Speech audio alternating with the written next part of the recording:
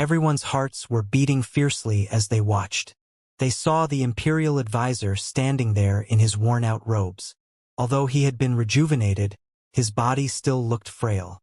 But even so, a brilliant divine light shone around him, and a formation flashed into existence.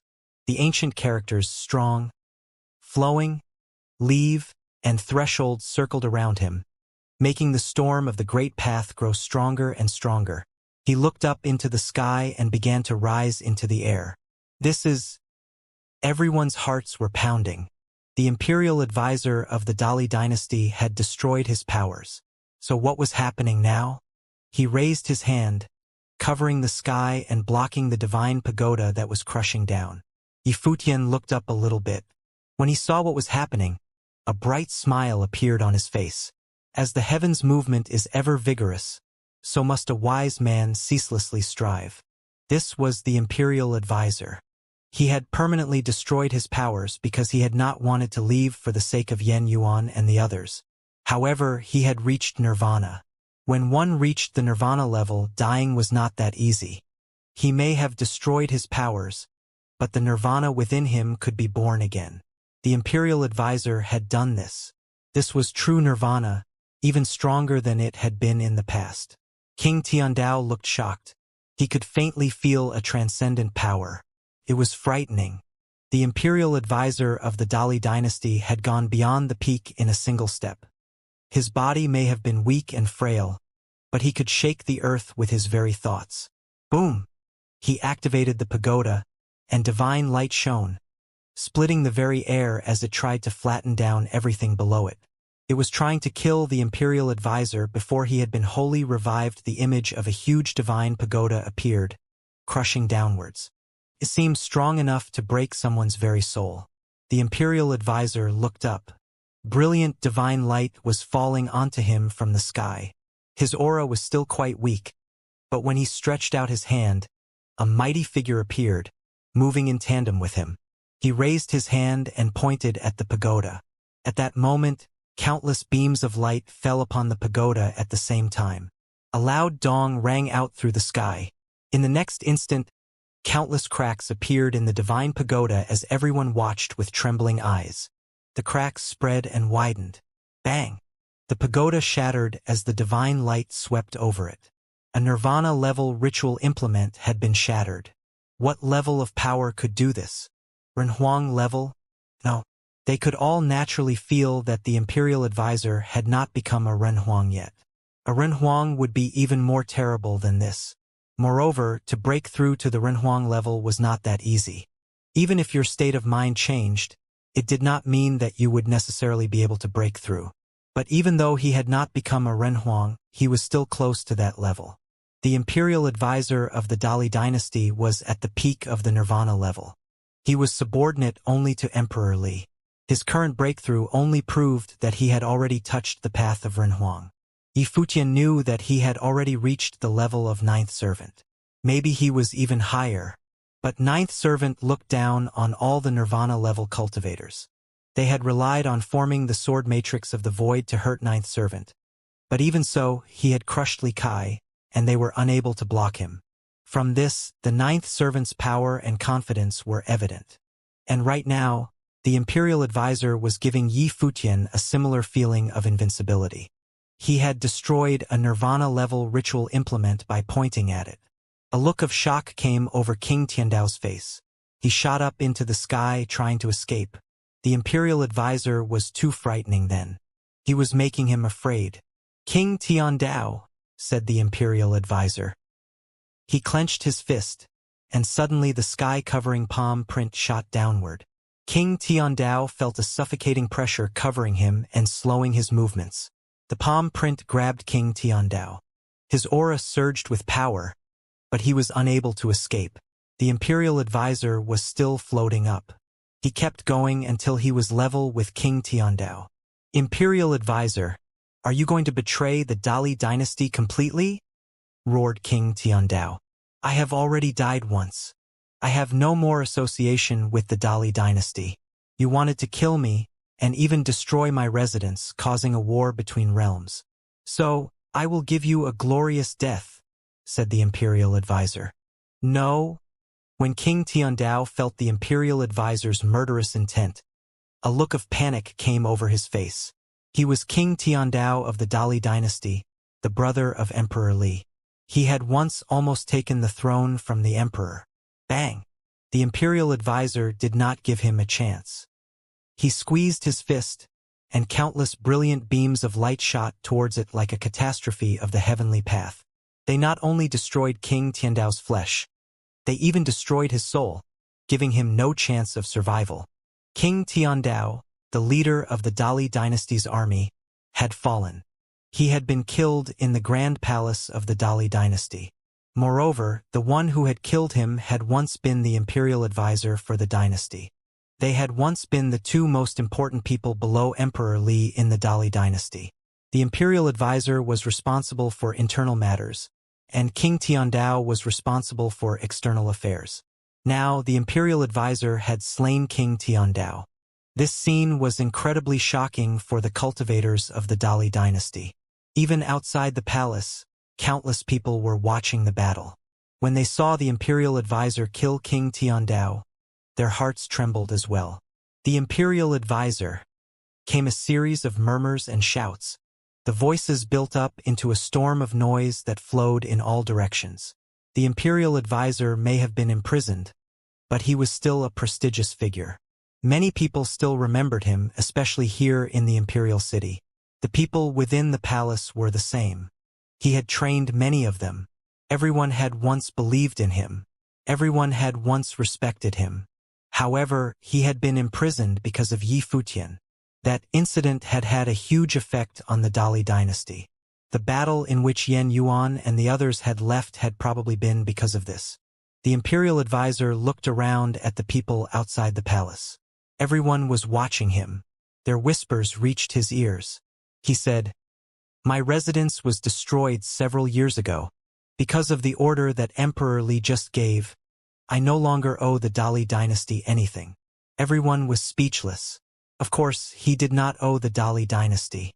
He had served them faithfully but had been imprisoned because of what Liao had done.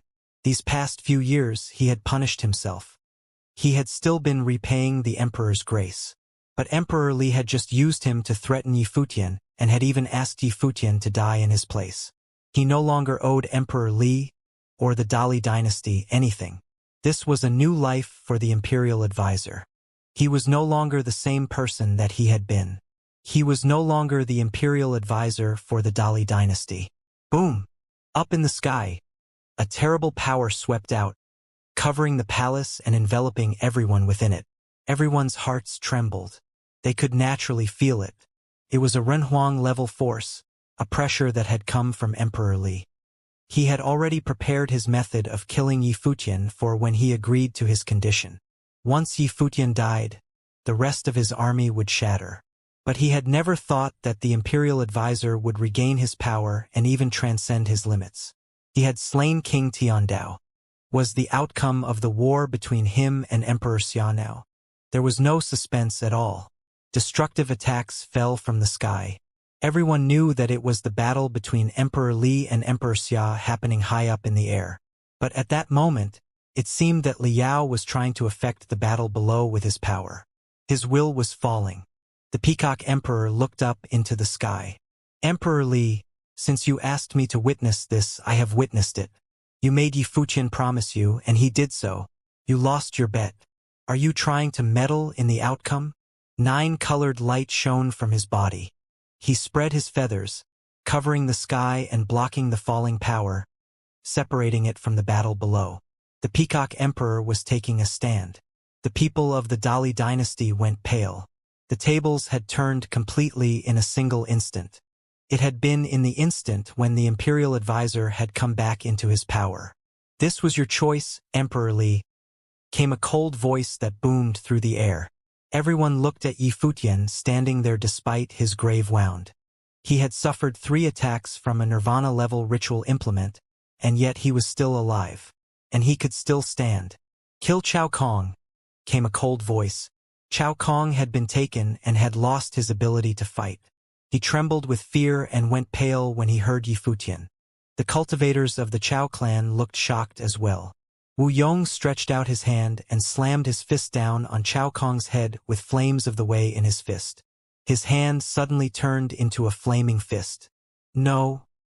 There was an intense look of fear on Chao Kong's face. "Your Majesty," he shouted. Now only Emperor Li could save him. Boom! The flaming fist slammed down, and the terrifying flames of the Wei entered Chao Kong's mind, making him scream miserably. The flames burned his body.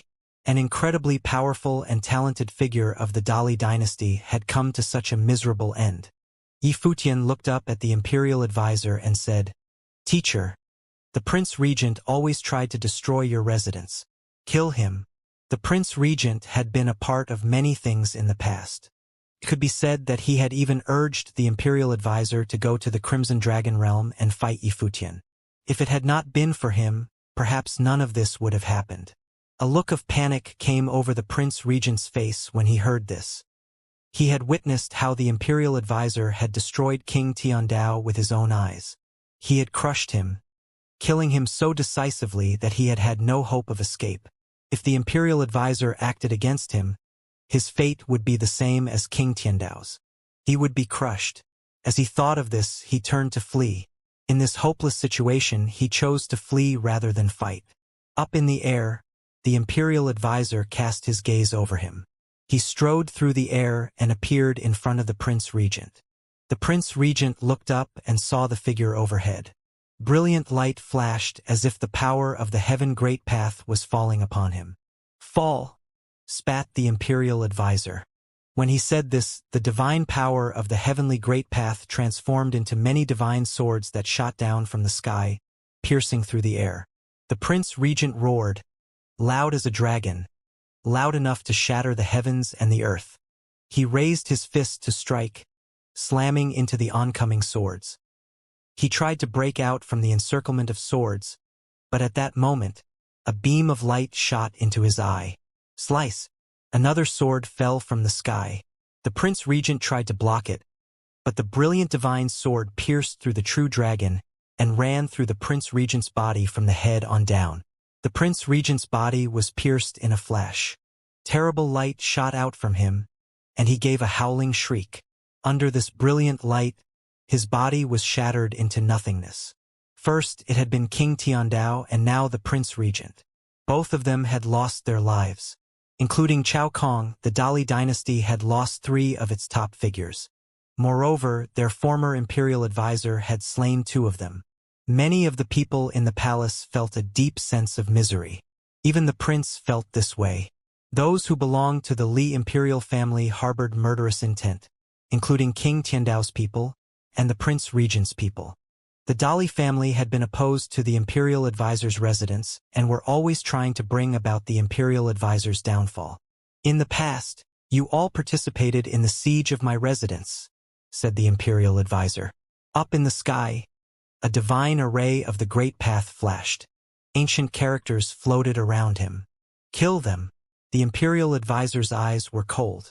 When he said this, divine light fell everywhere, destroying everyone.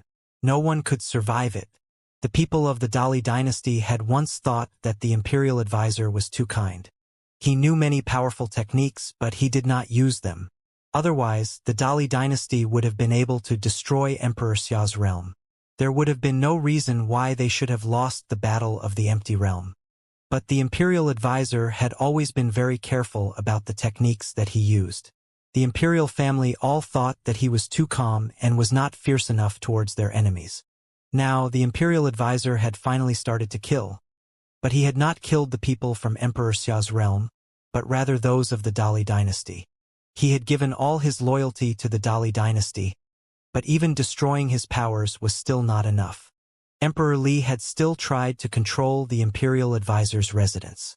And now, when the people of Emperor Xia's realm had come to save him, then Emperor Li had used his life as a way to threaten Yi Futian. He had asked Yi Futian to die in his place. Of course, this had made him completely hopeless. From now on, he owed the Dali dynasty nothing.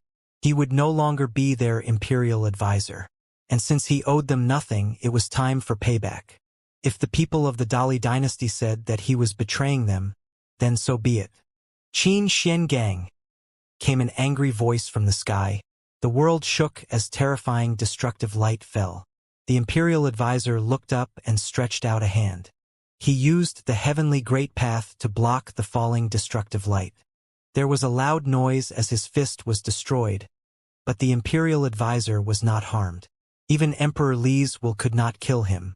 Since you have already made your choice, Your Majesty, you have no right to be angry. The imperial advisor was looking into the sky.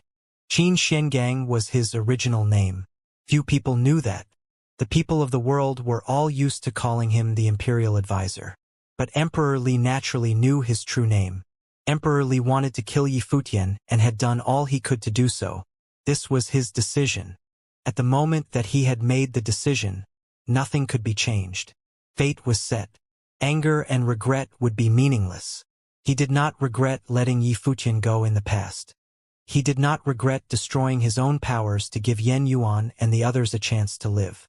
Now, he had begun slaughtering the people of the Dali dynasty. Even if the people of the world spurned him for it, he would still not regret it. This was his choice. Another attack fell and many people were killed on the spot. Imperial advisor. At that moment, Li Xian stepped forward. He rose into the air and stood before the imperial advisor. He and Liao had once both been close to the imperial advisor and had desired to study under him. The Dali dynasty has treated you shamefully, but is this what you truly want? Asked Li Xian. Imperial advisor. King Li and some others stepped forward as well. They all knew that as long as the demon peacock emperor was helping him block Emperor Li's attacks, then Emperor Xia's people would not even need to get involved to defeat them. None of them could stop the imperial advisor when he was like he was today. Imperial advisor. On the ground, some people were even kneeling. They looked up at the figure in tattered robes up in the sky and begged him for mercy. Seeing all those figures, the imperial advisor sighed inwardly. He had so much bitterness in his heart, but after he had spent so many years in the Dali dynasty and trained so many of their youths, and there were those among the princes who had done him no wrong, and in the past Emperor Li had treated him well. Otherwise, he would not have always done his all for the Dali dynasty. He sighed inwardly again, then turned and walked towards Yi Futian. Yi Futian watched him come. Let's go, teacher, he said with a smile. The Peacock Emperor had no quarrel with Emperor Li. He was shielding them from Emperor Li's madness. He would not really ally with Emperor Xia to kill Emperor Li. If they could kill him, that would be great, but what if they couldn't? Emperor Li would vent his rage by slaughtering the people of Emperor Xia's realm and the Demon Peacock Emperor's realm. Could Emperor Xia and the Peacock Emperor keep a constant watch on him? And even if they watched him, could they stop him? Thus, they could not really destroy the Dali dynasty. And in principle, this battle between the three emperors had not broken any rules if it all ended here. This was a terrible defeat for the Dali dynasty. Emperor Li had displayed a fierce and decisive nature, but it had all been for the purpose of killing Yi Futian. But he did not dare to harden his heart and try and destroy them both together. The imperial advisor nodded.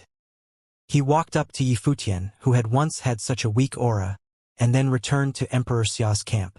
Disperse the army, said Yi Futian. Throughout Emperor Xia's vast army, all the divisions began to disperse.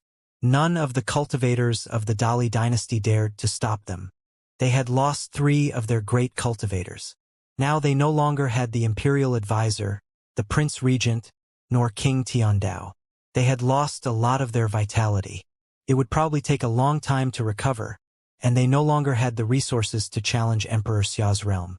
At the very least, they would be like this for a very long while. As for the future, up in the sky, the great battle was still raging.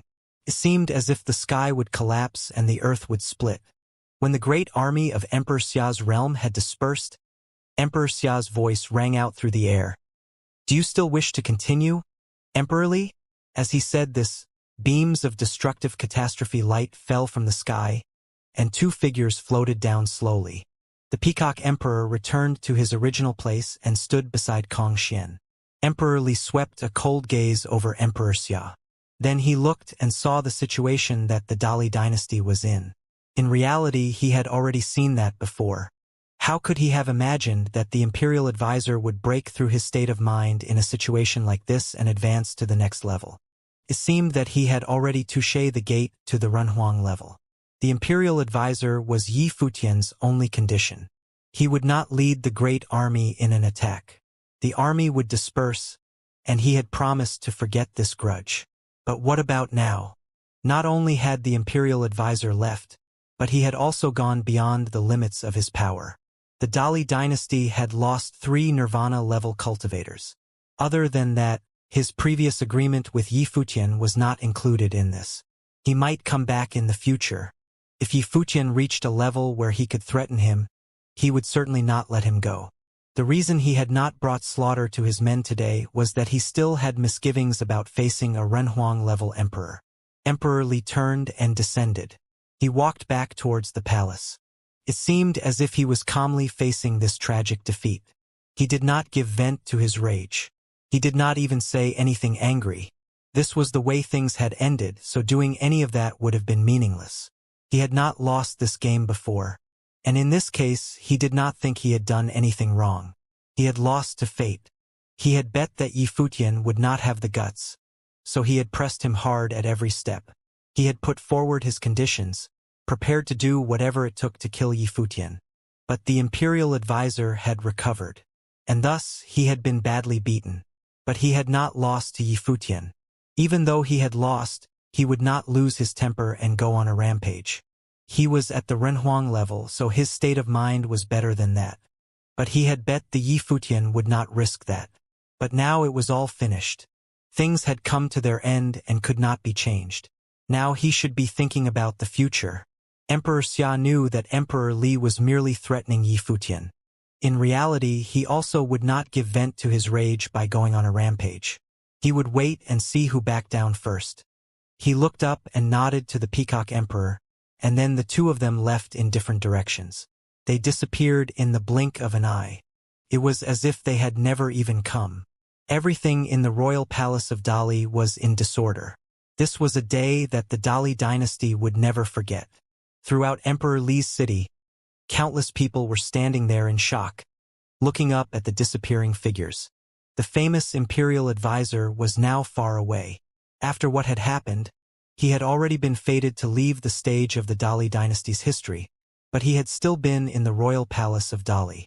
But now, the Dali dynasty had lost him forever. He had brought glory to the dynasty. Even when he left, he would never be forgotten. Now, what could the Dali dynasty use to fight Emperor Xia's realm? They had lost the empty realm, and in the future they would probably lose even more. Of course, other than the imperial advisor, there was one other name that the people of the Dali dynasty would never forget. Yi Futian. Everything had started with him. Of course, who could blame him? From the start, everything had been caused by Li Yao, the prince of the Dali dynasty. The man who had once thought he could crush as easily as an ant and not only cost him his life, now he had taken away one of the most significant figures in the Dali dynasty. Who could have imagined it? If Li Yao was still alive and had learned of today's battle, what would he have thought of it? In direct contrast to the Dali dynasty, Emperor Xia's realm had experienced a glorious victory. 10 army divisions had set out and swept away all in their path. They had attacked the royal palace of the Dali dynasty and laid siege to it. They had brought the imperial advisor of the Dali dynasty to Emperor Xia's realm and killed 3 great figures of the Dali dynasty, including King Tiandao. Moreover, Emperor Xia's realm had paid only a small price for this victory. This glorious victory sent great waves throughout Emperor Xia's realm. From now on, the Dali dynasty would no longer be a threat to them. Yi Futian's fame grew even brighter. He eclipsed the princes of Emperor Xia's realm and even Princess Xia Qingyuan. Of course, as far as many people were concerned, Yi Futian and the princess were inseparable. This battle made more people think that the future ruler of Emperor Xia's realm might be Yi Futian. Within Emperor Xia's palace, the great army returned to their stations and all the top figures who had gathered left. Yi Futian immediately shut himself away to heal. It would probably be a long time before he was fully recovered. In the palace courtyard, Yan Yuan, Teacher Nanzhai, Mu Chunyang, Lu Chong, and Feishua stood before the imperial advisor. "Teacher," called Yen Yuan and the rest. They were all smiling, just as brightly and simply as they had in their youth. Fei Shui walked forward, smiling. Tears were flowing down her cheeks. She took her father's hand and embraced him. "Father," she said. The imperial advisor hugged her gently, 1,000 feelings racing through his heart. It seemed as if he had been reborn. When Yen Yuan and the others saw this, their smiles grew even brighter. They sighed inwardly. Yifutian had not lied to them. He had brought their teacher back. It had begun with him, and it had ended with him. After a few months, the news of the battle with the Dali dynasty had spread throughout Emperor Xia's realm. But no one was able to find out anything else, just that Emperor Li's realm had made concessions on all of the issues that had caused friction between them and Emperor Xia's realm. They had no other choice, as they no longer had any way to defend against Emperor Xia's realm. Emperor Li did not make any earth-shattering moves. After all, they had suffered grievous losses, but the base of their power was still there. The royal family and all their children were still alive. The only thing he could possibly do was break the rules and attack Emperor Xia's people. And if he did that, he would pay for it with his life. Obviously, Emperor Li was not that desperate yet. Yifutian was recovering, and Qin Shengang was shut up for a period of time as well. After all, he had once destroyed his own powers, and his flesh had not yet completely reformed. He naturally needed to cleanse his will and recover to where he had once been. One day, everyone went to pay their respects to Emperor Xia. Although the people who had made names for themselves at the battle with the Dali dynasty were Yifutian and Qin Shengang, the former imperial advisor, they knew that the one they should be thanking was Emperor Xia. In addition, Yifutian owed the Peacock Emperor his gratitude as well. Yifutian and the others reached Emperor Xia's palace and bowed slightly to the emperor. "Your Majesty." Emperor Xia and Queen Xiao were sitting there. Emperor Xia looked at Yifutian and Qin Shengang and said, "I trust you are recovering well? The worst part is already over," said Yifutian with a smile. "No need to trouble yourself over it, Your Majesty. I must thank you for my life as well, Emperor Xia, and the lives of the people of my household," said Qin Shengang. Emperor Xia had come personally to save the people of the imperial advisor's residence twice. "You should thank Yifutian. If it were not for him, I would not have acted," said Emperor Xia with a smile. "But although you should not feel like you owe me anything, you should still consider coming to serve my realm. What do you think?" He had said that the imperial advisor did not owe him anything. He hoped that he would serve the realm of his own free will, not because he was returning a favor. Qin Shengang naturally understood this, and he said, "Your Majesty, perhaps the Crimson Dragon realm would be more suitable for me." Emperor Xia nodded. "Very well. If Emperor Li does anything reckless in the future, you and Yifutian will be the first people that I turn to. Moreover, Qin Yuan is there as well. With you they're taking care of her. I do not need to worry about her." His precious daughter would probably not remain in Emperor Xia's realm. He had seen Qin Xuangong's power on that day. He had been able to block Emperor Li's will. He knew that he had already come close to the marvelous gate to the Renhuang Plain, and even before, few were a match for him on the Nirvana level. Now, his level was truly at its limit. Even in a place like Crimson Dragon Realm, there would be few people at the Nirvana level who would be able to threaten him. He was much stronger than the people that he had secretly sent to guard Xia Qingyuan. After all, Emperor Xia's realm could not part with such powerful figures. "I will do my best," said Qin Shengang. "Yifutian, the people of the 9 great tribes are not needed here. You may take them all with you," said Emperor Xia to Yifutian. These were people that Yifutian had conquered in the Crimson Dragon realm, and he had sent them here to help Emperor Xia's realm guard against the Dali dynasty. Now that the Dali dynasty could no longer threaten Emperor Xia's realm, he was letting Yifutian take them back. Yifutian nodded. Very well. He knew that this time when he returned to Xianxia City, they would replace the ancient imperial city and become the foremost city in Crimson Dragon Realm. There was no doubt about it. This was something that he could not have imagined before he had come here. "There is someone else who would like to see you, Yifutian," said Emperor Xia. Yifutian was curious as to who it was. Emperor Xia looked out of the hall and called, "Lu Yu." Bring him in. Very soon, Lu Yu brought a man into the hall. He was wearing a black robe and his aura was very weak. He had obviously been grievously wounded. Moreover, his face was dark, as if he had been poisoned. Yifutian stared at him. He seemed to be lost in thought. This is the one who poisoned your friend. His powers have been destroyed. How would you like to deal with him? Emperor Xia asked Yifutian. Let him live or die of his own accord, said Yifutian. In reality, who already knew who had been behind the whole thing. Now, Emperor Xia seemed to want to settle the whole affair. Father, came a voice. Xia Kuan walked inside the hall, then knelt to the floor, saying, I have made a mistake. Xia Qingyuan was watching everything calmly. This would all finally be settled. What do you think, Yifutian? Emperor Xia asked Yifutian. His opinion was obvious. They did not need to say too much about the things that had happened. They remembered them well enough. His Highness has admitted his mistake, and Linger and the others are in good health.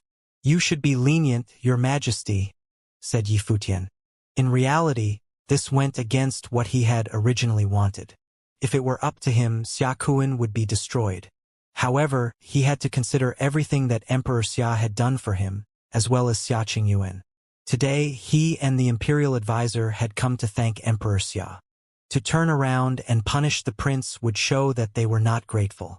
Of course, the reason he could say this was because, in the end, everyone was still alive and well, and because the Imperial Advisor was standing there by his side.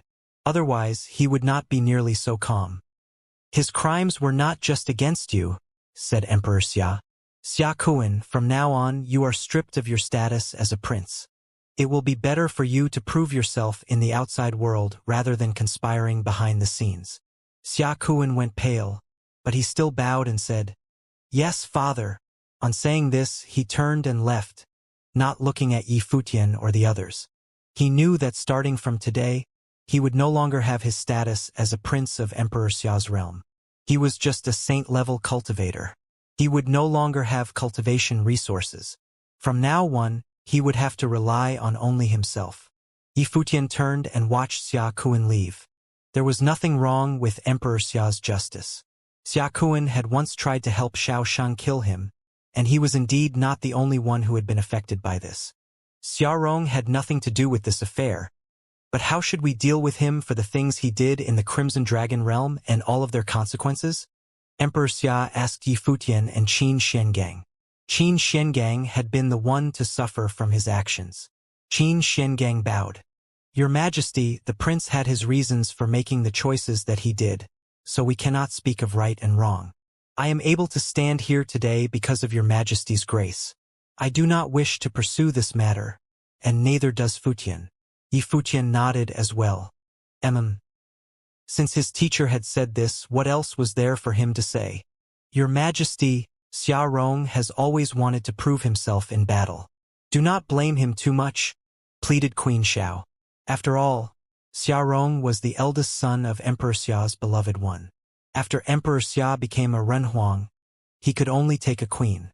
Later, Emperor Xia had doted upon Xia Qingyuan, and the people of Emperor Xia's realm had all theorized that she would be his heir.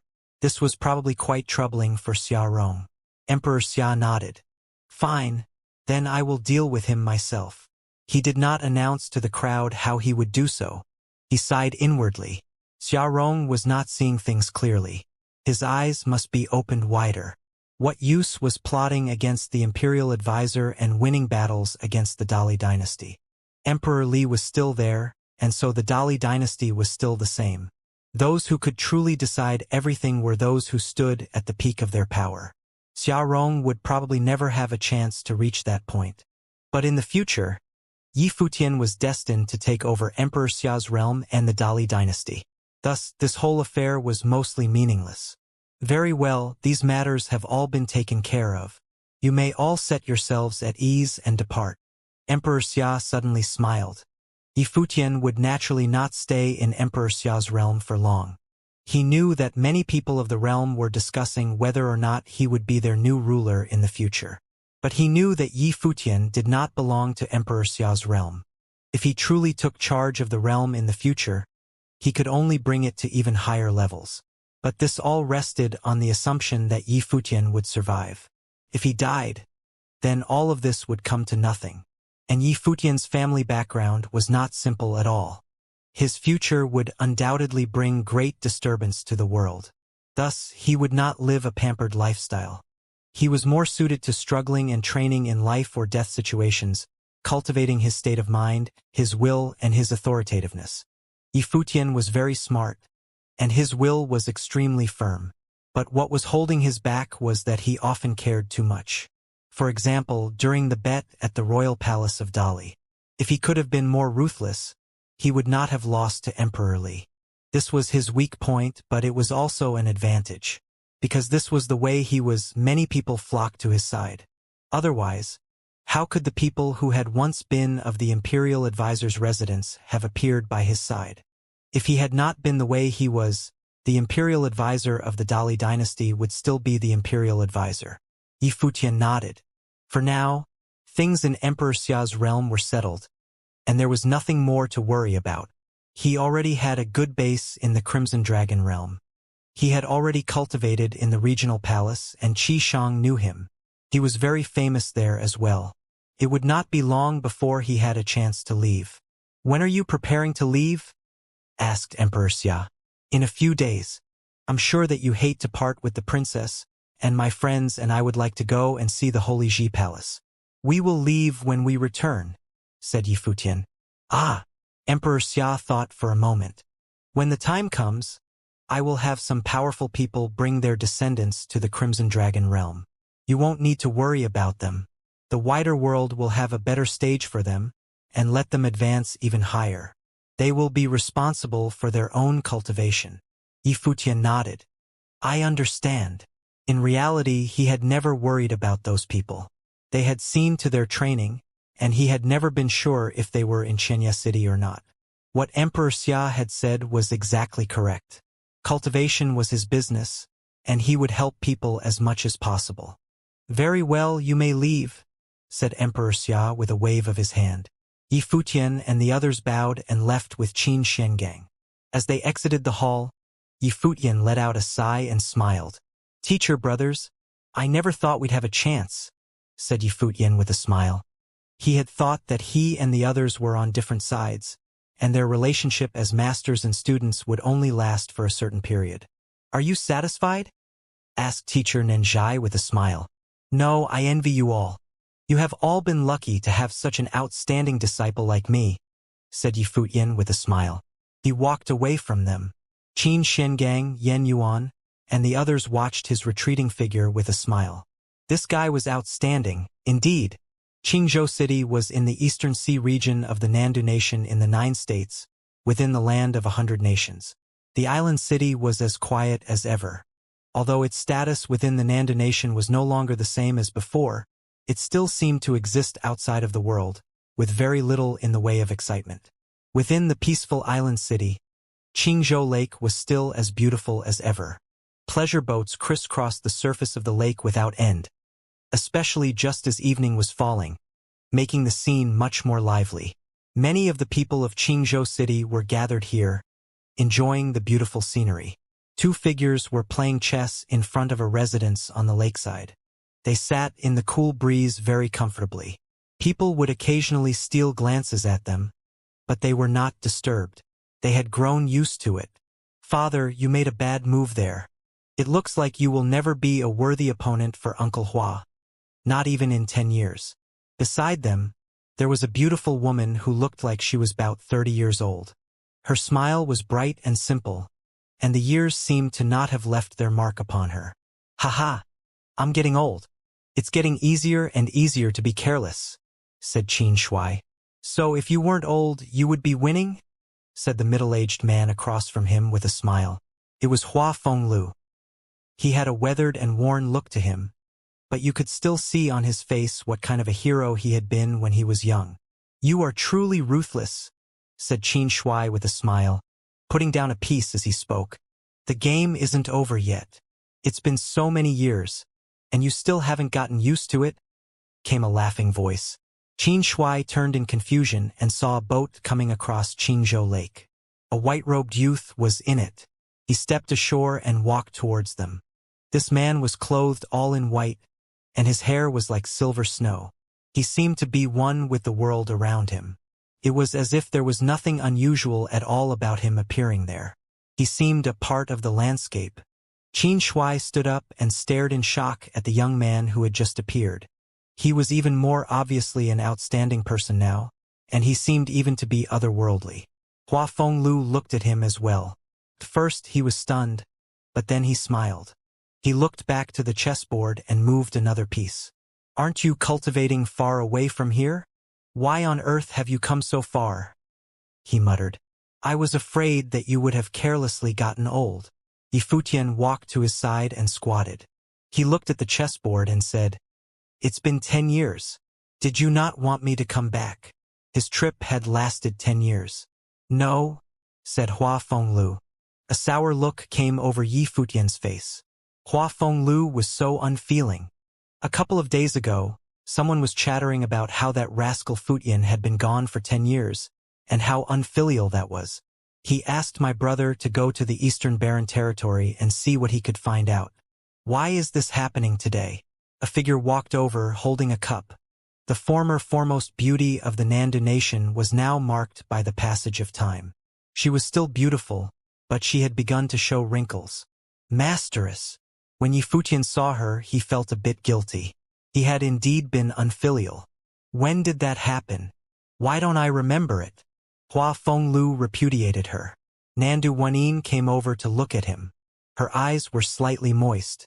She looked at her son-in-law Yifutian as her own biological son. "Why are you crying, Masteress? Isn't this a happy occasion?"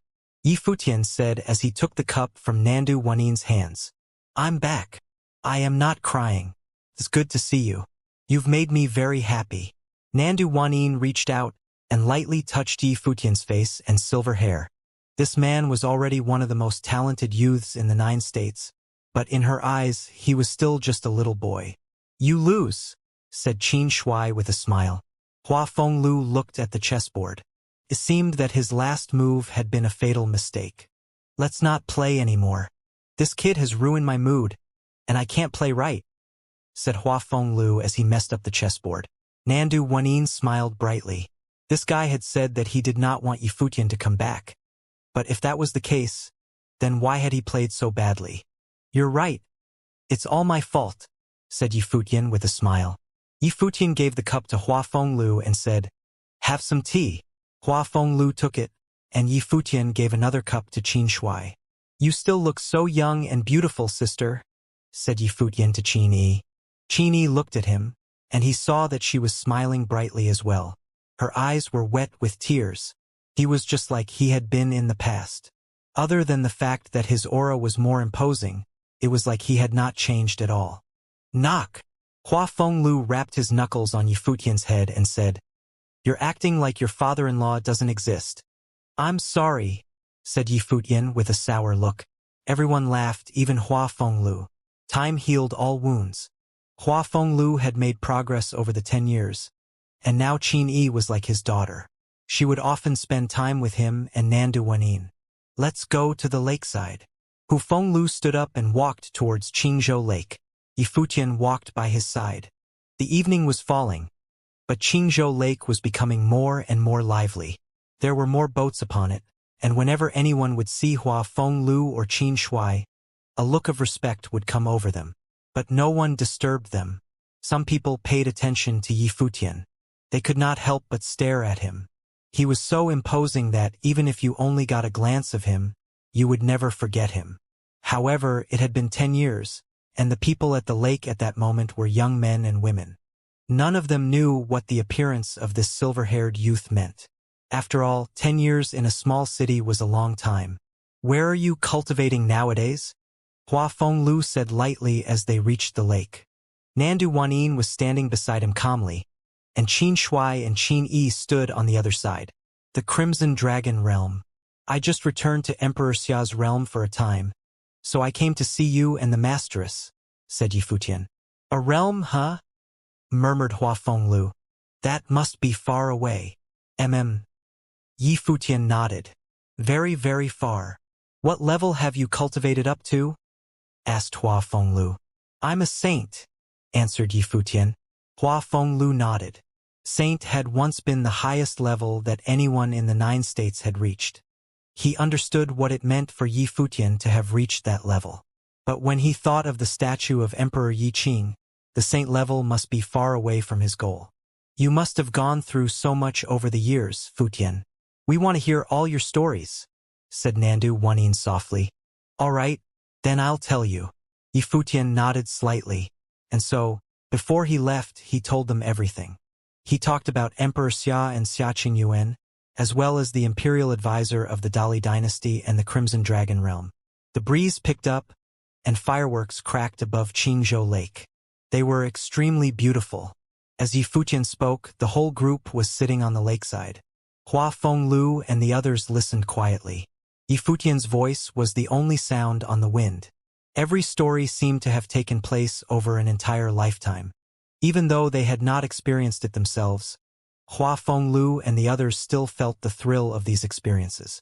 They were scared for Yi Futian sometimes, and happy for him other times. The imperial advisor is worthy of respect. He is even more worthy than I am of being called master, said Hua Fenglu. The masters that I have met at every stage have been the best ones possible. They are all worthy of respect. But you were my first master, and you are my father-in-law, so you must be the best of them, said Yi Futian. I see you haven't lost your skill for sucking up, said Hua Fenglu. Then he thought of something and said, This Princess Qingyuan seems pretty impressive. Yi Futian looked at him in surprise, but Hua Fenglu smiled and said, Emperor Xia would be a good father-in-law as well. Yi Futian saw that smile on Hua Fenglu's face. He knew his teacher was being sincere. He wanted to say something, but he did not open his mouth. He wanted to tell him the news that Jieyu might still be alive, but he was afraid that this faint hope would be extinguished, which would only increase his teacher's sorrow. Thus, in the end, he said nothing. He looked out over Qingzhou Lake. Many pleasure boats appeared before him. A small boat was coming towards them, with many people on it. It was very light. There was a young woman of 18 or 19 on the boat. She was as beautiful as a jade statue, and all the youths around her were looking at her. This woman was the foremost beauty of the city of Qingzhou, Mu Xiu of the Mu House. She seemed to see all of them, and the boat came over towards them. As it drew near, she saw Yi Futian, with his handsome, unblemished face, his imposing manner, and his silver hair. He was clearly full of stories, and his eyes were dazzling. She had had many suitors and had seen all the heroes of Qingzhou City. But with a single glance at the young man before her, her previously calm heart began to flutter. But she had not come for Yi Futian. She turned her gaze towards Hua Fenglu and bowed slightly. Greetings, sir. Miss Xiyu. Hua Fenglu nodded politely. I request that you take me as your student, even if you only teach me to play chess or music. Please take me as your disciple. Mu Xiu bowed again, showing the utmost courtesy. Hua Fenglu was a legend in Qingzhou City. 9 years ago, he had looked with favor upon an ordinary youth, who had then left Qingzhou City. He returned a year later and was already a noble-level cultivator. A special man like this was a treasure. However, after returning, his first act had been to go to Hua Fenglu's residence to pay his respects and give his thanks. The people of the city of Qingzhou looked upon this conversation with approval. Miss Xiyu, I've already told you that I won't take you as a disciple, answered Hua Fenglu. Then might I be your servant? Mu Xiu was still being polite. Hua Fenglu shook his head. Please leave, Miss Xiyu. A disappointed look came over Xiyu's face. At that moment, Yi Futian spoke up, saying, Let's go back, teacher. Hua Fenglu nodded. The whole group of them left. Mu Xiu was stunned. She looked at Yi Futian, but the silver-haired youth did not so much as glance at her. It seemed that her beauty was not that enticing to him. She looked a little disappointed. He wouldn't take her as a disciple? And why had the silver-haired young man called him teacher? Yi Futian and the others returned to the house. Hua Fenglu said, All right, it's time for you to be going. Teacher, you don't need to be in such a hurry to see me go. Are you so cold-hearted? Yifutian was almost speechless. I'm old. The Masteress and I like our peace and quiet. We don't like people watching us, said Hua Fenglu lightly. Yifutian had shown his face, and the people of Qingzhou City would soon come around to see him. Yifutian sighed inwardly. He stopped walking. Hua Fenglu and Nandu Wanin both looked at him. All right, then I'm off. Masteress, said Yifutian.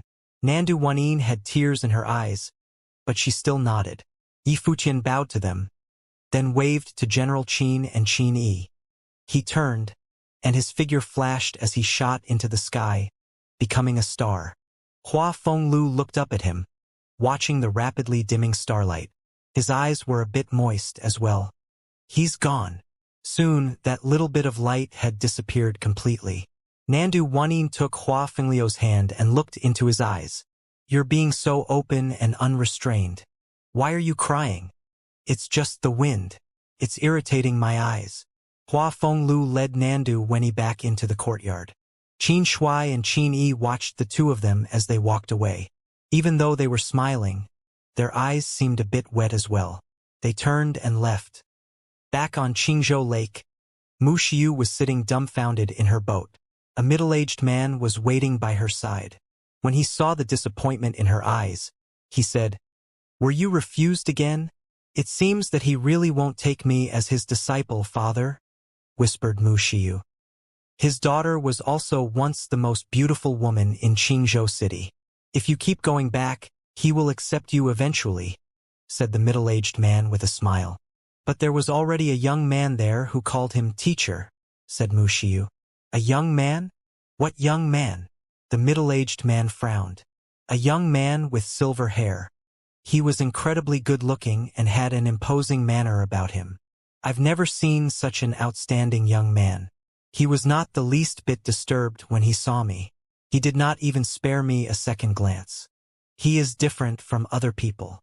Her mind was filled with the image of that young man. For someone like that, even after a single glance, it would be impossible to forget his face. Silver hair, an imposing manner, he called him teacher. The middle-aged man was trembling. Then he turned, and in a shaking voice, said, "Quick! Go back to Teacher Hua's place." "What's wrong, father?" This was the first time Mu Xiu had seen her father like this. His whole body was trembling. His legs seemed like they would not support him. The middle-aged man looked at her and held her face with both hands. "Xiu," he said, "the silver-haired young man that you saw is probably the legendary king of the 9 states." When Mu Xiu heard her father's words, it was like she had been struck by lightning. She began to tremble slightly as well. She turned and looked in the direction they had come from. The legend circulating through the city of Qingzhou had seemed so distant, but now it seemed so close. He was the figure from that legend. Back in the Crimson Dragon realm, everyone had been gone from Xianxia City for several months. Before they left, Yifutian had used the sword matrix of the void to attack the ancient imperial city so that they would not dare to do anything foolish. The 9th servant had indeed not done anything foolish. He did not care about anyone else in Xianxia City. His only target was Yifutian. In the time after Yifutian and the others had left, the 9th servant had officially left the city. He had sent people to Xianxia City, and they had destroyed another sword matrix of the void there. Moreover, he created a spatial matrix in the ancient imperial city. It was a two-way teleportation matrix, and the other side of it was in a residence in Xianxia City.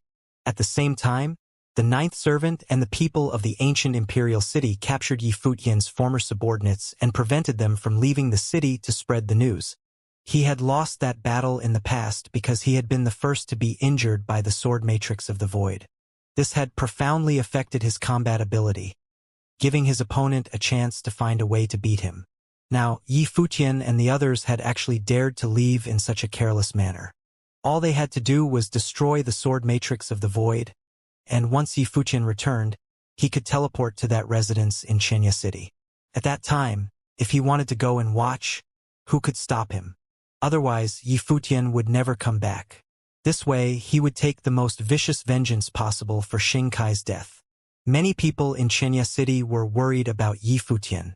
For example, A man of the Situ family knew that if an enemy like the ninth servant would be so daring as to directly come here even under the threat of the sword matrix of the void, he must have some tricks up his sleeve. If Yi Futian came back, it would be a disaster. Now, the cultivators of the ancient imperial city had conquered Xianxia city. No one dared to stop them, nor would they be able to. At that moment, the head of the Situ family, Situ Zhong, asked the man who had come in, "What is the situation outside?" "The ancient imperial city has almost conquered Xianxia city. We are being watched and we can't go out. Otherwise, the ninth servant will probably act against us," said the man. Situ Zhong sighed miserably. What was Yi Futian thinking? Without a great weapon like the sword matrix of the void, how could they deal with someone like ninth servant? Unless they had carved defensive sword matrices of the void in other cities before they left, they would have no way to return to Xianxia city. But could it be that Yi Futian had no idea what was going on in the city? Once he got back, things would go very badly. "How are there so many people from the ancient imperial city here?" asked Situ Zhong. The ancient imperial city was the foremost city besides Crimson Dragon City. But this was because of the ninth servant's prestige. In reality, the ancient imperial city did not have a huge population. The ninth servant was the symbol of the city. "There are also those from Xiang city. They probably have not forgiven us for the death of that Nirvana-level figure, and they want revenge," answered the man. "Xiang city again?" Situ Zhong frowned. Ever since the Battle of the Crimson River, when Yushang had crushed Xiang Nan of Emperor Xiang's realm, they had always been looking for trouble. And every time they were frustrated. They seemed to be unwilling to give up. "It is probably because they are jealous," said Situ Yen, walking up. "Ever since Yushang defeated Xiang Nan, he has not gone out at all. It has affected his state of mind. Even to this day, he has not become a saint." Afterward, Xianxia had come to participate in the peach banquet. However, with Yi Futian there, he had not managed to gain any benefit from this. He was merely reduced to the role of villain. This must have been hard for Xianxia to bear. This was added to his previous grudge against Yi Futian. He is definitely mixed up in this as well. So Emperor Xiang's realm retreated and then allied with the ancient imperial city. With their power added to that of a high-level cultivator like ninth servant, they are probably feeling confident, said Situ Zhong coldly. At any moment, the people from Xiang City could retreat and go back to Emperor Xiang's realm. Xiang City was just their foothold in the Crimson Dragon realm. They could afford to lose it. "What can we do now?" asked Situ Yen. "In this situation, there is nothing we can do. We can only hope that our Lord has some plan. Now that he has led all of our cultivators out of the city, he has probably thought about how ninth servant would deal with him and see how he should react," said Situ Zhong. Situ Yen nodded. There was indeed no other way. It was not just them. Everyone in Xianxia City knew the situation they were in. The ancient imperial city had completely invaded them. Everyone was worried about Yi Futian and the others. Yi Futian still had an imposing reputation in Xianxia City. This man, whose name resonated throughout the Crimson Dragon realm, and Yushang were two of the most powerful figures in the land. They were on the regional king ranking. These legendary figures were from Xianxia City, and thus the people of the city felt honored. In a great palace in the ancient imperial city, ninth servant had his eyes closed in meditation. At that moment, someone came forward. Ninth servant opened his eyes and looked at the man. It was the prince of Emperor Xiang's realm, Xianxia. "What is happening below the palace?" Ninth servant asked indifferently. "There are some matters of cultivation that I wish for you to teach me," said Xianxia. They had sought an alliance with the ancient imperial city, and ninth servant had not opposed them. Some of the cultivators of Emperor Xiang's realm were stationed in the ancient imperial city. Once Yi Futian appeared, he would head over directly using the space teleportation matrix.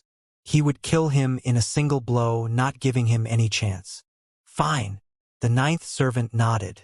Xianxia was taking advantage of his opportunities. He had asked him for guidance on many occasions, but he did not refuse. Xing Kai had been killed, and now all he had left was the little master Xing Chou. It would be advantageous for Xing Chou to make friends with good backgrounds. Ninth servant gave Xianxia some pointers about his cultivation, after which Xianxia said, Yi Futian and the others have been gone for a long time. They will probably be coming back soon. I am not worried, said ninth servant indifferently. Xianxia smiled and nodded. With your great power, there is indeed no need to be worried. As long as no Renhuang-level figures interfere, you will be able to easily kill Yi Futian of Emperor Xia's realm. There is no need for you to wait here. The ninth servant did not say anything. He naturally could not leave the Crimson Dragon realm and go find Yi Futian and kill him. If he ran into Emperor Xia somewhere, he would die a horrible death. He was strong, but not as strong as a Renhuang-level figure. Here, in the Crimson Dragon realm, he had protective charms. There was almost no one below the Renhuang level who could be a match for him. As they were talking, a bright flash of spatial light shot up into the clouds far away. The ninth servant looked up at it. He suddenly stood up straight and walked out into the air. A figure flashed over towards them incredibly quickly, then bowed and said, My lord, Yi Futian has returned to Xianxia city. When he heard this, a powerful aura bloomed from ninth servant. Let's go, he said in a loud, clear voice. He stepped through the air as he said this. Many figures from the lord of the ancient imperial city's residence stepped into the air at the same time. Gai Huang was there as well, and the cultivators that Xianxia had brought along. Let's go, called Xianxia in a clear voice. They were all moving extremely quickly. They had to get to the matrix and activate it before Yi Futian and the others did. In but a moment, the line of people that ninth servant was leading descended upon the matrix. The brilliant spatial light of the great path shone, seeming to cut through the ancient road of space. They all disappeared in a flash. Once Yi Futian and the others reached Xianxia city, they felt that something was wrong. It seems that someone is sending us some information, Wu Yong whispered to Yi Futian. Yi Futian nodded, but his expression did not change. They had left, leaving behind an empty city. How could the ninth servant not have made preparations for this? This was, without a doubt, a great opportunity. If his teacher were not fully recovered, this would be a problem. But now there was no need to think about anything. If the ninth servant was not going to give up and was going to attack them directly, then he would have to stay here forever. The group walked towards the city lord's office. All along the way, things seemed to be wrong. At that moment, a voice came up from below them. Lord Yi, I am a member of the Situ family. Don't go back to the city lord's office. Yi Futian looked down there.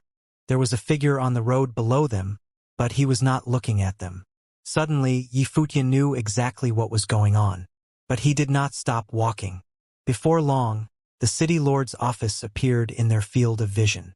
Before they descended, a blast of powerful aura rose from the direction of the city lord's office. It swept out through the sky, covering them within it. A group of figures appeared there, and among them were the ninth servant, Gai Huang, and others. Their auras were mighty, especially the ninth servant's. His will bloomed, covering everything up to the far reach of the sky. Everyone in the area felt a suffocating pressure. Yi Futian swept his gaze over them. Besides the ninth servant and the others from the ancient imperial city, he also saw Xianxia of Emperor Xiang's realm. Moreover, there was cold murderous intent in Xianxia's eyes as he looked at Yi Futian, as well as a sense of mockery. He had really come back like this, dragging the people of the 9 major tribes along with him? But even though they had a few more Nirvana-level cultivators, could any of them stop the ninth servant? Yi Futian had a death wish. The ninth servant stepped through the air, only taking a single step and yet still reaching Yi Futian. He raised his hand and struck up into the air. When his fist fell, the worldly great path seemed to shatter. The area where Yi Futian was standing seemed like it was about to break. The earth shook as the ninth servant's fist turned into thousands of fists that then slapped down in the blink of an eye. But at that moment, another figure stepped forward from beside Yi Futian. He stretched out his hand, and the light of ancient characters wrapped around him. A divine matrix of the great path appeared in the sky, shielding Yi Futian and the others from the front. The ninth servant's fists slammed into it, and the air shook without stopping. Heaven and earth seemed like they would split. However, the dazzling matrix still shone brightly. Qi Shengang slammed his fist out again, pushing the divine matrix forward and breaking all of the fists as it shot towards Ninth Servant. The Ninth Servant's expression changed. He struck out with both his fists, breaking his opponent's attack. He was sent flying backward. He stared at the figure that had strode forward. His eyes were bright, and his heart was pounding. Who was this man? Gai Huang, the others from the ancient imperial city, and Xianxia all looked shocked as well. How could this be? Such a terrifying figure had suddenly appeared beside Yi Futian. People at the Ninth Servant's level were not easily found. It was the same in all the realms. They were as difficult to find in Emperor Xiang's realm as they were in Emperor Xiao's realm. That is the imperial advisor of Dali dynasty, said a figure behind Xianxia. It was his brother Xiangnan. He had been there at the Battle of Xianxia City. Was the imperial advisor on Yi Futian's side now? And he had grown even stronger. Xiangnan was not the only one to have realized this. Some of the other people there had been in the battle all those years ago. In particular, the people of Xianxia City had all witnessed it, and they all recognized the imperial advisor of the Dali dynasty. The imperial advisor had once stood in opposition to Yi Futian and the others, but he had not been able to bring himself to kill Yi Futian. Now the two of them were walking together. Moreover, the imperial advisor had been unstoppable in that battle and had overpowered the Ninth Servant, forcing him to withdraw. Everyone's hearts beat wildly as they felt the intense tension. How could they be calm in this situation? They could all feel that this battle would not play out like they had imagined it would. Instead, it would go in another direction. What would happen once the imperial advisor and Ninth Servant started fighting? The people from the Situ clan understood what was going on. This was why he had not chosen to disperse after they had warned him, but had instead continued to face the Ninth Servant. Without a doubt, the most confused people were the people from Emperor Xiang's realm. The look on the two brothers' faces was marvelous to behold. The reason that they had allied with the Ninth Servant for this battle was that there was no risk in doing so. If they had a chance to kill Yi Futian without putting themselves in any danger, why would they not do so? Even if the Ninth Servant were defeated and could not kill Yi Futian, they would still easily be able to escape. And a cultivator of Ninth Servant's level would probably be able to crush Yi Futian anyway. But now, Xianxia could feel a cold pair of eyes gazing at him. It was Yi Futian. Yi Futian stood there, his deep eyes filled with icy coldness. He had not planned to get entangled with Xianxia and Xiangnan again. The two of them may have plotted against him, but the two of them had a Renhuang realm to back them up. As long as they did not affect him too much, it would be too much trouble to deal with them. He did not want to create enemies everywhere he went, especially powerful enemies like a Renhuang realm. This would make it very difficult for him to travel around. But he had not counted on his enemies targeting him no matter where he was. This time they had come here to kill him. Who did not know of the conflict between the ancient imperial city and Xianxia City? Xiangxia's face fell. Then he looked in another direction, towards where the Ninth Servant and Qi Shengang were. The fight between them would decide the outcome of this battle, and would determine the outcome of the struggle between the ancient imperial city and Xianxia City. However, Yi Futian did not bother to wait for the outcome of their fight. "Take them all," he said calmly. As he said this, a group of Nirvana-level cultivators stepped forward, including Zhu Kai and others. At that moment, his Nirvana-level cultivators completely outnumbered his opponents. "Your Highness, we must retreat," said a Nirvana-level cultivator of Emperor Xiang's realm. Just as he said this, a fist descended. This was the elder of the Zhong tribe's attack. Now they had no way to escape. They could only honestly submit to Yi Futian. They naturally had to try their hardest to get back into his good graces. Thus, they took a more active stance than Wu Yong. The great battle broke out in an instant. Gai Huang was strong, but several Nirvana-level cultivators targeted him and trapped him. Another fierce battle broke out at the city lord of Xianxia City's office. The people of Xianxia City were already numb to it. This was not even as bad as things normally got here. Yi Futian stepped forward, and Wu Yong stayed behind him, guarding him.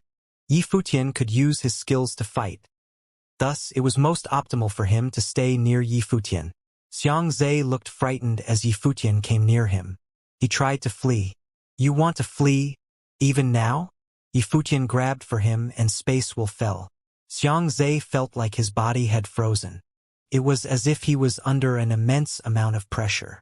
Brilliant light bloomed from him. The divine light seemed to be Renhuang's brilliance. However, the brilliant light did not bloom in time. Yi Futian was already there. The star-plucking handprint reached through the air with a loud whoosh. Xianxia was not strong enough to resist it. He was grabbed easily, and his face instantly turned pale. Crack! A crisp sound rang out. Xianxia cried out in pain as his bones seemed to snap. Yi Futian waved his hand, and the giant handprint slammed into the ground with a bang. Xianxia was smashed into the ground so hard that his body made a dent. He struggled to crawl out of the hole his body had made, but he saw a foot coming down toward him. It forced him back down into the hole with another bang. He spat out a mouthful of blood. A furious look came over his face. Yi Futian was humiliating him this much. Not far away, Xiangnan's face was as pale as ash. As he watched what was happening to his brother, it was like he was looking at himself. Does Xiang City think that Xianxia City is a good target to bully? Yi Futian stepped forward and picked Xianxia up from the ground, holding him by the throat. He lifted him into the air until he was dangling. He pressed down with a tiny bit of pressure, and Xianxia felt like he could not breathe. Xianxia went pale. Do you want to make all of Emperor Xiang's realm your enemy, Yi Futian? He said in a hoarse voice. I don't want that, and so I never sought you out to settle our debts. But even though I don't want to make Emperor Xiang's realm my enemy, you still tried to kill me. You tell me, should I kill you? Yi Futian was filled with cold murderous intent. His gaze seemed to pierce into Xianxia's eyes. From now on, I won't cause you any more trouble, said Xianxia. Yi Futian smiled bitterly. Could it be that simple? He saw that Xianxia was still watching the other battle. Yi Futian knew that he still had hope for the ninth servant's battle. He hoped that the ninth servant would defeat Yi Futian's teacher. Since you want to watch so much, you can watch. Afterward, we will settle our debts.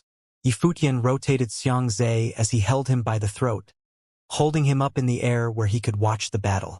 This kind of humiliation was practically a fate worse than death for Xianxia. Over at the other battle, Qi Shengang was moving forward, forcing the ninth servant to retreat up into the air. The light of the ancient characters of the Great Path flashed as they wrapped around everything in the area. A person like the ninth servant would naturally be able to feel how strong Qi Shengang was. Someone at his level could tell what level his opponent was after only a single exchange of blows. Ninth servant knew that Qi Shengang was, without a doubt, not at a lower level than him. He had already touched the door to the Renhuang level. He stepped forward, ignoring the distance between them.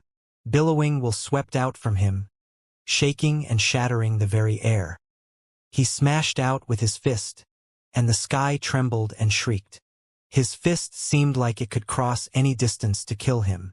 An incomparably bright light flashed, and a character that read strong was created in front of the ninth servant, like a stone of the Great Path.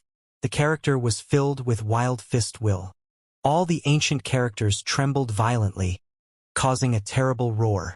However, the characters seemed to be one with the worldly Great Path, so they could never break. Whoosh!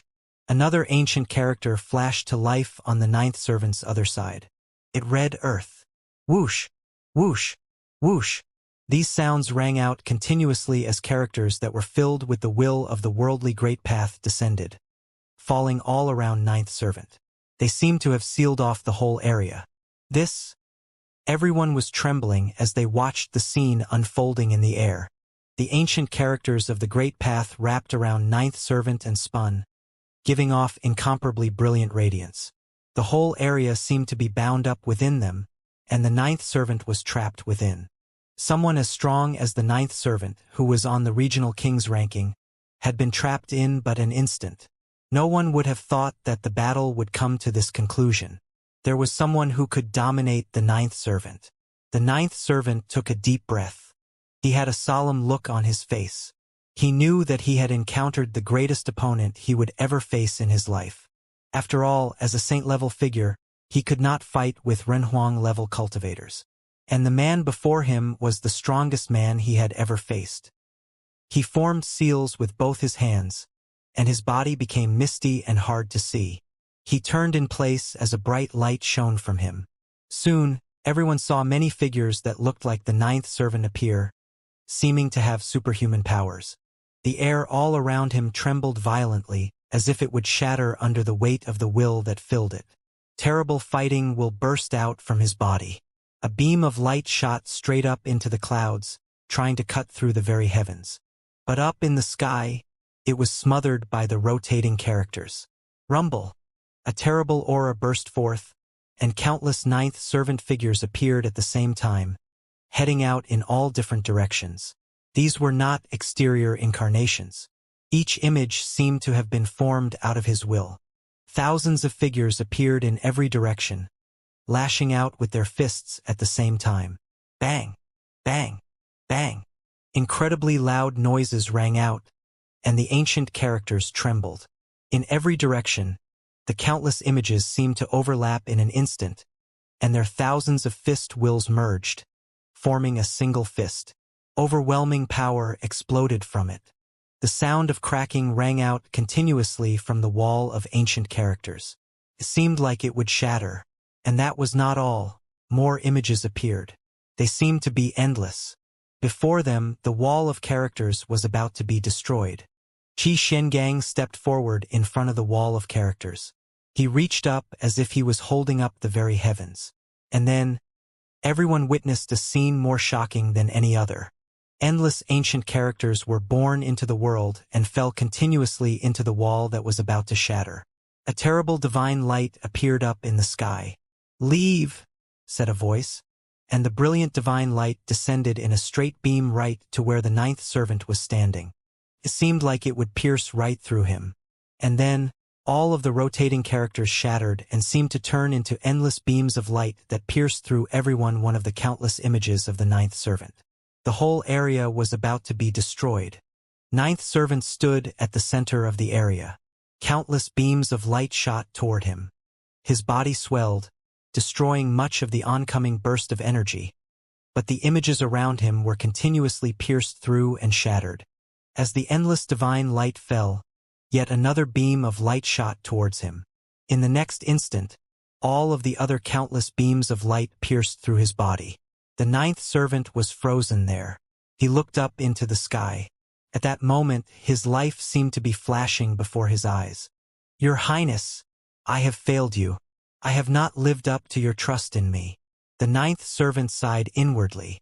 There were tears in the corners of his eyes. He thought of how he had been bullied when he was young. It was only when he received the care and support of His Majesty that he had been able to have a future. At that moment, he was not sad about the fact that he was about to die.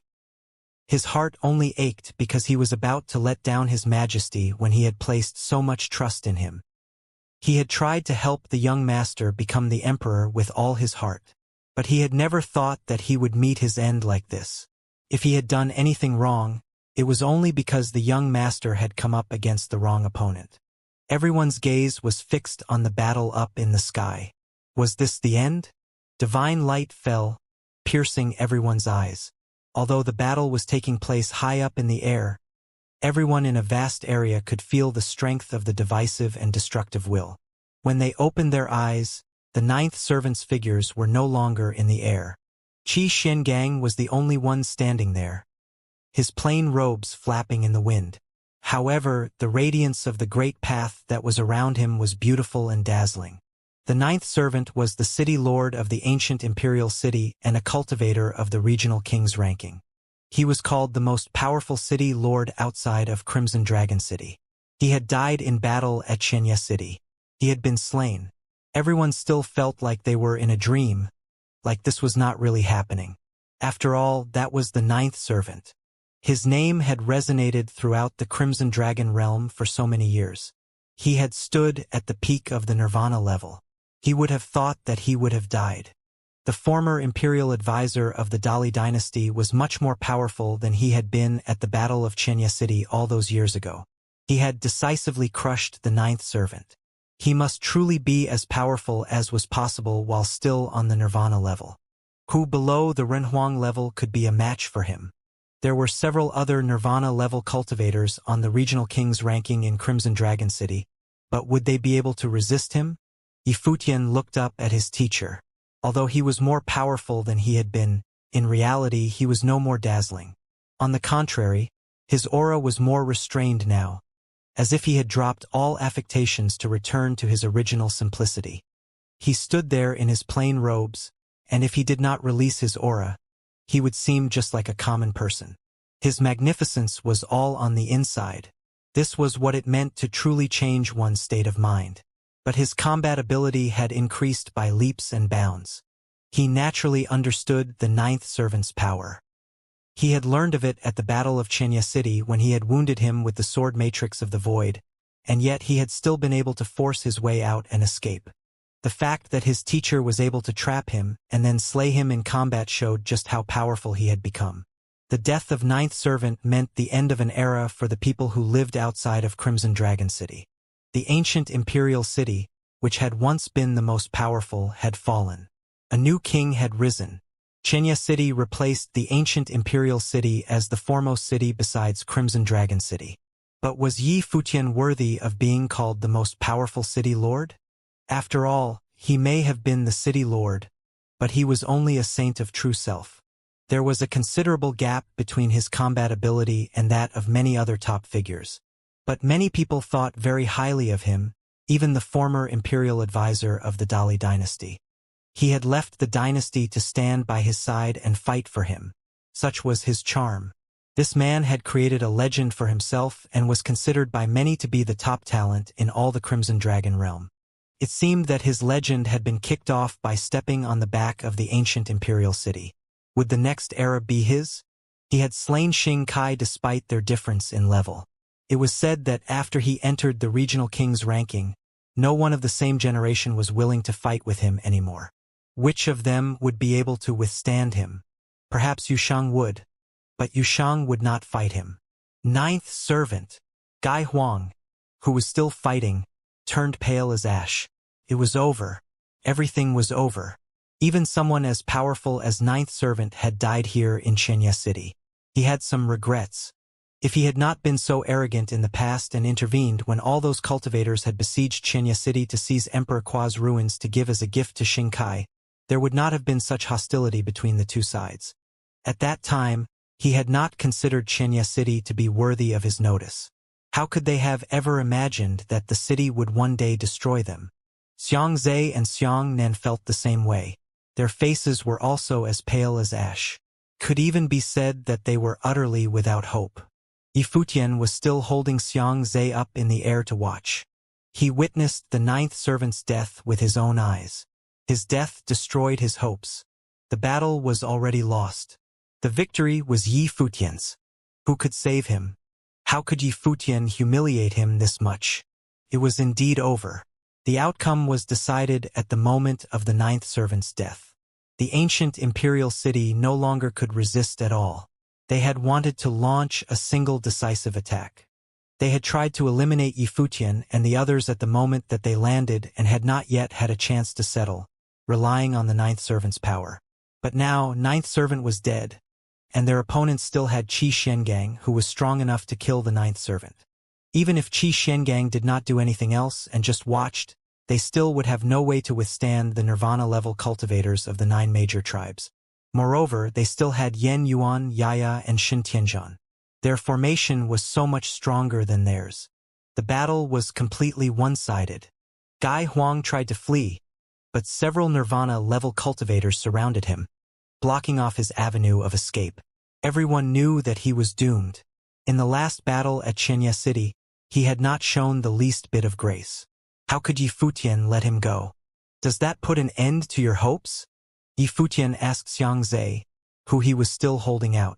What are your terms? With Yifutian holding his throat, it was hard for Xianxia to speak, and so his voice was very hoarse. Yifutian looked at him coldly. though he felt a bit sad. Even now, he was still talking about terms. He relaxed his grip, freeing Xianxia. Then he slammed out with his fist, hitting Xianxia in the torso. The sound of snapping bones rang out. He groaned as blood flowed from his mouth. "Take him away and imprison him in the city. Lock him up with Xiang Nan," said Yifutian.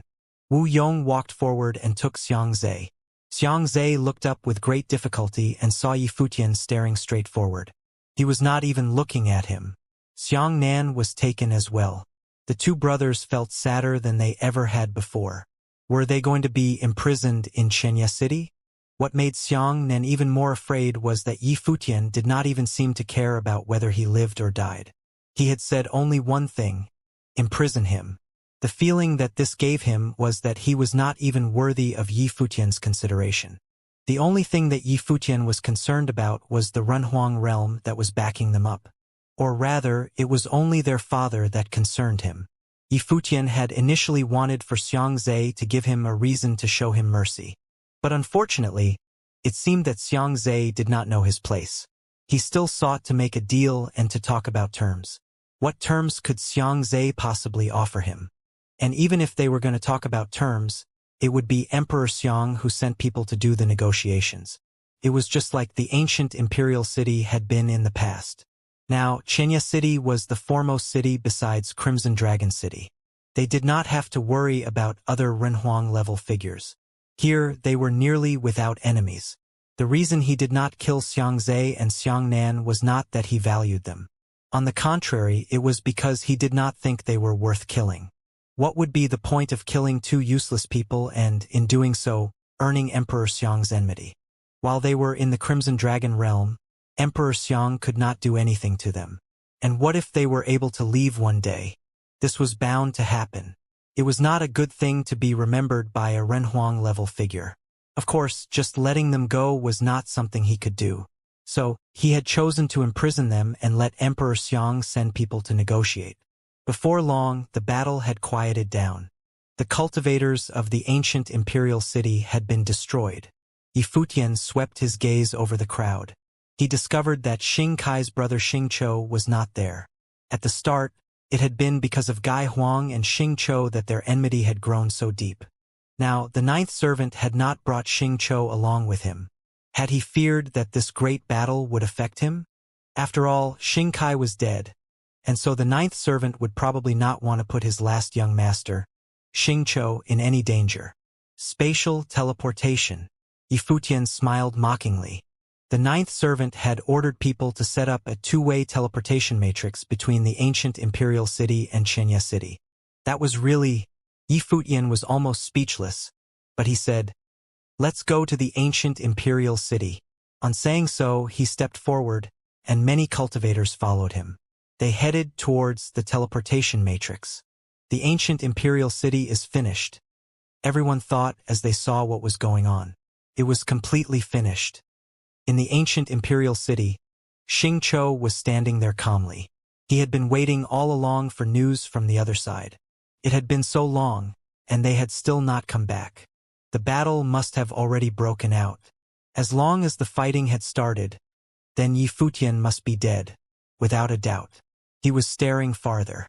At that moment, beams of brilliant spatial light flashed, seeming to form an ancient road of space.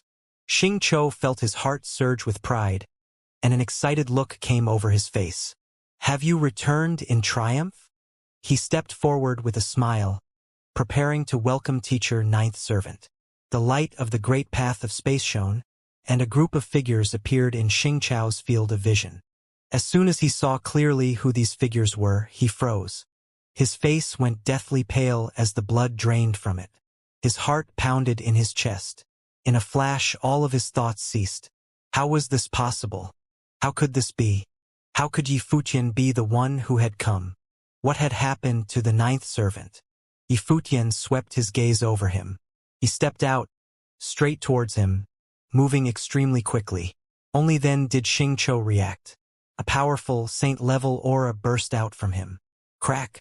A bolt of lightning flashed through the air, and Yifutian descended right in front of Xing Chou. He pointed at him. The finger that he pointed with seemed to be made of the Great Path itself. Xianxia's face was filled with fear. Powerful fighting will surged out from him, but it was pierced through and destroyed by Yi Futian's finger. Snap! Yi Futian placed his finger on Xianxia's brow, and destructive will surged into his mind, destroying everything. Xianxia's eyes widened, and he stared fixedly at the figure before him. Was this really how he was going to die? Yi Futian did not say a word. He was simply going to kill him. At that moment, Xianxia felt incredibly sad, as if he had just realized that he had never been an important figure.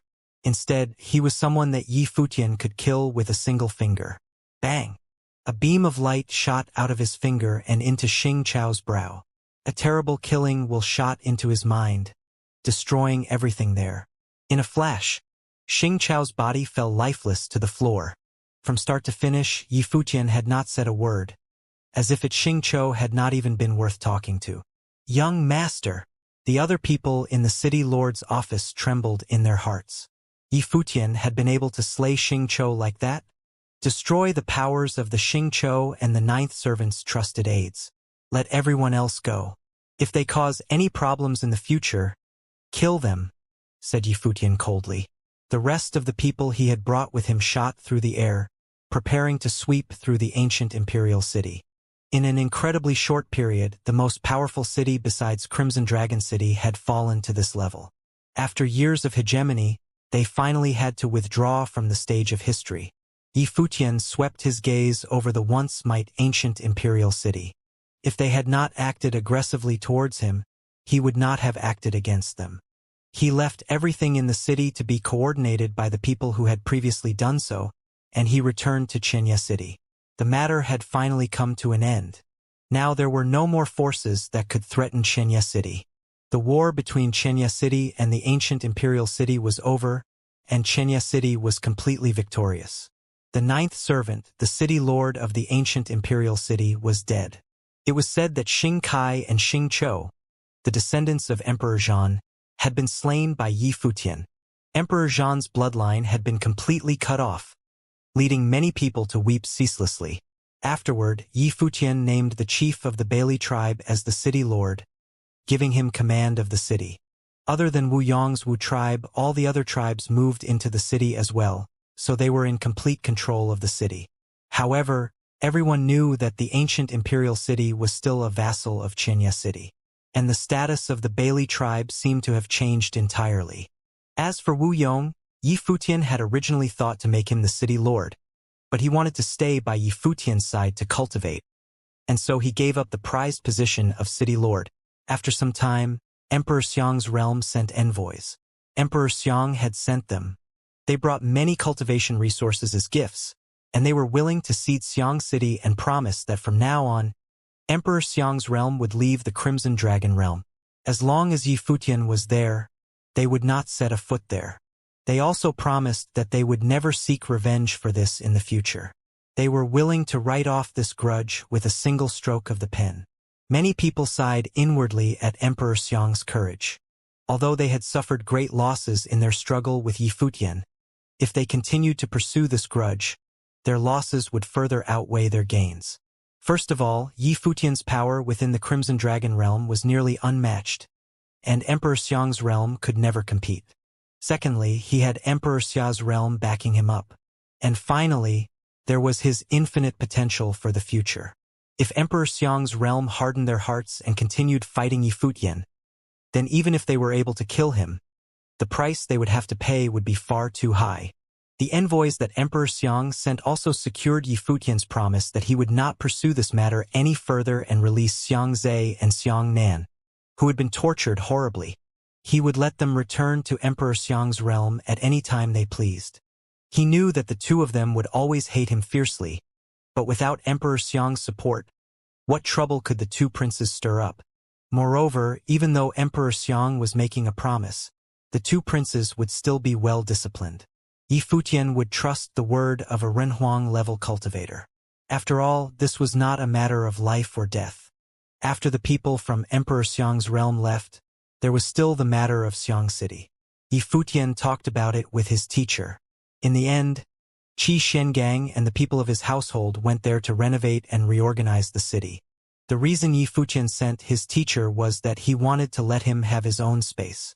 There he could fulfill his ideals and continue to teach even more outstanding heroes. And Yi Futian believed with all his heart that the Crimson Dragon realm did not lack for outstanding youths with great potential.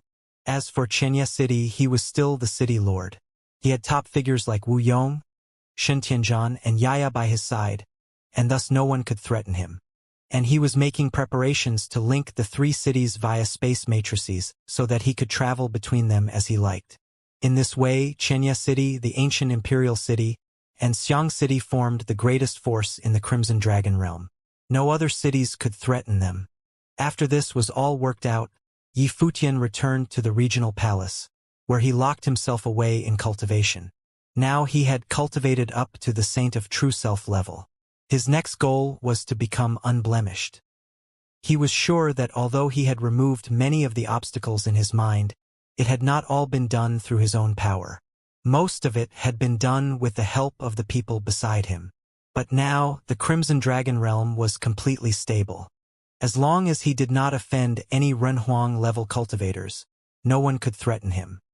The days passed, and the 10,027th year of the Divine Prefecture calendar came to an end. A piece of shocking news spread through the Crimson Dragon realm, but thankfully it was good news. Qi Shang, the prince of the Crimson Dragon realm, was going to officially wed Yu Shifei of the Yu clan. This pair of heroes of the Crimson Dragon realm were going to be together from now on, which made everyone in the realm very happy. Countless women were jealous of Yu Shifei.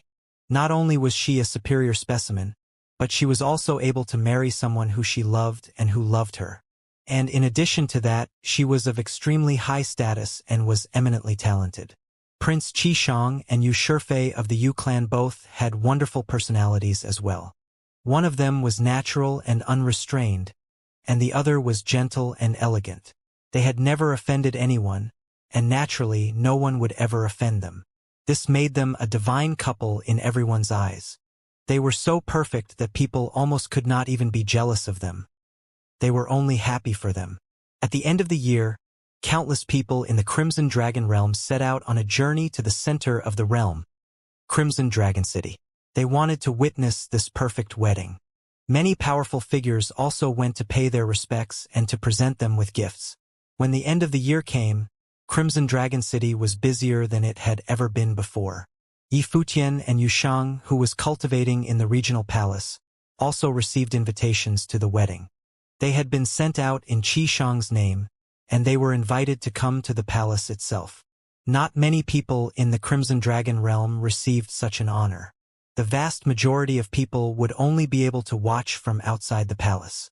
The 10,028th year of the Divine Prefecture calendar finally arrived. That was the day of Qi Shang's wedding. There was a sea of people outside the lofty palace. They seemed to be able to see a floating stage in front of the brilliant golden palace. The stage was covered in dragons and phoenixes, giving it a happy and auspicious atmosphere. There were all kinds of people from the Crimson Dragon realm within the observation area in the palace. As they walked up the stairs, they looked up at the high-hanging stage. Faint smiles came over their faces. Yi Futian had brought the others as well. Yu Shang, who had been cultivating in the regional palace, Xia Qingyuan, Pei Min, and Yin Tianjiao all came together to pay their respects. And they were giving respects on behalf of the Renhuang realms that they represented. Yi Futian, came a voice. He turned and saw a man coming towards him. He smiled when he saw him. The man who was walking towards him was Duan Wuji, who had come from the Eastern Palace to pay his respects. An extraordinarily imposing and elegant woman was beside him. It was his sister, the princess of the Eastern Palace. "Long time no see," called Yi Futian with a smile. "It has indeed been a long time. But with all the great deeds you've been doing, I hear your name all the time," said Duan Wuji with a wide smile.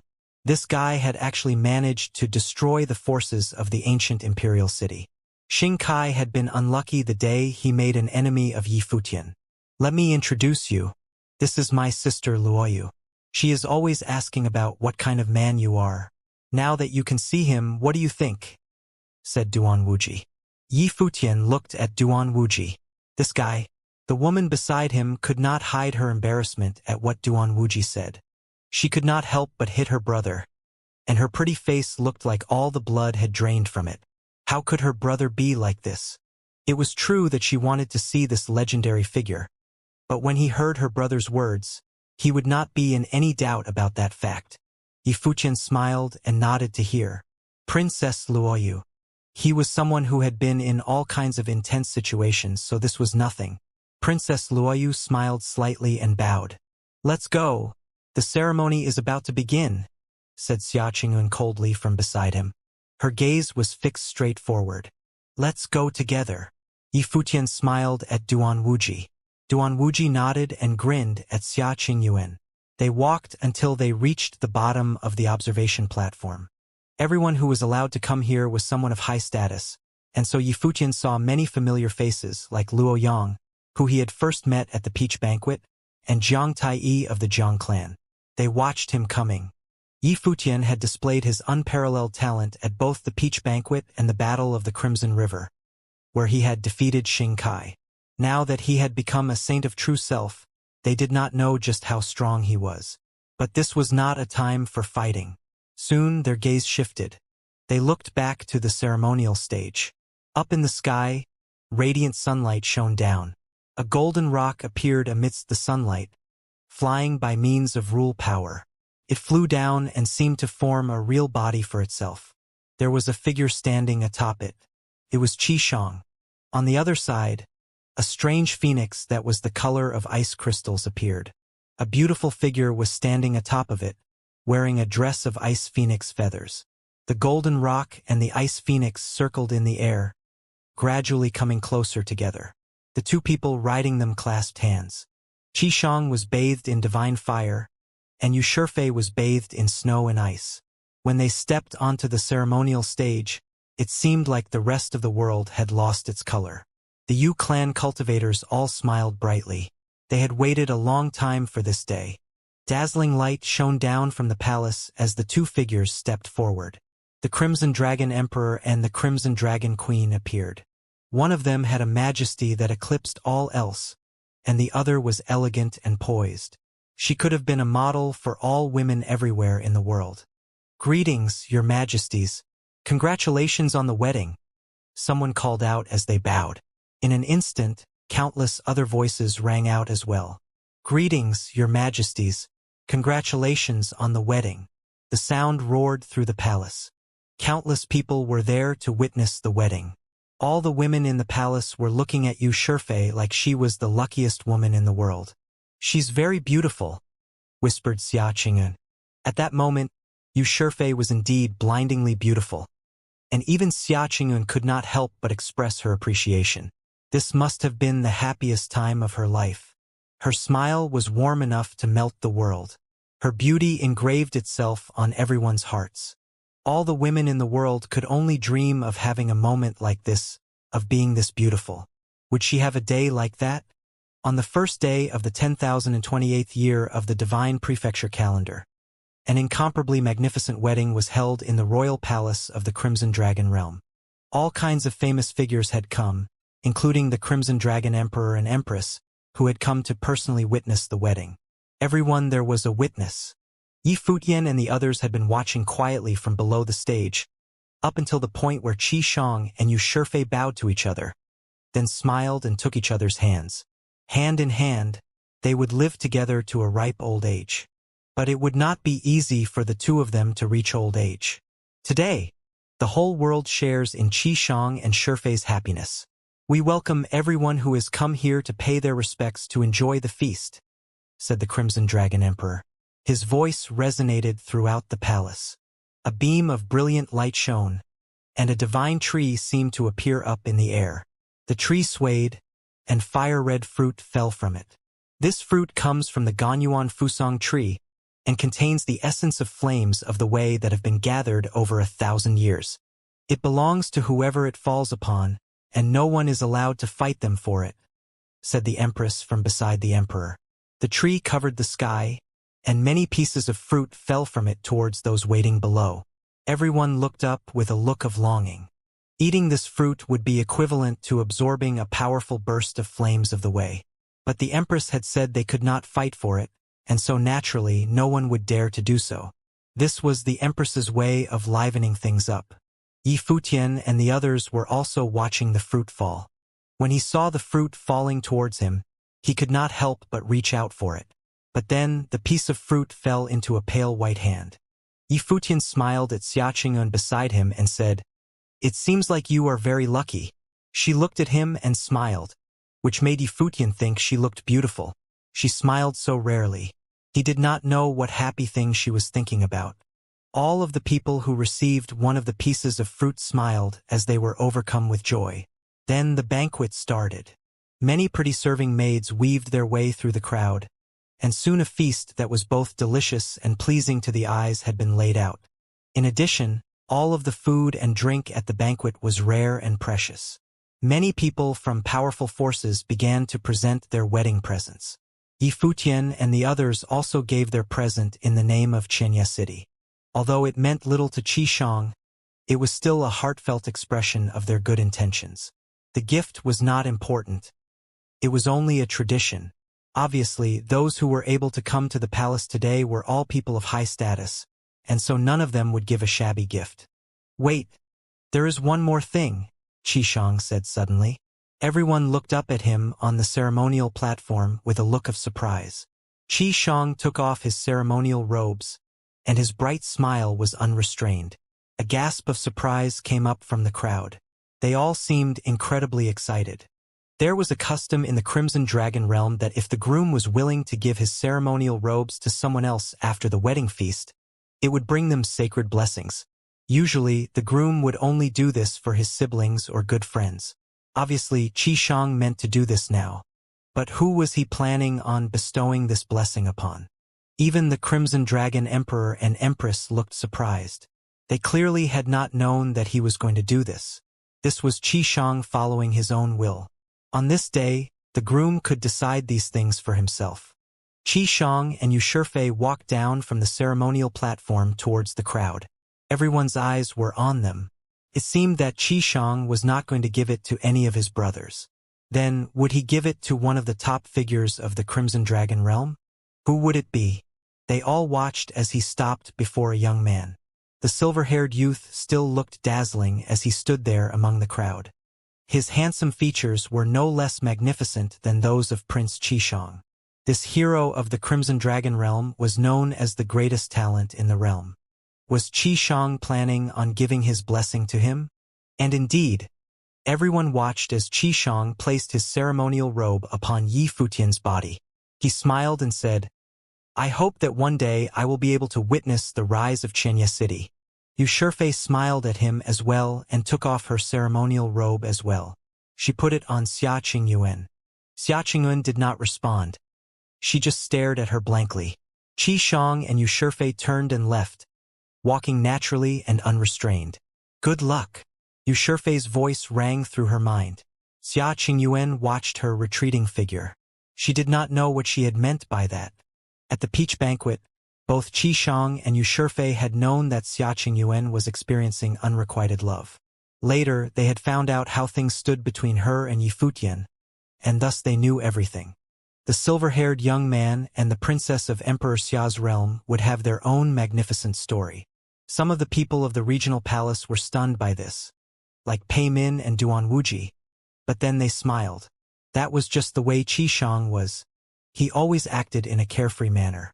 Maybe he had not had any particular reason for doing this. It was just his casual nature. However, for the two of them to have received Qishang and Yushirfei's blessing above so many others was truly special and was making everyone stare at them. "Thank you, Your Highness," said Yi Futian with a smile. That was all he said. Xia Qingyuan looked at Yi Futian beside her, then was silent for a while. The cultivators of the Luo clan, the Jiang clan, and many others were all looking at Yi Futian. This palace lord of Xianxia City had swept away all of his opponents, and then not long after had stolen all the glory from the other cultivators of the Crimson Dragon realm. His fame had truly been set when he had fought with Xing Kai and defeated him. Now Qishang was clearly watching him. They did not know that at the divine martial road of the peach banquet, Qi Shang and the other people of the palace had already found out which cultivators were the most powerful. The banquet commenced, and the atmosphere in the hall became much more lively. A figure walked towards the people from the regional palace. It was Zhang Tai. He looked at Yi Futian and Pei Min, then raised his glass in a toast. I've heard that after you broke through to the Saint of True Self level, you have found no opponents of your level at the regional palace? There are many talented people in the regional palace. I do not dare to say that none of them can match me, said Yi Futian modestly. Zhang Tai looked at Pei Min. He had heard that he had beaten all comers. In that case, he probably had no one else left to fight. You are too modest, Lord Yi. If we have a chance, I'd like to come to Xianxia City and spar with you, said Zhang Tai politely. Yi Futian nodded his agreement. Of course. Zhang Tai turned and left. Luo Yang was also looking at Yi Futian. He wanted to spar with him as well. It was not that he was jealous of him. It was that he truly wanted to test himself against someone as tough as him. Ever since his defeat at the peach banquet, he had wondered what would happen if the two of them fought a battle in which they held back nothing. After toasting his elders, Qi Shang walked over to them. It seems that everyone is itching to test their skills. This group of people had all participated in the peach banquet. It seemed that they had all come together, whether by chance or on purpose, no one knew. Please do not blame us, Your Majesty, said Zhang Tai. Of course I understand. As members of the regional king's ranking, you must not have many opponents within the Crimson Dragon realm. There are so few that you can actually have a good fight with, said Qi Shang with a smile. In reality, after he had become a saint, he had found the Crimson Dragon realm to be a little bit boring. Given his status, people who were stronger than him did not dare to fight him. What are you saying, Your Majesty? Luo Yang seemed to realize that Qi Shang was hinting at something. After the ceremony, we will go and settle this. Shifei and I are planning to take a trip to the Heavenly Mandate realm, said Qi Shang. Everyone's hearts beat faster when they heard this. Apparently, Qi Shang wanted to train. Before he did that, he would finish this wedding. Once he and Yu Shifei were officially a couple, they could go there hand in hand. The Heavenly Mandate realm, everyone whispered. The name was both strange and familiar. They had naturally heard of it. It was one of the 9 supreme imperial realms. How could they not know of it? The Heavenly Mandate realm was at the head of several hundred Renhuang realms, 10 of which were of particular note. The Crimson Dragon realm was one of them. That was a place where the greatest figures of the 3,000 realms of the Great Path could gather. Heavenly Mandate realm. When Yi Futian heard what Qi Shang had said, his heart beat faster. He looked up into the sky. That peerless empress that Emperor Xia and Xia Qingyuan had told him about was there. He had waited for this day for so long. He had asked Yu Shang to enter the regional palace to come to this point. Now his name was famed throughout the Crimson Dragon realm. Now he was able to come to the palace itself and get close to Qi Shang. He had finally heard the words Heavenly Mandate realm. Lord Yi, do you want to continue to be a city lord? Take up a post in the Crimson Dragon army? Or go with us? Asked Qi Shang. If Yi Futian wanted to join the Crimson Dragon army, he could give him an important position. In the future, he could become a powerful figure in the Crimson Dragon army and guard one of the borders of the realm. But Qi Shang hoped that would not be Yi Futian's future. Given the talent that he had displayed, his life would be even more significant than that. That had been his dream all along, to reach higher and higher levels. I want to go with you, said Yi Futian without the slightest bit of hesitation. Beside him, Xia Qingyuan nodded as well. She seemed to be a little bit sad, but she quickly raised her head and smiled indifferently. This day had finally come. Sooner or later, he would know everything. He would know whether or not Hua Jieyu was still alive. She would help him find the truth as soon as possible. She knew that this matter had been pressing upon Yi Futian's heart for so many years. These days, he had been spending all his energy to move in this direction. Excellent. Qi Shang smiled and nodded. He looked at the others and said, How about you all? The people on the regional king's ranking do not need to say anything. If any of you are willing, you can come with me and see how powerful the cultivators of a supreme imperial realm are. Everyone's hearts were trembling. Many of them nodded immediately. They could not miss a chance like this. They wanted to go and see a higher place. They wanted to see what kind of heroes lived there. Everyone returned to their homes after that grand wedding was over. Many were still steeped in the mood, but some top-notch geniuses were only feeling very restless deep down. It was not due to the wedding itself, but what Xianxia said. The Grand Matrix in the Royal Palace of Crimson Dragon Realm would be activated 7 days later, opening up the vast great path of space and paving the way to a supreme imperial realm. Such matrices came with a hefty cost with every activation, and the numbers would have been astronomical, so much so that even the top-notch forces found all over Crimson Dragon Realm would have been unable to afford such an expenditure. It was quite a huge to Crimson Dragon Emperor, who was the overlord of the entire region of realms. As such a matrix was only found within the royal palace, and only important figures would have been allowed passage.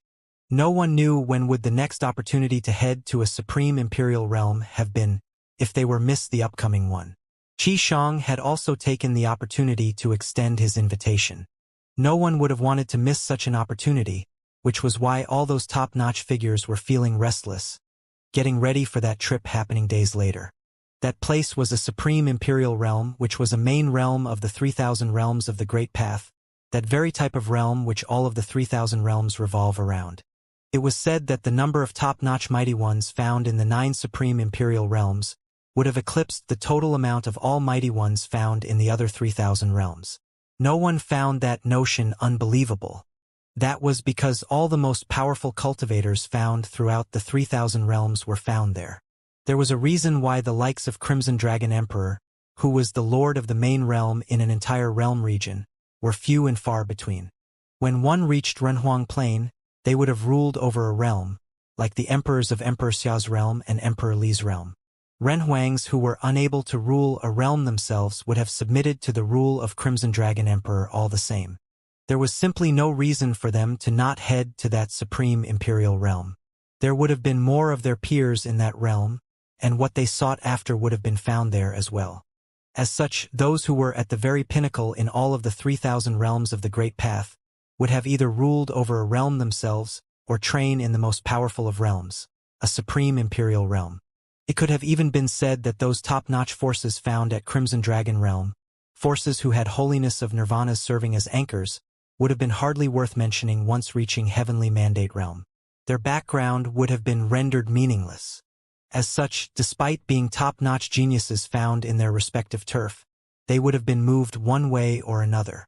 But then again, other than being somewhat anxious, what they would have actually felt was more in the area of excitement and anticipation. That was how Cultivation was after all. Yifuqian returned to Xianxia City and his state of mind was not all that shaken, behaving as his usual self. That was because to him that was something that would have happened sooner or later, and he long had the psychological readiness for it. It had always been his goal after all. Be it for Jeyu or for unraveling his hidden past, it was destined that he must reach further heights. He gathered everyone around after returning to Xianxia City. Qin Shengang, Yan Yuan and the others headed to Xianxia City from Xiang City.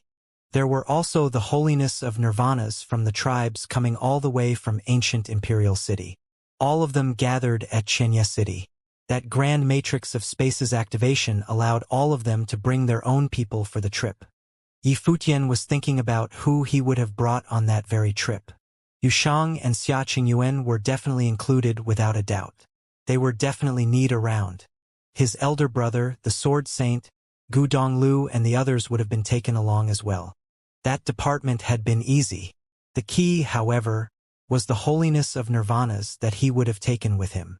Xianxia City was considered firmly established in Crimson Dragon Realm, and no one would have had any ideas about the city without good reasons, but there was still a need for someone to stay behind nonetheless. I'd be bringing Chunyang. Lu Chuan shall head out with you people. Yan Yuan and Nan Zhai would stay behind in Xiang City to look after Feishue, Qi Shengang said.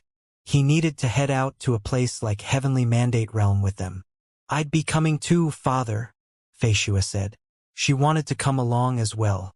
No, you can't go to the Supreme Imperial Realm, Qi Shengang said. There were simply too many mighty ones found in such a realm. All manner of people with peculiar abilities and personalities across the board would have been found there. The risk of taking Fei Xue along was simply too high. Once the secret with her condition was exposed, Qi Xuangong's status as a holiness of nirvana at the pinnacle of his training would not have been enough to protect her.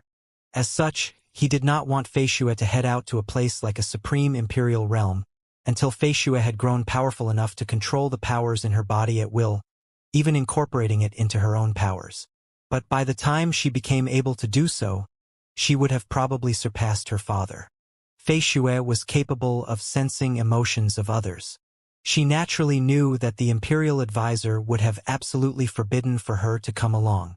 She was understandably exasperated, but she did not say anything else, feeling only somewhat dejected. The planes of Yen Yuan and Nanjai had stabilized and they had exceptional states of mind. Yen Yuan was already a holiness of nirvana, and it would have only been a matter of time before Nanjai reaches such a plane as well. As such, he chose to bring Mu Chunyang and Lu Chuan with him on the pilgrimage, to have a look at heavenly mandate realm with their own eyes. Yen Yuan and Nanjai were left behind to take care of Fei Xue. Futian, I'll leave the rest of the candidates up to you. Just be mindful of not bringing too many. It is our first time heading out there and we still haven't got a foothold after all.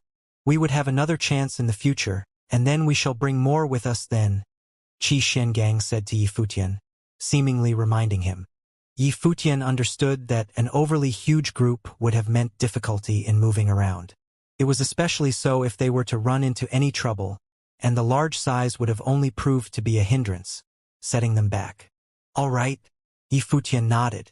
He naturally understood what Qi Shengang meant. Big brother, don't leave me behind. Long Linger looked at Yi Futian with a begging look. She had a bad feeling about things. Kids need to stay behind here and train. Yi Futian knocked her head a little and Long Linger was baffled. Kids? Me? I'm almost an old hag now. Long Linger mumbled in a speechless manner. However, age of cultivators was looked at differently from how it was with common people. Despite her advanced age, she looked young and spiffy nonetheless. She had been making progress throughout the years, but when compared to Yi Futian, she was still rather nothing much. In truth, it was not just her. Everyone was making progress as well. Those are still not yet saints. It is better for you people to not head out this time. Yi Futian continued. Devote your time to train here in Crimson Dragon Realm, and get to Saint Plain as soon as possible. Many looked dejected at Yi Futian's words. No going in this trip before becoming a saint, huh? There were many who had yet to become saints. But then again, Yi Futian had also told them to first train in Crimson Dragon Realm. There were still many places in the realm that they had yet to explore, so they held off going to a supreme imperial realm for now. Everything was to be decided later after making a breakthrough into Saint Plain. They would have only served as baggage otherwise. 7 days were over in the blink of an eye. Mighty ones gathered in Xianxia City on that day to send their city lord and his entourage off. Even Zhuge Mingyue elected to stay behind due to yet becoming a saint. She would have been able to head out in that trip still, as her might as the second sister was still there nonetheless, but she just did not want to be of too much trouble to Yi Futian and the others. It was as her little brother put it, they had to first dedicate themselves to their training, and strive to make it through Saint Plain to catch up. Yi Futian left behind sacred spirit stones and training methods. Even if they were to simply boost their training only with resources, they needed to at least get to the pinnacle below Saint Plain. So long as their states of mind proved to be sound, getting into Saint Plain would not have been much of a problem. The Saint Plain was a threshold in itself, and one state of mind was of the utmost importance. Wait for me to come home. Gu Donglu stood before Zhuge Mingyue and said, Relax. I'm not running off with someone else. Take care of our little brother. Zhuge Mingyue smiled and said. Yi Futian felt rather speechless, finding her second sister to still be that tough and unyielding. Second sister, you seriously think I'd need looking after? Yi Futian shrugged and said. Yeah, right. Zhuge Mingyue glared at Yi Futian and said, Why do you think these people are here for? Who among them is not looking after you? Yi Futian felt speechless again and then looked at the ones beside, before saying, Touché, second sister. Good to hear. If Jiu is still here, you have to bring her back to see me, Zhuge Mingyue said in a solemn manner. She and Hua Jiu were like actual biological sisters. It was her to picked up Jiu from the land of 100 nations and had the younger woman train in the Zhuge clan. Zhuge Mingyue really wanted to see that woman who had the looks of a fairy, who was strong yet delicate at the same time. Yi Futian felt rather sorrowful hearing what his second sister said and nodded solemnly. He then turned around and walked, saying, "Let's go." All of them headed out en masse, waving goodbyes to their loved ones. That trip was truly an expedition. The distance between where they were and their destination would have been a lot further than what was between Emperor Xia's realm and Crimson Dragon realm. The place they were heading to, a supreme imperial realm, would have had mighty ones all over the place, and that place would have been at the very pinnacle of the 3,000 realms. That would have truly been the place where Yi Futian belonged. He would have met the most extraordinary of figures in the 3,000 realms of the Great Path, as well the greatest of the best of geniuses. He would have truly found his match there. And of course, he would have found friends there as well. Many were already at the royal palace when Yi Futian and the others arrived, and people from all corners of the realm had mighty ones among them. Yi Futian saw many familiar faces: Pei Min, Duan Wuji, Yin Tianjiao, Luo Yang, Jiang Tai, and many other legendary figures. All of them would have headed out, and all of them brought many mighty ones with them as well. Qi Shang and Yu Shifei were naturally there as well. They looked like a match made in heaven just by standing together, and that probably had to do with both of them being very much in love with each other. Crimson Dragon Emperor had also sent his people as well, but there were but a handful of them, and they have all definitely been top-notch figures as well. "Greetings, Senior. I'm Qi Shang." He nodded after seeing Qi Shengang, who was by Yi Futian's side. People like Qi Shengang, who had been able to cut down the 9th servant, was hardly found even in the royal palace. "You're too kind, Your Highness," Qi Shengang answered. "The regional palace is getting ready to list you on the regional king rankings, and maybe we might see another Runhuang rise in Crimson Dragon Realm." Qi Shang smiled and said. Many people around them were busy getting ready while they talked. An extremely huge grand matrix of space gradually lit up. Countless images brightened and shot to the skies. That grand matrix had many stone pillars around, which increasingly brightened as they were entwined with the images below. A beam of light shooting to the sky appeared at the center of the grand matrix, as if it was cleaving a great path of space. "Let's go, everyone," Qi Shang said, and everyone headed to the grand matrix. The dazzling beam of light became increasingly terrifying, swallowing their surroundings, and a strong will of the great path of space shrouded even the extremely huge and vast royal palace. That grand matrix devoured space powers in a frenzy, extending its area of effect outside the royal palace. The world around them rumbled, and as a beam like no other lit up, the intense shock was felt throughout the incredibly vast area. Everyone was able to see a beam of light of space shooting up to the heavens. The 9 supreme imperial realms served as the absolute center of the 3,000 realms of the Great Path. The heavenly mandate realm was one of those 9 realms. There were countless cultivators found among the massive population of heavenly mandate realm. Many Renhuangs opened up their own clans and forces at that realm due specifically to the realm being such a place, establishing their own orthodoxies and imparting their own ways. There were several supreme forces being a cut above the rest in that realm, positioning themselves at the very peak. They pursued true supremacy and transcendence, which was also the final goal for all Renhuangs. There were too many regions with heavenly mandate realm, and every single region was extremely vast, with populations of cultivators each reaching hundreds of millions. They were Renhuang-class beings who reigned supreme over all, but there were also many weak cultivators eking out at obscure places. But of course, the bulk of the population was found somewhere in the middle. They struggled in the harsh environment around them as they advanced, making their way towards greater heights and accomplishments. The Celestial Swordly clan, the Demon Slayer clan, the Yun clan of Luo City were all such forces. They were all at the very pinnacle in their respective regions, but they still struggled to move to higher heights nonetheless. However, that proved to be an arduous challenge. At that moment, in the sky above the Buzhou Ridge, mighty ones from the 3 major forces stood against one another around a mountain. Sword will permeated the sky above that ancient peak, as if countless divine swords were circling in the heavens. A group of people somewhere was seen wearing ancient swords on their backs, with their sword aura sweeping the vast area. Their might, which originated from the Great Path, was incredibly fearsome. In another corner, there was a group of people wearing golden attire.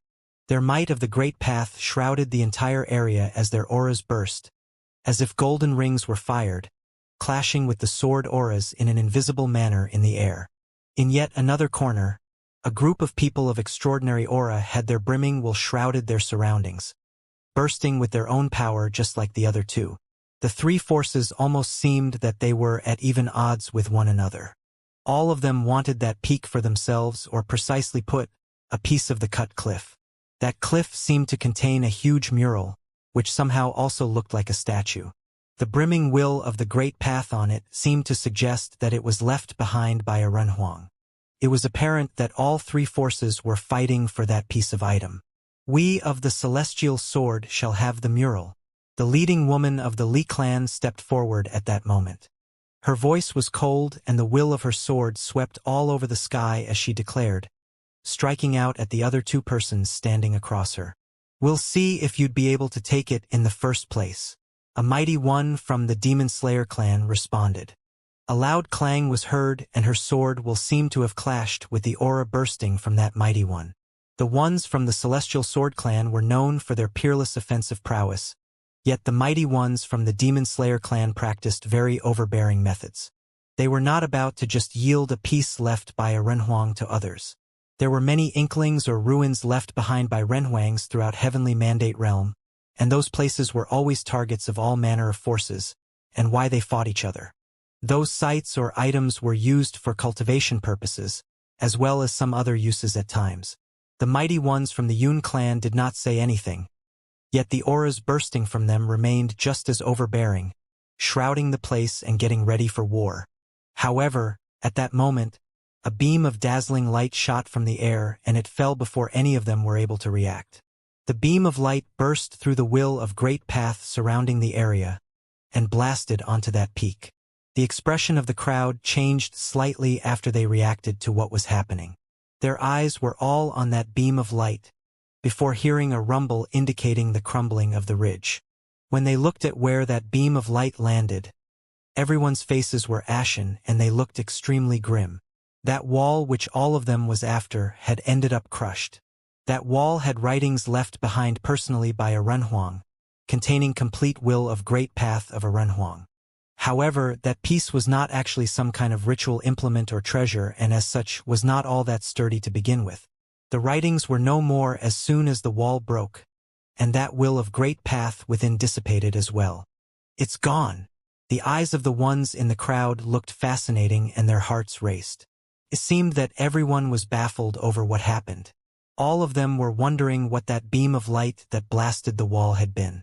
Someone emerged from the rubble of the crushed wall at that moment. His clothes were ragged and looked rather unkempt.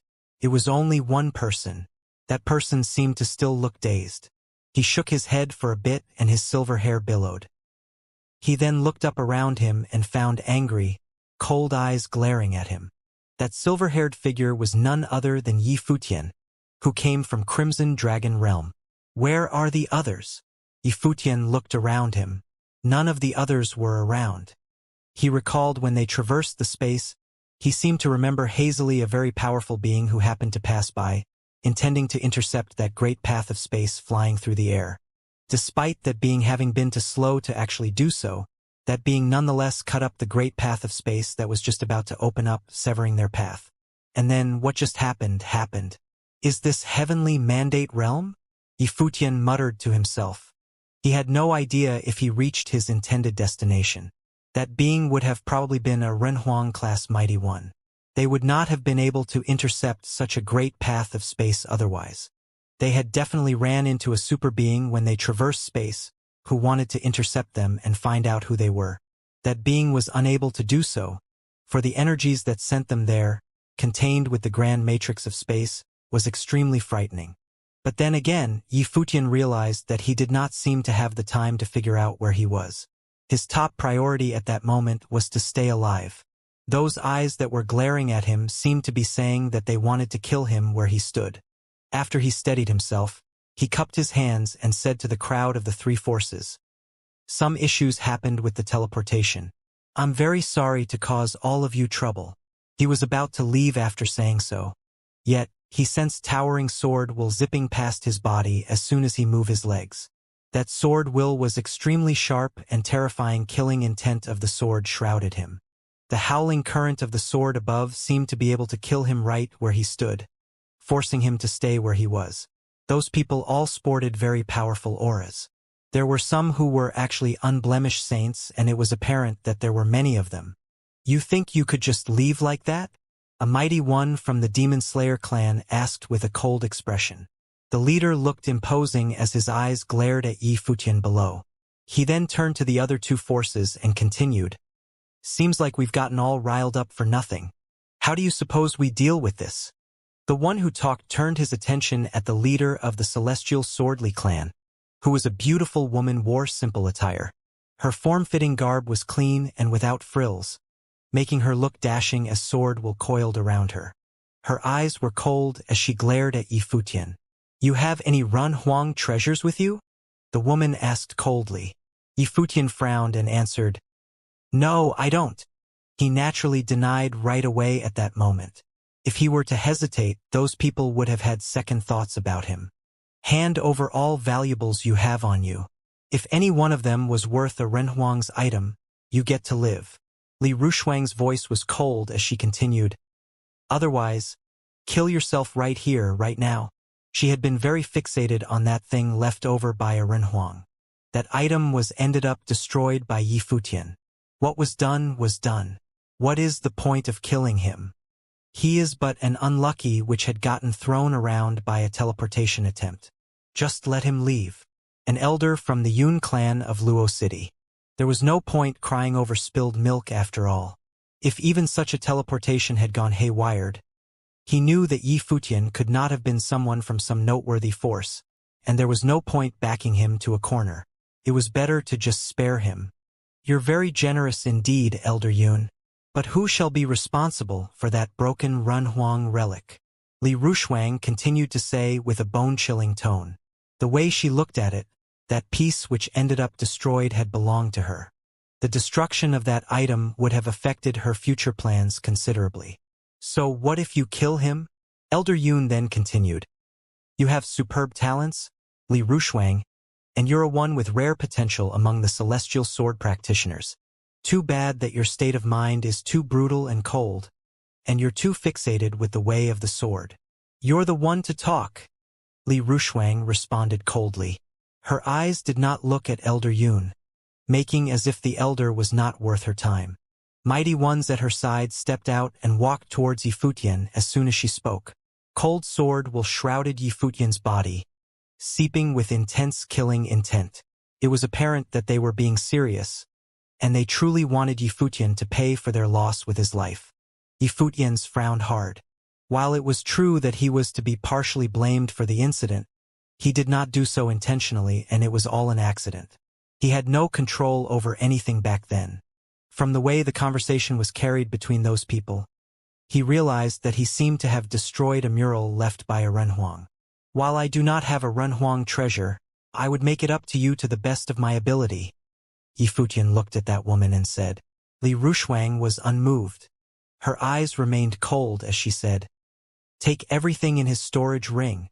"Li Rushuang, I suppose we of the Demon Slayer clan should have a cut as well," the mighty one from the Demon Slayer clan said. Some of his mighty ones stepped out and walked towards Yi Futian as well. They looked emotionless. There was not a hint of compassion in their eyes as they looked at him, only uncaring coldness. Yi Futian sensed that he was being enveloped by killing intent and did not say anything more. He unleashed his aura, sensing the will of the great path around him. A saint of true self? Those who sensed Yi Futian's aura looked rather puzzled.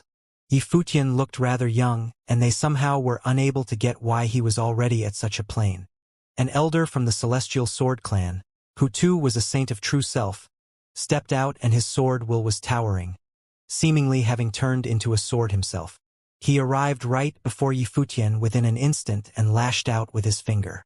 The sword at the tip of his finger flowed, and sword will of the great will washed all over them like a river of the heavens, bursting within an instant and intending to end Yifutian right away.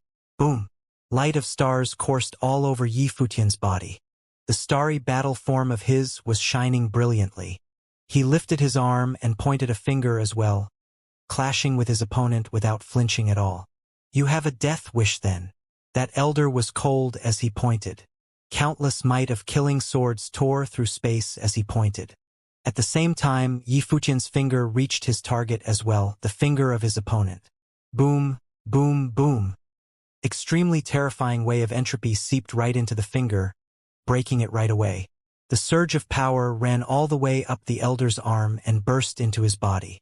A loud rumble was heard, and then explosions were heard within his body. His back seemed to have been busted by a force.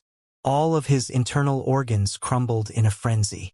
His eyes were frozen right there and then, staring straight at Yifutian. Yifutian pulled his finger back and saw his opponent slowly dropping to the ground. A finger attack was it took to kill his opponent. He had just gotten to the realm, and he had already killed a saint. The sword aura dissipated and a mighty one from the celestial swordly clan was killed outright on the spot. Those from all three forces were dumbfounded.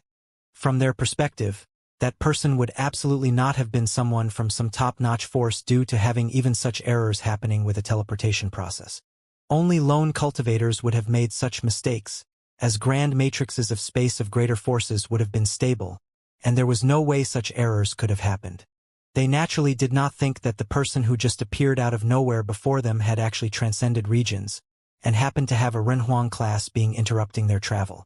Furthermore, competition between cultivators at Heavenly Mandate Realm was extremely intense. The fighting was far more brutal than even what was back at Crimson Dragon Realm. That Supreme Imperial Realm was even more vast, and there were even greater number of mighty ones. Even cultivators were practically limitless, and there were few rules binding anyone. They needed to fight over any cultivation resources they were able to find, and more so when it came to items left behind by Renhuangs.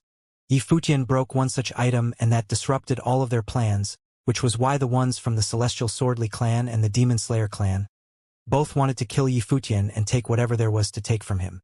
However, the attack with that one finger from him clearly indicated that he was anything but weak. He just killed a cultivator from the Celestial Swordly clan who was the same plane with him, and that meant that his attack would have been extremely overwhelming. Li Rushuang's expression remained bone-chilling cold, yet she was rather surprised nonetheless. She thought that taking on such might of the sword head-on would have killed him outright. It was apparent that she had underestimated Yifutian's powers. Several swordsmen took to the sky and sword wills howled above Yifutian's head, as if they were about to rain down on him at any given moment. There was one unblemished saint elder stepped out, and his might was frightening. Yifutian frowned hard. If that was an unblemished saint, that meant that the upcoming fight would have been tough. It was a given that the elder intended to wipe him out right there and then, but there was no way he would have just sat around waiting to be dealt with. If he were to be backed to a corner, he would have had to unleash the will of Emperor Qua. However, he was nonetheless a newcomer to the realm, and he did not want to do so as soon as he had arrived.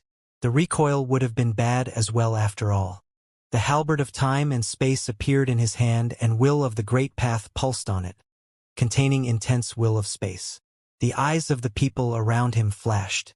That ritual implement seemed to be very powerful, and it looked as if he still had some treasures with him. Boom! Dazzling flash of the sword of the great path rained down from above in a straight line, targeted right at Yifutian's body.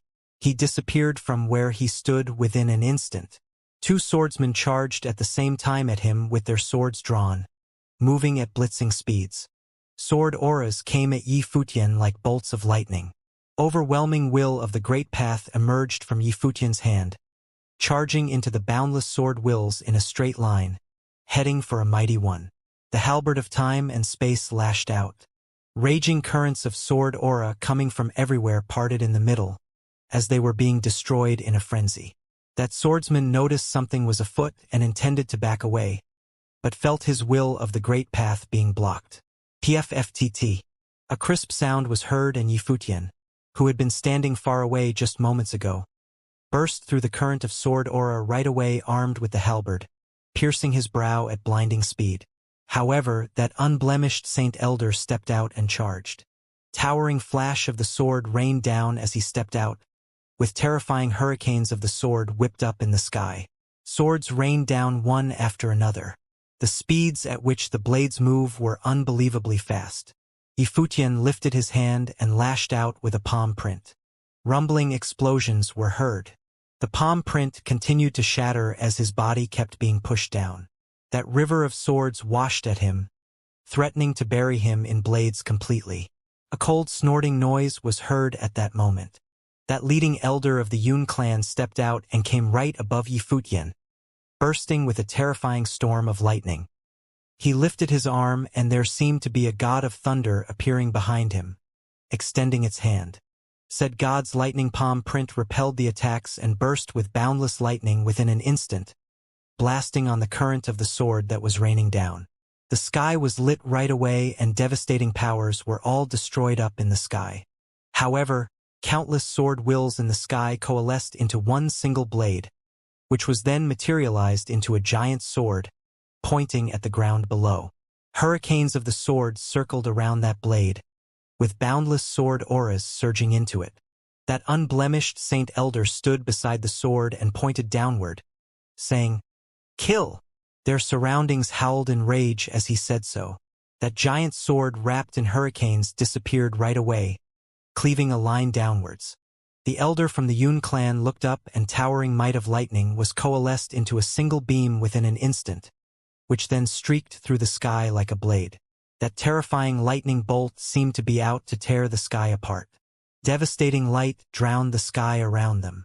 Mighty ones backed away one after another. That terrifying beam raised the ridge all around them. The sword in the sky and the lightning then dissipated altogether. The Yun clan elder and Yifutian both retreated to the side where the Yun clan cultivators were. "Li Ku, you're an old man yourself and I'm afraid bullying someone a lot younger than you isn't the way to do it." That Yun clan elder looked up at that mighty one from the celestial swordly clan and said, Li Ku's expression was cold and sword will was seen in his eyes. He then moved forward burning with intense killing intent. Yifutian killed 2 of their saints and was definitely anything but weak. Could have even been said that he was very powerful, which meant that he needed to be dealt with on the spot. He had no intentions of letting Yifutian leave alive. However, that elder from Yun clan acted in Yifutian's defense, which put those from the celestial swordly clan in a difficult spot. But then again, those 3 forces had always been competing with each other. They were of antagonistic relationship, so it was entirely normal for that elder to act. "So your people of the Demon Slayer clan is just going to sit and watch?" Li Rushuang said coldly as she looked at the mighty ones from the Demon Slayer clan. Come to think about it, Yun Tang was right. That thing was already destroyed and there was no point killing the kid. We'll just let the matter slide and have no intentions to pursue the matter further. Excuse us.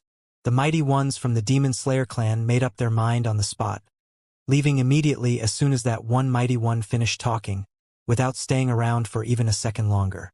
That silver-haired young man who appeared out of nowhere was very powerful, which caused them to reevaluate their opponent, as well to weigh the pros and cons of cutting him down. Furthermore, the Yun clan stepped in on his behalf, so they saw fit to just give up right away. By the way, they had no score to settle with Yifutian to begin with, so it was better to just leave and pretend that nothing happened. Bastards! Li Rushuang's expression remained cold. Sword will circled about her as she cast a glance at the mighty ones of Yun clan. She then said, Yun Tang, he killed 2 of ours. Are you sure you are going to cover for him? Indeed. Yun Tang replied coldly. Li Rushuang was superbly talented and was one of the best to be found in that region. As such, she showed no fear nor respect towards that elder at all. However, it would have been difficult if she were to insist on taking Yifutian. Sword auras howled in the sky around them, making that space extremely stifling. Li Rushuang glared at the one standing across her. She eventually waved the sleeve of her robe, turning around and saying, Let's go. Her group turned around and left right afterwards. It would have been difficult to kill Yi Futian in such a situation. Yi Futian himself was of formidable powers as well, meaning that it would have been difficult to even just take him on. The only option for the time being was to give up. Yi Futian then cupped his hands and said to Yun Tang, after the ones from the Celestial Swordly clan left, "Thank you for saving me, Senior. That is nothing. I'm Yun Tang, of the Yun clan of Luo City." The elder smiled and said. He saw Yi Futian mumbling when the young man arrived. Looking rather dazed yet was clearly formidable. All of that piqued the elder's interests. "My name is Yi Futian." Yi Futian replied, "Elder Yun, is this heavenly mandate realm?" Yun Tang's eyes flashed and he looked puzzled. He then stared at Yi Futian with inquisitive eyes. "That kid is asking if this is heavenly mandate realm?" The elder then continued after that thought. "This is indeed heavenly mandate realm. Are you here from other realms? Something wrong with your grand matrix of space?" Yi Futian was rather relieved hearing what that elder said. It seemed that he did not end up in the wrong place. He was worried that he was left behind in some other realms. They were probably at the edge of heavenly mandate realm, when some Renhuang-class person happened to see them and intended to intercept them, and that person failed and caused what happened then instead. "Indeed. I'm from Crimson Dragon realm around these parts." Yi Futian nodded and answered, while the grand matrix of space had indeed been disrupted, the others should have arrived at heavenly mandate realm nonetheless, and they would not have been all that far away. He was only hoping that they had better luck with things than he did. It was fortunate that he only brought saints with him on that trip. While being at St. Plain did not mean one would have been considered strong at heavenly mandate realm, it would have at least meant that they were able to stand on their own. Nothing would have happened if they were to not run into any messy troubles. According to what I know, it is rather difficult for other realms of other regions to come to heavenly mandate realm, which is a supreme imperial realm. I could see that you are of considerable powers. So that is how it is then. I assume that you're a descendant of a Renhuang at Crimson Dragon realm. Yun Ting smiled and said. Yi Futian looked like he was a total mess when he first arrived, with his hair and clothes looking very unkempt. However, after he brushed and straightened himself, it was not difficult to see that he was of extraordinary bearing. "I'm not." Yi Futian shook his hand. "We're on this pilgrimage to heavenly mandate realm with the Prince of Crimson Dragon realm. Something happened with teleportation and we were all thrown all over the place." The elder nodded and said, "So that was what happened. You've just arrived and is separated from your friends. How about we head to the Yun clan of Luo City for a bit? I get someone to help you find your friends and see if they're around these parts. What do you say?" Yun Tang continued. People who were capable of traversing realm regions with the prince would have definitely been someone extremely talented, even if they were to not be a descendant of Crimson Dragon Emperor. They would not have had the right to be on such a trip otherwise. Heavenly Mandate Realm was a supreme imperial realm and powerful people were everywhere, but that did not mean that all of them would have been aloof, arrogant pricks. The Yun clan of Luo City had always intended to become a Renhuang-class force.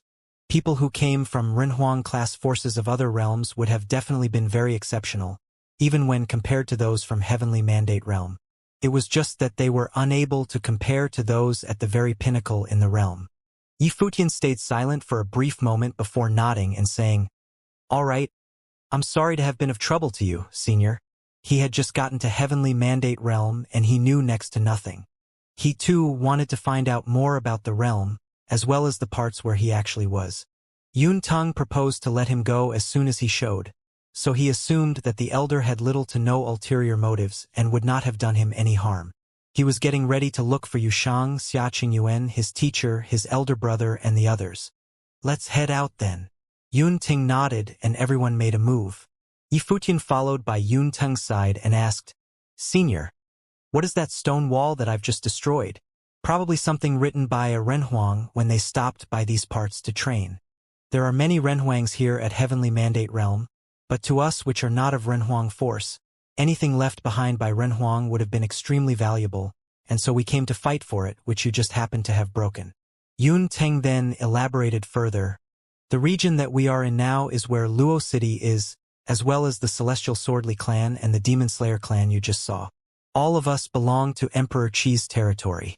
According to what I know, Li Rushuang had intended to take that thing to be brought to Emperor Qi's palace as a gift, so as to earn teachings from the emperor. Your arrival broke her plans, and that was why she wanted to kill you. Yi Futian nodded, realizing that Renhuangs had their own territories in Heavenly Mandate Realm as well. Luo City was one of the cities in Emperor Qi's territory. The Yun clan of Luo City was the most powerful force to be found in that ancient city. Yi Futian found the city to be an extremely bustling one after entering it, which was comparable to Xianxia City in terms of liveliness. That city was considered a medium-class city in Heavenly Mandate Realm. While it was without doubt stronger than the smaller cities, the city itself was considered a small city when compared to top-notch cities. The key lied with the city it was being compared to. Many in the city took notice after Yuntang and the others entered the city, and everyone seemed very respectful, which showed that they apparently knew who Yuntang and the others around him were. The group came to a grand, majestic-looking manor. That was the manor of the Yun clan of Luo City. Someone was seen coming out of that grand building to receive them. How did it go, father? A middle-aged beautiful woman of St. Plain looked at Yuntang and asked. There had been some hiccups. Yun and I. This is Yi Futian. Yuntang said and introduced the young man to his daughter. He then said, see to our guest here and send men out to see if there are any who seems to have ran into predicaments similar to Yi Futian in the region. I'd need to be elsewhere. Very well. Yun and I nodded. The clan was a huge one and her father still needed to report to her grandfather. Yuntang nodded slightly to Yi Futian before leaving with a group of people. Yun and I gave the order and then said to Yi Futian, Sir Yi, we of the Yun clan still has some influence in Luo City. If your friends were to have landed in Luo City or somewhere nearby, it shouldn't be difficult to find them. If they were to end up in territories further away, things would have been considerably more difficult. Thank you. Yi Futian then nodded. Please come in, Sir Yi. Yun and I extended her hand and said.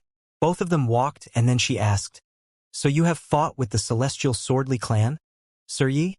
Indeed. Yi Futian nodded. The people of the Celestial Swordly clan wanted to kill me. I owe my life to Senior back then. Father was not actually doing it all for you, Sir Yi. Yun's eyes turned rather cold and continued. The way the Celestial Swordly clan carry about their business and how Li Rushuang is being so aggressive now, it is just normal for father to butt in. The group came to an elegant compound and there seemed to be a young woman training before them. Sparks of lightning dazzled all over her, contained auras of rules. She extended her hand and slashed. The resulting lightning shot forward like a serpent. However, that did not seem to be the result she was after. She turned around and saw Yun and I and Yi Futian. She then called, Mother, this is my daughter Yun Xianxia. Xianxia, this is Sir Yi. Yun and I introduced. Sir Yi. Yun Xianxia took a look at Yi Futian and bowed slightly. That silver-haired young man had extraordinary bearing and was probably not common folk. But he looked very young, as if he was her age. However, his aura was very reserved and his training would have probably been of very high levels. Her mother, who was a saint, would not have addressed him as Sir otherwise. Is the Yun clan mainly practicing the ways of lightning? I have seen Senior Yun's lightning ways and the power shown was extraordinarily overwhelming, Yi Futian said. You're too kind, Sir Yi. The lightning arts of the Yun clan is naturally considered powerful in Luo City. But we're not even at Renhuang class. If we were to take the entire Heavenly Mandate realm into consideration, we wouldn't even be considered strong at all. Furthermore, there is also an insurmountable mountain in the realm, Yun and I elaborated. You mean to say, Yi Futian was feeling curious. Nothing much. It is still all too far away, Yun and I said as she shook her head. She did not want to say more, and that was not part of her world after all. All lightning arts in the world originates from the Heavenly Palace. Yun Xianxua's voice sounded rather serious when she said it. That violet palace high up in the clouds was to be known #1 throughout the 3,000 realms in lightning arts. As such, it was said that all lightning arts in the world originated from the Heavenly Palace. Due to the Heavenly Palace being a part of Heavenly Mandate Realm, there were many forces training in lightning arts in the realm. All lightning arts in the world originates from the heavenly palace. Yi Futian mumbled to himself and then continued, boisterous indeed. The violet heavenly palace was the most powerful force to be found practicing lightning arts. Countless lightning arts found throughout the 3,000 realms of the Great Path have all been derivatives in one way or another of what is practiced by the violet heavenly palace. This is not actually boisterous at all. Yun and I smiled and said, what about Brahma's pure sky then? Yi Futian asked all of a sudden. Both Yun and I and Yun Qianyue were stunned. They then looked at Yi Futian with peculiar expression. Yun and I then smiled and said, while you're of formidable training, Sir Yi, but it is best to not venture into a place like the Brahma's pure sky. Brahma's pure sky was simply too far away for them. Yet it was where all women in the world wanted to go to. An empress was enlightened to the great path at Brahma's pure sky, and that place was lauded as the #1 mountain in the world. The Juqian goddess who served the empress was a figure that countless worshipped. There was simply none of them who were not legendary Renhuang. It was not a surprise for Yun and I to tell Yi Futian to not think too much about it. Even the virgins who served the Juqian goddess had already been a holy figure that countless deemed unreachable, let alone a supreme force like Brahma's pure sky. Is the Lord of Brahma's pure sky that powerful? Yi Futian asked. What you're saying now, Sir Yi, is probably heard by the Lord of Brahma's pure sky. Yun and I continued. That is a being whose will reaches the 3,000 realms. It is said that she is possibly someone capable of breaking through the heavenly path. Yi Futian's expression was a solemn one. That Lord of Brahma's pure sky was indeed too far away from him. However, if he were to be clear of Jeyu's situation and wanted to know about whether his wife was dead or alive, he would have had to get to Brahma's pure sky sooner or later. He turned his eyes around and looked at Yun Qianyue, saying, the lightning arts that you intend to practice before, is it something like this? Yi Futian said and slashed at the sky. Dazzling flashes of lightning shot out, seemingly cutting the sky. Indeed. Yun Qianyue's eyes sparkled. She nodded and said, somehow I just don't seem to get the hang of it. I'd be honored to have your guidance. Forget what you've learned before and forget the rules that you've come to comprehend. Just focus on practicing the technique and spend some time repeating it, and see if you have learned something new by then, Yi Futian said. Yun Qianyue was steeped in thought for a bit, before nodding and saying, will do. Continue your training then. Yun and I said to Yun Qianyue and then brought Yi Futian to a compound. The place looked elegant and Yun and I asked, how about you stay here for the time being, Sir Yi? Thank you indeed, Yi Futian said. You could come and look for me if you need anything, Sir Yi, Yun and I said and then left the place. Yi Futian took a look around. The Yun clan of Luo City seemed to be a place like Xianxia City back in Crimson Dragon Realm, with holiness of nirvanas ruling over a city. There was definitely a holiness of nirvana among the Yun clan. Yun Tang was out to report and he would have probably head out to report to the clan leader. Yi Futian felt rather restless when he thought about his people scattered all over the place after the teleportation turned haywired. It would have been fine if they were dropping out somewhere nearby. If they had ended up somewhere too far away, the size of Heavenly Mandate Realm would have made it very difficult to locate them, unless they were to cause a ruckus large enough to shake a region. Let's just see if they have any useful news about, Yi Futian told himself and put it behind him, closing his eyes to train instead.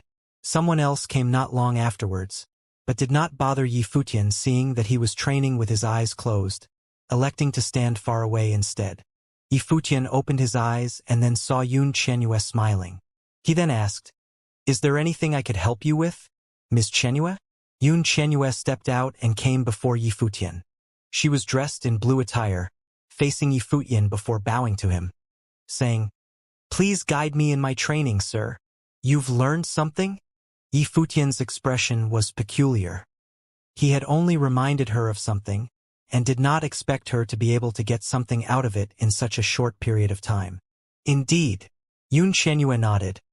I'd like you to be my teacher. I was simply giving you pointers.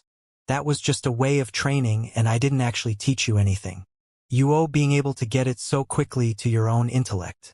It has little to do with me, and I'm afraid I'm unqualified to teach you, Yi Futian smiled and said. He had many teachers throughout this journey in cultivation, and every single one of them played key roles in various stages in his life. He totally did not expect someone to want to take him as their teacher. However, he had actually fulfilled all the requirements for such a role. The only inadequacy was that he appeared too young. If you are unwilling to take me as your student, would you mind if I come here often to ask for guidance then? Xianxia continued. Yi Futian had really simply given her pointers, and that was something that could not have been applied in everything. However, she was able to get what she sought in an extremely short period of them, picking up the lightning arts that she sought. It simply proved that Yi Futian was extremely learned in such ways. Not at all. Yi Futian nodded and agreed to it. Xianxia smiled and bowed, saying, "Thank you, sir." A group of people arrived from the air at that moment who then walked up to him. Yuntung flashed and came to him as well, who then addressed the crowd. "Sir Yi is a guest of mine. You shall not be rude in my place." Those people backed away one after another. Yuntung frowned and said, "Many mighty ones from the Celestial Sword clan came." Li Rushuang led those people personally to the Yun clan, demanding that we hand you over. Yun Ni's expression became somewhat colder at the mention of the Celestial Swordly clan. The same went with Xianxia as well. "Aren't the Celestial Swordly clan enemies with the Yun clan of Luo City?" Yi Futian asked. "Why is Li Rushuang able to come all the way here to make demands?" Li Rushuang was extraordinarily talented among her generation in the Celestial Swordly clan, and it was extremely possible for her to train under Emperor Qi. Yuntung elaborated. "Emperor Qi often picks a bunch of people in his territory, and they stand a chance of being personally taught by the emperor. Li Rushuang's talents are such that the probability of her making it is extremely high. As such, she has been very proactive in making the necessary preparations. If Li Rushuang were to succeed, then the status of the Celestial Swordly clan would have changed considerably, and they would have been able to loom right over us." Xianxia's aura was that of extreme cold. She had been training very diligently in her clan, just so to one day surpass those from the Celestial Swordly clan. She saw Li Rushuang as her goal, driving herself forward. Yi Futian was even able to sense faint killing intent from her.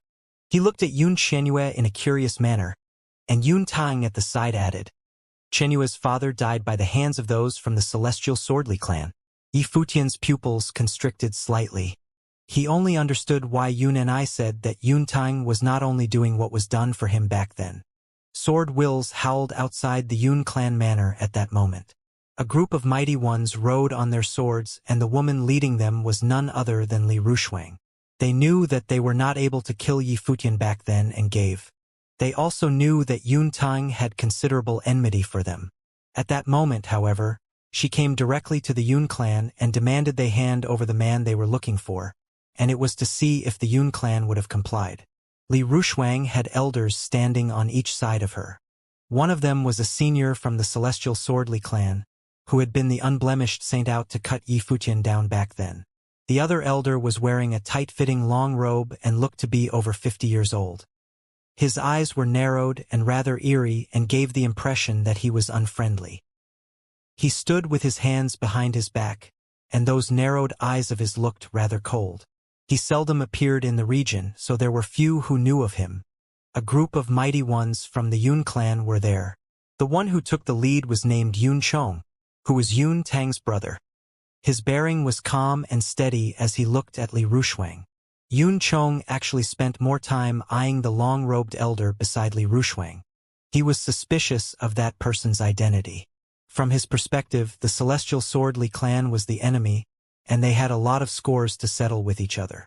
Despite Li Rushuang's forceful temperament, they should not have dared to demand that the Yun clan hand anyone over. That elder was probably not someone from the Celestial Swordly clan. "You do not look familiar. May I ask where you train?" Yun Chong asked in a probing manner. The elder with narrowed eyes seemed to have turned his eyes into slits when he looked at Yun Chong. His eyes seemed plain and uncaring, not bothering with unblemished saints from the Yun clan of Luo City. He did not even bother responding. That made Yun Chong feel rather heavy deep down.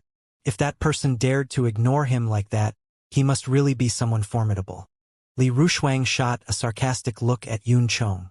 Yi Futian had killed 2 saints from the Celestial Swordly clan, and the Yun clan was actually still covering for him. Other than for revenge, she was there at the Yun clan to have those on the other side offend the people at her side. So long as the Yun clan refused to yield, it would naturally offend that elder. She wanted to see how the Yun clan would react to it. Yun Chong, do you know that Runhuang mural back then was something that Ms. Rushuang intended to take and present to the Zhuoqiu clan of the Imperial City? It was fine that you didn't want to do anything about the mural being destroyed, but you people of the Yun clan actually covered for him. How do you suppose we settle this then? Li Ku, who stood beside Li Rushuang, asked. Yun Chong felt rather troubled hearing what he said. He took a serious look at the one at Li Rushuang's side. The Zhuoqiu clan of the Imperial City. The Zhuoqiu clan had come to fame and gained status due to the current clan leader having served as a bodyguard for Emperor Qi once and training with the emperor, going through thick and thin with him. The Zhuoqiu held incredible sway over a vast region and were of very high renown and status. Many legendary people had gradually emerged from the clan, and the clan had continued to grow strong. They were of extremely high status in Emperor Qi's territory, and they were one of the most powerful clans around. They held so much sway that they were even able to affect how the emperor made decisions. For instance, Emperor Qi chose geniuses from his territory to pass on methods of cultivation, but there was no way he could attend to everything. As such, he delegated a substantial amount of responsibilities to others, and the Zhuoqiu clan was one of those at such levels, commanding incredible influence. It was clear by then that Li Rushuang did not intend to fight for that mural left behind by a Renhuang in order to present it to the royal court. She intended to gift it to the Zhuoqiu clan, which was serving the royal palace, instead. She intended to use that as a stepping stone in order to get closer to Emperor Qi and allow their clan to rise by leaps and bounds. Li Rushuang had always been of considerable talent herself. If she were to be instructed by Emperor Qi and acquire stronger cultivation resources, she would definitely rise to prominence in the future. The key was that the woman herself was very good at such machinations. If that were the case, we of the Zhuoqiu clan would have been willing to give it away if we were to be the ones taking it. However, we never knew any of this when we last fought, Yun Chong said. It was apparent that while they were the ones at a disadvantage in the squabble with the Celestial Swordly clan, handling it was still within their capacity. But if they were to make enemies of the Zhuoqiu clan, things would become difficult for them. In truth, the Yun clan had always attempted to establish connections with the officials who were close to the emperor, but they had never had any good way to do so. Those officials simply scoffed at them. Li Rushuang was apparently connected to the Zhuoqiu clan. If the Celestial Swordly clan were to be able to use such a connection to their advantage, it would definitely be a very bad thing for the Yun clan. Things would look dire for them. No point talking about any of that now. Hand the man over, Li Ku said plainly. That mighty one from the Zhuoqiu clan remained silent. He was only there as Li Rushuang's escort. He had examined her talents and found her to truly be a rare, talented cultivator. She was still young and she was already a saint of true self. She had an unyielding spirit in seeking the great path, and furthermore, she was willing to pay. He intended to first send her to learn at the emperor's side, and she would one day be married into the Zhuoqiu clan as well. As such, he did not mind that Li Rushuang borrowed such a connection to her advantage. They would be family sooner or later anyway. Yun Chong instructed his men to bring Yi Futian. He turned around and saw a group of people coming closer. Yun Teng, Yun and Yi Futian, and a group of people came over. That was not all. Many mighty ones from the Yun clan came as well. They felt heavy deep down after knowing that the elder had come from the Zhuoqiu clan. Yun Teng heard people talking when he was on his way. He was feeling troubled, as he knew that there was a huge mess to be dealt with up ahead. Li Rushuang was actually connected to the Zhuoqiu clan already. What is actually happening, Yun Teng? Yun Chong asked Yun Teng, who was about to reach them. Yun Teng looked at him and then at the elder of the Zhuoqiu clan at Li Rushuang's side. He said, "The case of the 3 forces fighting over the wall has nothing to do with the Zhuoqiu clan in the first place. Li Rushuang, This is between us of the Yun clan and the Celestial Swordly clan. What is the meaning of dragging someone from the Wuxia clan into this? Li Rushuang shot a glance at Yun Tung. She was not there to reason with Yun Tung. To her, the only thing that mattered was the result. Is the Yun clan going to hand over the man or not? Li Rushuang was just as cold as her name implied. She had only asked if they were going to hand over the man and nothing else. There was no need to explain anything. The place was silent. Yun and I and Yun Chenyue, who were standing behind Yun Tung, looked coldly at those from the Celestial Swordly clan. Yun Chenyue was strongly fixated on surpassing Li Rushuang in the future so as to avenge her father. Yun Tung, we're not in a position to offend the Wuxia clan at the moment, Yun Chong said to Yun Tung telepathically. The way he saw it, Yi Futian was but an outsider, and he was not worth the trouble. Can't you see that handing the man over would still be pointless?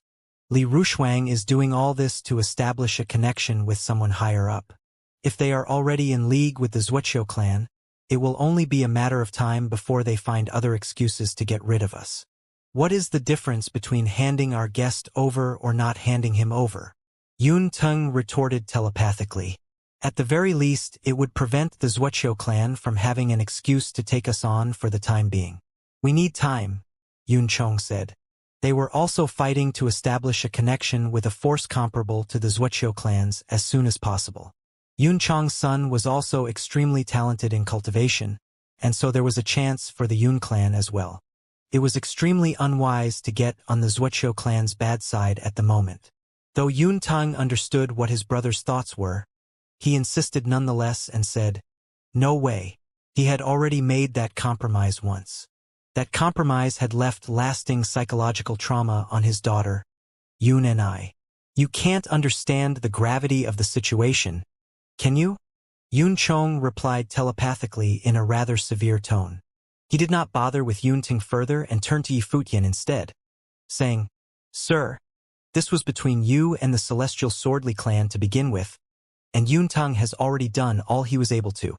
It is in our best interest not to get involved further. You are not one of the Yun clan, and I hope you understand that." Yi Futian appeared calm and without any hint of resentment. It was entirely sensible for Yun Chong to make such a choice.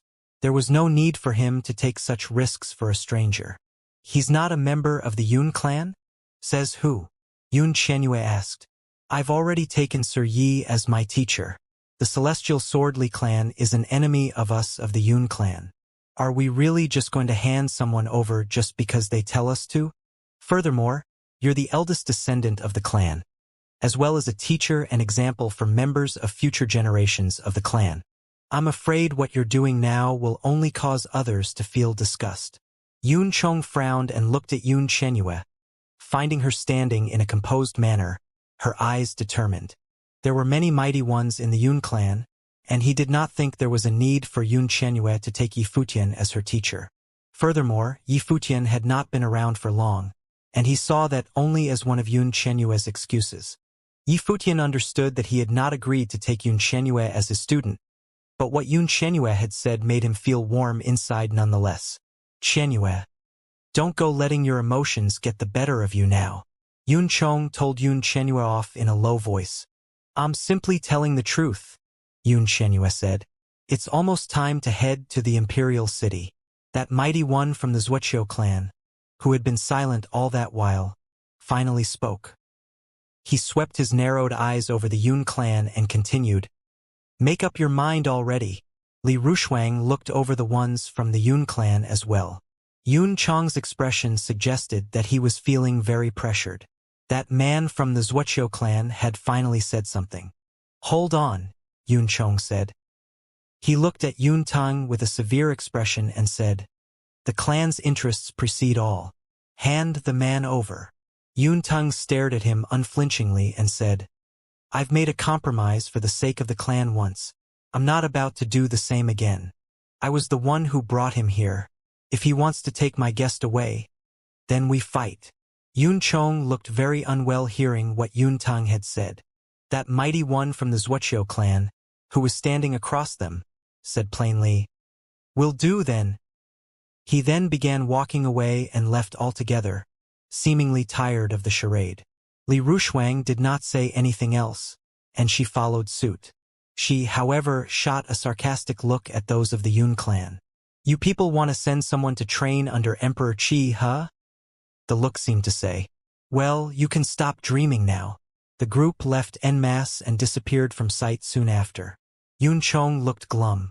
His plans might have been broken because of what had just happened. People from all over the place were about to gather at the imperial city, and there was no one who did not want to train under Emperor Qi. Everyone worked hard just to achieve that, and so did he. At that moment, everything might have just been ruined by Yun Tung. Good work there, Yun Tang, Yun Chong said coldly before stepping away and leaving. Many mighty ones from the Yun clan were there as well. They did not think that Yun Tang had been sensible with what he had done back there.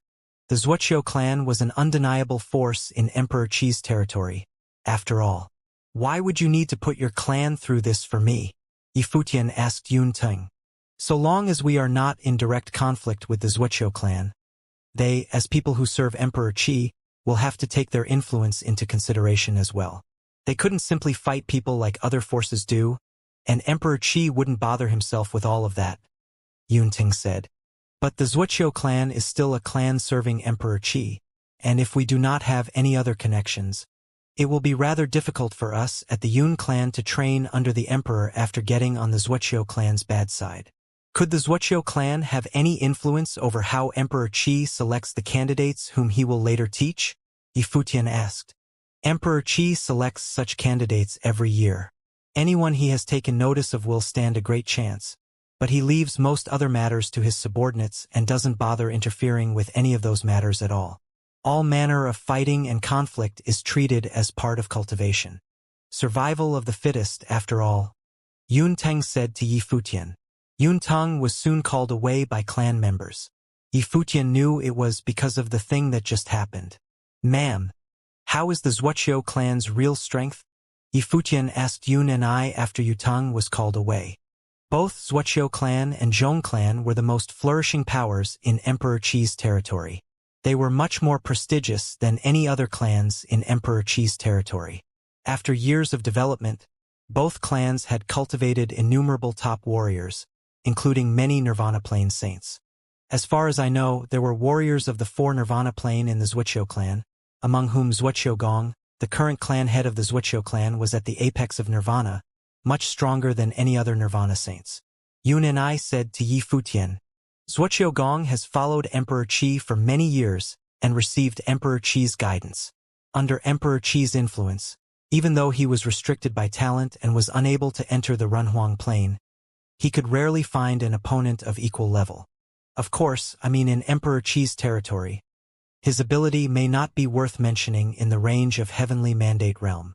Yifutian nodded. The Heavenly Mandate Realm was very large, and this area was only a Runhuang territory. Only the strongest warriors of the place of origin of all thunder techniques, 9 Cloud Palace, or the Brahma's pure sky dared to call themselves peerless. However, since Zhuoqiu Gong could make his clan prosper in this place for so long, he should be an unusual person, too. Even though he couldn't match Renhuang and other top figures' level, in the range of Heavenly Mandate Realm, he was amid the first rank. He was in a very high position. Although Yifutian was new here, he could tell the competition in the Heavenly Mandate Realm, where strong figures were everywhere, was fierce. For Nirvana Saint, Yifutian murmured to himself. If he could figure out where other people were and let them join him, that shouldn't be a problem. Or if he could find Master, maybe he just needed one more person. Since Emperor Qi didn't ask about these, it had become much easier. Before, we, the Yun clan, had attempted to depend on the Zhong clan. Now since this thing happened, the clan side must be even more anxious, said an Aisheng. As long as the Zhuoqiu clan is there, it is hard for members of our clan to cultivate under Emperor Qi's throne. Yun Tang's deed was righteous. It is all because of me, said Yifutian. It is none of your business, said Yun and I with a shaking head. The Celestial Swordly clan had made connections with the Zhuoqiu clan beforehand. Otherwise, how could the people of the Zhuoqiu clan suddenly find Li Rushuang? Li Rushuang is not only extraordinarily talented, but he is very ruthless when he does things, too. The Celestial Swordly clan and Yun clan are already enemies. So you were just an excuse she used to bring trouble. Without you, the thing still would have happened. As for my father, I have said before, it is not all about you. Chenyua's father was also hounded to death by the Celestial Swordly clan. At that time, we gave in and endured the pain for the sake of clan interest. Now we still don't dare to start fighting them because we are weaker than the Celestial Swordly clan. Yun and I explained. As for Yun Chong, who wanted to make concessions, his concern is not only the clan's interest. He has selfish reasons. An offspring of his is very outstanding and is considered the most promising Yun clan member to cultivate under Emperor Qi's throne. He is working hard for it and doesn't want to offend the Wuxia clan. Yifutian listened quietly. Yun and I spoke in a cold tone. Her husband's death must have been a big shock to her. They had sacrificed everything for the clan once. So now, when she listened to the excuse of for the clan again, she couldn't conceal her strong feeling of disgust. Not to mention that Yun Chong was not just for the clan. Sir Yi, please don't keep the thing in mind. The whole thing is not related to you. It is the issue within our clan, said Yun and I to Yifutian. Yifutian slightly nodded. Even though she said so, the thing started from him. Yun Tong was indeed very kind-hearted. If he could offer any help, he would not just stay out of it. Why did Li Rushuang come to the imperial city with people of the Wuxia clan? Is anything about to happen? Asked Yifutian. He will attend the palace examination. Yun Shenyue, who was standing nearby, cut in. The palace examination is where Emperor Qi selects young and outstanding Saint Plain cultivators. The ones who performs well will have the chance to become Emperor Qi's disciple and learn from him. The palace examination is mainly in charge of powers like Wuxia clan and Zhong clan, added Yun and I. It is considered a big even in Emperor Qi's territory. Warriors of all areas in Emperor Qi's territory will attend. It is also part of the reason why the Wuxia clan and the Zhong clan have a prestigious status. I see, said Yifutian, nodding. After listening to this, he could quickly connect everything. All these warriors were competing for the chance to become the Renhuang's disciple. Li Rushuang craved the opportunity. Yun clan in the Luo city wanted it, too. There must be minimal vacancies there. Li Rushuang specially came to visit the Yun clan and cause trouble by using him as an excuse, and his goal was to incriminate the Yun clan. As long as he could make the Yun clan fall behind, one day he would get rid of this opponent. So, it seems that I need to go to the imperial city, Yifutian thought to himself. He was not interested in the palace examination. He didn't come to the heavenly mandate realm for a Renhuang's teaching. Now, his companions were all somewhere else, but as long as they were in Emperor Qi's territory, they would know about the palace examination. And that would be the only information everyone could receive at the same time. Other people must have thought of it, too, so they could take this chance to meet there. He could think of it so others could, too. When Yifutian was absorbed in thought, it seemed that something came to Yun Shang's mind. She knitted her eyebrows as if she was worried. What happened, ma'am? Asked Yifutian. One thing suddenly occurred to me. If it is true, there will be more disadvantages to our Yun clan, said Yun Shang in a soft voice. What is the thing? Yifutian asked. There is a terrifying talented Saint Plain warrior among this generation of Wuxia clan, whom even Emperor Qi thinks highly of. This time he will also attend the palace examination, but he will walk through it. He is a similar age to Li Rushuang, Yun and I softly said. Li Rushuang is determined in cultivation and has ambition. His talent and appearance are also outstanding. This time the Wuxia clan sent warriors to visit the Celestial Swordly clan in person. Or maybe, you mean they arranged a political marriage for him? Asked Yifutian. Yun Ni nodded and said, if so, Li Rushuang's status will immediately rise, and the Celestial Swordly clan will also get a chance. Thinking about this, Yun and I didn't look very good. She had been seeking revenge after her husband's death. But if the Celestial Swordly clan flourished, survival, not to mention revenge, would be hard. Yun Chenyue often came to consult with Yifutian. Every time, Yifutian would share his previous comprehension with her since he had experienced the cultivation path Yun Chenyue was working on. and he was good at comprehending things, especially when it came to the integration of the power of rules and creation. And it was what Xianxia was going through. At this moment, Xianxia was sitting and cultivating in Yifutian's courtyard. Her eyes closed. Thunder burst around her, emitting gorgeous light. Yifutian was sitting a short distance away and was playing an ancient zither. The voice of the zither was full of energy, fierce like thunder. It also affected Xianxia and helped her enter the artistic atmosphere of it. Listening to music that fit one's personality was beneficial to a person's cultivation. Suddenly, as if the forceful sound of zither exploded in the artistic atmosphere, the destructive thunder rose. The light of thunder around Xianxia's body illuminated the sky and erupted at once. She opened her eyes. The spirit around her surged. The destructive thunder and lightning were about to flood the whole space.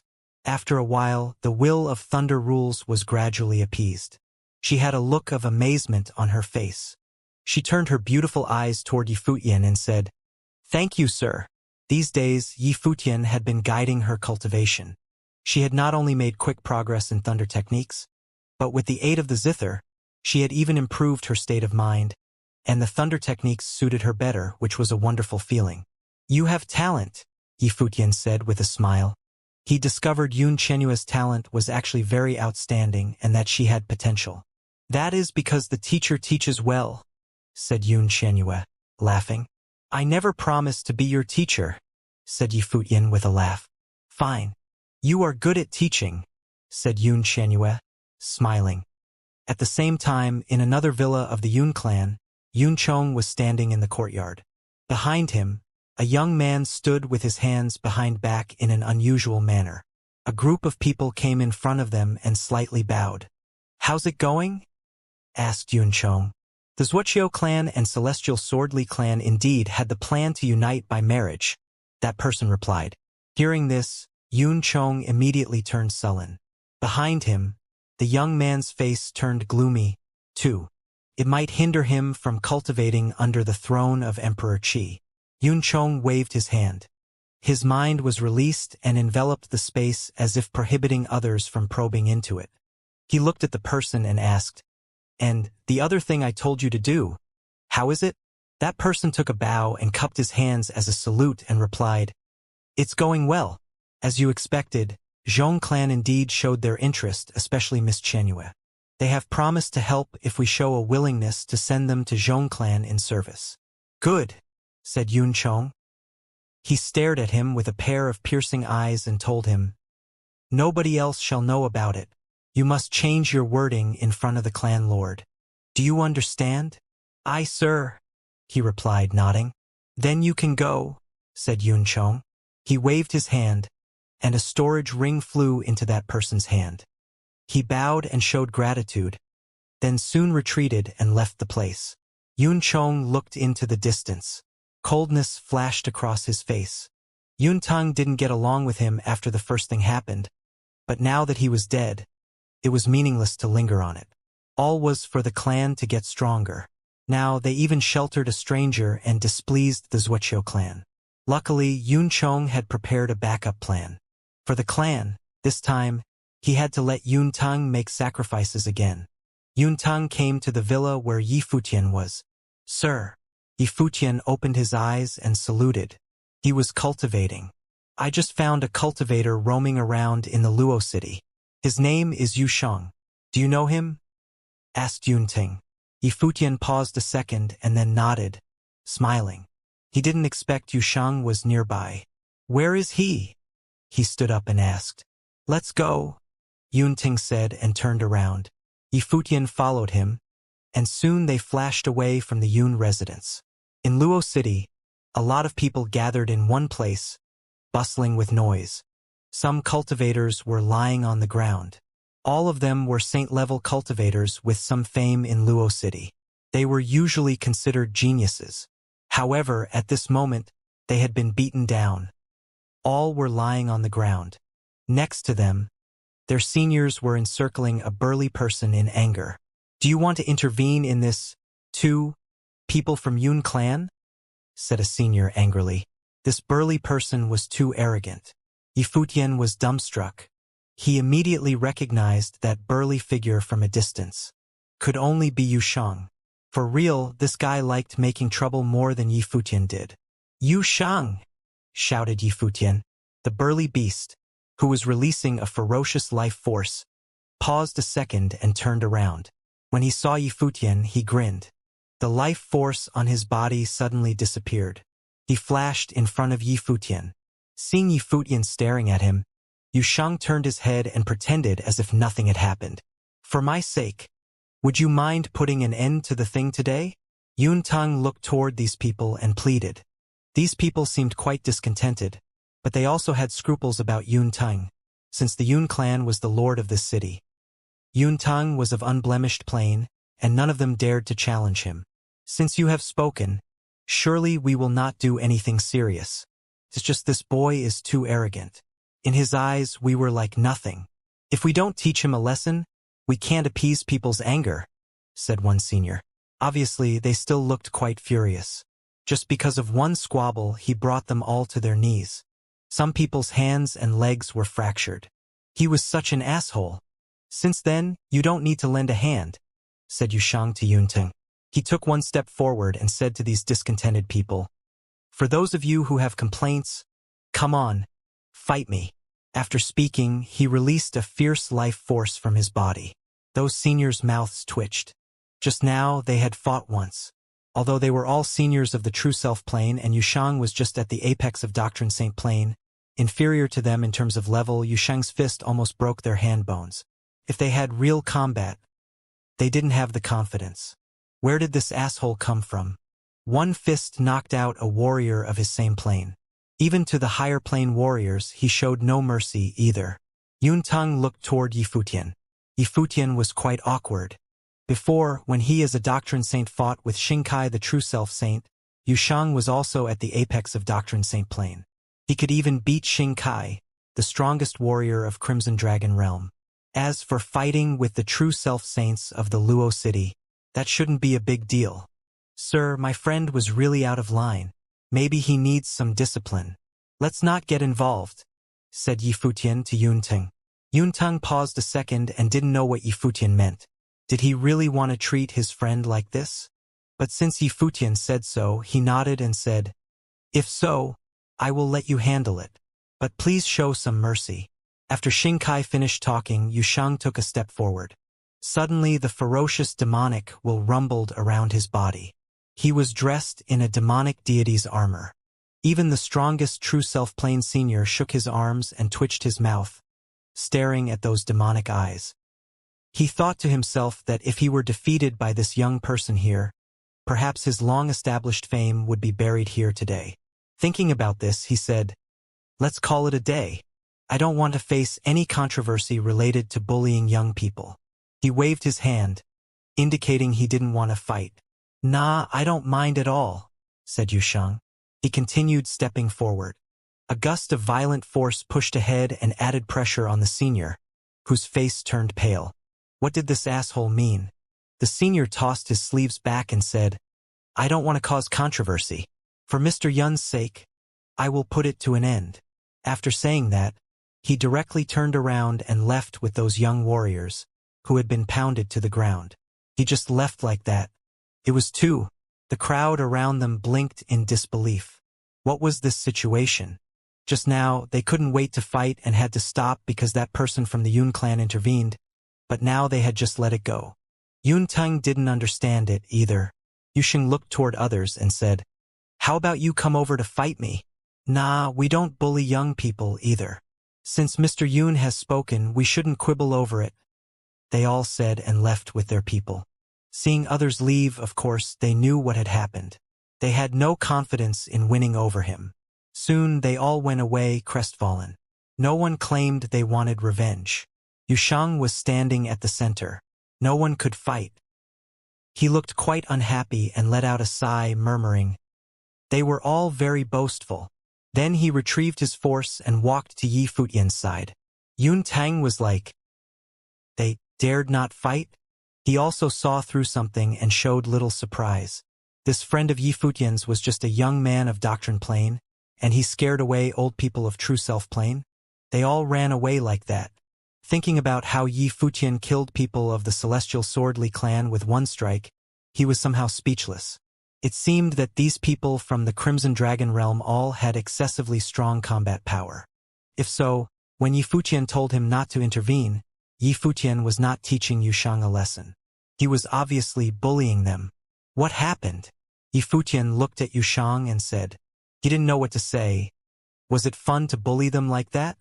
Their tone was too arrogant while they were too weak, said Yushang. Yi Futian was speechless and didn't need to ask anything. Although Yushang hardly showed mercy in a fight, he knew when it was time to act properly. It must have been that someone offended him. Otherwise, he would not have started the fight for no reason. Have you met anyone else? Asked Yi Futian. No, after the space was distorted, I fell outside the city, and then I directly entered the city, said Yushang. So our locations were not very far. After the space was distorted, others should land within Emperor Qi's territory, too, said Yi Futian in a soft voice. Sir, after a few days, we will go to the Imperial City with you. If all of them were in Emperor Qi's territory, as he had speculated, he should be able to find some people in the Imperial City. All right, said Yun Teng, nodding. After a few days, they will depart for the Imperial City. Not only them, but other warriors in Emperor Qi's territory would also go, too. For many cultivators, the palace examination in Imperial City was a great opportunity. It was an opportunity that could even change their destiny. Soon, they returned to the Yun residence.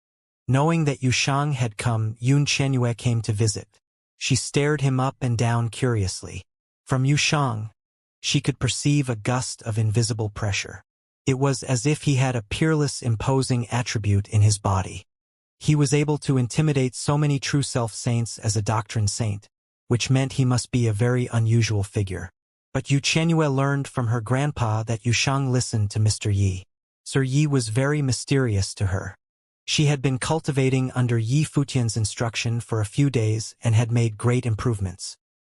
He was always so gentle and well-mannered, but so far, she had never seen through Sir Yi once. He was like the sea, like stars in the sky. Sir Yu, I am glad to meet you, saluted Yun Qianyue, slightly bowing. Yushang felt the form of address kind of weird, but he nodded a little bit. Yun Qianyue felt Yushang was not very easygoing, so she just gave up and said to Yi Futian, Sir, I have mentioned to my mother that I want to become your disciple and cultivate with you. My mother doesn't mind. Can you take me as a disciple? Seeing Yun Qianyue mention it again, Yi Futian forced a dry smile. Yun Qianyue's talent was outstanding, and she was a good person, too. Yi Futian liked her amiable personality. He didn't mind receiving a disciple if he were in Emperor Xiao's realm, but due to the thing he was ready to do in the Heavenly Mandate realm, he was not able to let Yun Qianyue travel with him. There were so many people of Sage Plain in Thousand Leaves City that he didn't take. He shook his head and said, Qianyue, it's not like I don't want to take you on as a disciple. It's just I have my own thing to do in Heavenly Mandate realm, and I don't want to take care of you. Yun Qianyue nodded. There was a disappointment in her eyes. She said, The thing you want to do must be very difficult. Yi Futian nodded. He wanted to go to the Brahma's pure sky to find his own roots. It couldn't be easy. If so, I will say yes to the Lord, Yun Qianyue said with a smile. The Lord said he wanted to specially raise me and take me to the palace examination in the future. One day, maybe I will have the change to cultivate under Emperor Qi's throne. Yi Futian nodded and said, Your talent is very outstanding. That shouldn't be a problem. In the future, you will definitely be able to cultivate with the Runhuang and learn teachings from him. Maybe you will become Runhuang too, said Yun Qianyue, laughing. I should go back. After a few days, I will go to the Imperial City with you. Yes, Yi Futian said and nodded. After Yun Qianyue left, Yusheng looked toward Yi Futian and said, She sincerely wanted you to become her master. Why don't you take her on as your disciple?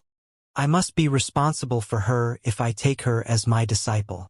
We will leave after a few days. Why do I let her miss me? Said Yi Futian. Yusheng didn't say anything. During these days, Everything looked quietly in the Yun residence. The departure day was approaching.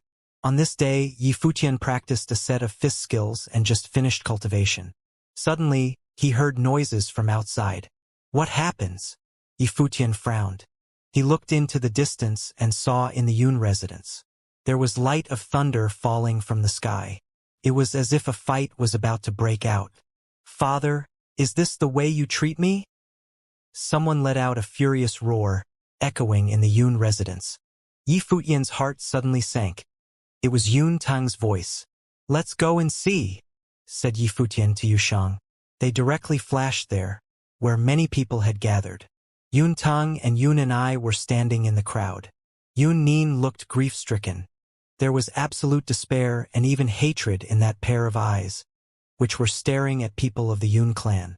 Anything happen? Said Yi Futian to himself. He had a bad feeling about it. Sending Qianyue away. It is for her future, an old man said to Yun Tang and Yun and I while looking at them. His manner was solemn and imposing. His voice was sonorous, like a large bell's chime. For the future? Yun Tang questioned. There was a coldness in Yun Tang's eyes. He stared at his father, the lord of the Yun clan. His father had promised to cultivate Xianxia before. He used to believe it was true and thought his father wanted to atone for Xianxia's father's death in this way. Obviously, he thought too much. Xianxia didn't go to the imperial city with them. She was sent away beforehand with many other outstanding ladies of the clan. But the person who picked them up was from the Zhong clan of the imperial city. How could Yun Tang not understand that the Yun clan, his family, had sold Qianyue in exchange for the family interest? So, you sent her to the Zhong clan for the future? The light of lightning exuded from Yun Tang's body. He tried to control his fury and snarled in a low voice. Qianyue is still young, but she has shown very unusual talent. The clan has already been indebted to her because of her father's death. Why do you still want to do this? He was even reluctant to believe that it was a thing the Yun clan of Luo City could do. They couldn't be more cold-blooded. It was Qianyue's extraordinary talent that made the Zhong clan pay attention to her. You are very clear about the Zhong clan's status. She will have a better future with them, continued Lord Yun. Father, I can't believe such brazen speech came out of your mouth, said Yun Tang, the light of thunder flowing around his body. In Emperor Qi's territory, everyone knows the cultivation method of the Zhong clan. Zhong Qiu, the current successor of Zhong clan, is notorious for his cultivation of ultimate will of ice. He cultivated in the pure yin power of the will of yin yang, even via women's bodies. People all tried to stay away from them. Only those shameless families send good women to the Zhong clan as maids in order to seek connection with them. I didn't expect that you, my father, also became one of them. It is so ridiculous. Being a maid was a subordinate job in the world of cultivation. Zhong Qiu of the Zhong clan hadn't married yet, but had already had many maids to help him cultivate and gain fame. Such a way of cultivation should have been looked down upon, but the Zhong clan had a lofty status in heavenly mandate realm and never forced others, so powerful clans still often sent their women to the Zhong clan. Yun Tang thought such a thing would be far away from them. Although he knew Yun clan had been trying to establish a connection with the Zhong clan, he didn't expect they used such a despicable way. Watch your mouth, Lord Yun rebuked him. The Zhong clan cares for Qianyue's talent. Zhong Qiu is the strongest warrior in Emperor Qi's territory. If Qianyue stays with him in the future, she might have the chance to marry Zhong Qiu. I have also asked them to treat Qianyue nicely. In the future, even if she can't become his wife, as long as Qianyue performs well, it is not hard to become a mistress. I don't know what's wrong with it. You want her to please others to become a mistress? Said Yun Nin, tearing up, utterly broken-hearted. Just because her last name is not Yun? You are despicable, Yun Chong. It was your idea, right? Using my daughter to trade for your son's future. She glanced at the people in the crowd, and finally, her crimson eyes fell upon Yun Chong and his son Yun Mo. Yun Mo was the most talented Saint Plain man of this generation in the Yun clan. All the Yun people had been resting their hopes on him, and since Lord Yun used her daughter to trade, the only possible reason was to help Yun Mo. Shut up. Yunmo took an emotionless glance at Yun and I and said coldly, "All people of the Yun clan work for the benefit of the clan. You refused to hand the person over for your personal reasons and offended the Wuxia clan, so you are supposed to be the one to pay for it.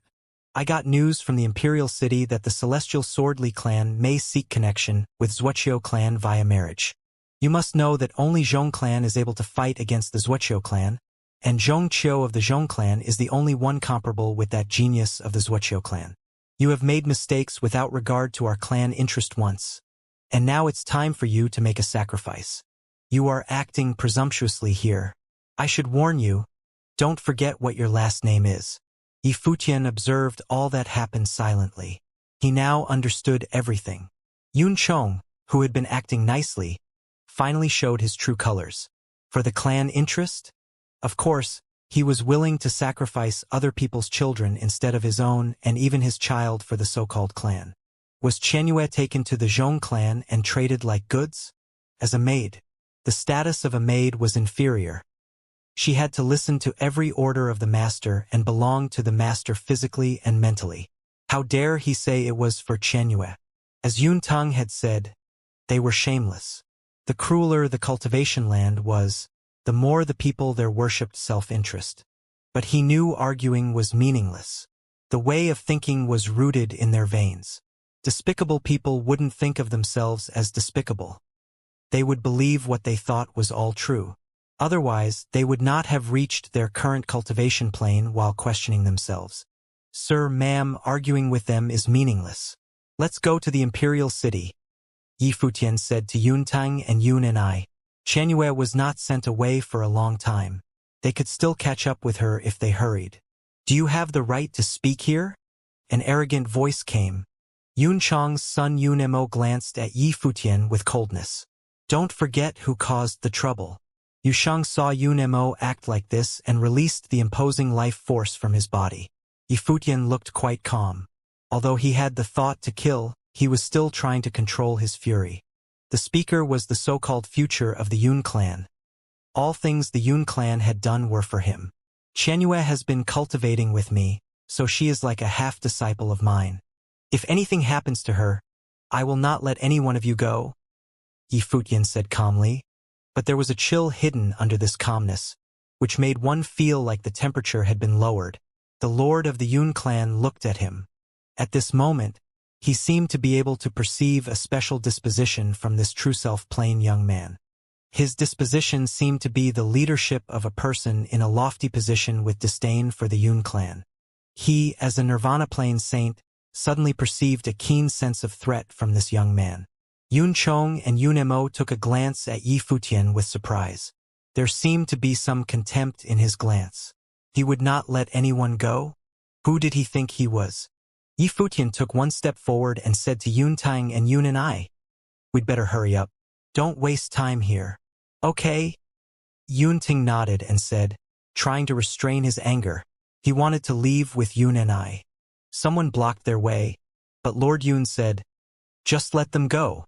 He knew it was unfair to Yun Tang and Yun and I, but as Yun Chong had said, once the Celestial Swordly clan had a connection with the Wuxia clan through marriage, they who had a grudge with the Celestial Swordly clan would be in danger.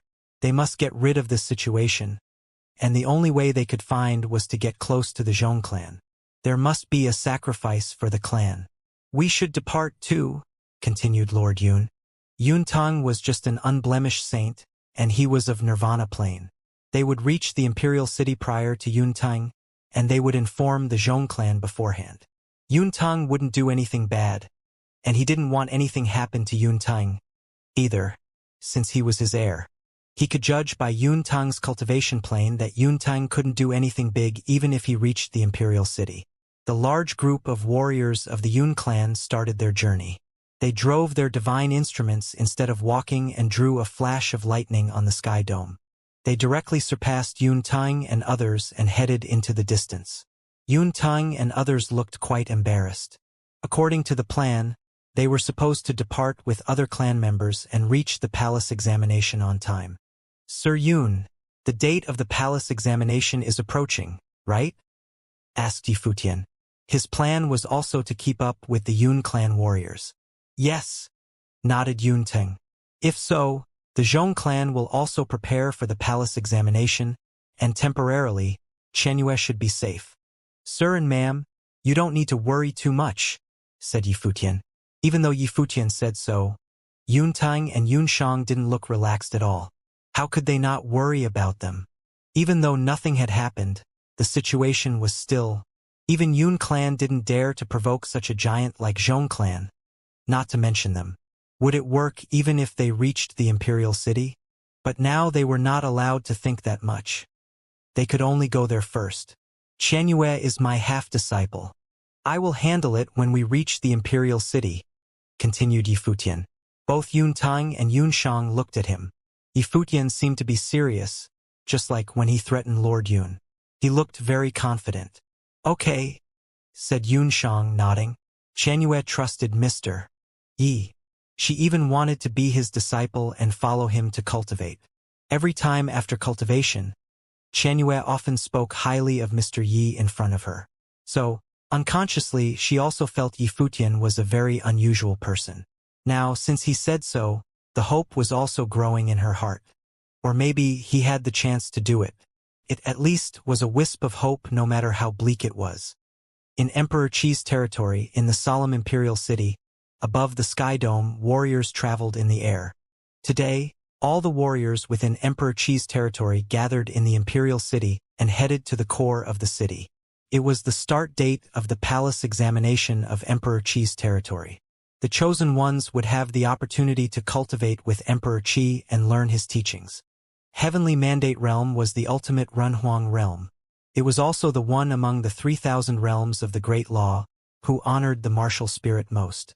Here, everyone pursued the law of martial arts. Such zeal spread across the endless realm.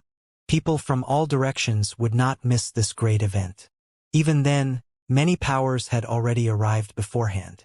When the palace examination was about to start, Yifutian and the other three had arrived. However, they didn't directly head toward the place where the palace examination was held, but rather, they went to visit the Zhong clan with Yuntang as the lead. Compared with the palace examination, they cared more about Yun Qianyue's safety. As for the palace examination, they did not care for it. Their speed was extremely fast. They were so worried that something would happen to Yun Qianyue that they moved at the fastest pace. Finally, when the palace examination began, they had reached the Zhong clan residence in the imperial city. Yifutian they reached the Zhong clan and were blocked by guards of the residence. Yifutian slightly nodded to Yuntang and Yun and I, then walked up to the front of the guards and said, "We are from the Yun clan of Luo City. Before long, our lady Yun Qianyue came to your residence. This is her grandfather. This is her mother. Please pass the message that we came to visit her." The Zhong clan and the Zuoqiu clan had similar levels of power and owned 4 warriors of Nirvana Plane. Still, since the palace examination was held in the imperial city, all people of Emperor Qi's territory had headed toward the imperial palace, so the lord of Zhong clan was not at home. If Yun Qianyue had been in the Zhong clan, they would have taken her. The guard acted quite politely after hearing Yifutian's words. He slightly bowed and said, "Young Master Qiu has been taking Miss Qianyue with him since she reached the residence. They should be in the palace examination at the imperial palace. I can pass the message if you don't mind waiting for them in the residence." "No need. Thanks," Yifutian replied and turned around. Yuntang and Yun Nin knew what he meant and followed him in another direction. Yun Nin looked quite pale. Was Qianyue chosen by Zhong Qiu just after she came? Qianyue hasn't stayed here for a long while, and the palace examination was after it. "Nothing should have happened to her," said Yifutian in a low voice. Yun and I nodded. She had no choice but to think in this way, even though she was just trying to comfort herself. Although Yifutian said he would handle this, was he really capable of saving Qianyue? Now, numerous high-level warriors were gathering in the palace examination. Even though 4 of them were all of Saint Plain, the situation was still too unfavorable to them. How could they rescue her? 4 of them flashed toward the direction of the imperial palace. After a while, they came to the outside of the palace and could see the busy crowd seen in front of them from a distance. Cultivators scattered in all directions in this large space. The palace examination of the imperial city was the largest event in Emperor Qi's territory. Yifutian wedged his way into the crowd. In front of him, there was an ancient golden road paved outside the imperial palace that headed toward a giant matrix plaza. Dazzling patterns were carved on its surface. There were warriors fighting over it. The other three sides were grandstands, where many warriors were watching the battle. The most powerful family clans of Emperor Qi's territory were sitting at the forefront. At this moment, the crowd bustled. Many warriors exclaimed. Yifutian followed the noise and looked toward that side. He saw a figure standing on the grandstand with hands behind his back. His disposition was outstanding. No doubt, Wuxia is one of the most peerless figures in the territory. Among all his peers, only Xianxia can compete with him, many people remarked. Yifutian heard people's praise and looked at the unusual young man on the grandstand. His clothes were blowing in the wind. He is Wuxia. When people in the clan talk about the political marriage between the Wuxia clan and the celestial sword Li Chan, they are referring to Wuxia and Li Rushuang. He is one of the most outstanding warriors of this generation in Emperor Qi's territory. Yuntang said to Yifutian while pushing his way forward. He had been anxiously looking toward the seats of honor in front of the grandstand, seeking something. Soon Yuntang found where the Zhong clan warriors were. His pupils slightly contracted. That familiar figure was there. Qianyue. Yuntang directly ignored the peerless person on the grandstand and fixed his eyes on the graceful figure. Yun Qianyue. Qianyue. Yun Shang saw her too. Yifutian looked quite calm when seeing Yun Qianyue. She stood there quietly. Beside her, there were countless powerful warriors. A handsome young man with fair skin sat in front of her. His skin was mesmerizingly fair, even fairer than women's. He was quite feminine looking. He was watching the battlefield. A slight chill exuded from his cold, calm eyes. He should be Xianxia of the Zhong clan, and his unique temperament should be related to his cultivation. "Ma'am, I think Qianyue is fine," Yifutian called her when he saw Yun and I was heading there. Yun Nin turned her head and looked at him. "Now Qianyue is there. Temporarily, nothing will happen to her," continued Yifutian. Yun and I paused a second and nodded. Of course, she knew, but seeing her daughter there, she didn't have the heart to leave her there. "Sir, what should we do?" asked Yun and I. Yifutian was absorbed in thinking, and when he took a glance and noticed one person, he suddenly paused for a while. In front of him, some warriors sat in the row of seats of honor, and next to a young man sat a familiar person. "You are here too." The whisper came to Yifutian's ears. A smile immediately cracked on Yifutian's face. He replied from a distance, "Master, how did you get here?" So the person who was sitting there was his master Qi Xiangang. After the ancient path of space was destroyed, we were separated. Thinking that it must be hard to find everyone, I directly came to the imperial city and entered the imperial palace, so it would be much easier to meet any of you. "Your brother is here too," said Qi Xiangang, smiling. Yifutian looked up and found Mu Chunyang and Lu Chuan behind Master. Mu Chuanyang and Lu Chuan had been following Master for many years and knew Master much better than he did. They also took action very quickly, so they met Master faster than Yifutian. "Wu Yong arrived yesterday. He was on your left," said Qi Xiangang. Yifutian looked toward the left and saw Wu Yong shoving his way forward in the crowd. He said, "Lord Yi, is anyone else here?" asked Yifutian. "We don't know yet. But since today is the date of palace examination in Emperor Qi's territory, those who have received the information should know it is a good chance to meet," said Wu Yong. "Yes." Yifutian felt relieved. He asked Yuntang, who was next to him, "Are the people in front of us royal members?" "Yes." Yuntang nodded and replied, "Emperor Qi's princes and princesses have all attended the event in person. Emperor Qi might show up, too. The people behind princes are all revered figures from the imperial palace." Yifutian was finally relieved. Before, he was worried about how to get rid of all this safely, but now he didn't need to worry at all. Master was there at the apex of Nirvana plane, nearly invincible. Wherever he went, He was treated as the guest of honor even though it was in Emperor Qi's imperial palace. Sitting next to the prince, he could easily notice almost everyone. It was indeed a smart idea. Sir, just set your mind at ease. Many companions of mine from the Crimson Dragon realm have arrived.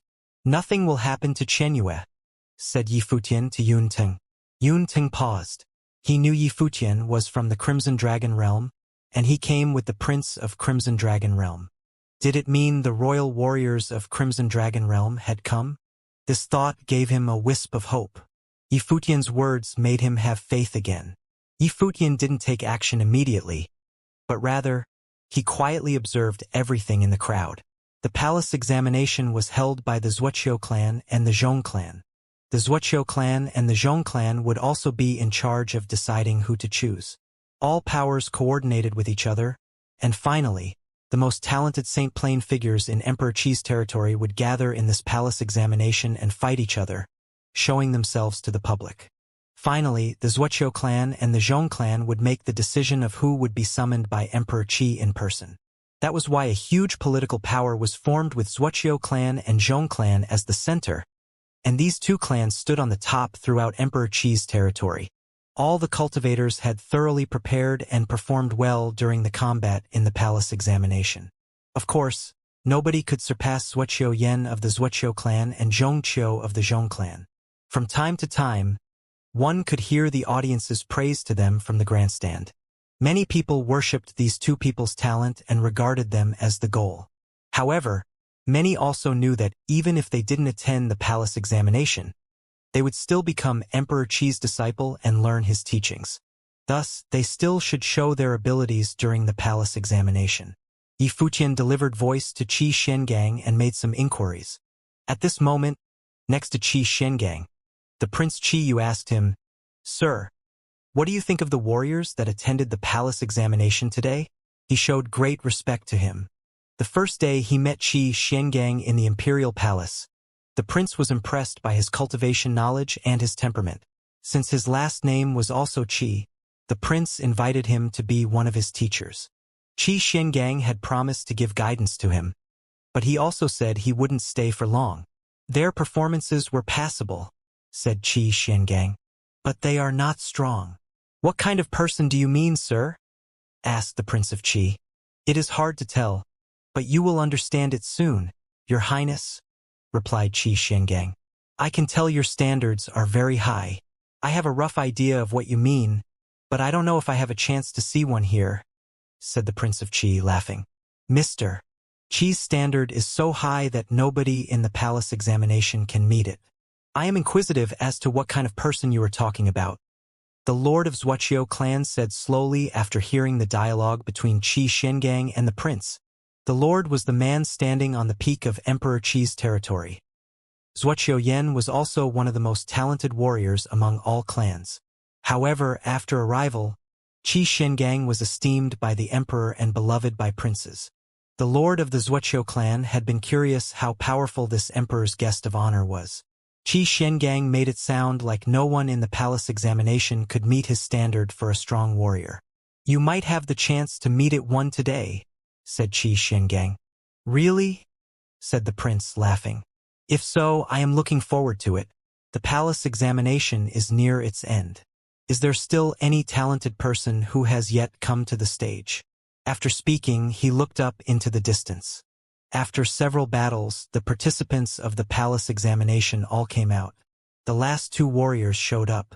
One of them was Yun Mo from the Yun clan of Luo City.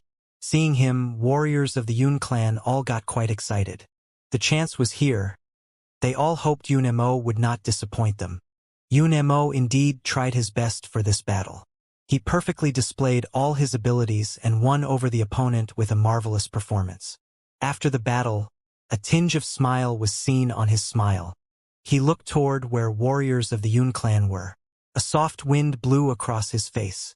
He was standing there one step further toward his goal. "Good," a warrior of the Zhong clan commented. He walked to the prince and asked, "Your Highness, what do you think of all the participants of the palace examination today?" Prince Qi took a look at Qi Xiangang and turned to the huge crowd around him. "What do you think?" Our Emperor Qi's territory indeed has countless talents, someone said. Other people also echoed and gave praise. Are these the so-called talents specially selected from everywhere of Emperor Qi's territory to attend the palace examination? Suddenly, a voice came from the crowd. It was not loud, but it was very clear. It came into everyone's ears, and all of a sudden, the noisy crowd quieted down. Very soon, the place fell silent. Was he jeering at the palace examination attendees' abilities? Was he turning his nose up at all these elites of Emperor Qi's territory? Numerous pairs of eyes roamed over the crowd, seeking who the speaker was, and soon, people fixed their eyes on one person. The young man with silver hair strode forward. He was the only one walking in the crowd and looked very conspicuous. Not to mention others, after hearing this, even Yuntang and Yun and I, who were standing beside Yifutian, had strange looks on their faces. Wasn't Yifutian the person who told them to stay calm and be low profile? He told them to cool down, but now he came on to the stage in this way. All of a sudden, he attracted the attention of everybody, including the big figures of Emperor Qi's territory. Yushang closely went behind Yifutian. Seeing the scene, Yuntang and Yun and I had to brace themselves to catch up with them. Wu Yong quietly followed them at a distance. Before people came to realize it, Yifutian had taken a step and had strode over to the fighting platform of the palace examination right under their gazes. Sir Yi, Yun Chenyue murmured to herself. She was standing on the side of warriors of the Zhong clan. Watching the man with silver hair step on the high platform, she felt disquieted. When she was forcibly sent to the Zhong clan by her clan, she thought she had been resigned to fate. Her father's death had already totally broken her heart. She chose to give up herself. She had decided to become a stronger person at all costs until one day, she could get revenge for herself. However, when she had already made the decision, that gentle and handsome figure showed up again. It was just that in contrast with his usual mild appearance, at this moment, he looked more unruly, with a pair of sharper eyes. Was this his true color? But in the situation like today, if he came for her, he was risking his life. Do you know him? Seeing Yun Chenyue was distracted, Zhong Qiu slowly asked her. His tone was just like him, with a kind of coldness that made one shiver. Yun Chenyue could sense the malice in his tone, so she said, Sir Yi is just a guest in my family.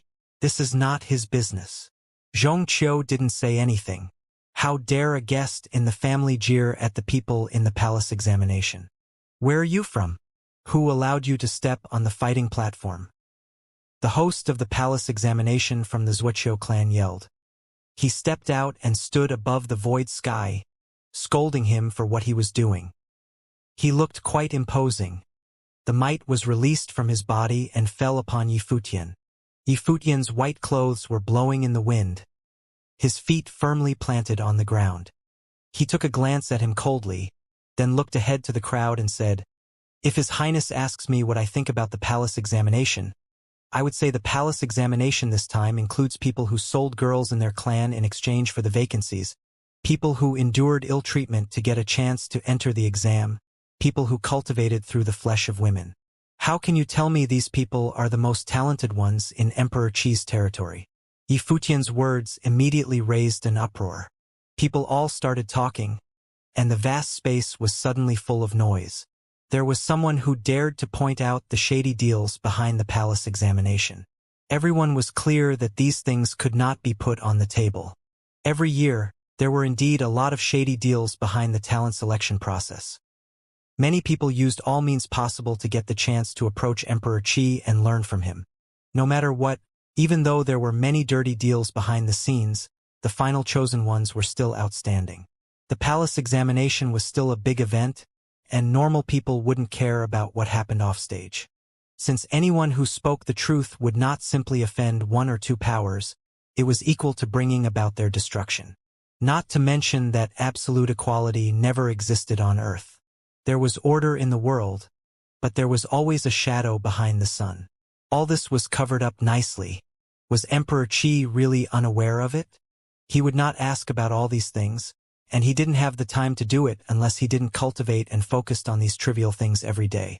For many people, it was a big event that might affect their fortune, but for Emperor Qi, it was just one thing that happened for one day in his life.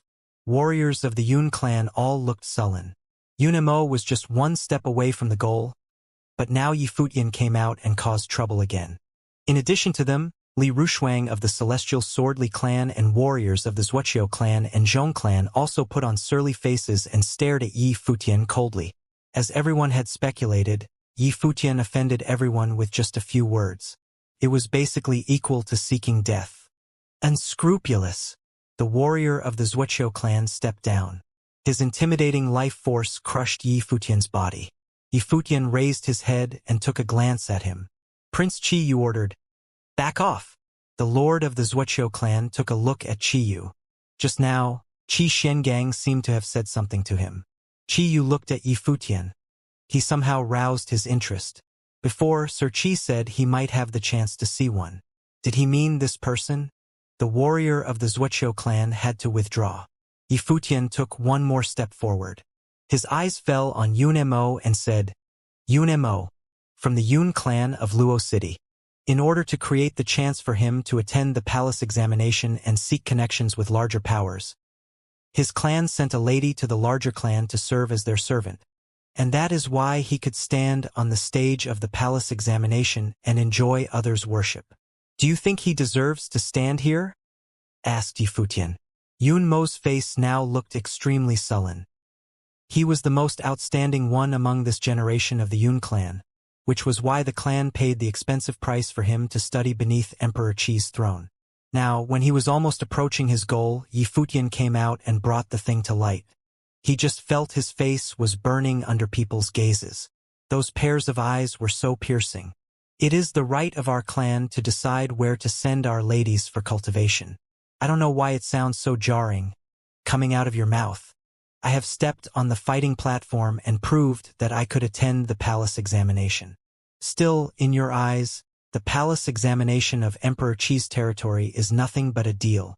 Yun Mo, step by step, approached Yi Futian and questioned him. The light of thunder was shining in the sky, devouring the void air.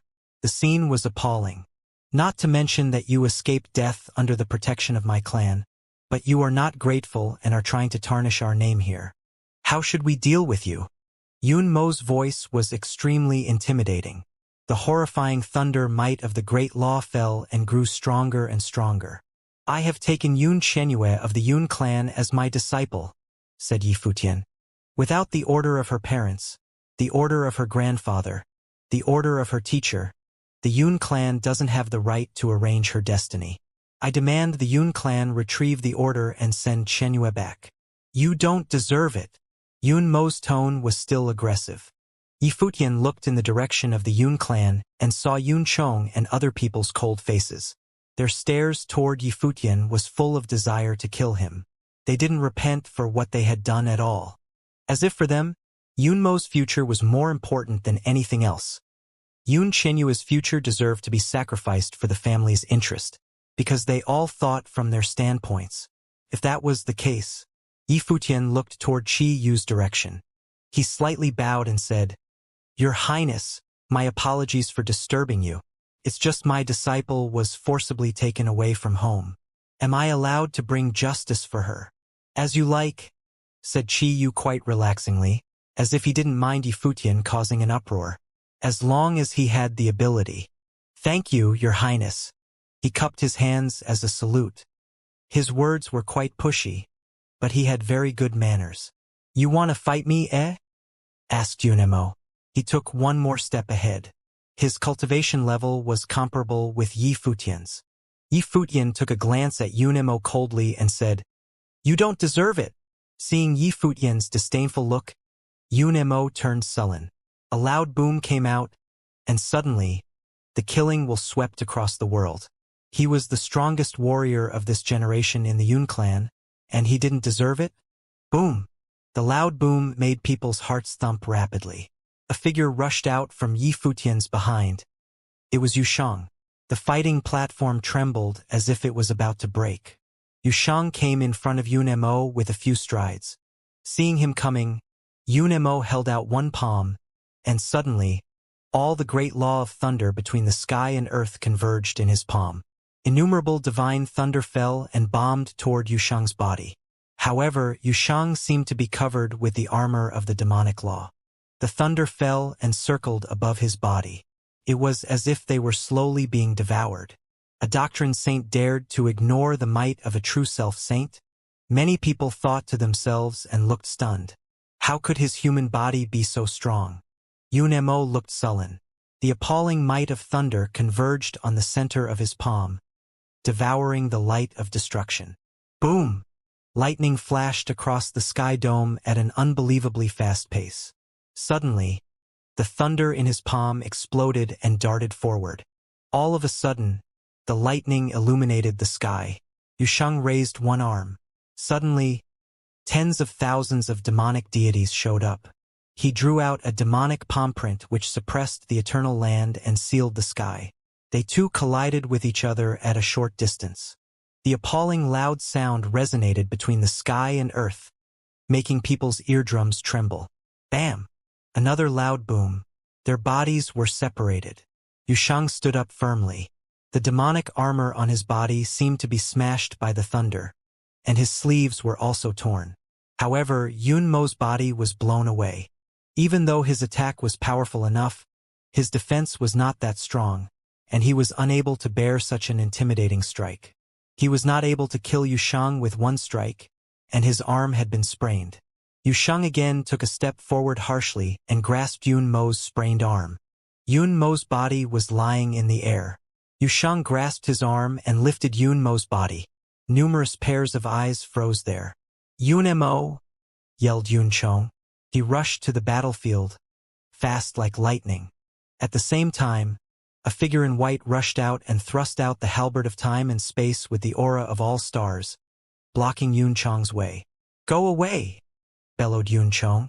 The might of thunder fell, trying to destroy Yifutian's body, but the halberd pierced into the sky. It broke everything and rushed to his front, halting his body. Their bodies collided. Over the high platform, Yushang's fist smashed down. After a shriek, Yun-Mo's body fell down feebly. Boom! After a loud boom, Yun-Mo's bones were smashed into pieces. Lying there dead, he was not able to exert strength at all. He couldn't damage Yushang's defense, but just with one strike, Yushang's attack destroyed his defenses and vanquished him most forcefully. This doctrine saint forcibly won over Yun-Mo of the true self-plane. Did the battle prove the real strength of a person who attended the palace examination? People thought of Yifutian's jeer before the fight and felt it even more jarring. On the other side, a collision also happened between Yifutian and Yun-Chong under the gazes of numerous pairs of eyes in shock. Yun-Chong, as an unblemished saint, was shaken back to the place where warriors of the Yun clan gathered. He was an unblemished saint of the third level in the saint plane. Yifutian, with silver hair, stood there imposingly with the halberd of time and space in hand, his white clothes blowing in the wind. His temperament was outstanding, as if he could defend the attacks from tens of thousands of men. Yun-Mo didn't deserve fighting with him. Even his father, Yun-Chong, of the unblemished saint, was shaken away. How could Yun-Mo fight with Yifutian? "You sold my disciple in exchange for your son's future," Yifutian shouted in a cold and intimidating voice, solemnly raising the halberd to the sky. "Do you deserve her?" Yifutian's voice was like a slap on the faces of all warriors from the Yun clan. They sent Yifutian's disciple to serve as a servant in exchange for Yun-Mo's future. But ironically, Yun-Mo couldn't bear even one blow.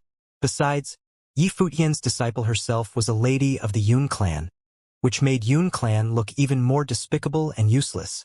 The scene that just happened indeed put warriors of the Yun clan to shame. They couldn't be more embarrassed.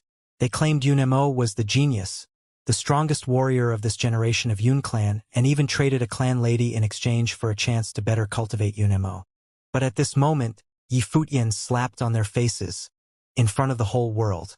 Besides, nobody had expected Yifutian and Yushang to be this powerful.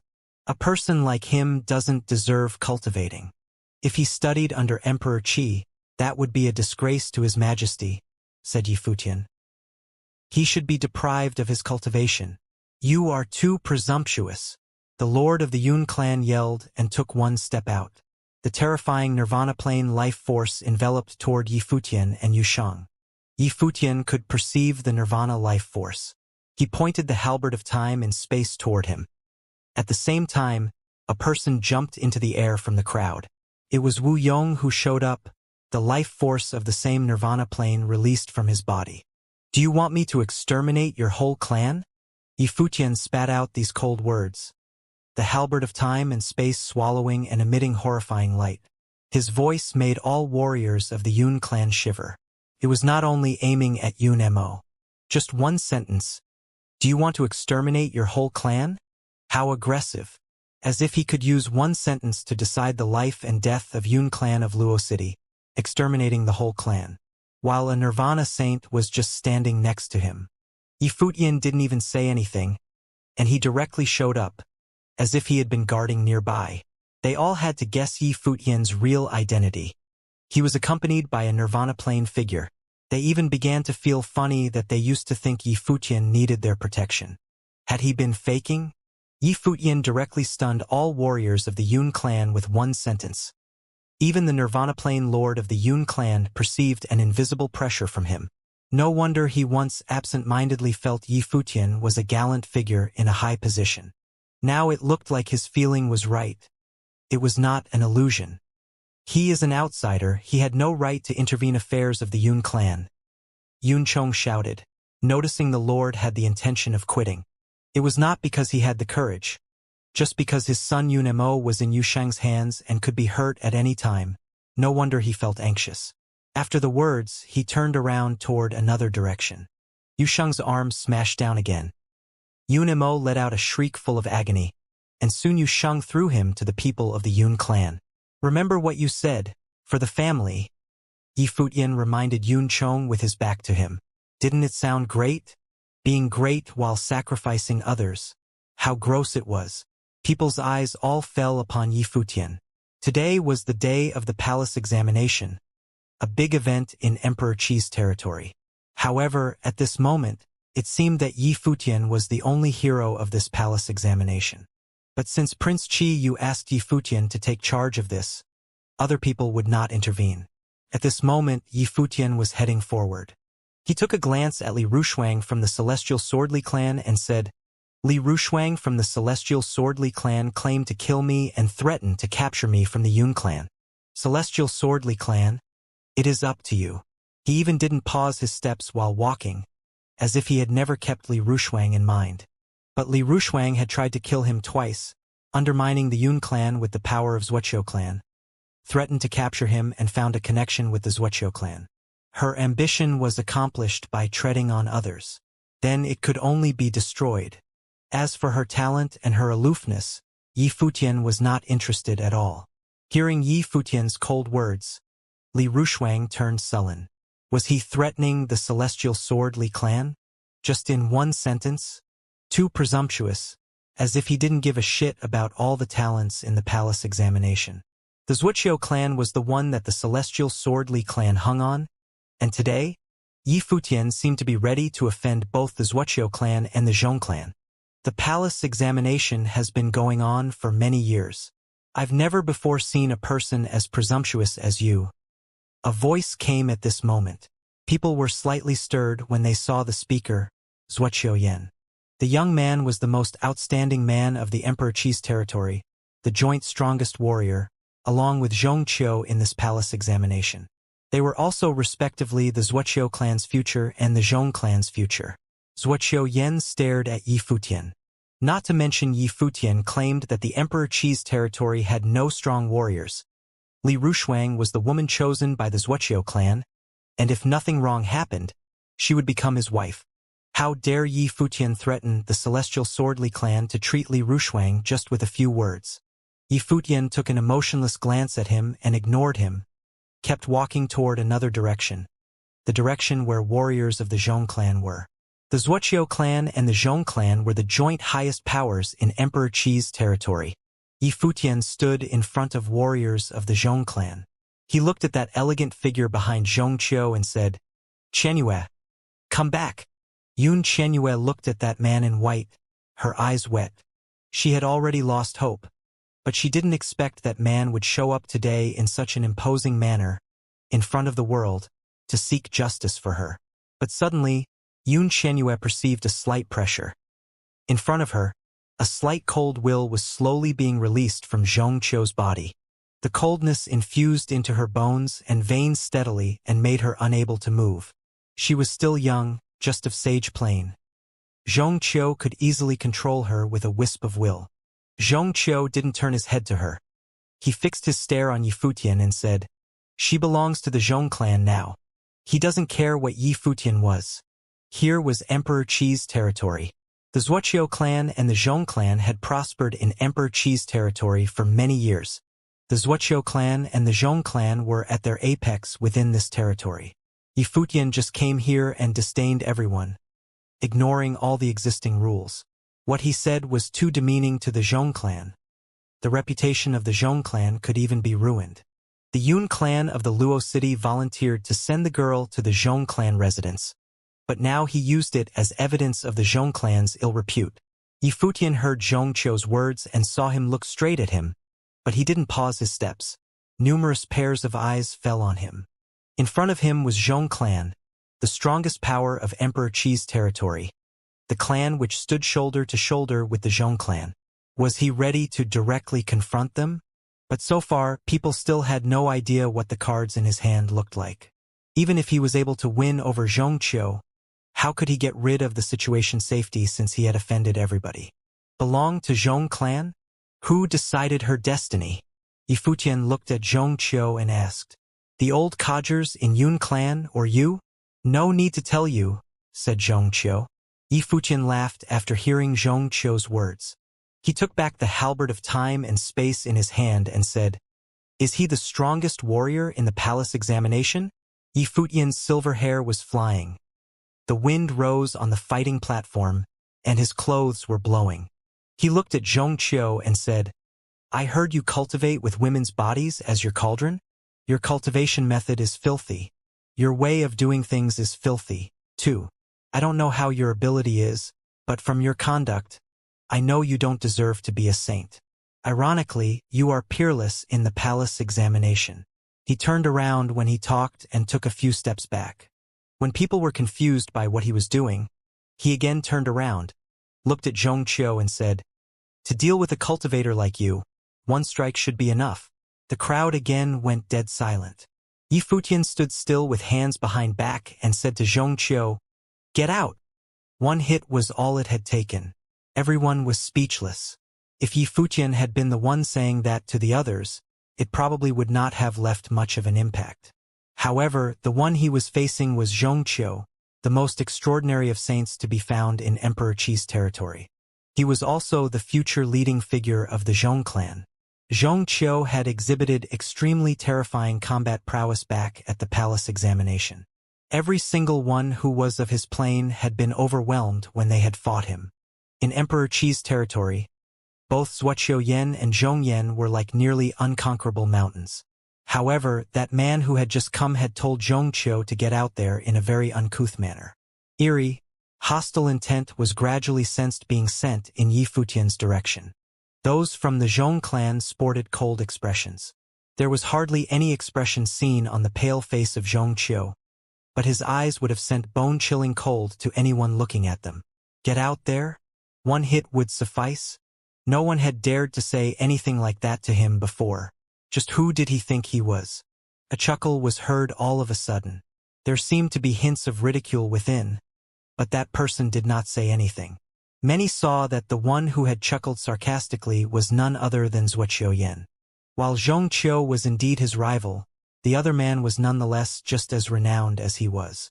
Despite their rivalry, he acknowledged what Xianxia was capable of. Yifutian had disrespected both him and Xianxia one after another, and that could no longer have been described as brash and insolent alone. Yifutian looked at him, and Zuoqiuyan responded in kind, returning his gaze plainly. "If you're interested in trying your hand as well, you're welcome to." Yifutian's words caused the plain smile on Zuoqiuyan's lips to gradually disappear. Big talk indeed. What happens if you can't pull off what you claimed you'd be able to pull off then? Zhuoqiu Yan's face turned increasingly glum. The prince, Qiyu, did not interfere. It was easy to tell that the prince intended to see how capable they were as well. If they were unable to put Yifutian in his place, the prince would also see it and think they were incompetent. However, both the Zhuoqiu clan and the Zhong clan were top-notch forces found in Emperor Qi's territory, and that day was the day of the palace examination. Yifutian had essentially stolen their thunder by behaving in such an uncouth manner. If he was unable to do what he claimed, then death, of course. A mighty one from the Zhuoqiu clan said. The one who'd said so was none other than that mighty one who had walked with Li Rushuang back then. His tone was cold, eerie, and full of killing intent. You'll only have one chance at this, Xianxia said at the same time. He gradually rose and walked towards Yifutian. He would not have minded fighting Yifutian just to see what enabled that man to be so insolent. However, Yifutian had provoked him to do battle in such an insulting manner. If he dared to be that presumptuous, then he would only give that man a single chance. One hit. If you're unable to do so, you die. Xianxia rose and walked towards Yifutian. Every step he took caused the place around him to turn increasingly cold. The eerie coldness seemed to slow the senses of everyone around him.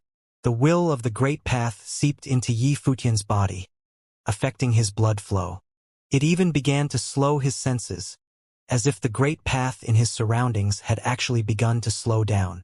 The will of the great path affected the senses of others, making it seem like he was the only one left in that space. Sir Yi. Yun Chenyua's face turned pale. Yifutian sought justice for her, and she was naturally grateful and touched because of that. However, she knew well just how powerful both Zhuoqiu Yan and Xianxia were. She had witnessed Xianxia's battle not long ago. While she indeed believed in Yifutian's powers, she was unable to fathom whether it was possible to unleash just a single hit and end it all. There were just too many variables at work with that one hit. Unless the difference in powers was overwhelmingly great, ending it all with just a single hit would not be possible. Furthermore, from the way the Zhuoqiu clan and the Zhong clan behaved, they did not intend to fight Yifutian fair and square. If that one hit did not work, they would really move out and kill Yifutian, showing no mercy whatsoever. If Yifutian really failed to do what he said he was capable of and both the Zhuoqiu clan and the Zhong clan were out to kill him, the prince would still probably keep his hands to himself. The mighty one of the Zhong clan shot a cold glance at Yun Chenyue. His eyes seemed to have a faint hint of coldness in them, causing her to shiver all over. She was able to sense clearly the killing intent within the eyes of the mighty one from the Zhong clan. Those people really sought to kill Yifutian for what he had done. Yifutian had truly offended the two greatest forces in Emperor Qi's territory. She looked at Yifutian, who appeared totally unfazed despite being under tremendous pressure from those two top-notch forces. His eyes remained the same, and he, standing proud, seemed to be saying that he was confident to take on whatever changes were to come. The will of the great path of entropy was unleashed. That formless, eerily cold power was shattered right away. The battle between saints was done in the face of the might of the great path. The way of entropy was unbelievably overbearing. Despite that the attacks that Xianxia practiced were extremely cold and the coldness was everywhere, they remained incapable of invading his body. Yifutian extended his hand, and stars were conjured all over the place, making it look like the place had been turned into a world of stars. A great many constellations appeared all of a sudden in the sky above. The light of constellations orbited with Yifutian at the center, seemingly moving with a mystical tune, and a raging might shrouded the place. A halberd of the great path appeared on Yifutian's palm. The boundless light of the stars coursed, and that weapon pulsed with frightening powers within an instant, seemingly capable of breaking and subduing everything it touched. The light pulsing on the weapon alone made Xianxia sense tremendous pressure. His eyes turned severe, and he burst with coldness all over him, which was then conjured into a storm of cold. Cold, eerie currents swept at Yifutian's body. The method he trained in was on the extreme yin side of the spectrum of yin and yang, capable of killing without alerting the target. Boom! The stars all over the sky seemed to burst into flames right at that very instant.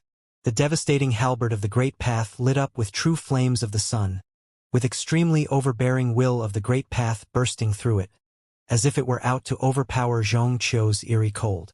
If Xianxia took the path of extreme yin and extreme cold, then Yi Futian sought to respond by bringing the power of extreme yang and extreme heat to bear. Boom! Xianxia's life spirit appeared, which was a black turtle sacred beast.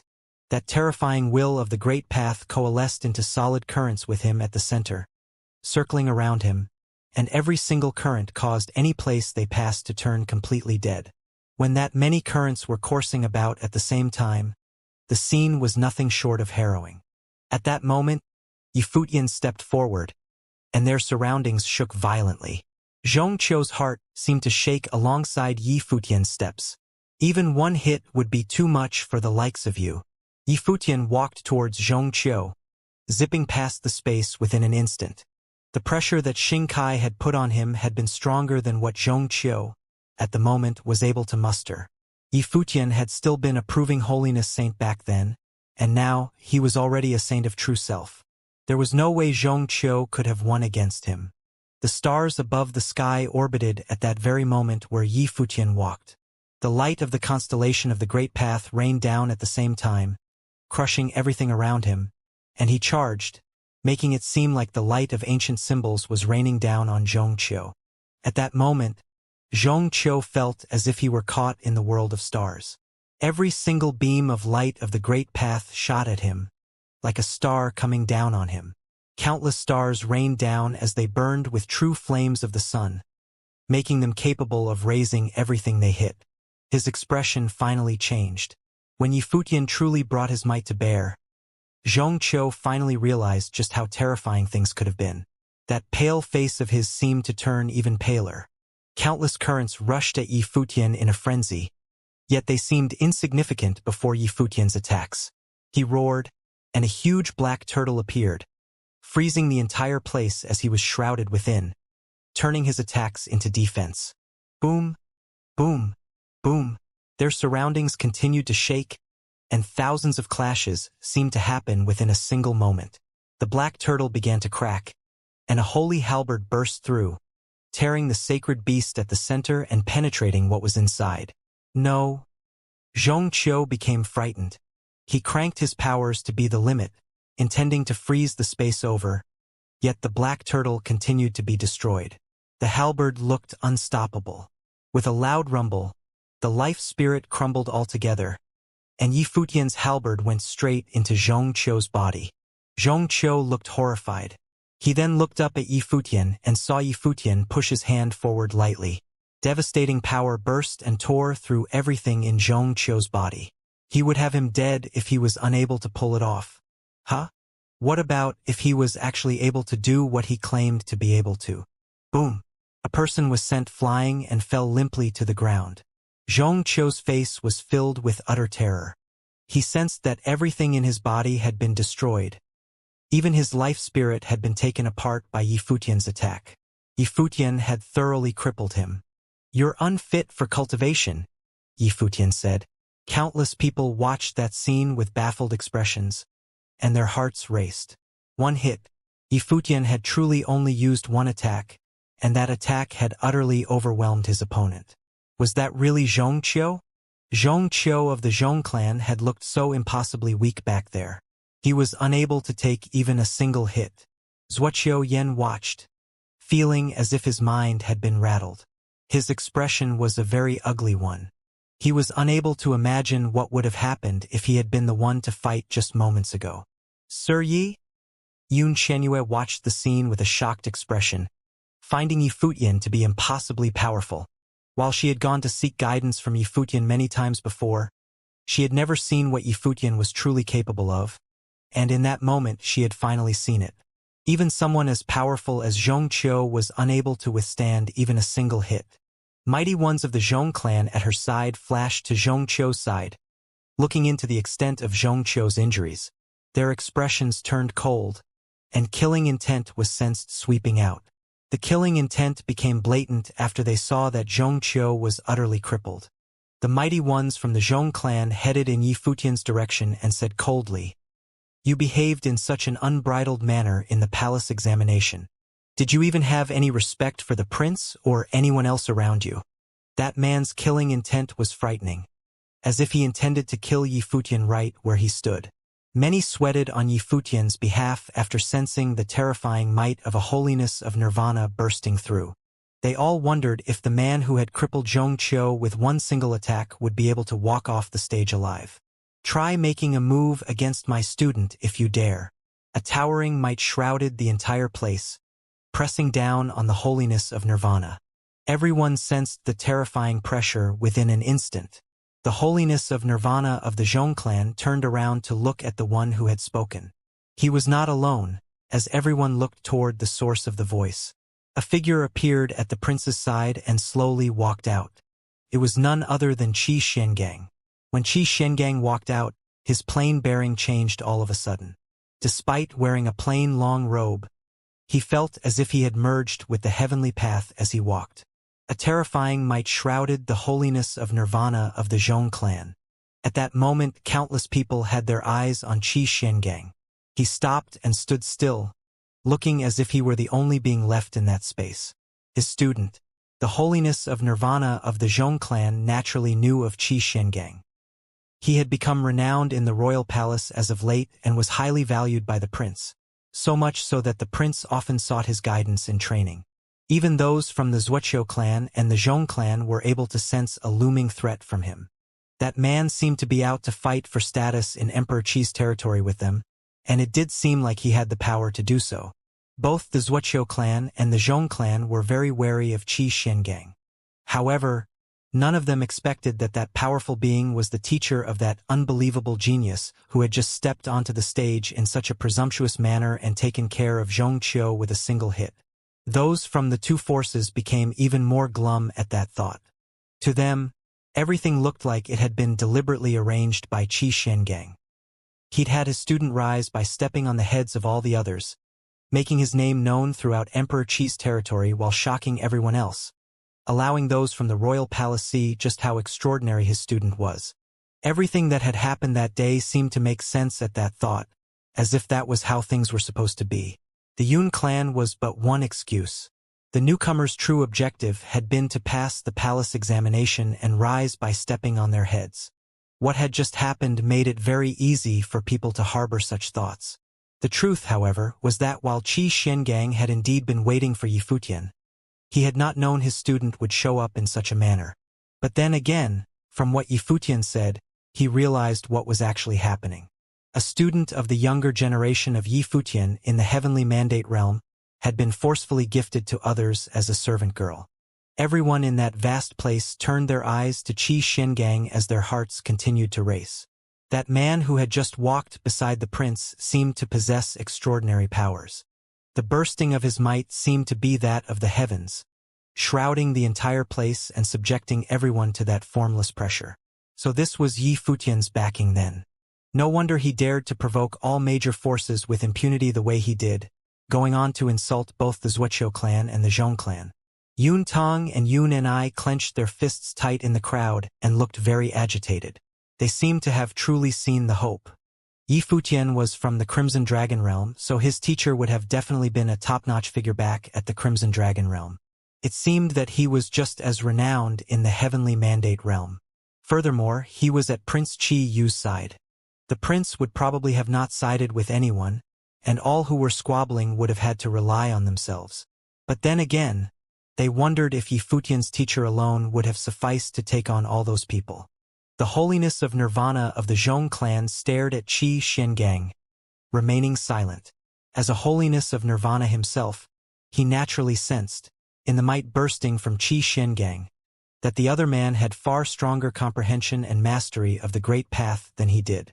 It was apparent that that legendary figure in the royal palace who had emerged of late was more powerful than he was. A figure was seen rising in the Zhong clan's direction at that moment. He was slender and looked like an insurmountable mountain just by standing there. Everyone was shocked to see him rise. They were wondering if the palace examination would turn into a fight between top-notch figures. That man was the leader of the Zhong clan. Zhong Li stood quietly and stared at Qi Xiangang. He naturally sensed that the prince seemed to have no intention to interfere in the matter. The prince probably knew already. They were subordinates of Emperor Qi and were considered an extension of the emperor's power, as they served the emperor. But the emperor naturally knew that they would have looked for themselves as well. None of those matters could have been brought to light, and no one would have said anything about it. However, Yifutian made clear what had happened on that day. The royal palace simply watched the events unfold, so it became clear that the prince intended to let them take care of matters on their own. If they lost, then their incompetence would be blamed, and that would serve as a good chance to knock some sense into them. "Your student is indeed extremely formidable, Sir Qi," Zhongli said plainly. His voice was not loud, but everyone in that vast place was able to hear him clearly. Qi Xiangang and Yifutian both looked at Zhongli, who had just spoken. Zhongli continued, "But if Sir Qi were to find anything troublesome in the Zhong clan, you could have found another chance to bring the matter up. You could have told us straight that you intended to ask for a servant girl. It would have only taken a single word from you, Sir Qi, and I would have handed the girl over." There was no need for such commotion and insult to cultivators at the palace examination, as well as to crippled Zhongqiu. At their level, if Qi Xiangang were to ask him to hand someone over, he would have definitely complied and handed said someone over. In his perspective, it was apparent that Qi Xiangang and Yifutian had said what they had said as a slight towards them. Qi Xiangang was naturally aware of what lay between the lines in Zhongli's words. He looked at Zhongli and said, "I've heard about both the Wuxia clan and the Zhong clan from His Highness, and he speaks highly of both clans. It is a pity that the repute seems to have eclipsed the man in the flesh. His Highness once asked how I would have compared to the Wuxia clan and the Zhong clan. From what I've seen today, I surely do not hope to be compared to the Zhong clan." Zhongli looked at Qi Xiangang with slightly raised brows. He wondered if the other man was insulting him, saying that he was beneath being compared. Qi Xiangang stepped out and elaborated slowly. "The Zhong clan knew that she was being forced against her will to do so, and you knew that it was not within reason and not something that should have been done.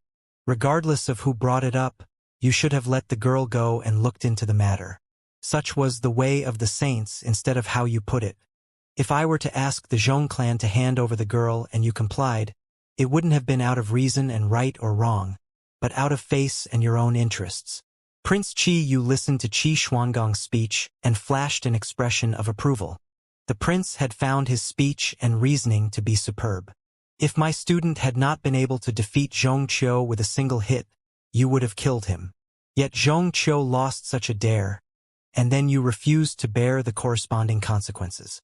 So that is to say that right or wrong are not being used to determine the outcome of the matter, but one's own power is. In that case, why berate him for insulting the Zhong clan? Wouldn't you be inviting insult to yourselves by doing so?" Qi Xiangang said this as he walked, and he actually walked right past that holiness of nirvana.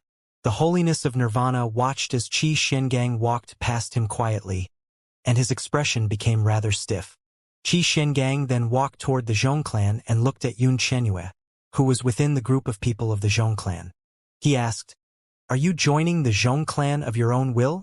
Yun Qianyue looked at Qi Xiangang and said, "No, sir. This is not done pf my own will." Qi Xiangang nodded, smiling before continuing. "Yifutian said you have already taken him as your teacher. Don't you think it'd be rather inappropriate to continue addressing me as sir?" Yun Qianyue was dumbfounded and looked up at Qi Xiangang. Her eyes were bloodshot, and the corners of her eyes seemed rather wet. She bowed solemnly and said, "My name is Qianyue, Grandmaster. That's how it should be done." Qi Xiangang smiled and nodded. "Come over here." "Yes, Grandmaster." Yun Qianyue stepped forward, intending to walk past the group of people from the Zhong clan. However, several people stood in her way, and all of them burst with overwhelming pressure. That matter was not over. Zhongqiu, a genius of the Zhong clan, had been crippled, and those from the Zhong clan were not about to just let her walk free. Qi Xiangang burst with extremely terrifying might all of a sudden at that scene. His might of the great path shrouded their surroundings. The robe he wore billowed, despite that there was no wind. He stepped forward, and beams of golden light of the great path appeared in the sky, piercing downward and causing all those beside Xianxia to let out a stifled grunt. Their faces were pale as they backed away. All of them were saints. The mighty ones of the Zhong clan were shocked as they looked up. Qi Xuangong's powers were nothing short of terrifying. If you people of the Zhong clan insist on detaining the student of my student, do not blame me if I go about this the hard way. Qi Xuangong's voice was cold as he continued to walk. Those mighty ones with pale faces looked extremely frustrated.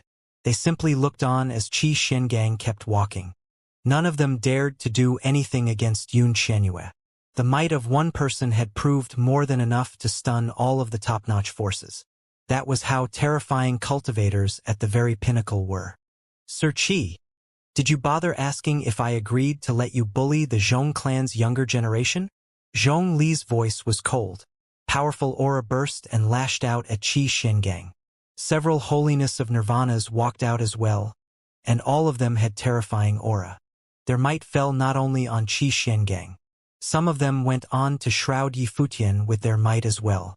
It was as if they were saying that if Qi Xiangang dared make a move against the people of the Zhong clan, they would make a move against Yifutian as well. Things were just as difficult for Zhong Li at the moment. If they were to simply yield in this situation, not only would they no longer be able to achieve greater heights in Emperor Qi's territory, they would lose their current status altogether as well. If they were to give in, they would essentially be falling into a ravine.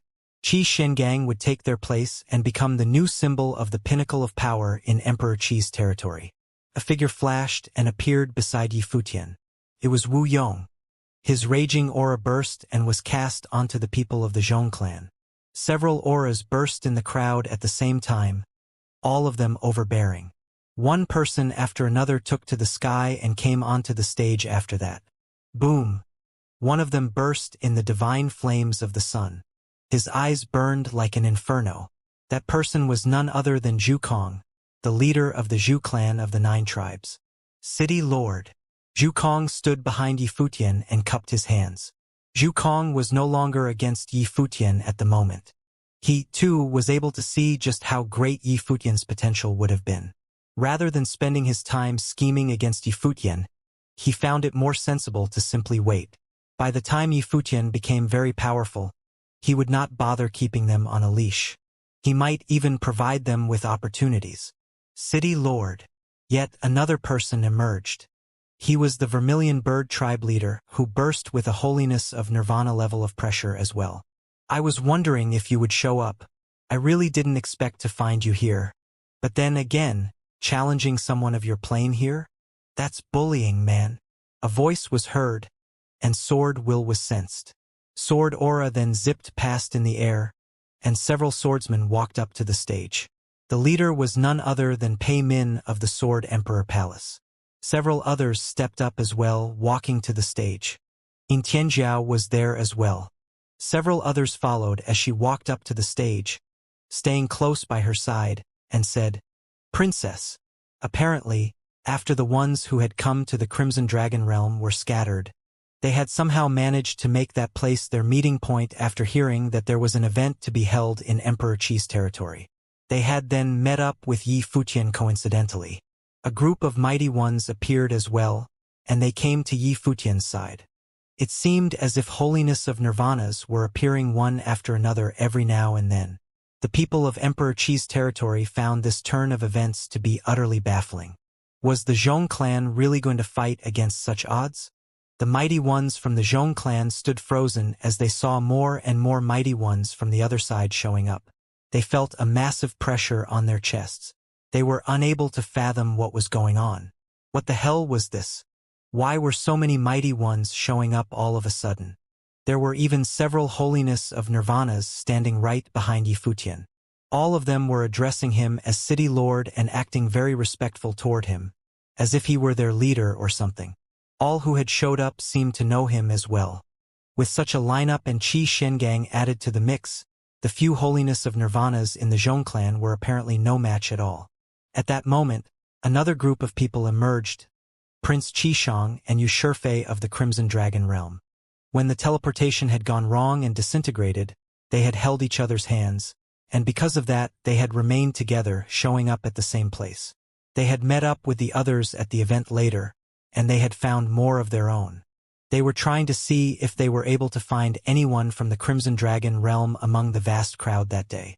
It was apparent that everyone had shared the same thoughts and gathered at the event. Yifutian was even bold enough to cause a scene at the event. I'd heard of the exploits of the Wuxia clan and the Zhong clan throughout the days I spent in the Imperial City. I didn't expect to find both clans more forceful than I could have imagined. These two clans really are capable of throwing their weight around in Emperor Qi's territory. Qi Shang smiled and continued. His Majesty Emperor Qi should really keep his people in check. Qi, you felt it rather out of place for so many mighty ones to show up one after another. All of them had exceptional bearing, and many among them felt extraordinary, especially several of the younger ones.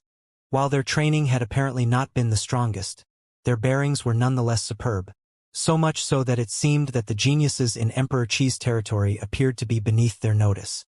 While Emperor Qi's territory was indeed said to be a place ruled by a Renhuang, it was but one of the places ruled by a Renhuang throughout the entire Heavenly Mandate realm. There were many other stronger places, and because of that, they were unable to keep the best of the best around. If talents were to be compared, the geniuses who stood at the very pinnacle would not have been inferior to those from Emperor Qi's territory. They would have only been stronger. There were many among those who'd emerged who were descendants of Renhuang themselves. That day was the day on which the palace examination of Emperor Qi's territory was held. But it seemed that things had changed altogether. A storm had arisen all because of Yun Xianxia. To put it precisely, it was that silver-haired young man who'd caused such a scene. Just who the hell was that young man? Zhong Li's expression had turned completely glum. The Zhong clan had intended to forcibly overpower Qi Xiangang and those with him, sweeping the matter under the rug. They would have apologized to Emperor Qi at a later date. It would have been better to be caught in a disadvantage at such a place. However, this turn of events had rendered them utterly helpless. The parties were no longer in the same weight class to begin with. Even if the Wuxia clan were to be added the conflict siding with the Zhong clan, they would still have lost. Now only the Zhong clan was caught in such a predicament. Those from the Wuxia clan sported expressions that were equally as interesting. The mighty ones from the Celestial Swordly clan and the Yun clan of Luo City were all stunned by the turn of events before them. Telling me to keep my people in check. You people really are bold indeed. A voice was heard from afar, and everyone saw a holy, dazzling beam of light descending from the royal palace. A figure in royal garb walked in front of them, heading towards the crowd. His appearance caused countless people throughout the vast place to bow solemnly and say, "Greetings, Your Majesty." Many mighty ones from the Wuxia clan, the Zhong clan, and the others bowed one after another as well. Emperor Qi came before them with a single step. Qi Yu rose as well and called out to the person right before him, "Father." Emperor Qi nodded slightly to the crowd, waving his hand to tell everyone to be at ease. His eyes then turned towards Yifutian, Qi Shang, and the others. "Greetings, Your Majesty.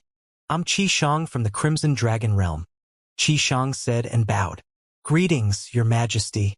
I'm Yifutian." Yifutian bowed as well. While those people had been there causing a ruckus, they were nonetheless still very polite, seeing a true Renhuang, showing appropriate manners and respect. Emperor Qi smiled and said, "You sure are bold. I assume you're a member of the royal family in the Crimson Dragon clan, then? Would you mind doing the introductions, Sir Qi?" Qi Xiangang nodded and looked at Qi Shang, saying, "This is His Highness, Prince Qi Shang of the Royal Palace of Crimson Dragon Realm in the Crimson Dragon region. The one by his side is his wife. The others are all from the Crimson Dragon region. Yifutian is my student, and he hails from Emperor Xia's realm in Crimson Dragon region. All of them are here in the Heavenly Mandate realm on a pilgrimage. The ancient road of space that we were on disintegrated. We were scattered all over the place, and we all gathered here today. So that is to say that there are probably several children of Renhuang in the Crimson Dragon realm, then?" Emperor Qi asked and smiled, turning his eyes to several of them. He was able to feel something special from those few. "Indeed," Qi Xiangang nodded, and crowd was rattled. Several children of Renhuang? No one had expected the lineup that had showed up out of nowhere to be so terrifying, and it looked rather ridiculous. The Zhuoqiu clan and the Zhong clan had no doubt been very much of a big deal in Emperor Qi's territory, but they were rather tiny when compared to the ones on the other side. It was no surprise that Yi Futian showed neither fear nor respect for them, or that he had even gone on to make sarcastic jabs at them. They were curious what kind of a character Yi Futian had been in the Crimson Dragon region. They were curious about his status. Seems like you have your own motives for coming to the royal palace then, Sir Yi. You people have taken the venue where the palace examination was to be held to be your meeting place. I see. Emperor Qi continued, looking at them. I beg your forgiveness, your majesty, Qi Xiangang said and bowed slightly. You've made it a point not to stay here for long, so what can I fault you for?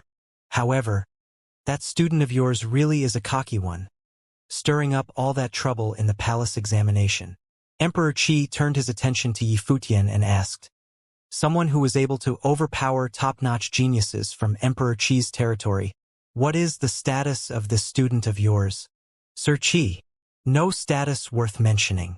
He is but a cultivator from Emperor Xia's realm who joined the Crimson Dragon realm, Qi Xiangang answered.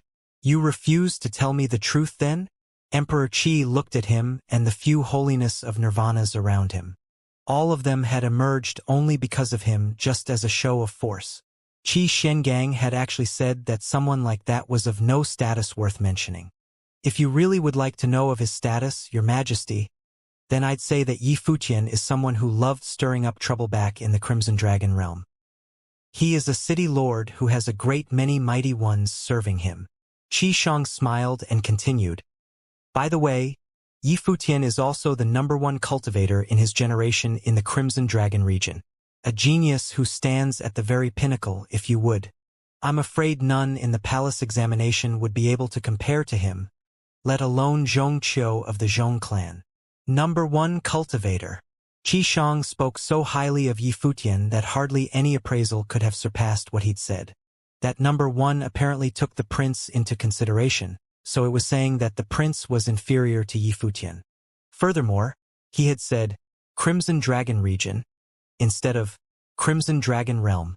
Emperor Qi knew, naturally, that there were a great many top-notch geniuses gathered from all over the Crimson Dragon region in that realm. Yet Qi Shang still claimed that Yi Futian was the #1 young cultivator in the Crimson Dragon region. That appraisal alone spoke volumes about how tremendously powerful Yi Futian was. It was no surprise that Zhong Qiu had not been able to withstand even a single hit. He really was unfortunate for having met someone like that. The corner of Zhuoqiu Yan's mouth twitched. He had been rather dismissive of Yi Futian until the other man had actually taken down Zhong Qiu with a single hit. Only then had Zhuoqiu Yan felt truly shaken. Sir Yi, #1 in Crimson Dragon region.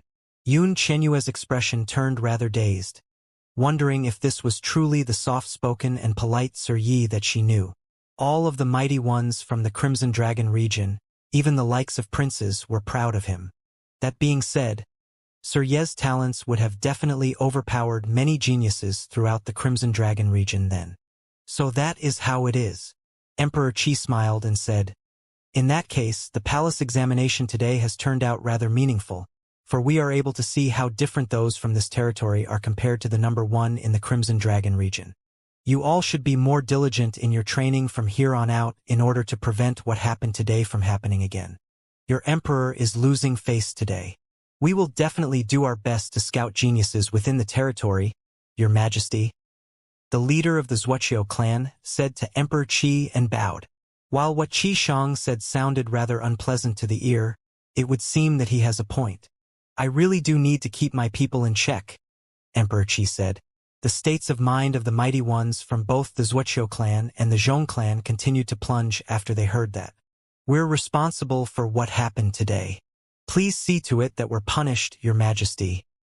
The leader of the Zhuoqiu clan said, asking to be punished voluntarily.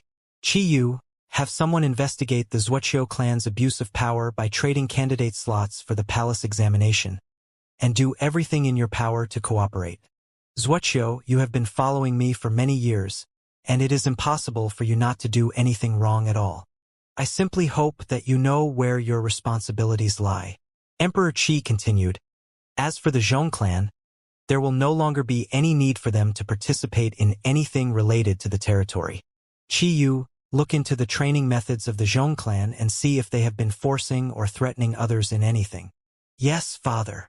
Qi Yu rose and nodded. Zhong Li's expression became as pale as paper. The mighty ones of the Zhong clan were all shuddering slightly. That was the end of them.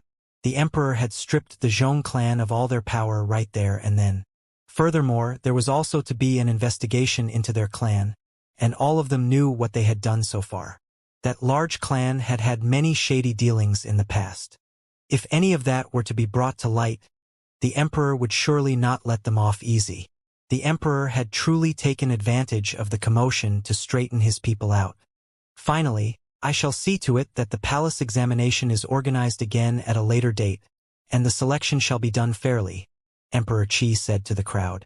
All hail our wise emperor. One person after another bowed. Hope lit up in the hearts of many. Yun Tang and Yun and I both smiled. It seemed that Xianxia would turn out all right after all. The Zhong clan would face extremely severe punishments. Yun Xianxia had already walked back to Yi Futian on the platform. She looked at Yi Futian with teary eyes, but there was a smile on her face as well. She asked, Are you really willing to take me as your student, sir? I am indeed. Yi Futian smiled and said, But while I've agreed to take you as my student, you'll still be relying on yourself to further your training, for I won't be able to take you with me. Indeed. Yun Xianxia nodded. I understand. She did not dare ask for more. Let her stay in the royal palace and train under me then, Emperor Qi said. Yi Futian and Yun Xianxia were both dumbfounded as they looked at Emperor Qi. The Zhong clan served me, and I was at fault in this as well. Just take it as compensation, Emperor Qi said. You indeed are generous and fair, your majesty. Yi Futian bowed and continued. Thank you very much, your majesty. Yun Xianxia smiled as well. Her eyes seemed to become even wetter as she smiled. Her family had thrown her away and sent her off to become a servant girl in order for Yun Mo to get a chance at the palace examination. Right then, however, she had acquired the right to train by Emperor Qi's side. It all just seemed so ironic. The Yun clan looked upon the scene with ashen faces. No one could have comprehended what they felt. Old man Yun looked at the platform and saw Emperor Qi declaring that he would allow Yun Xianxia to train under him.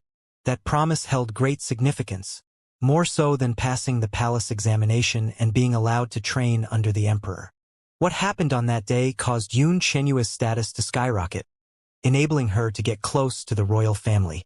This was something that the Yun clan had wanted to do all this time, as they'd wanted to send younger members of their clan to train under the emperor. That wish had finally come true, yet it was not something that had happened because of their efforts. On the contrary, they had cast her out cruelly, sending her away as a sacrifice so that they would have a shot at achieving that. Yun Xianxia would probably hate her family's guts. They took a look at Yun Mo, who had been thoroughly rid of his training. Revenge was out of the question without a doubt. If Yi Futian were to truly sit down and settle the matter with them, they probably would not have been able to emerge unscathed. That lineup had overpowered even the Wuxia clan and the Zhong clan, making even the emperor himself appear. All of that showed how absolutely terrifying those people were. Their backing was so strong that even Emperor Qi, a lord of a territory in Heavenly Mandate Realm, had to show respect. Yun Chang's face was ashen, and he despaired, wondering how things had turned out this way. Two figures walked in his direction, Yun Tang and Yun Ni. Yun Tang still looked rather angry, judging from how they looked at the rest of the Yun clan. He said coldly, Xianxua's father sacrificed himself for the clan, and now you people have sent Xianxia to the Zhong clan to be a servant girl for the sake of the clan. It occurs to me all of a sudden that we've been getting close to the Zhong clan, wanting to establish a connection between us and them. The clan might have been planning for this for a long time, waiting for the pieces to fall in the palace examination. Yun Tang looked rather sarcastic as he continued. It is indeed ironic, the one who was cast away by the clan and saved by an outsider. If it had not been for Yi Futian, I'm sure you all would have been smiling from ear to ear instead. feeling not the slightest bit of remorse or sorrow, but only joy from seeing your goals accomplished. From this day forth, my family shall sever all ties with the Yun clan of Luo City. I wish the clan great success and prosperity. Both Yun Tang and Yun and I turned around and left right away, not at all reluctant. Yun and I would especially hate them for what they had done. Her husband had died for the clan, and her daughter had changed her surname, and all of that had only resulted in her being cast away by the clan as a sacrifice. It was pathetic indeed. It was fortunate that they had Sir Yi on their side. She looked up at the silver-haired man up on the platform. Her eyes were filled only with gratitude. She too was able to figure out that the clan had been planning this for a very long time. None of that had anything to do with Yi Futian being threatened by the Celestial Swordly clan. That incident was but a convenient excuse. Even without Li Rushuang in the picture, the clan would have sent Xianxia away all the same, just so that Yun Mo was able to have a bright future. At yet another corner, the people of the Celestial Swordly clan were feeling just as frustrated. Emperor Qi had ordered for the Zuoqiu clan to be subjected to investigations. The alliance was rendered null without a doubt. Both clans would want to have nothing to do with each other at that point. It was clear that they would have intended to sever all connections with each other just to avoid being punished by the emperor for having conspired with one another. Other than that, Yi Futian had once reminded them, Li Rushuang of the Celestial Swordly clan had wanted to kill him once, going all the way to the Yun clan to take him away and telling the Yun clan to know their place. Li Rushuang was the most extraordinary figure in their clan from that generation, and everyone wondered how the rest of her clan would deal with her. If they were to simply ignore Yi Futian, that lineup of his was more than enough to take them out as easy as pinching an ant to death. Furthermore, no one would have anything to say about it. One wrong step and it would be the end of them. Li Rushuang walked back to her clan and saw that all eyes in her clan were on her. She was perceptive enough to tell that something was out of place. Those eyes did not look like they'd used to. She frowned hard, and her mind cleared in an instant. She knew that those looks they were giving her had something to do with Yi Futian. She had once been the pride of her clan, yet at that moment her clan was probably afraid of being dragged into her mess, and they were thinking of what to do with her. She felt a bone-chilling cold in her mind, making minor sacrifices to safeguard major interests. She had been reduced to a minor sacrifice to her clan. She stopped and looked at all those faces before her, feeling as if they were those of strangers. What happened with the Runhuang mural at the ridge was my own doing, and I shall shoulder the responsibility all on my own. From this day forth, I, Li Rushuang, will no longer be a member of the Celestial Swordly clan. Everything I have done will have had nothing to do with the Celestial Swordly clan, Li Rushuang said, making a snap decision right then and there.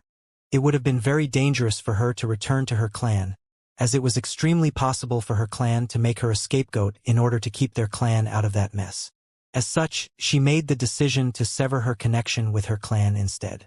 She turned around after she finished saying all of that and began walking, intending to leave right away on her own. Thinking of just leaving like that? A cold voice was heard. Yi Futian turned to look at Li Rushuang. He'd heard that Li Rushuang was a decisive person, capable of making decisions quickly and follow through with them.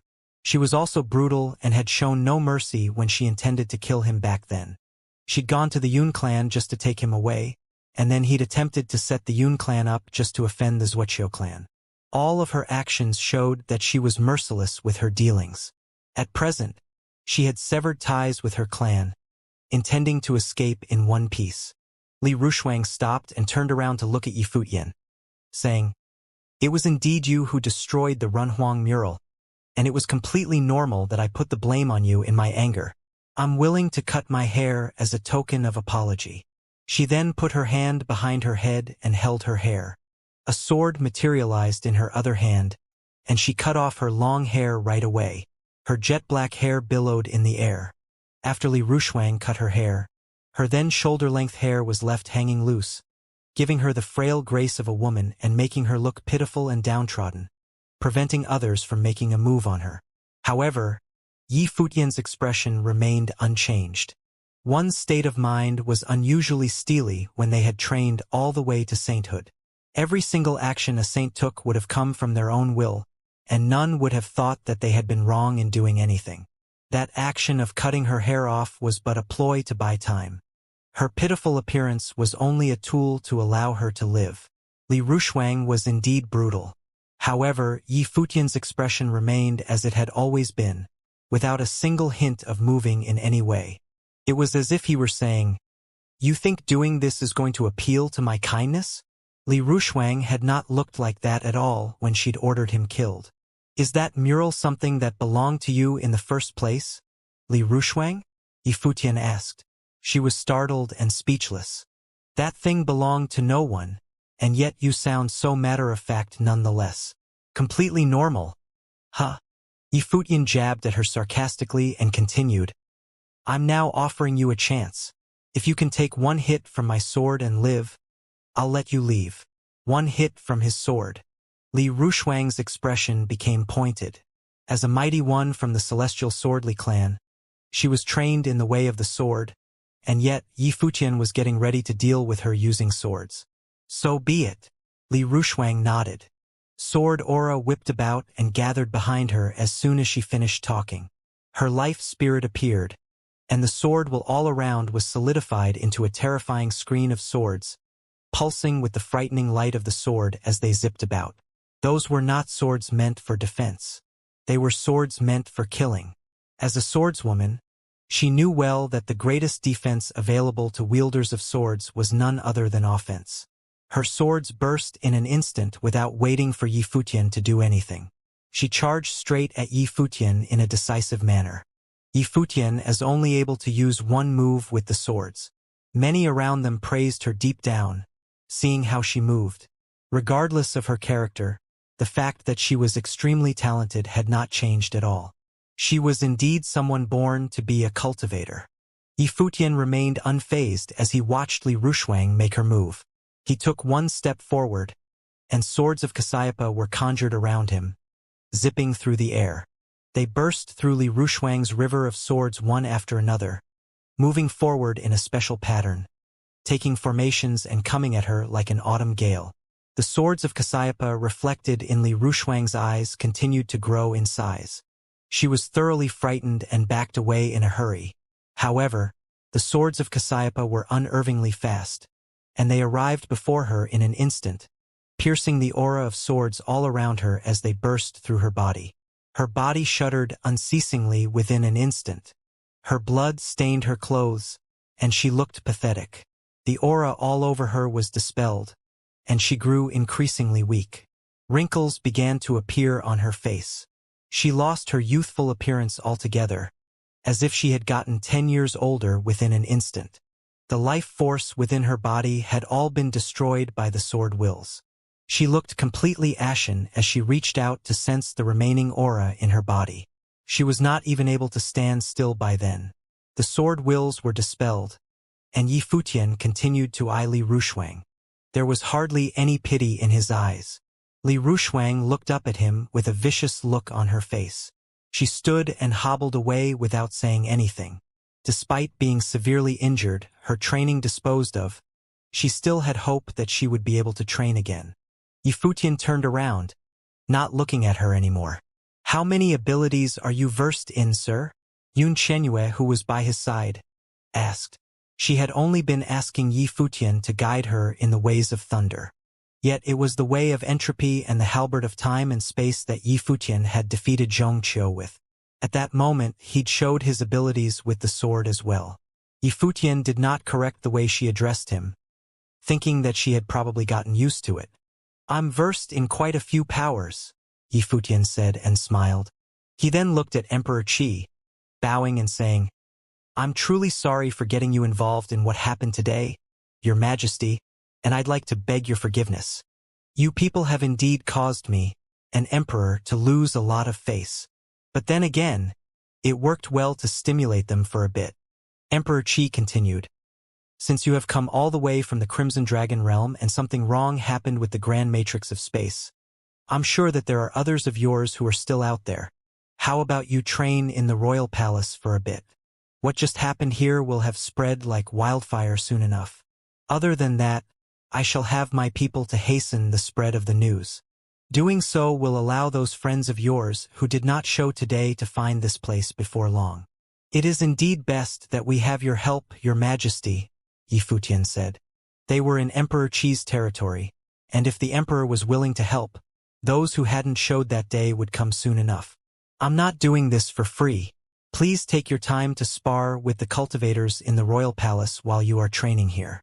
Have them experience what the strongest genius from the lower worlds is like, just to prevent them from developing a holier-than-thou attitude and thinking themselves to be peerless.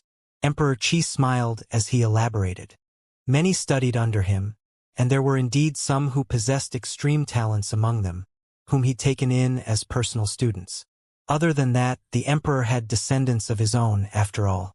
It was great that Yifutian and the others around him were the strongest of geniuses to be found in the Crimson Dragon realm, allowing them to spar with those of Emperor Qi at a similar age. Such training would allow them to have a better idea of who was stronger, and that would benefit their training further. All right, Yifutian nodded. He saw no reason to refuse such a minor request. Let's go, Emperor Qi said, and one figure after another stepped out. The crowd all over the vast place felt like they had not gotten enough. While the palace examination was interrupted, everything that had happened after the examination was even more extraordinary. They knew that from then on out, both the Zuoqiu clan and the Zhong clan, which had been standing on the pinnacle in Emperor Qi's territory, would fall into decline sooner or later, and the Zhong clan would suffer even more. The mountain range in Emperor Qi's territory was sparsely inhabited. Cultivators rarely came here, and only recluses or silence seekers would cultivate in the mountains. At this moment, many people got down from the top of one mountain. Their robes were blowing in the wind. Divine might was being released from their body, extremely intimidating. They kept glancing around, forceful minds rushing out from their heads and enveloping the endless space. They seemed to be looking for something. He is hurt. He can't escape too far. Maybe he is still in the mountain range. You go find him separately, said the leader of the group. People nodded and soon flashed toward different locations. They released their life forces without disguise at the same time, so even though they were far away, they could still perceive the life forces from others and support each other instantly. The leader looked quite young. He looked cold and had an intimidating life force. Many warriors were searching in the mountains, one of whom was an old warrior in a black robe. His body flashed in the air, fast like lightning. When he came to a land of valley, he seemed to perceive a faint wisp of life force. He immediately looked up in alert and darted toward that direction. There was a river in the deep of the valley. The old warrior in the black robe arrived on the bank above the river. He restrained the life force from his body and looked down, and then he saw a figure sitting there with his back to him. The life force was suspended around his body. It seemed he was healing himself. His clothes were still tinged with bloodstains. The old man resumed his steps. His stare was cold, fixed on the figure in front of him. That man in white seemed to have noticed. He slowly turned around and stared at him coldly. Boom! The old man's life force exploded to the full and surged out. The divine might arrived. He raised one palm and thrust it out. It turned into a golden wheel and smashed the space. The man in white also raised his hand and thrust forward. Suddenly, 9 palm prints showed up in the sky and turned into one. The great law resonated and trembled the void sky. His palm print collided with the golden wheel print and made a booming sound. Why don't you surrender now? The old man shouted. His palm print swept forward and crushed the young man's palm print. The young man let out a low humph, but his palm print was still firm. Cold, killing thought flashed across his eyes. Suddenly, the old warrior seemed to perceive something, and his face turned pale. His mind glanced behind, and when he tried to retrieve the palm print, he found that the person's palm was sticking tight onto his palm. He hastily thrust out the left hand, but at that moment, a white phantom flashed in front of him and disappeared. PKKKHT. After a clear, penetrating sound, blood oozed from the old warrior's neck. His head fell, and the white phantom merged into the figure in white and became a part of it. He coughed. A dribble of blood fell from his mouth. He took an emotionless glance into the distance and turned around, flashing away. His life force was concealed, and his speed was superfast. Until now, he still had no idea why the person who came to the heavenly mandate realm with him suddenly sent people to capture him. He didn't offend him, and since he just came here, he didn't have enemies. What on earth was it? Even though he didn't know the answer, he could do nothing but escape. First, escape from this mountain range, and then disguise himself, hide in the crowds until they couldn't find him. It was not long after he escaped that a group of warriors came. The leader arrived, too. He saw the old warrior's corpse on the ground, of which the head had fallen to one side. He had been decapitated. The leader's face looked extremely sullen. They had wasted a few St. Plain warriors, but they had not caught him yet. Go! He gave the order and flashed into the air, chasing after the residue of the man's life force left between the sky and earth. To be more exact, the imperial palace of Emperor Qi's territory should be called a city within a city. The imperial palace was a vast district covering hundreds of acres. There were countless lofty palaces in this area and abundant cultivation resources. Besides, the imperial palace was enveloped by one giant matrix, full of the thick nimbus of the universe. Even the will of the law was everywhere, permeating the whole space. It was a perfect land for cultivation, just like the earthly paradise described in legends. But it was not beyond Yi Futian's expectation. A Renhuang's dwelling place was often like this. He used to cultivate in the regional king's palace. In the regional king's palace, wills of flame were also everywhere, extremely thick in the air. It was also one of the reasons warriors of Emperor Qi's territory all wanted to attend the palace examination and cultivate under Emperor Qi's throne. They would not only learn Emperor Qi's teachings and cultivate in this zone, but also get bigger opportunities if they performed well enough and had enough talent. Many eminent figures had come from this imperial palace. And at this moment, in the imperial palace, Yi Futian and other warriors were staying in a provisional palace. During these days, from time to time, some people came here to visit and practice cultivation skills. They were all full of pride when they just came here, but they all looked quite depressed and enervated when they left, their heads lowered. Soon, warriors stopped visiting this provisional palace. The people here were too tough to mess up with. Yi Futian's companions from the Crimson Dragon realm gradually all arrived. Since Emperor Qi helped release information in person, and also because what happened in palace examination had shocked the whole territory, everyone who got a clue immediately rushed to the imperial palace and found the people they were looking for. The warriors who came from Thousand Leaves City with Yi Futian were almost all here. Xia Qingyuan arrived, too. In fact, she had been in the imperial city on the day of the palace examination. Still no news. Yi Futian asked the Sword Saint of Cottage Villa. He went outside to seek information and had just come back. The Sword Saint of Cottage Villa shook his head and said, "Not yet. Donglu is always careful when doing things. If he had heard about the battle, he must have attempted to come here. Unless something stopped him." Now, the third brother Gu Donglu was the only person who had not arrived yet. Other people were all here. The third brother's real strength was not weak. He should be able to protect himself if nothing serious happened. But Yi Futian was still worried about him since they were in the heavenly mandate realm where strong warriors were everywhere. If he had met a person like Li Rushuang, it would mean big trouble. Was it possible that he was sent to other territories by the collapsed spatial road?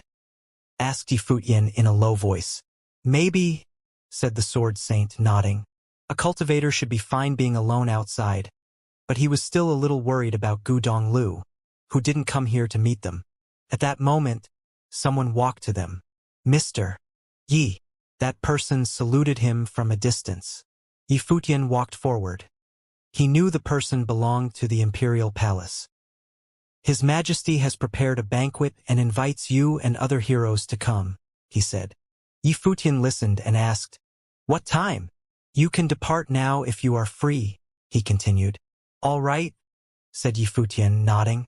He needed to show respect for Emperor Qi. This time, Emperor Qi penalized the Zuoqiu clan and the Zhong clan. The power of both clans had been weakened, especially the Zhong clan, which had left the center of politics. But, of course, Yi Futian would not think it was all for him. Maybe these two clans had fallen out of Emperor Qi's favor for long, but they worked for him and did things in his name, just like in the palace examination. So, Emperor Qi just took the chance to give them an alert and enervate their power and voices. Yi Futian and others departed and soon came to the Emperor Qi's dwelling Renhuang Palace. The banquet was ready. Many warriors sat on both sides of the banquet. People of the Crimson Dragon realm had all arrived. They scattered and sat in different seats. Yi Futian, what is your plan? Qi Shang asked Yi Futian. He was sitting with Yu Shifei, opposite Yi Futian. I don't have a specific plan, but I want to figure out what powers of the heavenly mandate realm were like first, said Yi Futian in a low voice. Said Qi Shang, nodding. This time, we just came here for cultivation and training, so we don't have a strong intention. We are ready to leave here after today and go to different locations for cultivation. Okay, said Yi Futian. He knew it was not convenient for so many people to cultivate together. Although many people came from the Crimson Dragon realm, they belonged to different powers, and they didn't have to stay together. When you come back to Crimson Dragon realm, I hope to see you become the top warrior below Renhuang in Crimson Dragon realm, said Qi Shang, laughing. Yi Futian didn't say anything. Perhaps he needed a lot more time to reach that level. He didn't know if his master Qi Shengang had ability like that. When they headed toward the banquet, in the Imperial City district of Emperor Qi's territory, a figure in white swiftly flashed toward the Imperial Palace. However, he was stopped outside the palace. The man in white was Gu Donglu. The life force suspended around his body, and his white clothes were stained by blood. There seemed to be a gust of appalling life force rushing toward him. This is the Imperial Palace. You are not allowed to enter. A guard outside the Imperial Palace said to Gu Donglu with a long spear in hand. I came from the Crimson Dragon realm. I am here to find people, said Gu Donglu. He got the news on his way and ran here. The guards took a look at each other and slightly nodded. They left some space for him. One of them turned around and said, Follow me. And then, Gu Donglu followed him to the Imperial Palace territory. Just after they stepped inside, the group of people following him arrived. The ones at the front line paused their steps, frowning. This district belonged to Emperor Qi's territory. It was Emperor Qi's Imperial Palace. Many Renhuang's imperial palaces in the Heavenly Mandate realm were independently established spaces, prohibiting unknown visitors from trespassing. A figure arrived from the void sky. The life force being emitted from the person's body was very appalling. His eyes revealed a horrifying gleam. His stare was fixed on Emperor Qi's territory ahead of him. Other people turned their heads and looked at him. He took a stride forward and kept moving. Not to mention the Imperial Palace of Emperor Qi's territory, they were going to catch him anyway, even if he ran right in front of Emperor Qi. Who knew if the celestial gate of vast heaven knew his existence? The banquet was going on in Emperor Qi's palace. Yi Futian and others had arrived. Emperor Qi came in person, too. Is it true that recently some royal warriors came to visit Yi Futian's provisional palace and were all taken away on a stretcher? Emperor Qi looked at the warriors and asked. Many people lowered their heads and looked quite embarrassed. Those proud, big figures went to challenge Yi Futian and ended up being defeated. Mr. Yi is the strongest warrior of Crimson Dragon realm in this generation. It is normal that Emperor Qi's territory has no one to contend with him. Qi Yu was standing nearby and said. Emperor Qi nodded and said, Realizing your own shortcomings is the first step for a more powerful cultivation path. From now on, don't be someone who sits in a well and thinks they know the world. And soon you can depart with Qi Yu. Aye, your majesty. People all answered, nodding. They all knew what Emperor Qi meant. Soon, a big event would happen in Heavenly Mandate realm. This event would be of vital importance for cultivators in this district, especially for those who studied thunder laws. That would be a rare chance for them. Even though they might not grasp the chance, they should still go to the event. Yi Futian, I know the Yun clan of Luo City also cultivates in thunder skills. Since Qianyue is your disciple, you must be good at the law of thunders as well, right? Emperor Qi asked Yi Futian. I can't say I am good at it, only the basics, Yifutian replied subserviently. You are being modest. I can tell your thunder skills are good, too, replied Emperor Qi. Soon there will be a chance of inheritance. I will send many people there. Would you like to go with them? It was out of Yi Futian's expectation. Emperor Qi as a Renhuang seemed to pay much attention to this. Or did Emperor Qi draw Yi Futian to his side also because of this thing? To let him accompany Qiyu? May I know where to go? Asked Yi Futian. Have you heard about this after you came to the Heavenly Mandate Palace?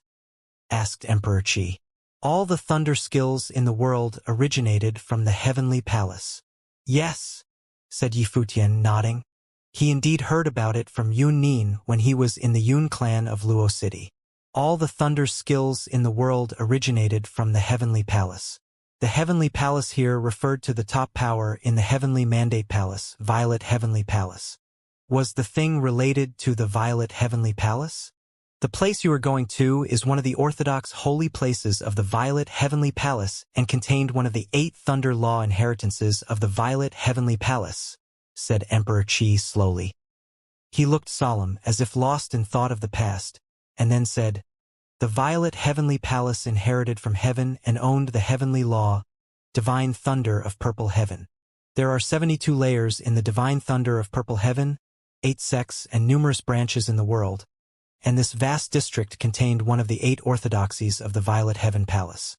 The place you will be going is related to it. Of course, nobody is forced to go.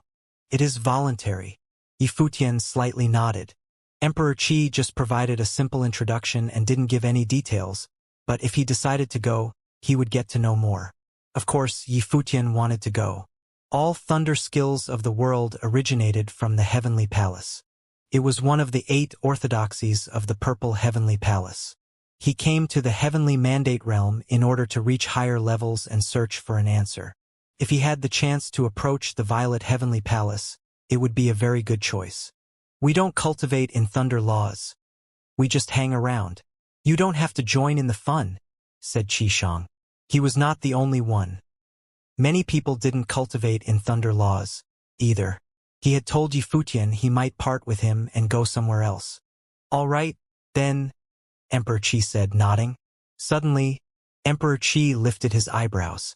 He raised his head and looked up into the distance as if having perceived something. His forceful mind stormed out and enveloped the boundless space. And soon he saw a place there. On the outskirt of the imperial city, a group of people surrounded a young man in white. The leader of the group had an unusual temperament. It was as if he was aloof from the world. He stared at the man in white emotionlessly. The person in white was Gu Donglu. He had been fleeing on his way and had just come here after hearing about the thing that happened in the city. However, he was still blocked the moment he entered the city. The young leader in the group waved his hand and immediately, these people flashed and encircled Gu Donglu. Keep him alive, the young leader ordered mercilessly. Appalling life force was released from his body. From Gu Donglu's body, his life force also burst out violently. The 9 characters of spiritual power appeared and rotated around his body. A celestial phantom appeared, and a huge amount of wills gushed out. Seeing the scene, the young leader turned more concerned and yelled out, Take him right away! But at this moment, a suffocating pressure came down from the sky dome and enveloped the boundless space. It was the might of a Renhuang. A giant face showed up in the void sky. It was formed by wills. It was Emperor Qi's face. He paused for a second when seeing the ancient characters around Gu Donglu and the celestial phantom, and soon looked toward the group of people and asked, Didn't you know you are not allowed to break into the palace in my territory? The young man who took the lead slightly bowed to Emperor Qi and said, Our apologies to bother you, Your Majesty. We will leave immediately after taking him away. And then he took out a token to show him. There were 2 characters on it, Wu Tu Earth the 5th Essential. The token of Wu Tu? Above the sky dome, Emperor Qi slightly frowned at the scene.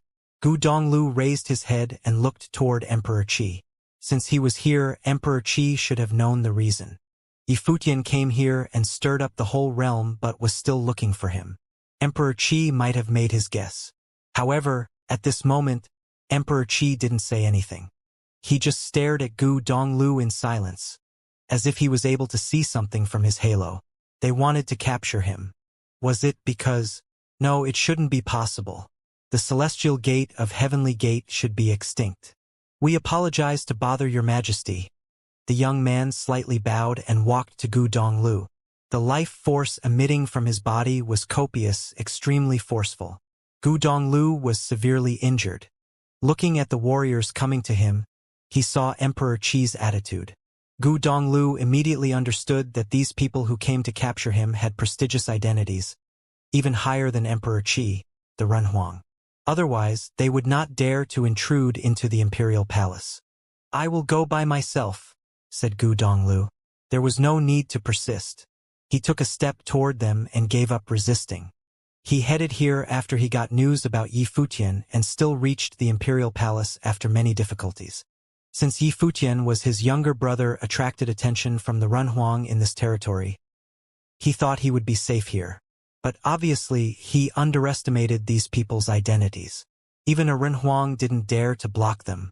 It meant that even if he had found Yi Futian and others, it would be useless and might get them involved. So he would just go with them. It was just, so far, he hadn't figured out what the whole thing was about. Why did these people have to capture him? Again, I apologize for this trouble I brought, Your Majesty. The young man bowed and said to Emperor Qi after noticing Gu Donglu following them. Hope I can visit you again if I have the chance. Besides, Your Majesty can let your people depart now. After these words, they turned around and soon left the imperial palace. Emperor Qi's face gradually vanished in the void sky. In the banquet, when Emperor Qi's mind came back, many people were watching him. They all noticed Emperor Qi released his mind. Nobody knew what happened. A beam of mind shot out, and immediately, a virtual scene appeared in the void sky. Yi Futian suddenly rose to his feet and yelled, "Third brother!" Emperor Qi looked toward Yi Futian. Did he call him third brother? The sword saint stood up, too. He looked quite worried. Your Majesty, that person is my elder brother. Please show mercy to stop them, Yi Futian pleaded. He didn't know who Gu Donglu had offended. But now, only Emperor Qi could save him. Emperor Qi looked toward Yi Futian and said, The token he holds in hand is called the Token of Wu Tuesday. They belong to the place which I just told you about, one of the 8 orthodoxies of the Violet Heavenly Palace. Their real strength is very strong. Yi Futian turned pale. Even Emperor Qi didn't dare to block them? The 8 orthodoxies of the Violet Heavenly Palace. How did the third brother offend them? Master, let's go chase them, said Yi Futian to Qi Xiangang. There is no use of it. They had crossed the space and left using divine instruments, said Emperor Qi. This Gu Donglu should not be a simple person since a direct descendant of the palace chased him. But with such a divine instrument, no wonder the young man could take him away even though he had arrived. There was no other way to go. Was he really your brother from Crimson Dragon Realm? Emperor Qi looked toward Yi Futian and asked. Yi Futian raised his head and looked quite confused. Is your brother related to the Celestial Gate of Vast Heaven? Emperor Qi continued asking. The Celestial Gate of Vast Heaven? Yi Futian murmured. It is a top power in the Heavenly Mandate Realm. The third brother came from the lower realms. How could he have a connection with them? No, we came from Emperor Xia's realm of Crimson Dragon Realm, a smaller place, and so did my brother. He shouldn't have any connection with them, replied Yi Futian. What is your brother's last name? Emperor Qi fixed his eyes on him and continued asking. His last name is Gu, replied Yi Futian. He felt very anxious. However, Emperor Qi might have known something, so he just replied honestly. Gu? An appalling beam of sharp will came out of Emperor Qi's eyes. Even the life force around his body began to fluctuate.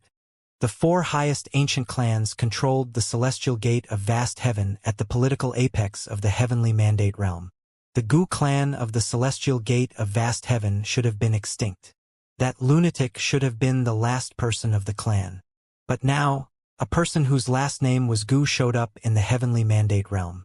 If he really belonged to the Gu clan, he would very likely stir up a storm in the heavenly mandate realm. Your Majesty, Yifutian looked at Emperor Qi and said, "What happened?" Emperor Qi stared at him and didn't respond, but rather, he delivered his voice to him and said, "Your brother's life spirit and ability are very similar to the ones used by the celestial gate of vast heaven of the past. However, the Gu clan in the celestial gate of vast heaven is extinct now." Yifutian was shocked by what Emperor Qi had told him. The Gu clan was extinct. But Third Brother's cultivation methods were very similar to the ones of the celestial gate of vast heaven Gu clan. Was it just a coincidence? Didn't Master kidnap the Third Brother? And Master didn't say the Third Brother had anything special. Or was Gu Donglu sent to the lower realms to take refuge in childhood? Yifutian still had questions. He looked toward Emperor Qi and said telepathically, "Your Majesty, my brother indeed is talented, but he is not powerful to an appalling level and shouldn't be one of the celestial gate of vast heaven. Can't it be a coincidence that he just has some similar abilities? Then why did they want to capture him?" asked Emperor Qi. "Although I don't know the reason behind it, in all likelihood, that was the case."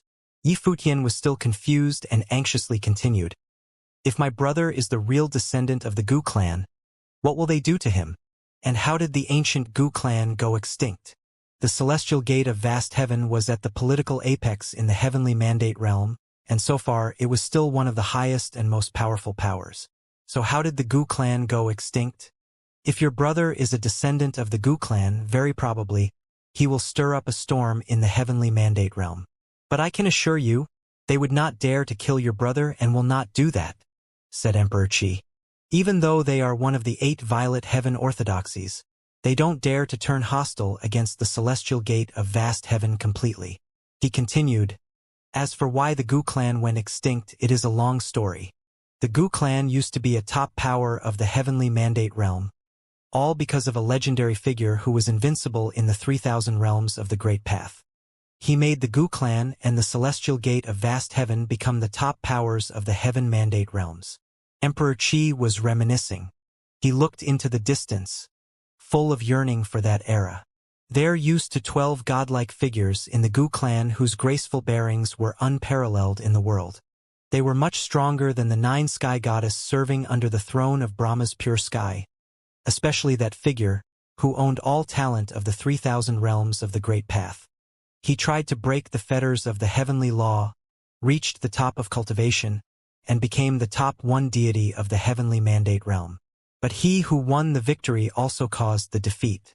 Because he offended the whole heavenly mandate realm, many top figures of the heavenly mandate realm entered the celestial gate. It was said that the battle brought the sky and earth to tears. On the battlefield, the great law collapsed, and corpses were scattered everywhere. Countless gallant heroes ended their lives there, until the celestial gate of vast heaven was no longer able to afford the cost and terminated him themselves, which also put that era to an end. During that time, how peerless that legendary warrior was. And the ending of the battle was that the celestial gate of vast heaven was still on the top of the heavenly mandate realm, but all the memories of that person were wiped out. Not only him, but the Gu clan also completely disappeared in the records of history. After that battle, the lunatic vanished in the chaos. Some people said he had died. Some said he was still alive with a wisp of faith. That warrior's level was indeed infinitely close to perfection.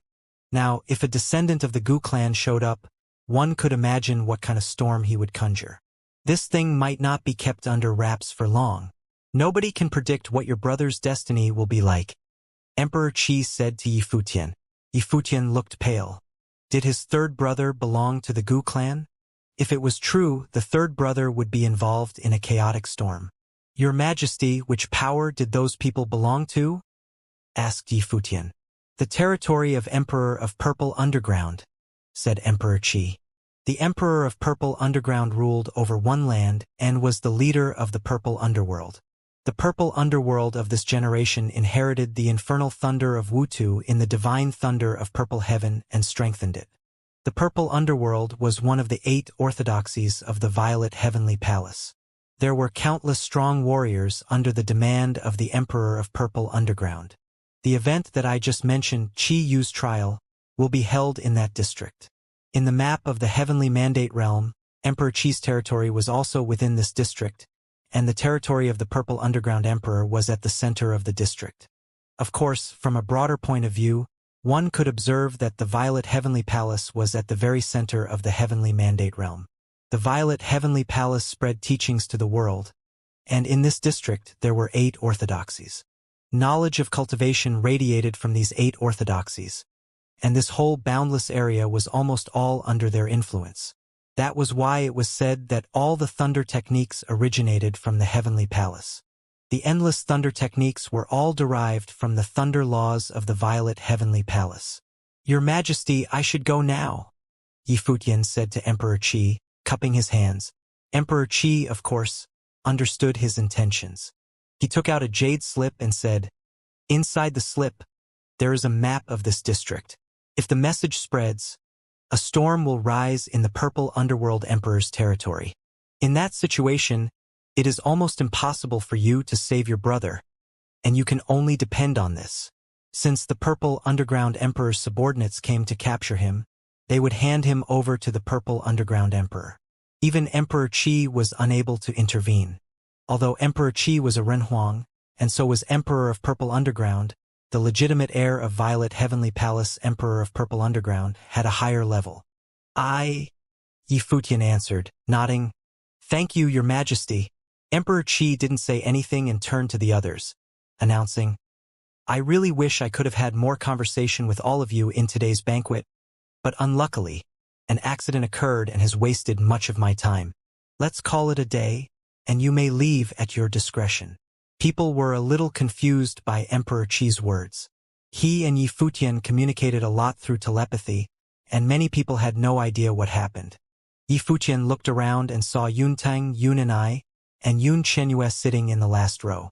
Sir, ma'am, I am deeply grateful for all you've done during these days. Now I should go. Let's meet again if we have the chance, Yifutian said to Yuntang, cupping his hands. Yuntang and Yun and I rose to their feet and came near Yifutian.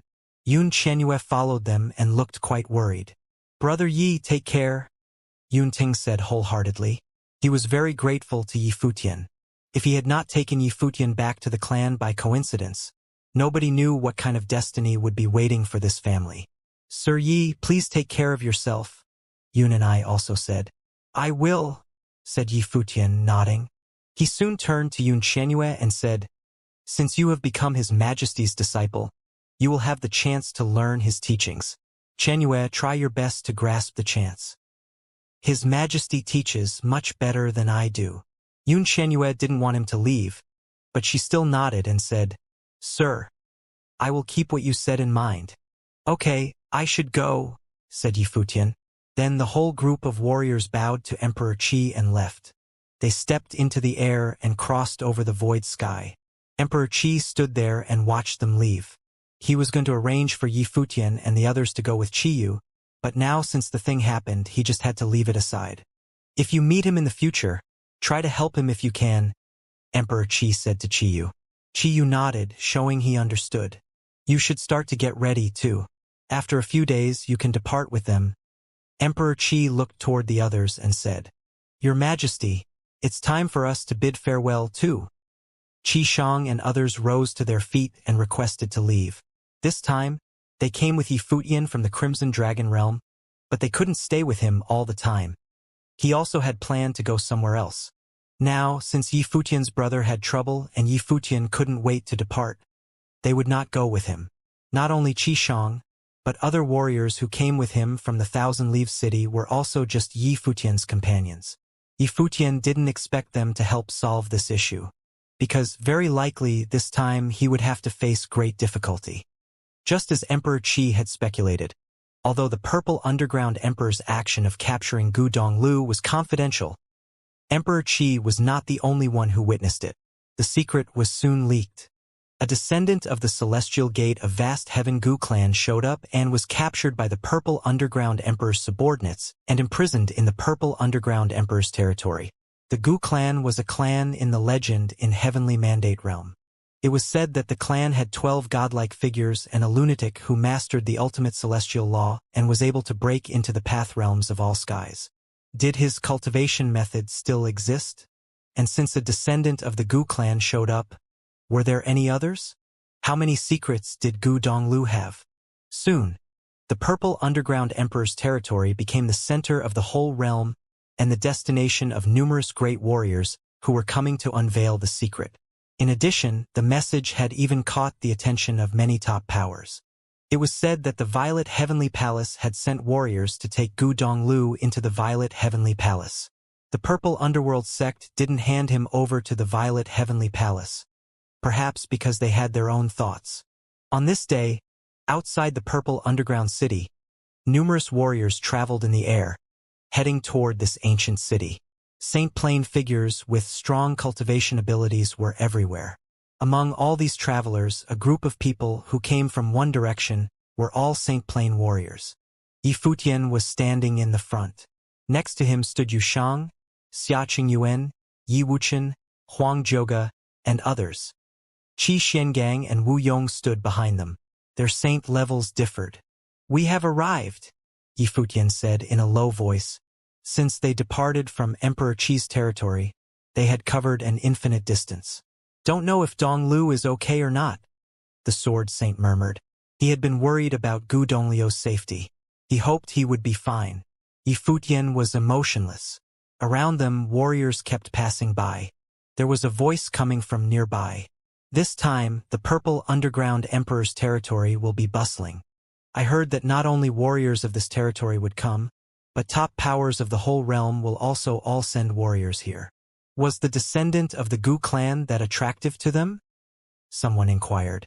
"If you heard from elders about the thing that happened in the past, you would understand," someone else replied.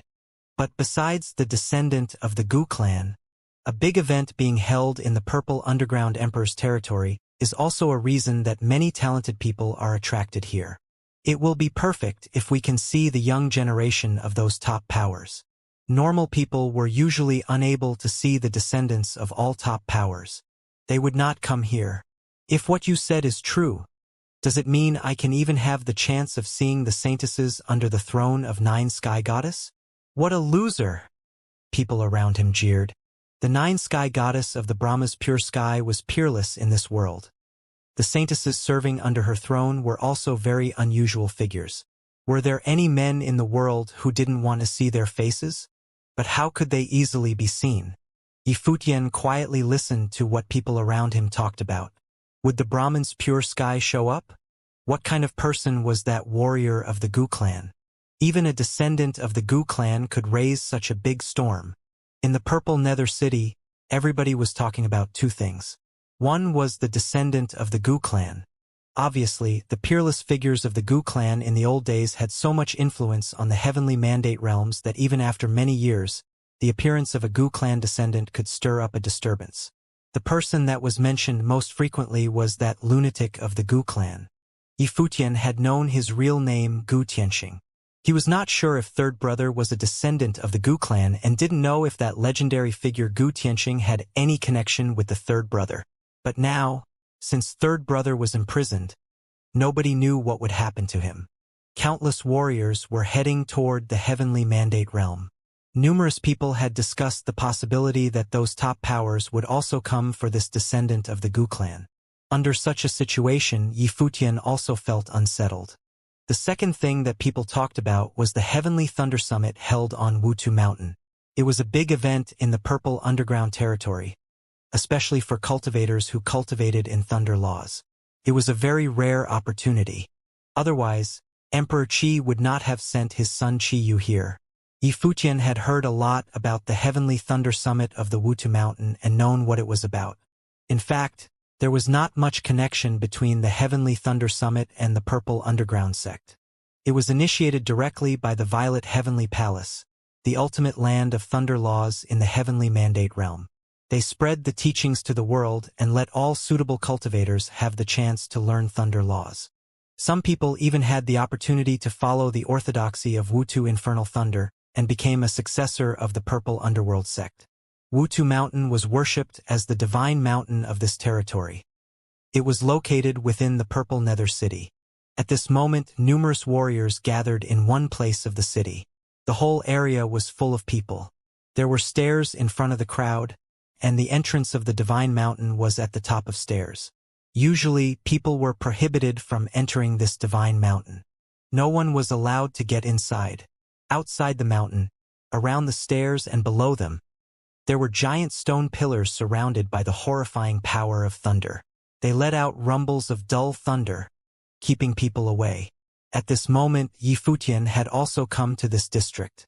The Divine Mountain had not been open to the public yet, but many people had arrived beforehand and were viewing the scenery. Nobody knew how many people would inherit the thunder laws of the Divine Mountain this time. Yifutian came here because entering the Divine Mountain was the only chance for him to approach the Purple Underground sect and learn about Third Brother's current situation. "Don't know how many people will be chosen this time," someone said in the crowd. "Not sure, but at least I know who will reach the top of the Divine Mountain and inherit the heavenly thunder laws of Wutu," someone said, laughing. It goes without saying, people nearby jeered. "Streaking Cloud Sword Emperor's offspring Lu, you will definitely become the one who uses his sword to draw the heavenly thunder." The Streaking Cloud Sword Emperor was a Renhuang lord in this district. He cultivated in swordsmanship with thunder laws and was good at drawing thunder by sword. He had outstanding skills. This time, he was the most promising one to reach the top of the Divine Mountain. Don't be so sure. This time talents of all territories within this vast district will come. Every cultivator who specializes in thunder law might be here. So, competitive warriors may be much more than you have expected. There will definitely be a lot of outstanding figures showing up. Not to mention others, but will the Demon Emperor's offspring be weak? His sturdy body was smelted by thunder laws and can endure a great amount of sky thunder. Why can't he become the chosen one of the heavenly thunder? Someone nearby continued. And don't forget about the Bamboo Emperor's daughter. Many people nodded slightly. Indeed, this time, many warriors of this vast space would join the gathering, and even warriors of other territories would come, too. Yifutian quietly listened in the crowd. Renhuang's children were rarely seen in the heavenly mandate realm. Those people's real strengths should be outstanding. Now, he had finally reached the top of the 3,000 realms of the Great Path, the ultimate realm. He might meet all kinds of big figures here. I have heard that Imu, Binghua, and other orthodoxies of thunder law have all gradually reached and entered the imperial palace. Not only that, but nowadays in this Purple Nether City, perhaps among us, there are people of very distant powers, but they didn't come for the Divine Mountain. The Gu clan had vanished for many years and became history, and the descendant of the Gu clan is said to have only an average level of cultivation ability. How did he cause such a disturbance? Someone asked in confusion. Because his last name is Gu, and Gu Tianxing belonged to the Gu clan. An elder warrior replied, serious. Many young people had never experienced the uproar of that time and didn't know who Gu Tianxing was. Thus, they lacked respect for him. The higher a warrior's level was, the more he could understand Gu Tianxing's power, and the more he would pay attention to the descendant of the Gu clan. Anyone who had experienced the uproar of that year could not stay calm and act like nothing happened, knowing about the Gu clan descendant's appearance. "Let's go," Yifutian said in the crowd. His companions nodded and soon left with him. Xiaxing Yuan asked him, "Even if you enter the Wutu Divine Mountain, what is the use of reaching the top and inheriting the thunder laws? Do you really want to study in the Purple Underground sect and become a successor of one of the 8 Violet Heavenly Palace Orthodox sects?" "Of course not," replied Yifutian. It was not his goal. The Wutu Divine Mountain inherited the great laws of thunder. The chosen ones could only be one of the successors of Purple Underground sect, one of the 8 Violet Heavenly Palace Orthodox sects. He might be interested if he could become the successor of the whole 8 Orthodox sects. Of course, then his target would be the Violet Heavenly Palace instead of the Purple Underground sect. The Violet Underground Palace included 8 parts of heritage, and the 8 sects spread teachings of thunder laws in the heavenly mandate realm. Even a power like Purple Underground sect actually didn't have any direct connection with the Violet Heavenly Palace. The Purple Underground sect was not subordinated to the Violet Heavenly Palace and had its own heritage of laws. Their relationship was subtle. But of course, people usually just regarded them as having the same lineage. They all inherited from the Violet Heavenly Palace. Yifutian and others found a place to stay and used the time to cultivate patiently. Every day new warriors were rushing into the Purple Nether City. More and more people had arrived. There were even messages leaking out from the Purple Underground Imperial Palace that the Runhuang Emperor of Purple Underground was considering how to deal with the descendant of the Gu clan. But now, since more and more issues were getting involved, the Runhuang Emperor of Purple Underground didn't dare to make arbitrary decisions. It was said that many top powers were on their way here. The hearsay made Yifutian, who was cultivating in the inn courtyard, quite unsettled. Now, third brother was basically waiting to be killed, but Yifutian had no solution. Because the top power of Heavenly Mandate Realm was involved, not to mention him, but even Emperor Xia or Emperor Crimson Dragon couldn't do anything for him. Still worried about your brother? A person came near and asked. Yifutian raised his head and saw Master. He slightly nodded and asked, "Do you have any advice, Master?" "You don't need to worry too much. Although I hadn't observed closely before, during the time I spent with your brother, I have seen your third brother's fortune. He should be fine," said Xianxia. "It's possible that this storm will become an opportunity for him. But the Gu clan is extinct. Who else can rescue him?" asked Yifutian. He thought his master was just comforting him since he was too worried. "You don't know what happened at that time. You don't know your third brother's past and identity. As you said before, your brother was kidnapped by another master of yours, and he has never talked about his family background or what outstanding talent he had. If so, isn't it possible that someone designed it purposely?" Xianxia said, "It is not an easy thing to send a person from the Heavenly Mandate Realm to the lower realms." Yifutian fell silent. What Master said indeed made sense. He had perceived it, too, that the third brother probably was the descendant of the Gu clan. Indeed, it was extremely hard to send a normal person to the 9 states of lower worlds. Besides, the third brother's talent was outstanding, but he hardly showed his real strength. Was there a secret behind it? He remembered the third brother's life spirit had experienced an awakening. There is always a way in the cultivation of the great law.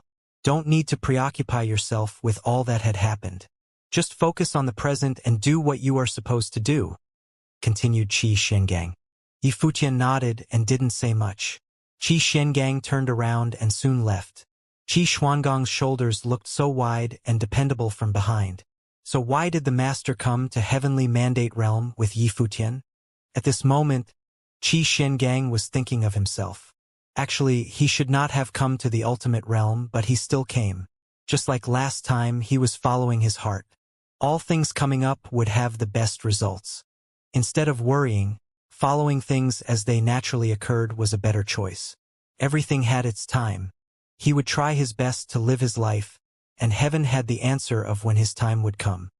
It was the day that the Wutu Divine Mountain would open. Numerous warriors gathered outside the Divine Mountain.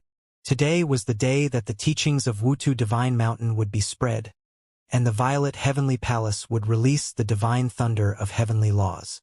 Countless warriors had reached the Divine Mountain. They entered the Divine Mountain one after another. All of them had outstanding bearings. Only talented warriors dared to enter the Divine Mountain, while normal people might turn into ash under the divine thunder. A group of warriors showed up on the stairs. The ones who took the lead were all warriors of Nirvana Plane. There was also a young man standing among them. Seeing this person, Yifutian's pupils slightly contracted. In the scene that Emperor Qi showed to him that day, this young man was the person who took away third brother. Obviously, he had a high standing in the Purple Underground sect. Yifutian's stare was totally emotionless. That person's perception was keen. He seemed to notice and took a glance at Yifutian. Glancing at Yifutian's expression, he felt strange, but soon, he moved his eyes elsewhere. He didn't pay attention to Yifutian's existence. Today the 8 divine mountains will open at the same time. Here is the Wutu Divine Mountain. All of you can enter the Wutu Divine Mountain and inherit the laws of Wutu Infernal Thunder. I sincerely hope you can inherit the Thunder laws and cultivate in the Purple Underground sect, the young man announced. Numerous people looked toward him, and many people communicated amongst themselves in low voices. He was the Purple Underground Emperor's favorite disciple, renowned in this district. With extraordinary talents, he once broke the previous record and undertook 900 heavenly thunders in the Divine Mountain. He was considered to be the heir to the lineage of Wutu. Yifutian heard people's discussion and had an idea of who the young man was. So, he went through 900 streaks of divine thunder on the top of the Wutu Divine Mountain? He thought. Yifutian was really interested to see just how powerful the orthodox sect of Thunder Laws from the Violet Heavenly Palace really was. Such an opportunity was extremely rare for Thunder Laws cultivators, which was why the opening ceremony of the 8 Divine Mountains was always a big event in the Heavenly Mandate realm and attracted a lot of strong cultivators. And one last reminder. You are responsible for your own safety in Wutu Divine Mountain. The law of Divine Thunder is dangerous, and Wutu Infernal Thunder is deadly. The higher your plane is, the more attacks you will meet, the young man continued. People understood what he meant. The stronger one's cultivation ability was, the more intense the thunder laws would be in the falling thunder induced by the Great Law. It was said that no Nirvana plane cultivators had entered the 8 Divine Mountains for many years. However, there was not much influence on cultivators. All cultivators would choose to enter the Divine Mountains when they were 2 levels before St. Plane so that they could get more chances.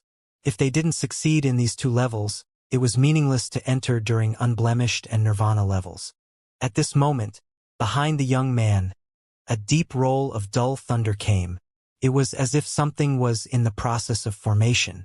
The enclosed sky in the distance changed color as if the destructive thunder might was converging. The young man turned his head and took a glance. He soon waved his hand and made way for participants, then said, "The divine thunder will soon fall upon the Divine Mountain. Please get ready to enter the Divine Mountain." After he finished talking, suddenly, all cultivators started flashing toward Wutu Divine Mountain. "Let's go," said Yifutian.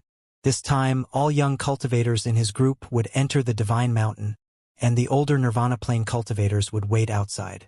Although the Sword Saint, Wuchen, and others didn't cultivate in Thunder Laws, they were still awed by the majesty of the divine thunder of the Great Law, so they also wanted to use its power to cleanse their bodies and purify their own laws.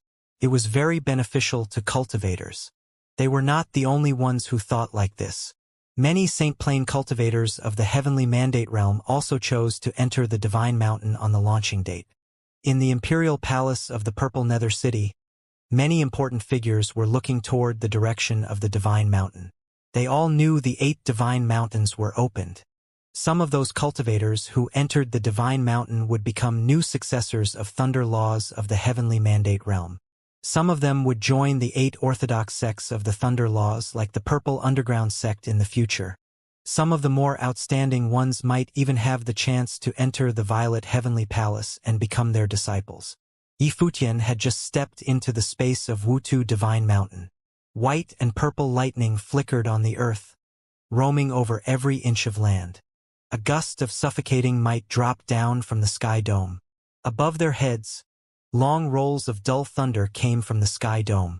A boundless saucer thunderstorm was in formation. Sky and earth were wrapped in darkness but, at the same time, illuminated by the flashes of thunder. The saucer-shaped heavenly thunder enveloped all layers of skies, circulating in the upper air. The center zone of the storm had the strongest might, and the Wutu Divine Mountain was right below it. Standing on the top of the Divine Mountain, one just felt the saucer storm was over his head.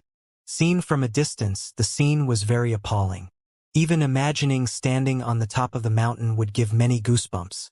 "Be careful," Yifutian reminded. They walked between the sky and earth. The light flew from the ground to their bodies and roamed around their bodies. The power of thunder didn't attack them, but when it roamed around his body, Yifutian could clearly feel there was a connection between him and the heavenly thunder above the sky dome. Yifutian looked toward others and saw many warriors try to merge the roaming power of thunder into their bodies. He understood. He switched his mind, and suddenly, the dazzling light started to flow around his body, merging the power of roaming thunder as his own. The thunder flow was running even faster. The induction between his body and the great law of thunder from the sky became even stronger. It was as if they were supposed to be in symbiosis. Some extraordinary talented figures were very confident. They headed in the direction of the central divine mountain at a breakneck pace while converting the thunder at the same time. Only those who could stand firm on the mountain were qualified for the laws of Wutu infernal thunder and had the chance to cultivate in the purple underground sect. Yifutian was also heading toward the divine mountain. Not only him but everyone else did the same. They kept tempering the thunder around them while walking, merging the power into their bodies. Thrum. In the distance, the fastest warrior had stepped up into the divine mountain. He raised both hands in the air, and suddenly, a sword appeared. Endless power of thunder flew around the sword. "Come to the sword," he said. Suddenly a muffled sound came from the sky dome like the beats of a drum. Dazzling beams of light were released from the sword. When the great laws of divine thunder fell from the sky dome, another dull sound came. The thunder light from the sky dome and the sword light collided.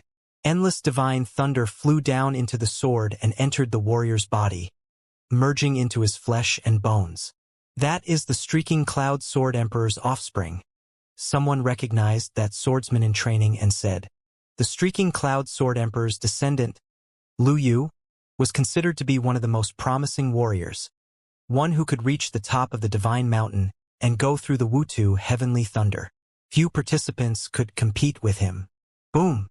At this moment, his sword attracted the heavenly thunder from the sky, and the falling heavenly thunder kept flowing into his body through his sword. It was as if it was merging into his body. Lu Yu continued striding forward. He wanted to reach the top of the Wutu divine mountain as fast as he could.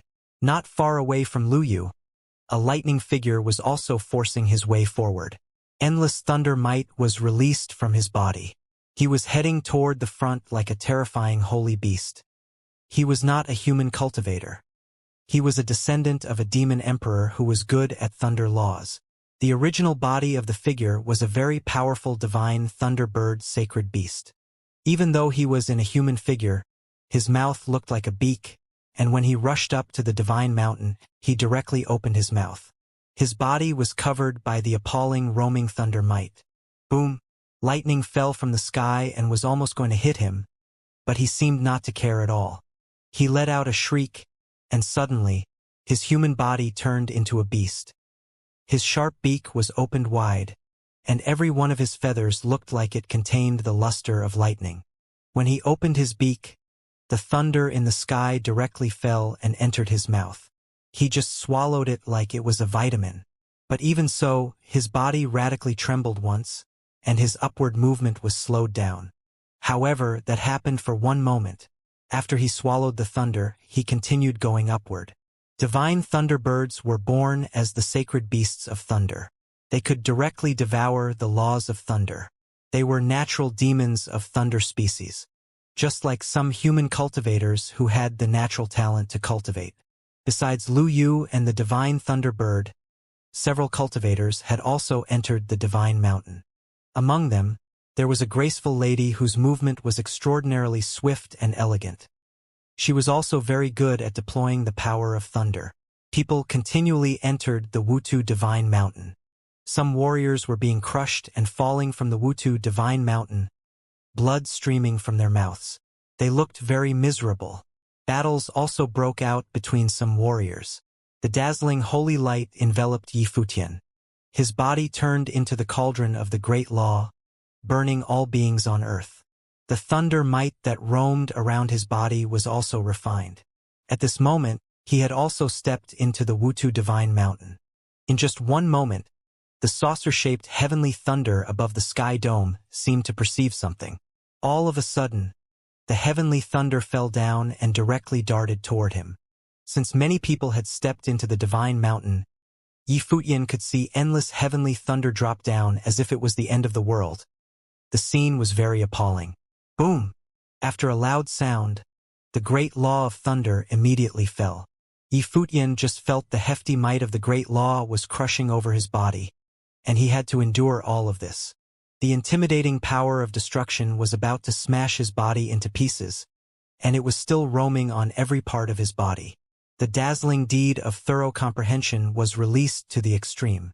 Yifutian transformed the thunder in his body as his energy and gradually got familiar with the might. Besides Yifutian, Yushang and others were also enduring the attacks of thunder. As a booming sound came, they all perceived the appalling trembling and defended their thunder might with their sturdy builds and powers. As warriors gradually stepped into the Wutu divine mountain, endless lightning dropped down from the saucer-shaped thunderstorm above the sky dome. Everyone perceived the real sense of destruction. It was as if the whole world of great law would collapse. Boom! The might fell down. The dropping divine thunder of the great law produced a kind of resonance with horrifying power. Many people felt their minds were trembling as if their brains would explode. Overwhelmed by such irresistible power, they all felt their existences were trivial. Lu Yu, at the highest height, stretched out two hands. Suddenly, tens of thousands of swords made metallic clangs. The swords induced the heavenly thunder, which dropped down on his body. The scene was incredibly gorgeous. The divine thunder kept flying up in the sky, devouring all the heavenly thunder. However, others were all thinking about how to avoid such appalling attacks. The result of so many warriors gathering in the Wutu divine mountain was dying together. The only solution was to remove most of them from the divine mountain and weaken the might of thunder. When the endless thunder fell, next to Yifutian, a warrior raised two hands to induce the heavenly thunder and merge it in his palms. But the heavenly thunder flew down endlessly. He let out a shout and moved his palms, throwing the attack to Yifutian and his companions. The thunder in his palms exploded, trembling the sky and earth. The horrifying thunder darted toward Yifutian and Xianxia and, all of a sudden, came to the front. Bam! Xianxia was defending against the thunder from the sky and unexpectedly got hit by the thunder from his palms. But since she was defending the heavenly thunder from the sky and had a shield around her body, she was not severely hurt. But even so, she let out a low humph and was shaken away, spitting out a mouthful of blood. Not only Xianxia, but other companions were also being attacked too. On the battleground, there were warriors inducing the heavenly thunder to attack others everywhere. Anyone who had stepped into the divine mountain knew of the might of the 8 mountains. Lightning bolts fell, and they were turned into way of the heavenly thunder. They brought about greater lightning powers in them. The attacks would grow even stronger next time. As such, many who were out to withstand the might of the heavenly thunder at the divine mountain were unable to bear it toward the end. Unless the one in question was compatible with the infernal thunder of Wutu, enabling the seeds to be planted and completely meld within their body, causing them to develop talents for training in the ways of the infernal thunder of Wutu.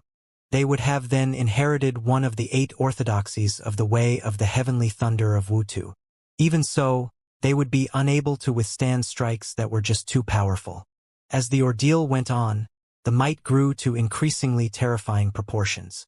That legendary genius outside of the divine mountain had been able to withstand 900 bolts of the heavenly thunder, gaining the attention of a Renhuang, and was taken in as a student of Emperor of Purple Underground. As such, at that moment, many who wanted to plant seeds that were not all that powerful, which were available at earlier phases, needed to purge all other heavenly thunder as attacks other than the lightning seeds that were intended to be worked on. Doing so enabled them to throw others off of the divine mountain, and that would have enabled them to reduce competitors. The process was to be continued until later phases before working on the seeds of infernal thunder of Wutu to fulfill the requirements of the purple underworld. This would then give them the right to train under the purple underworld, making them part of the lineage of the infernal thunder of Wutu. As such, the phenomenon where countless unleashed attacks at the same time were seen on the divine mountain. Yifutian, Xianxia, and the others were also attacked by lightning bolts brought about by those around them. The one who attacked them was a member of younger generations of some significant forces, who had exceptional talent in lightning manipulation. He was determined to train under the Emperor of Purple Underground on that trip to the divine mountain. Being accepted by the Emperor of Purple Underground implied that one would have acquired the true lineage of the infernal thunder of Wutu. To those who trained in the way of lightning, other than the Violet Heavenly Palace, the 8 true lineages of the way of thunder descending from the Violet Heavenly Palace would be the perfect choice. Yifutian flashed and held Xia Qingyuan up and asked in a low voice, "Are you all right?" Xia Qingyuan shook her head. She did not train in the way of lightning, so she was having a hard time on the divine mountain. Yifutian let go of her and glanced at the one who had just attacked them. That other person simply shot him a glance before continuing to make his way upward. He held his hands up and continued to attract lightning bolts, causing terrifying destructive powers to be contained on his hands. Boom! A bolt of lightning shot through the air, and Yifutian disappeared from where he stood right away. That person seemed to have sensed something, and his brow twitched. He turned around and lashed out right away. The lightning in his hands turned into a huge kuei of lightning. It was extremely raging. It charged at Yifutian while basking in divine lightning. The might of thunder shrouded the sky, enveloping Yifutian's surroundings. Boom! The might of Yifutian's deed of thorough comprehension burst with a rumble. The furnace of the great path turned into an extremely holy god of thunder, standing tall in the sky, bringing thousands of lightning bolts as it stood, tearing the space all around it. That kuei of lightning roared in anger. The lightning bolts bursting from its body shrouded the place altogether before thousands of lightning will burst through it, which then continued blasting until they hit that person. An intense beam of light was seen, and that person shuddered violently. The flash of lightning was seen bursting again. Yifutian appeared right before him and lashed out with an attack.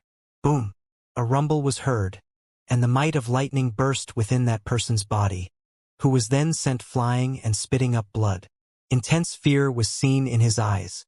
Being severely injured on the divine mountain would have been possibly lethal, and one could very possibly perish on the mountain from it. "Look out!" Xia Qingyuan warned. Yifutian looked up. A bolt of lightning fell and was immersed within his body. Yifutian felt as if his body was about to explode. His will rattled, and something seemed to have been triggered within him, causing the might of that lightning bolt to grow more intense. His body ground to a halt. He felt as if there was an intensely brilliant light in his body. It was like a seed of the great path, causing the lightning on the divine mountain to course all over his body in a frenzy. That would have resulted in the next attack becoming even stronger. A seed of the infernal thunder of Wutu, huh? Yifutian muttered deep down. The Violet Heavenly Palace was a top-notch force in that supreme imperial realm. They were simply unbelievable for being able to rain down lightning bolts on the 8 divine mountains to filter out those who would inherit the ways of lightning. A shriek was heard by Yifutian's side. He turned to look in that direction, finding the one whom he had injured before being struck by a lightning bolt and was unable to take it. That man's internal organs ruptured, and he kept spewing blood. His body continued to fall from the divine mountain. However, no one else looked at him. One could have been a genius of superb talent, but once a person ventured into the divine mountain, they would simply be just a face in the crowd. There were simply too many geniuses around, making him looking insignificant. Even if he were to die at the mountain, he would only have his incompetence to blame. Everyone knew of the dangers on the Wutu divine mountain. One had to weigh the pros and cons as they moved. Even with the dangers lurking around, countless came to the divine mountain nonetheless. However, a lot of people were forced to get off of the mountain, and others were injured within a short time. There were even others who had been like that man and suffered a horrible end. If another bolt of lightning were to hit him, death would have probably claimed him. You guys don't train in the ways of lightning, so it'd be enough for you all to just have your bodies tempered. If you're unable to take it, feel free to get off of the mountain, Yifutian said to Xia Qingyuan, Yushang, and the others. Xia Qingyuan nodded. People who did not train the ways of lightning were at a considerable disadvantage at the divine mountain. The attack from that man before had attracted a bolt of lightning right away, tapping into the lightning will throughout the divine mountain. "I'll head up," Yifutian said, and his body shot up as soon as he finished, taking to the sky and heading for higher places at the divine mountain. Thousands of thunderous beams of light appeared on Yifutian, looking endless and spreading out like a formless net. Boom! Lightning rained from above, and boundless lightning bombarded all over the sky. Heavenly lightning shot into his body. His life palace unleashed a mystical aura, seeping out into his body. An ancient tree appeared, extending throughout his body, making it seem as if his body had become the trunk of the tree. Lightning powers flowing through his body was consumed right away by that tree, melding into it bit by bit. That lightning seed was also absorbed by the root of that ancient tree, causing lightning to sparkle at the root. Yifutian seemed to have become very used to something like that happening, and he did not feel anything to be out of place at all. Lightning from the divine mountain surged throughout Yifutian's body, causing the might of lightning all around him to grow increasingly intense. His body, which was continuing to go upward, surpassed many. He gradually became one of the handfuls of people who made it really far. As he went higher and higher, the might of the lightning bolts became increasingly strong. The lightning construct shrouding the entire divine mountain felt stifling. Boom! A young man dressed in a blue robe was not far away from Yifutian. A bolt of lightning hit that young man, and his blue robe billowed loudly. His body expanded, and the might of lightning extended throughout every single part of his body, so much so that even his eyes seemed to sparkle with lightning. He looked up at several people before him, and his expression turned solemn. Those eyes sparkling with blue light were filled with determination and edge. He was not only there to join the ranks of the purple underworld and train.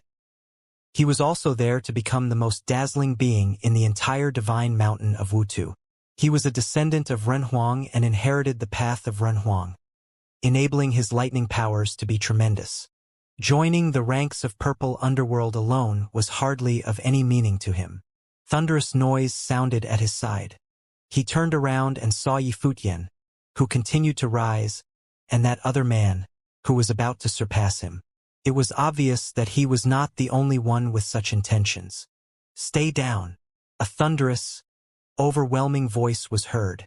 He took one step, causing the sky to shake. Yifutian felt an extremely overbearing pressure come down on him. 5 bolts of lightning of different colors gathered, appearing on top of Yifutian's head. The true ways of 5 thunder. Many looked up. They recognized who that young man was when he attacked. "Look out! That's the true ways of 5 thunder, capable of killing anything they touch," someone reminded from afar. Yifutian turned to look at the one who talked, finding a familiar face. That person was none other than Prince Qiyu, son of Emperor Qi. When Emperor Qi invited them to head out with Qiyu, he was talking about to Wutu Divine Mountain. He had initially hoped that Yifutian and his people would challenge the mountain with Qiyu, but they were there early due to something related to Gu Donglu, and they met at the Divine Mountain. Down!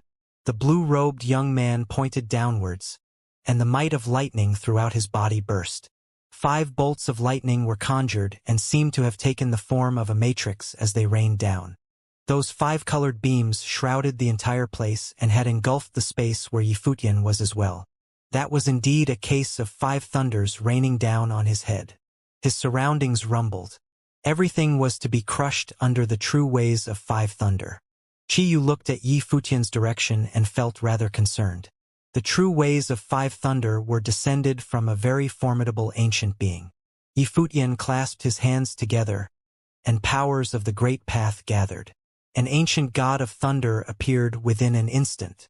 Its tall, majestic body was forged of lightning, and it held a hammer of thunder, which was then brought down and clashed directly with the true ways of 5 thunder.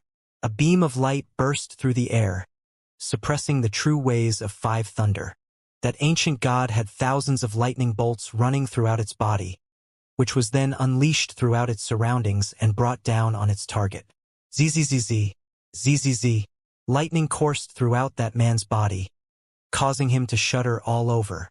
That god of thunder's weapon was brought down again, which caused the 5 thunder to be suppressed further before being thrown back into the conjurer's body. A massive rumble was heard, and that man's body seemed to be about to explode, blood splattering everywhere. Yifutian nodded to Qiyu and took another step forward as he continued his way upward. The path from then on was clear, and no one else stopped him. It was obvious that that one attack had shocked and made everyone else think twice. Qi Yu looked at Yi Futian's back with a troubled look. He was wondering if that man, who Qi Shang claimed to be the #1 genius throughout Crimson Dragon Realm, was about to reach the top of the Divine Mountain as well. Yi Futian's immense talents put even Qi Yu to shame. That attack which Yi Futian just pulled was not something that powerful. Still, it was that his ability at tapping into the power of ambient lightning was far superior to his opponent's. Yi Futian went up one step after another, and the mark left inside of him grew increasingly powerful. Lightning bolts throughout the Divine Mountain shrouded the vast space around him, with him at the very center. Every single bolt of lightning that smite was earth-shattering. Every part of his body was baptized by lightning. Even that ancient tree within him had boundless lightning coursing through it, but at the same time, it was also consuming the power of lightning. Is the power of the source of the great path? Yi Futian searched within himself and muttered. His body became a furnace when the deed of thorough comprehension was cast, refining the divine lightning of his surroundings, melding them with the lightning will within his life spirit. That was the meaning of the existence of the 8 divine mountains, passing down the teachings through the lightning bolts themselves, enabling the ones taking in the bolts to develop will of infernal thunder of Wutu within them, which in turn enabling them to develop talents for that element, paving their way for training within the Emperor of Purple Underground. Imparting the way through the lightning bolts was something that only top-notch forces in Supreme Imperial Realm were able to do. It was unimaginable to the lower worlds. Yi Futian's body had formidable adaptive abilities. With the World Tree Life Spirit and the deed of thorough comprehension at work, it resulted in him melding quickly with the lightning around him, causing all lightning will found within his body to gradually be developed into the will of the great path of infernal thunder of Wutu. With that, he became able to withstand thunderous might of greater power as he became compatible with them. No one would have been able to sustain smiting from over 100 lightning bolts alone otherwise. As Yi Futian kept moving up and overtaking a greater number of people, eventually, there were only 3 people left before him. Lu Yu, a descendant of Sword Emperor of Shocking Clouds, the Thunder Bird, a descendant of a Demon Emperor, Zhu Qi, daughter of the Bamboo Emperor. The Thunder Bird continued to consume the lightning of the great path around. The lightning sheen on it shrouded the sky, shining on a vast area. Its eyes were extremely pointed, looking at Lu Yu, who was at the absolute highest point, leaving it and Zhu Qi in the dust behind. Presently, even the Thunder Bird was enduring extremely great pressure. That was the same with Zhu Qi. Her body was moving extremely fast, like an illusion, but when lightning bolts flashed, she would have been hindered. Yi Futian gradually caught up with them from behind. His steps were steady as he followed, heading towards the peak of Wutu Divine Mountain. The millstone-like thundercloud above raged on, making it seem like doomsday for those witnessing it. Boom! A rumble was heard. Countless on the Divine Mountain looked up and saw a figure walk to the peak one step after another, holding a sword in his hand. The figure was none other than Lu Yu. Some speed indeed. Many shuddered to find that Lu Yu was actually about to get to the top. It was as speculated by many, Lu Yu indeed became the first to get to the top of the Divine Mountain. That descendant of the Sword Emperor of Shocking Clouds, who was capable of attracting lightning with his sword and had incredible proficiency at the ways of lightning, was indeed a cut above the rest. He looked like some god of the sword. His back faced the ones below him as he made it up one step at a time. Boom! Yet another flash of lightning blasted. His sword hung above him, and the bolts blasted onto the sword right away, which was then refined by the sword as it passed before finally surging into his body. He looked up in the sky and lifted his legs, continuing to move his way upwards. His sword aura was towering, and boundless lightning glimmered on his sword, making him looking dashing and legendary. That indeed is the #1 among descendants of the Sword Emperor of Shocking Clouds. Lu Yu will probably be able to study under the Emperor of Purple Underground, some muttered deep down. Many found themselves inferior, looking at legendary figure beneath the thunderclouds. It was not that those people were looking down on themselves, but that it was a glaring fact proven by the powers of the one they were comparing themselves to. The ones who were capable of fighting him were probably the handful of people right below him. He's at the top. Lu Yu stepped out at that moment and reached the peak. The Thunderbird glittered as it moved below him, pulsing with towering flashes of lightning. Zhu Qi took an illusory form and continued moving upward. Her many bodies of lightning melded into a single entity eventually as she moved while stepping on the lightning bolts, making her look impossibly beautiful like a goddess. Yi Futian continued moving steadily right behind them, and he was not all that far from the peak anymore. Lightning bolts flashed again, but they were not able to shake Lu Yu one bit. He refined the bolts as he looked up. There had been a person who withstood 900 strikes and became a personal student of the Emperor of Purple Underground, becoming revered by countless and lauded as the orthodox of infernal thunder of Wutu. That person was to become one of those who would inherit one of the 9 thunders of the Violet Heavenly Palace. However, Lu Yu did not think so. Who came first had no bearing when it came to cultivation. What the other person had been able to do back then, he was able to do now as well. No one else had been capable of fighting him. He believed that no one below would be a challenge to him, either. For lightning bolts struck from above at the central region of the millstone-like thundercloud. Lu Yu waved his right arm in a dashing manner. The sword hanging above him was quickly turned into 4 swords, appearing in 4 corners and stopping the lightning bolts. Boom!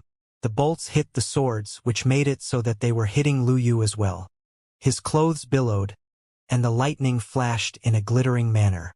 The might of thunder on the 4 swords surged towards his body. His bearing at the moment was nothing short of legendary. Lu Yu was able to stop the bolts and consume the path of lightning of others. Many looked shocked at what he did. That was a testament to the immense confidence he had in himself. It was as if he were to withstand being baptized by the heavenly bolts all on his own. He was the only being, and no one would have been able to compare to him. You all could stop now. Lu Yu looked down below him and continued. The Divine Mountain is open today, and I intend to break the past records. I shall withstand 1,000 strikes, and you all can train where you are. There will be no problem for all of you to enter the purple underworld to train. He knew that everyone wanted to reach the top, to stand at the peak of the Divine Mountain, and have themselves rained on by the lightning bolts, enabling them to become beings revered by all. But he deemed that the peak of Divine Mountain could only have one person stand on it, or it would look less than perfect. He had no intention of seeing any who came to the Divine Mountain as rivals. His rivals were those people outside. However, he was competing with them through time and space as they were not of the same generation. How boisterous! The Thunderbird said in human speech. I intend to try as well at the peak and be struck by 1,000 bolts. How about you step down instead? The bird continued moving upward as soon as it was done saying that. The huge Thunderbird cast towering beams of lightning from its humongous body. Lu Yu shot a plain look at it and did not say anything. He then pointed at the sword hanging in the air. The swords rang and howled under the thunder. Boom! Boom! Boom! Lightning bolts flashed and struck down again as if the sword guided them. It was as if he had been attracting the bolts with his sword. Will of lightning in the vast area of the Divine Mountain gushed towards the sword in a frenzy. A towering flash of lightning of the sword glittered in his surroundings. The scene looked very harrowing. One sword shall command the thunderclouds. Lu Yu, descendant of the Sword Emperor of Shocking Clouds, uttered. The voice reverberated in the air. It was extraordinarily overbearing and sharp. The thunderclouds had indeed moved as the sword was drawn. A sword came down from the sky. The clouds moved with the sword as it zipped past his surroundings, tearing through the sky and coming right before the Thunderbird's body. The Thunderbird howled loudly, and having taken its original form, its body was humongous. That huge body gathered boundless will of lightning, and it fired a bolt of lightning from its beak. Boundless will of lightning that it had consumed before was quickly turned into 81 beams of lightning, tearing through space in a fearsome manner. The 2 attacks clashed on top of the Divine Mountain. The resulting flash was so blinding that many struggled to keep their eyes open. All 81 beams of lightning seemed to have turned into 81 thunderbirds, howling through the sky. Yet, its opponent remained using only a single sword to retaliate. The sword commanding the clouds tore through the incoming attacks, continuing to move forward at the body of the thunderbird. The thunderbird let out a shrilled howl, and its huge body charged forward. Its huge wings brought terrifying flashes of lightning to bear, which were sharper than blades as they lashed out at the person at the peak. Lu Yu snuffed coldly and pointed his finger at the sky. 9 swords materialized, and it seemed that their powers were 9 times greater than before. The 9 divine beams of light rained down and tore through his opponent's attacks, tearing right through the sky and heading straight for the thunderbird. Boom!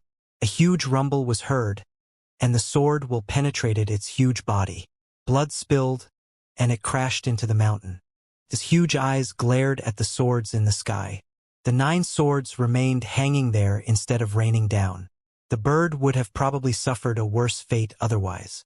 "Thank you," the thunderbird said in human speech. Although its opponent injured it, it remained grateful to its opponent for showing mercy. It had to accept that it had lost.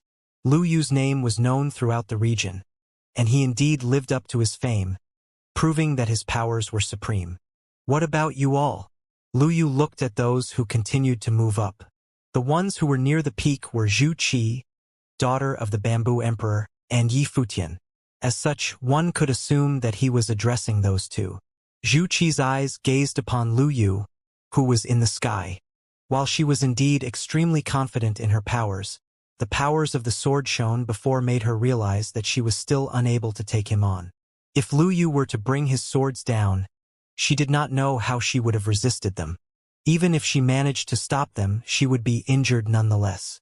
He was attracting lightning bolts with his sword, and Lu Yu became the absolute king in that place for doing so. "We shall see how many lightning strikes you can endure," Zhu Qi said. It was apparent that she gave up. She remained where she was and trained. Lu Yu nodded slightly to her. The world would then witness him taking on the lightning bolts soon after, and he would break the record. It was his goal to take on 1,000 lightning strikes. Some power indeed. He seems invincible. Many who were climbing the mountain were in awe. The thunderbird lost, and Zhu Qi gave up. They had all been of the same renown before, and all of them had been very famous. At that moment, however, it was apparent who among them proved superior. Lu Yu was a cut above everyone else, and no one had been able to make him budge. Everyone would have only needed to sit around and witness how many lightning strikes he could endure to see if he would be able to break the record of that insane genius. Lu Yu's expression was calm and composed, getting ready to be struck by the lightning of the great path. However, just when he was about to look away, he found another who continued to move upward, which caused him to frown. He made himself very clear and had shown mercy, yet there seemed to be someone who refused his kindness still. Many at the Divine Mountain noticed Yi Futian as well, because he was the only one near the peak who was still continuing to move upward. The Thunderbird and Zhu Qi had both stepped down and gave up, letting Lu Yu take all the glory. They were all wondering, what was Yi Futian trying to do? Is he really going to challenge someone as legendary as Lu Yu? Is he capable of taking on Lu Yu's swords? Who is that guy? Many were wondering deep down, and some voiced the question. Who knows? Everyone shook their heads, as none of them knew of Yi Futian. Qiyu, son of Emperor Qi, however, knew who he was. He looked at Yi Futian and felt rather concerned. Yi Futian's immense talent made him renowned as the #1 genius in Crimson Dragon Realm. But then again, that sword attack from Lu Yu was simply too extraordinary. If Yi Futian were to be unable to take one such attack, he would have to pay a heavy price. Getting to the peak of the Divine Mountain was not child's play. No one who was anything less than a cut above the rest would be able to do so. Many were wondering if he was only a saint who did not know his place. Yi Futian, however, did not care about what the others thought of him. The lightning bolts rained down, and yet, he continued moving upwards, getting closer and closer to the peak. He was moving at a very high speed, and it did not take him long to overtake the Thunderbird. That scene caused a hint of coldness flashing in the proud eyes of the Thunderbird. It found it difficult to swallow that Yifutian had been able to walk past it so easily. The bird had halted its steps. That sword attack from Lu Yu before made the bird stay where it was to train instead. It had no problems acknowledging Lu Yu's strength, but it was baffled to see Yifutian simply walk past it. "Stay where you are." Lu Yu, who was at the peak of the divine mountain, said plainly. His voice was devoid of any emotions, telling Yifutian to just stay below the peak. His sword remained hanging in the air and attracted lightning from above. It was as if he was about to bring a lightning strike on Yifutian's head if he insisted on continuing to move forward. Thunderous rumbles were heard at that moment. A lightning bolt blasted onto Yifutian's body, causing him to shudder. However, he had already gotten used to it, so he remained calm, and there was hardly any expression seen on his face. "Get down!" Yifutian looked up at Lu Yu and said plainly. Lu Yu saw that Yifutian scolded him instead of stopping. It was a show of pride like none other. Lu Yu was not the only one caught off guard. Everyone else on the Divine Mountain was baffled as well. Yifutian told Lu Yu to get out even after seeing his sword attack. It was indeed a tremendous show of confidence. Even the Thunder Bird seemed to be unable to take it anymore. It glared at Yifutian with its proud eyes. "Get lost," the bird said in human speech. Its eyes were extremely unruly. Demonic beasts were born prideful. Even if one were to become a saint, it was still difficult to change such inborn nature. It was even more so when such beasts were monsters, as they were the most unruly of all. The Thunderbird had only lowered its head after losing to Lu Yu. At that moment, however, Yifutian was about to get ahead of it as well. Yifutian shot a glance at the bird, and a cold glare was seen in his eyes. An extremely intense will of the great path shot into the bird's eyes. Yifutian's eyes seemed like the eyes of a god. In that instant, it was as if the bird saw nothing else with its huge eyes, only Yifutian. Its spiritual will balked as if it did not belong to itself any longer. The bird's huge body was unable to help but tremble. A long, shrill cry was heard from the Thunderbird. It was as if it was sustaining some kind of intense pain. It struggled intensely, but quickly saw the flashes of lightning in Yifutian's eyes shooting right into its eyes. "Kneel," Yifutian uttered in a cold voice as if he was giving an order. The people at the Divine Mountain were wondering who he was talking to. Kneel? They were all wondering who he was talking to. Boom! Thunderous might shattered, and the dazzling Thunderbird's eyes became dazed. Its legs began to bend slightly. It was as if it was about to kneel after being yelled at by Yifutian. Boom! Another terrifying purple bolt of lightning streaked through the sky. Flashes of lightning were unleashed from the bird's eyes as well, but it seemed that it had come to its senses somewhat. It shook its head for a little. It seemed to have stopped thinking just a while ago, and its brains seemed rather fried. It was shocked to find itself really about to kneel down to Yifutian. It looked extremely glum within an instant. It was only one step away from being enthralled back in that instant, and the bird deemed it to be unforgivable. The bird was wondering if Yifutian was humiliating it. When such thoughts ran in its head, the silhouette in that pair of huge eyes expanded exponentially. It had a shocked look in its eyes as it expanded its wings and was about to close them. Yet, that silhouette was simply moving too quickly. Stifled rumble was heard, and thousands of lightning strikes hit the bird's body, causing it to shudder violently before being thrown away. The Thunderbird collapsed to the ground and rolled off the mountain. Yifutian did not pay any further attention to the bird and continued to move upward, ignoring it altogether as he was about to reach the peak. The millstone-like thundercloud raged and rumbled. Stifling, devastating might shrouded the area. Lu Yu and Yifutian were the ones able to sense what was happening the most. The might of the great path of lightning was all over their surroundings. Lu Yu looked at Yifutian continuing to move upward, and he began to take him somewhat seriously. Yifutian had been able to overwhelm and defeat the Thunderbird in such a short period of time, so much so that he was unable to even see how Yifutian did it. It was apparent that the man before him was anything but weak. But then again, so what, you intend to just throw me off like that? Lu Yu thought. That time when the Divine Mountain was opened again, He deemed the one who was qualified to stand at the peak of Wutu Divine Mountain was only him, Lu Yu. Lu Yu did not allow any others to fight him for the glory. It was something he was determined to get his hands on. He waved his hands about and the swords howled. 9 swords appeared above him and attracted lightning of the great path. The thunderclouds moved, and the might of lightning raged on. Every single sword contained true devastating powers of lightning. Yifutian remained unfazed even after seeing everything Lu Yu did. He extended his hand, and the halberd of time and space appeared. That halberd seemed to have been something conjured out of the lightning of the great path. The mark planted in the world tree life spirit within his body shone dazzlingly, causing the tree to glitter with tremendous brilliance. Boundless will of the great path surged into his body, which was then directed to the halberd. That was not all. Every single will of the great path of lightning above the divine mountain completely went out of control, materializing as dragons. It surged above Yifutian's body. Yifutian, at that moment, seemed to have gathered the might of lightning of the mountain all on his body, which was then refined by the deed of thorough comprehension and surged into the halberd. Everything throughout his surroundings seemed to have been drowned by the flashes of lightning at that moment. That scene was simply too dazzling. Kill? Lu Yu uttered coldly, which brought lethal might around him to work. Doomsday-like might of lightning rained down, and the millstone clouds in the sky raged, gathering above the sword as they lashed out. It intended to destroy everything before them. Boom! Countless lightning bolts flashed at the very same moment, blinding many people. In that instant, a bolt of lightning seemed to streak through space. The great path was condensed into a single entity, and only the halberd reigned supreme.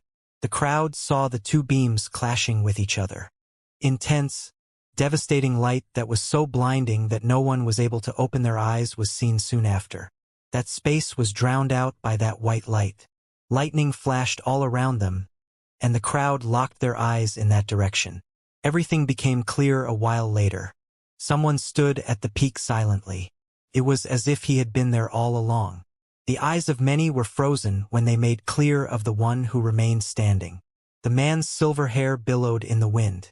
The one who stood at the peak of Wutu Divine Mountain had surprisingly been Yifutian instead.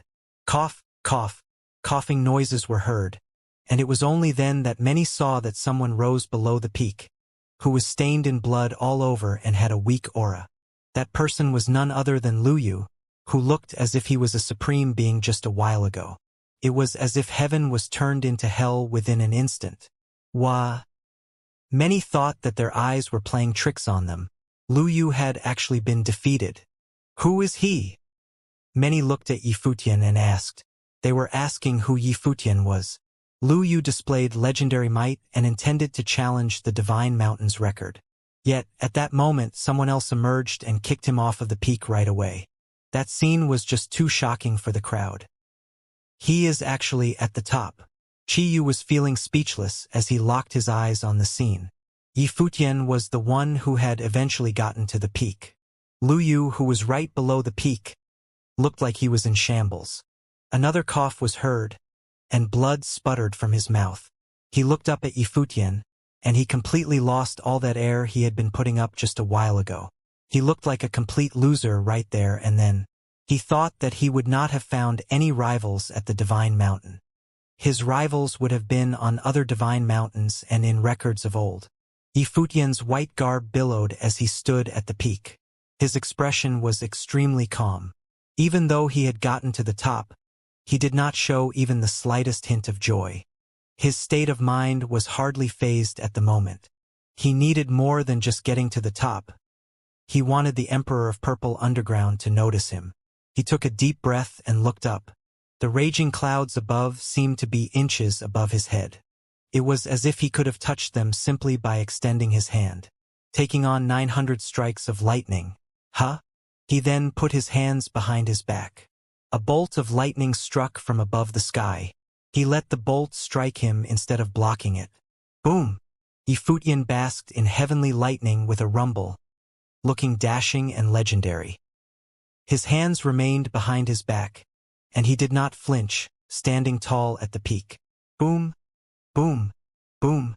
Lightning bolts descended upon him as they shrouded the entire divine mountain, blasting everyone. Yifutian, who was at the peak, was always the first to take on the strikes. However, he seemed like a statue who just took everything in silence. Many had illusions well up in their minds, seeing that figure before them. They were all thinking that the man before them might have been able to break the record after all. A silver-haired figure stood tall at the peak of Wutu Divine Mountain. Thunderclouds roared above his head, and lightning bolts kept coming down at him, bombarding his body. The scene, when viewed from the bottom of the mountain, was like someone braving the ordeals of the heavenly path. That silver-haired man remained unflinching as he withstood one attack after another. That was not all. No one at Wutu Divine Mountain moved at that moment. All who remained behind at the Divine Mountain took their corners and took the brunt of the lightning attacks in silence. Divine lightning bolts rained down from above in the Divine Mountain. That scene looked like a miracle from the heavens, stunning the hearts of those seeing it. "How many strikes has it been now?" someone at the bottom asked. 127, someone answered. That person's eyes remained locked onto where Yifutian was. He had been struck by over 100 lightning bolts and remained unflinching throughout. In contrast, many in other corners of the mountain were no longer able to take the attacks and were thrown off of the mountain. A vast, seemingly endless thunder net gradually appeared at the peak, with Yifutian's body at the very center as it continued to spread below. It was as if the net was about to envelop all of the Divine Mountain. "From the looks of it, it seems like he is truly out to challenge the record," someone said. However, even the thought of taking on 900 strikes was terrifying enough to make everyone shudder. From the looks of how things were at the peak of that Divine Mountain, it seemed as if just one lightning strike alone would strike fear into those witnessing it, let alone 900 strikes. "Let's just see how much of the seed of the infernal thunder of Wutu he was able to refine," someone said at the side.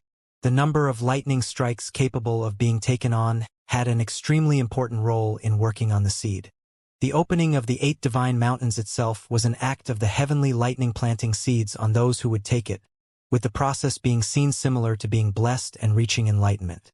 To those training in the ways of lightning, that was an opportunity in itself, as one would earn the chance of having the infernal thunder of Wutu being forcefully planted inside them. This would enable them to work and develop the seed. Doing so would have enabled them to manipulate the infernal thunder of Wutu. The greater one's comprehension was, the greater the resistance one would have developed when taking on the strikes. If one were to simply take on 900 lightning strikes armed with fortitude gained from their own training, one would eventually end up dead without knowing how they died. As time passed, fewer and fewer people remained at the Divine Mountain.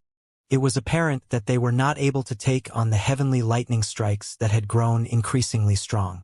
After quite a while later, there were only 3 people left on the Wutu Divine Mountain. Those 3 were Yifutian, Lu Yu, and Zhu Qi. However, at that moment even Zhu Qi spat up blood. She looked up at the man above and felt rather impressed, then turned around and descended the mountain. She never expected a cultivator that she never knew would have been the one to challenge the record of the Divine Mountain that day. Lu Yu sighed. He had been there to challenge the record on that day, yet he was injured by Yifutian and was no longer able to sustain being struck for much longer. He left the mountain in a dejected manner soon after Zhu Qi left. He had been ahead of everyone and acted boisterously before. Everyone thought he would have been the one standing at the peak. At that moment, however, it was evident that he was little more than an accessory. It was as if his existence had been for showing how magnificent that silver-haired young man had been. There was eventually only one person left in the tall, majestic Divine Mountain. He stood at the peak, enjoying himself being watched by the world and becoming that one absolute being. 820 strikes now, someone mumbled as their heart raced. The man at the peak was not far away from the set record.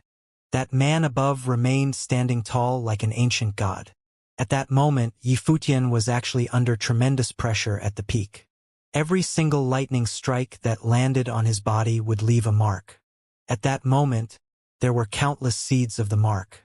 His world tree life spirit had turned into a tree of lightning as well, shimmering with dazzling light. What was even more terrifying was that all ways of lightning at the Divine Mountain resonated with the seeds. The Wutu Divine Mountain was like a mountain of lightning in itself. He stood at the top and basked in heavenly thunder. Whenever he was struck by a lightning bolt, the mark in his body would be triggered, resonating with the boundless lightning throughout the mountain. The devastating power within that instant was unbelievably terrifying. The strikes grew increasingly strong as they went on. However, his life spirit was capable of consuming every single bit of might from the lightning strikes. As such, he was still able to remain standing, not budging in the slightest. But then again, the fact that he was under tremendous shock every time the lightning bolt struck remained. Yifutian felt the boundless lightning will coursing throughout his body. That was the infernal thunder of Wutu. There were also the righteous thunder of Imu, the solar thunder of Binghua, the shade thunder of Guishui, the perilous thunder of Gengjin, the divine thunder of Wuxia, the demonic thunder of Lucian, and the violet thunder of Xianxia, all of which being part of the other 7 true lineages of the Way of Thunder. One would have wondered just how powerful the other 7 were. The Violet Heavenly Palace was a place that gathered all 8 true lineages of the Way of Thunder. One could have imagined just how terrifying someone who had trained in all 72 layers of the Way of Thunder would be. Boom! Yet another lightning bolt struck. At that moment, the entire Divine Mountain lit up brilliantly.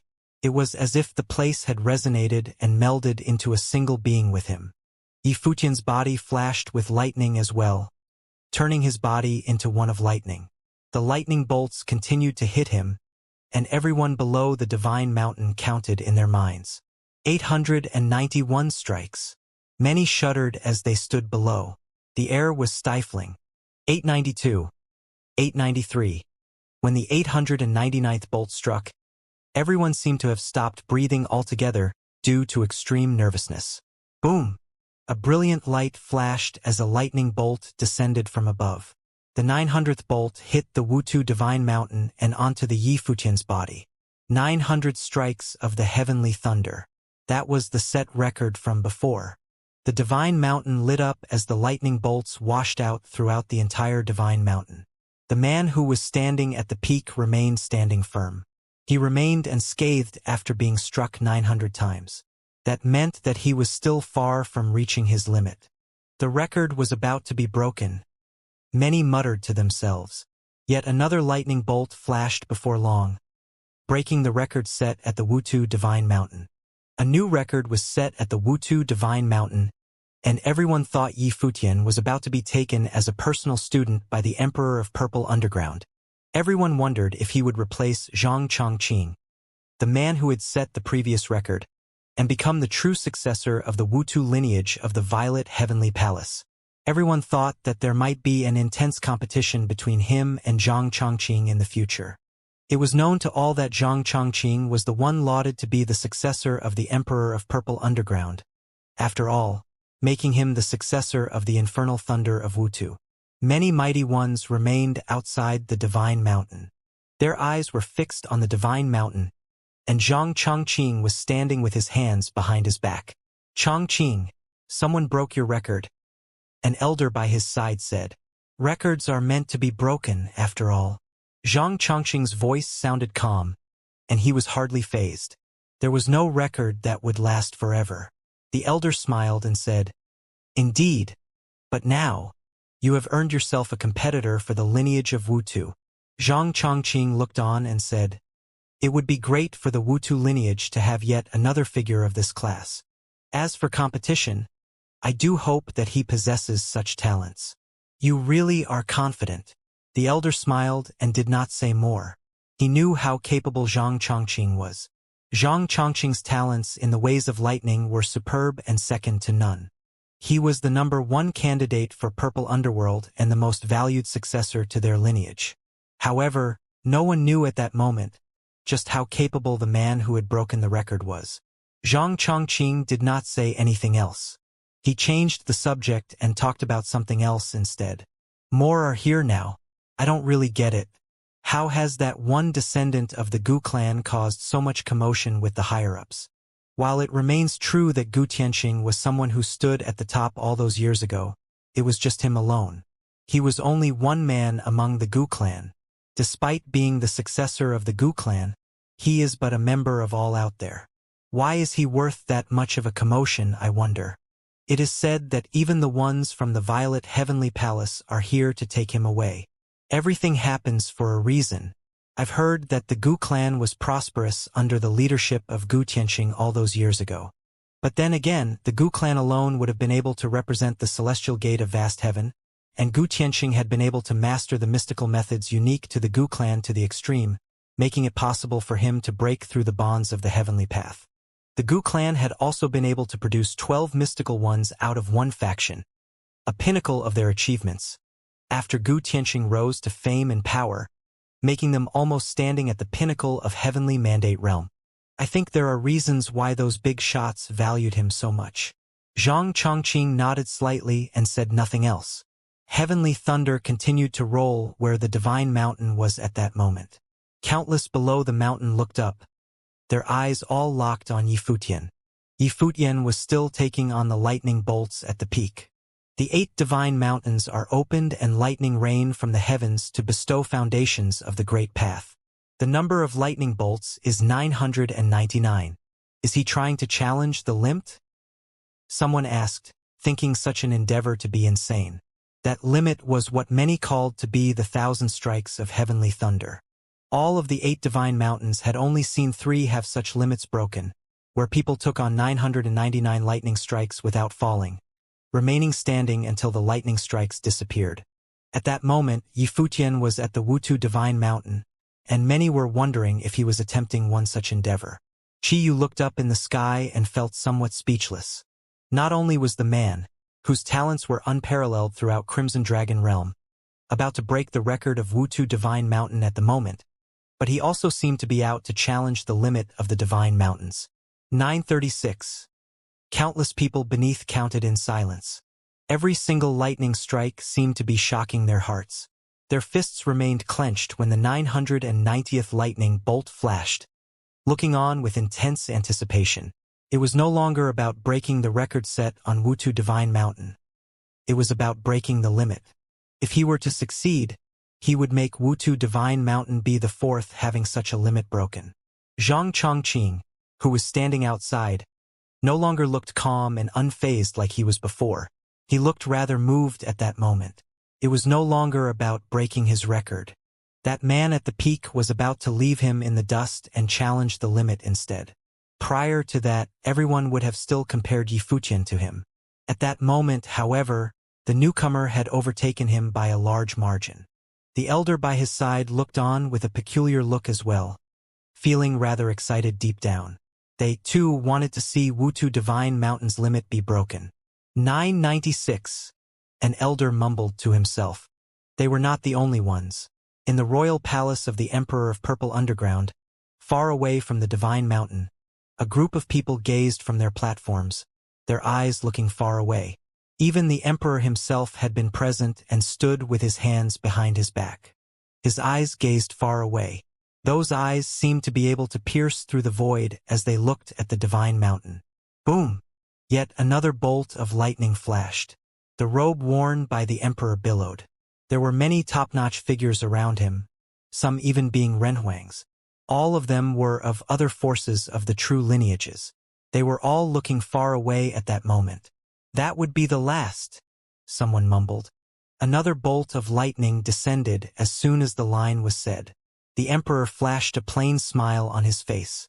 On the way, the Purple Underground, which represented the lineage of Wutu, saw the limit of their divine mountain broken. Congratulations, Your Majesty. Many bowed slightly to the Emperor, congratulating him. The Emperor of Purple Underground had just earned himself yet another superbly talented student. At Wutu Divine Mountain, the thunderclouds above the sky gradually dissipated, and that apocalyptic scene disappeared.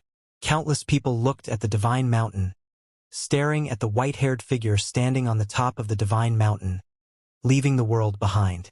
He seemed to be the only one between heaven and earth. Today, Yifutian broke the poll numbers on the Wutu Divine Mountain and inherited the 1,000 ways of Tianlei.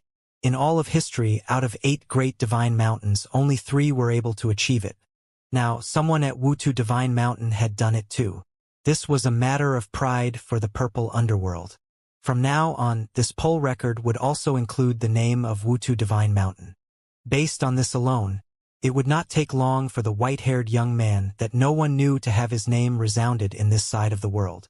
In the future, when anyone came to Wutu Divine Mountain, they would think of his existence, just as when they entered the Divine Mountain before, they had thought of Zhang Chongqing. Moreover, this poll number was even more impressive than Zhang Chongqing's 900 thunderstrikes. Lu Yu looked up at the sky and felt somewhat lost in his heart. Before he came, his goal was to surpass Zhang Chongqing, inherit the 1,000 ways of Tianlei, challenge the poll. However, before he even attempted it, he was kicked off the mountain by Yi Futian. Yi Futian now had replaced him and achieved what he had wanted to do. It seemed to him that his defeat was no unjust. But what a pity that the name Lu Yu could not be known in the world. Countless many were looking at the figure above the sky.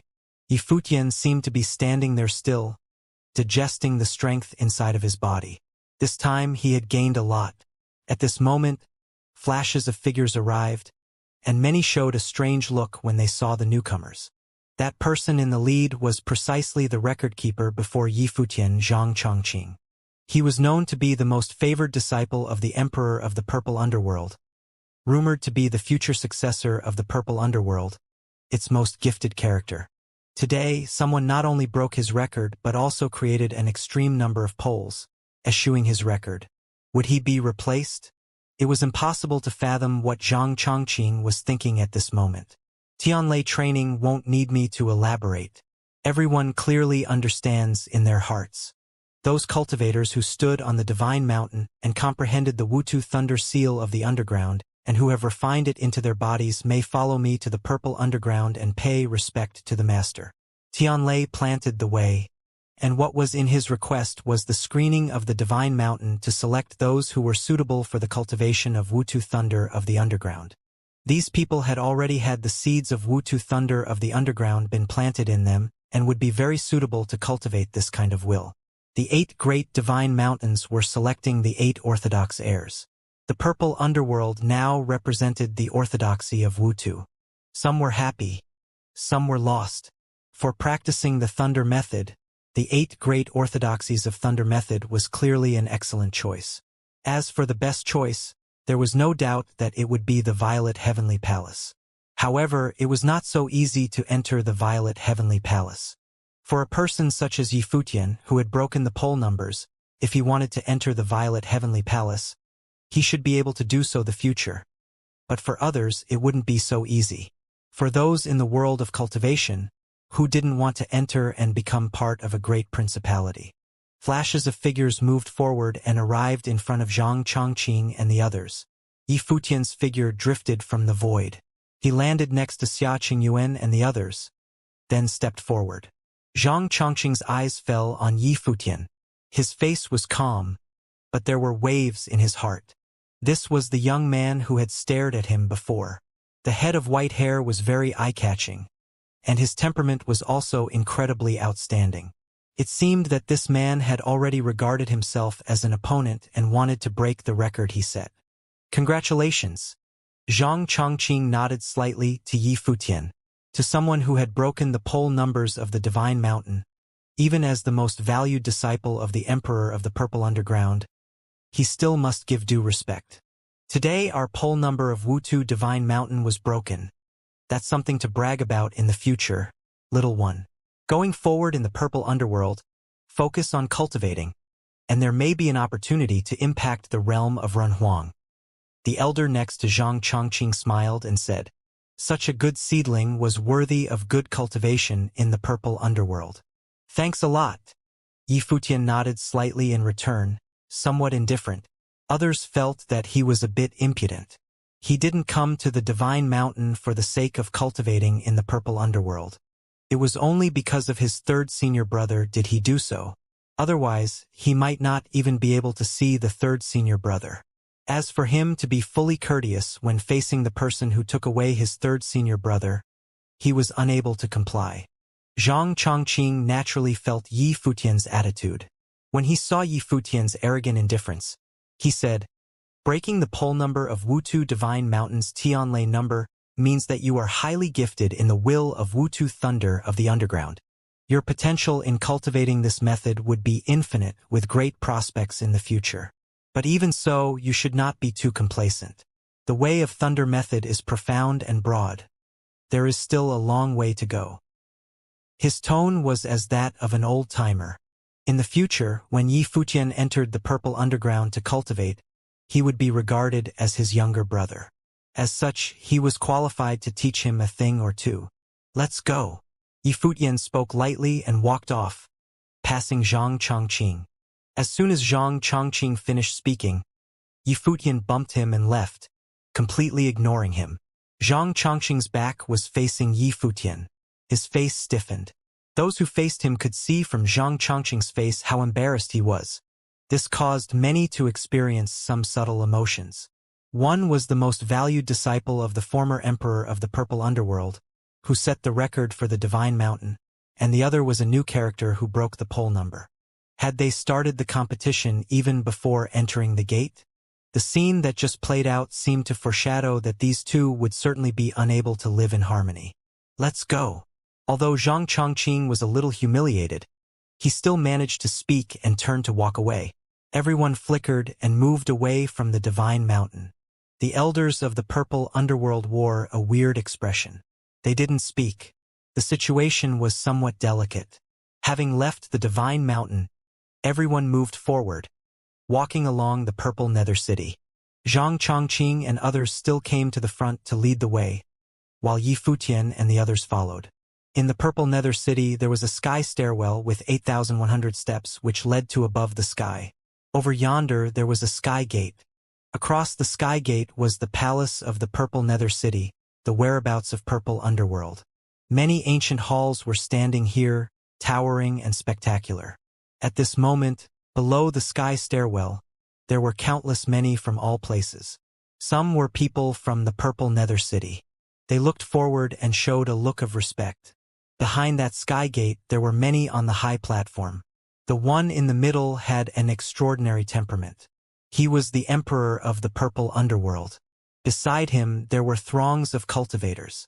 In addition, there are many cultivators positioned in all major directions. They were not from part of the Purple Underworld but were from other regions. Today was not only the opening day of the Wutu Divine Mountain but also the opening day for other divine mountains. However, all of the 8 major Orthodox forces had sent cultivators here. Obviously, it was not only because of the opening of the Divine Mountain. Purple Underworld. Now that the preaching of Divine Mountain had ended, it's time to talk about the matter regarding the descendants of the Gu clan. When will we see them? Someone asked. He was extraordinary, and in his movements he seemed to be one with the Great Path. The person who could talk to the Emperor of the Purple Underworld on equal terms had to be also existence of Renhuang, and one of the 8 figures who controlled the Thunder Method orthodoxy. That's right. There was another who broke the pole number of Wutu Divine Mountain today, and congratulations are in order. But this matter still needed to be dealt with. Another Renhuang piped up. It was as if they all had some ideas of their own in today's attendance. The Emperor of Purple Underworld understood that Gu Tianxing, regardless of his extraordinary method, was just one step away from the heavenly path. Even Renhuang, who did not desire to gain the method of Gu Tianxing's cultivation. If this Gu Donglu who was captured was the only descendant of the Gu clan, who wouldn't want to discover something from him? It was just that he had already tried to no avail. The man who was captured didn't seem to know who he was and didn't understand the magic cultivation of the Gu clan. Even his genius seemed to have been vaguely imprisoned, and it was unknown whose doing it was. Perhaps it was an attempt to leave a bloodline for the Gu clan, to let him live quietly in the lower world, and continue the name of Gu clan. It was just unexpected that he still came to the heavenly mandate realm. No need to worry. I will take care of it myself. The Emperor of the Purpose Underworld replied lightly. He already had a plan. Since he couldn't find anything useful himself, the attraction of the descendant of the Gu clan was naturally not as great, so he would take the initiative to turn him in. Purple Underworld, honestly, what are you going to do with him? Someone asked. They had all knew some things vaguely, And now, beside them, many people had also arrived. They have already arrived. Let's first see the one who broke the poll number of Wutu Divine Mountain. The Emperor of the Purple Underworld said. As he looked down, he saw a group of people walking along the sky stairwell. Among Yi Futian's party, he was the only one who went up. Xia Qingyuan, Qin Shengang, and the others stayed below. They were not allowed to step on the sky stairwell to enter the Purple Underworld, and could only observe the ceremony from below. Yi Futian glanced at the endless sea of people, then stepped onto the sky stairwell. He passed over the sky gate and saw those who were above the sky stairwell. The man at the center of the should be the Emperor of the Purple Underworld. Finally, Yi Futian and the group stopped. Zhang Chongqing and the others flickered behind the Emperor of the Purple Underworld and stood quietly there. The Emperor of the Purple Underworld lowered his head and looked at Yi Futian and the others. Greetings to Emperor of the Purple Underworld. Your Majesty. Everyone bowed slightly and paid their respects, and so did Yi Futian, even though he was displeased about the fact that the Emperor of the Purple Underworld had sent men to capture the third senior brother. However, the strength and status of the Emperor of the Purple Underworld were what they were, and he had to pay his respects. The Emperor of the Purple Underworld smiled and waved his hands, and his eyes landed on Yi Fuchsia. He said, "For many years, only you alone were able to inherit the 1,000 ways of TLA, breaking the poll number of the Wutu Divine Mountain. Would you like to ask me to be your master?"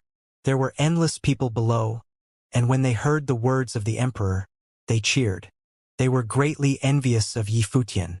Right after the conclusion of the trip to the Divine Mountain, the Emperor of the Purple Underworld would personally accept him as a disciple. How fortunate! Of course, as the first person to break the poll number of the Wutu Divine Mountain, Yi Futian also possessed such qualifications. Above the staircase, those renhuangs in positions around the Emperor of the Purple Underworld also looked at Yi Futian. It seemed that today, Emperor of the Purple Underworld would accept a good seedling, which, if given proper nurturing, would not be any less than Zhang Chongqing. This person, perhaps one day, would battle Zhang Chongqing in the future for the succession of Wutu. Around these renhuang, they had each brought some descendants here, and they looked at Yi Futian with some interest. They were all characters who had created the glory of the 8 major divine mountains. What was the true method of this person who had broken the poll number of Wutu Divine Mountain? Yi Futian looked up at the figure above in the sky. He bowed to the Emperor of the Purple Underworld, saying, "Your Majesty, I trespassed in the Divine Mountain of Wutu so that I could meet your Majesty and ask for a favor." Oh! The Emperor of the Purple Underworld revealed a strange look, and everyone around him was a little curious as well. "Tell me," the Emperor of the Purple Underworld said. Since he intended to take in Yi Futian as a disciple, he would agree to most requests. "Forgive me, your Majesty," Yi Futian said, bowing again. Previously, the people of the Purple Underworld took away a person from Emperor Qi's territory. I heard that this person is now at the Purple Underworld. His name of Gu Donglu. He is my senior brother. Although I don't know my senior brother's past, and neither does he cultivated step by step in the lower world until today. I hope that your Majesty will not make it difficult for my senior brother and will set him free. I am sure whatever it is that your Majesty desires to know, my brother will tell you." What Yi Futian said made the vast world fall into quietude.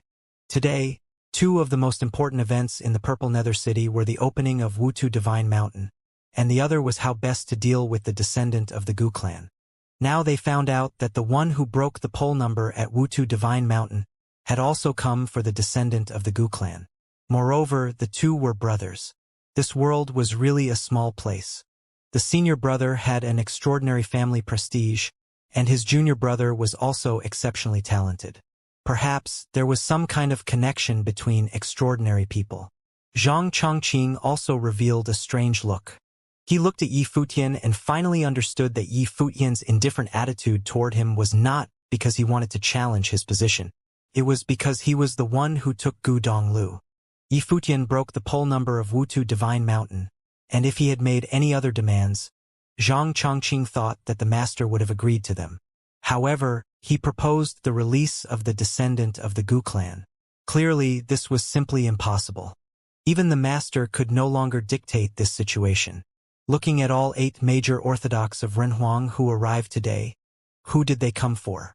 Furthermore, Yi Futian made this request to the Emperor of the Purple Underworld on this occasion, which more or less put the master in a tough bind. After all, from the standpoint of common sense, to order people to go after a junior figure was not an honorable thing to be done by the Emperor of the Purple Underworld. If Yi Futian pleaded for his release, he should agree. After all, Yi Futian had said that even Gu Donglu knew nothing of his heritage, just like every other ordinary cultivator. So why would a Renhuang give him a hard time? But precisely because of it, it would be difficult for Emperor of the Purple Underworld. Presumably, you were also not too clear about the affairs of the Gu clan. Although he is your senior brother, as a descendant of the Gu clan, there is too much involved that can't be clarified. I won't be hard on your senior brother, but at present, I cannot release him to you. And even if he's really in your custody, perhaps you cannot keep him for long. The Emperor of the Purple Underworld spoke to Yi Futian. Yi Futian had already guessed this outcome. He knew that, with just a few words from him, the other party couldn't release the third senior brother. However, at least he needed to find out their stance. Your Majesty is a Renhuang, one of the 8 orthodoxies of the Violet Heavenly Palace. Like the rest of the elders, you transcended from the world. I had heard a thing or two about the events involving the Gu clan in the past, but my third senior brother knew none of it. He was just a bearer of the name. It was said that those of the Renhuang realm possess the ability to tolerate all things of the world, and so I ask all your majesties to let go of what happened in the past. Yi Futian bowed down, and his tone was extremely polite from the beginning to the end, without any disrespect. He was simply pleading. He knew who he was facing, and he clearly understood the gap between him and the others. Although his reasoning may be superior, the fist was the ultimate decider of everything. If he dared to run in blindly, he wouldn't even know how he died. Never mind saving the third brother. The Emperor of the Purple Underworld looked at Yi Futian. This young man appeared polite and respectful, but he could see that Yi Futian was quite calculating. Expressing his case in such manner, it would not do to keep Gu Donglu in his hand for long and make things difficult. Otherwise, it would make them look bad. It was only that Yi Futian had ultimately underestimated the influence of Gu's descendants in the Heavenly Mandate realm. You have no inkling of what happened with the Gu clan. The Purple Underworld will take care of it ourselves. Now, Master asked if you were willing to be part of the Purple Underworld and cultivate under the Master as his disciple. At this time, Zhang Chongqing, who was behind Emperor of the Purple Underworld, spoke up. The fact was that everyone could see that because of Gu Donglu, Yi Futian might not enter the gate of the Emperor of the Purple Underworld. Zhang Chongqing's question was forcing Yi Futian to answer directly. If His Majesty could release my brother and let him stay in the Purple Underworld to cultivate, then I would also be willing to join the Purple Underworld and cultivate under His Majesty. Yi Futian bowed and said respectfully, if the Emperor of the Purple Underworld were willing to release the third senior brother and protect his safety, then he would have proven himself as trustworthy, and there would be no impropriety for him to cultivate under him. The Emperor of the Purple Underworld looked at Yi Futian, and the Renhuang of the other 8 orthodoxies also revealed a look of interest. Yi Futian was making things difficult for the Emperor of the Purple Underworld. The person who broke the poll number of Wutu Divine Mountain, but refused to enter the door of the Purple Underworld just because the Emperor was unwilling to release Gu Donglu. It would perhaps cause much gossip among people. How dare you? Zhang Chongqing chided coldly. For the Master to accept a disciple is a great event, but you take it as an exchange? The people of the Purple Underworld were staring at Yi Futian. The Emperor was accepting a disciple because of Yi Futian's talent. But Yi Futian only wanted the Emperor of the Purple Underworld to release the prisoner, his brother. Yi Futian gave Zhang Chongqing a cold glance. This Zhang Chongqing was deliberately provocative, making the situation worse.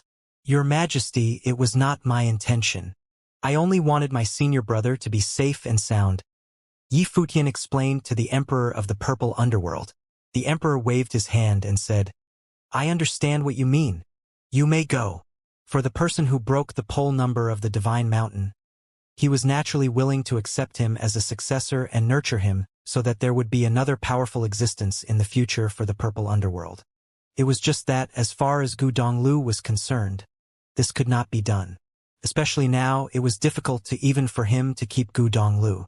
When Yi Fuqian heard the words of the emperor, he understood that there was no hope for the emperor of the purple underworld to release Gu Donglu today. He looked at the emperor, then nodded slightly, and retreated. If others are willing, you may cultivate in the purple underworld. If you don't want to, you may leave now also, the emperor said to the rest of the crowd on the stairs. Everyone knew that because of Yi Fuqian's request, the emperor was not in such a great mood. Let them decide themselves without any nonsense. The vast majority of people were willing to cultivate in the purple underworld, but only a few had refused. Yi Fuqian returned to the ground below, standing there silently. Obviously, even if he had broken the pole number of the divine mountain, it was still not enough weight. Even talent such as this was not enough for the emperor to release the man on his account. You've done all you can. Leave it to destiny. Next to him, Qin Shengang whispered. Xia Qingyuan also looked at him. Yi Fuqian was already doing his best. It was just that his status today, compared to those Renhuang who were high above him, was still too far apart. It was not enough to affect the others. Even if he had inherited the 1,000 Way of Tianlei, he had created the history of Wutu Divine Mountain.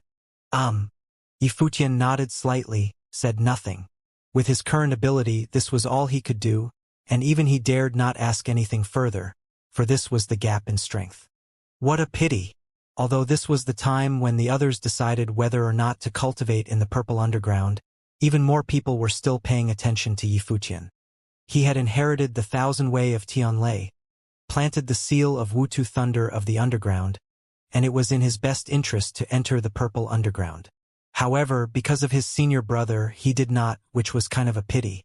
This was perhaps the first time in history that someone who had set a record but did not submit under the discipline of the 8 orthodoxies. Purple underground, what are you going to do with the descendant of the Gu clan? Someone finally asked. Yi Fuqian and the others were staring at the emperor of the purple underground. How would the emperor of the purple underground plan to deal with Gu Donglu? Don't worry, it should be here soon, said the emperor, which shocked the rest of the Renhuang. It seemed that emperor of the purple underground still intended to hand him over. They probably couldn't touch him in any way. They instinctively understood that if the emperor were to deliver him, it would only be delivered there. The Thunder Method Orthodoxy of the Heavenly Mandate Realm, Violet Heavenly Palace. If the Violet Heavenly Palace were to take him away, it would be impossible for them to step in again. Before, when they asked the Emperor of the Purple Underground if he had obtained anything from this descendant of the Gu clan, he did not give them an answer. So far, it was in unknown suspense. At this moment, there was lightning shone above the sky, and out of the endless clear sky, divine light of thunder had appeared. Countless many looked up at the sky. Their hearts were shaking. Flashes of lightning sailed across the sky, and in the next moment, figures appeared in the sky above the crowd. The group seemed to come by lightning, so it appeared out of thin air, and the group in front emitted a terrible breath. Especially the one who led the group, who stood above the void and gave everyone a sense of irresistibility. It was as if he was one with heaven and earth, and the way of the thunder. Renhuang of the 8 orthodoxies stood up and looked above with a solemn look. Violet Heavenly Palace. Below the stairs, countless people trembled in their hearts. The world's thunder methods were all from the Heavenly Palace. The 8 major orthodoxies of the thunder method were, in fact, passed from the Violet Heavenly Palace. Now, the Violet Heavenly Palace descended in person. Purple Underground, where is the man? The leader of the group asked. Bring him out, the Emperor of the Purple Underground said. Below, Yi Fuqian appeared a little pale. The Violet Heavenly Palace arrived, and with just a few words, the Emperor was about to hand the prisoner over. In the Purple Underworld, a group of people appeared with one man in custody. Below the stairs, Yi Fuqian looked up there, and the man in custody was Gu Donglu. Donglu. There was a faint flow of knife will on the knife saint. At this moment, Gu Donglu appeared to be slightly tired. Those who cultivated were usually full of energy, especially when they entered the realm of Saint. Under normal circumstances, they would not appear tired at all, unless something had happened to him. Although the Emperor of the Purple Underworld would not do anything drastic to Gu Donglu during these days of capture, it was impossible that he would do nothing at all. What did these people want with Gu Donglu? Gu Donglu looked up at the figure above the sky. His eyes were filled with indifference. Until now, he still did not understand just what he had done. After these people captured him, they interrogated him and even wanted to pry into his spiritual world forcibly. And now they were going to hand him over to some other people? No one asked him, and he did not expect that even with his cultivation to the Saint Plane, that he would be this powerless. As for the principles that they believed in, they were as fragile as a piece of paper in the face of absolute power. The people of the Violet Heavenly Palace looked at Gu Donglu from a distance and thought that his temperament was outstanding. Release your life spirit. The cultivators of the Violet Heavenly Palace commanded Gu Donglu from the sky. Gu Donglu looked up at the man and remained indifferent. Seeing him remain silent, a mighty pressure descended from the void and directly landed on Gu Donglu. Feeling this pressure of might, Gu Donglu remained standing quietly and looked up at the other without compromise. The Run Huang, who was the head of the group, frowned, and a terrible divine light shot from his eyes. This divine light penetrated Gu Donglio's eyes and rushed into his body. At this moment, the breath inside of Gu Donglio's breath roiled. His spiritual will was not under his control, and his soul shuddered. Boom! The light of the life spirit appeared, and it was an illusion of an immortal. 9 ancient characters surrounded the illusion and seemed to echo with heaven and earth, which caused sounds of whistling in the space. Indeed, the cultivators of the Violet Heavenly Palace secretly exclaimed. He was undoubtedly the descendant of the Gu clan, but this soul would be more befitting in an ordinary person. But compared to the Gu clan of Ur, its power was far from impressive.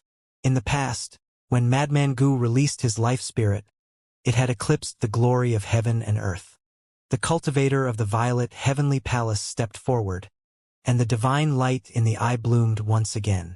It was like thunder shocked the world, and it rushed into Gu Donglio's body again. Boom! Gu Donglio's body shook. His long hair was flying in the air. His spiritual willpower seemed to bloom uncontrollably, and the breath of life spirit was even stronger. The cultivator did not stop there but stepped forward again. Gu Donglu groaned. His face was ashen. It was as his life spirit had been released to its limit. But it seemed that it still did not meet the expectations of that Renhuang character. I tried it already, the Emperor of the Purple Underground said. Gu Donglio's life spirit seemed to be limited at this point, unless there was a second awakening. This was indeed a considerable gap with the people of Gu clan in the past. The elder is of the Renhuang plane and is bullying someone his junior thusly. This is conduct unbecoming of someone of your stature.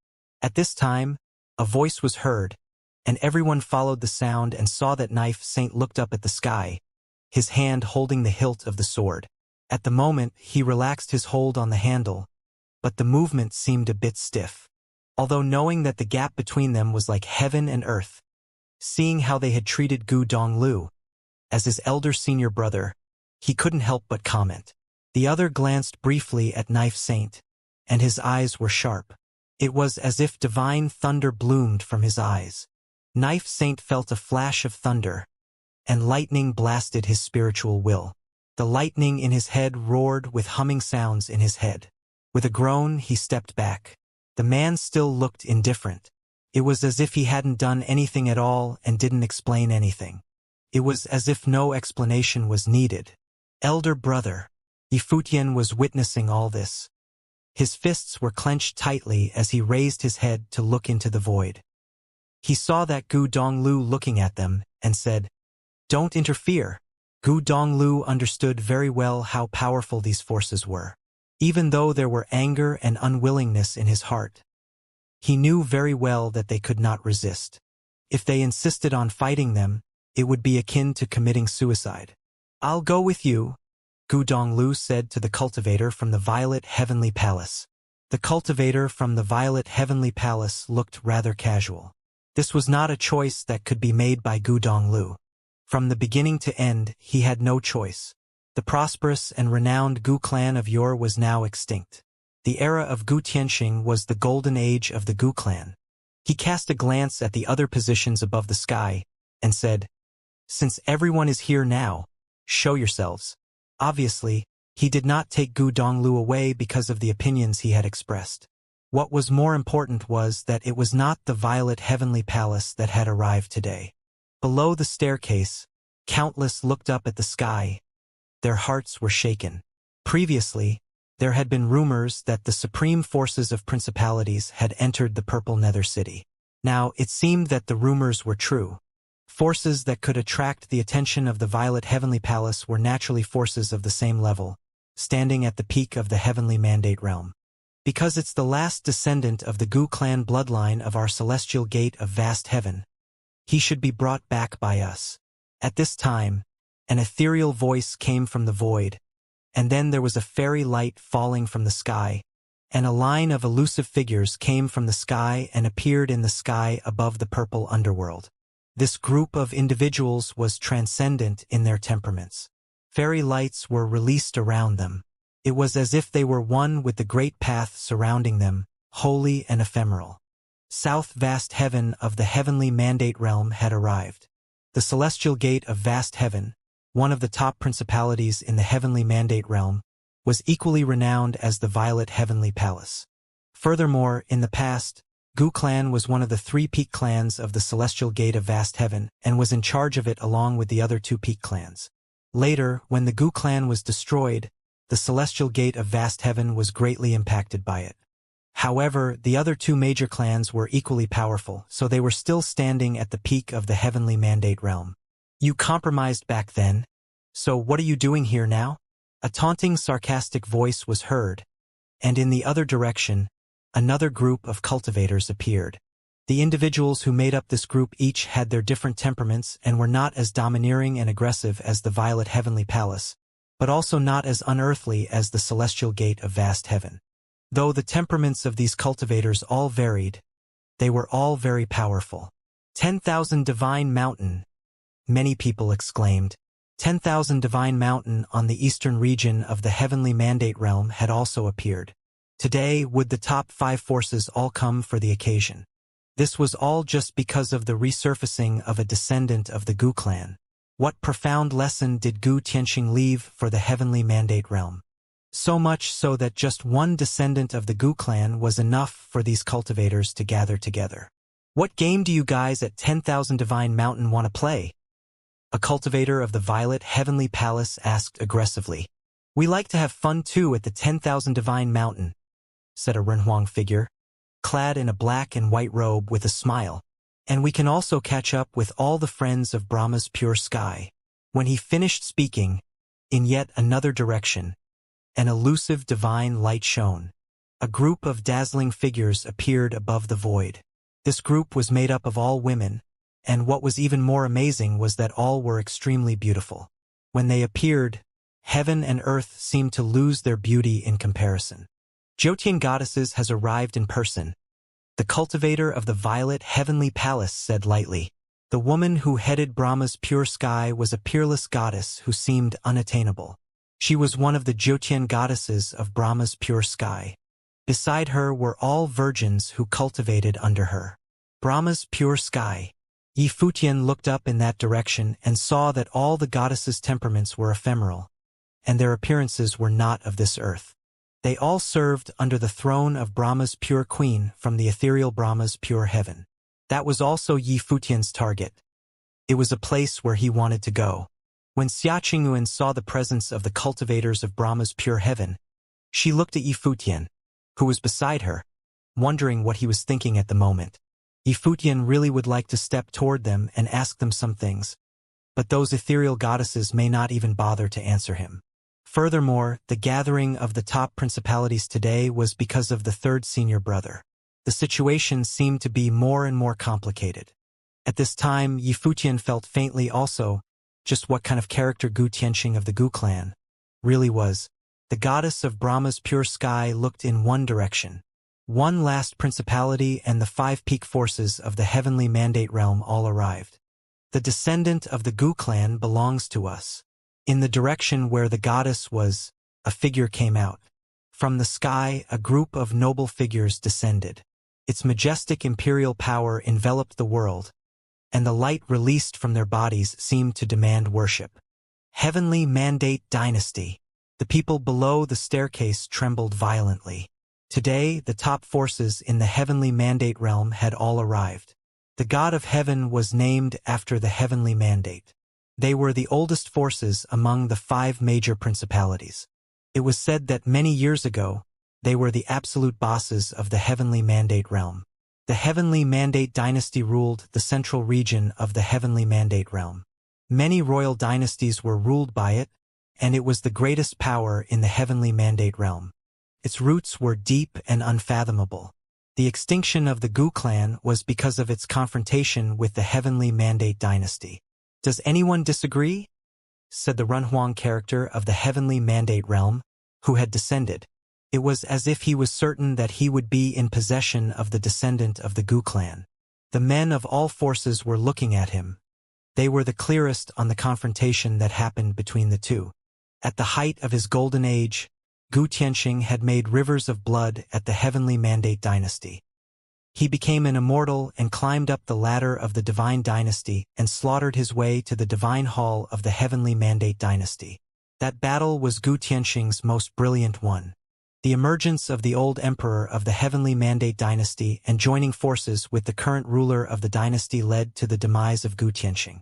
It was said that Gu Tianxing was injured in that battle, which subsequently led to the fall of Gu Tianxing and the extinction of the Gu clan. But for that, the price paid by the heavenly mandate dynasty was the death of the old emperor, a godlike character who ruled a generation. One could imagine how terrible Gu Tianxing was.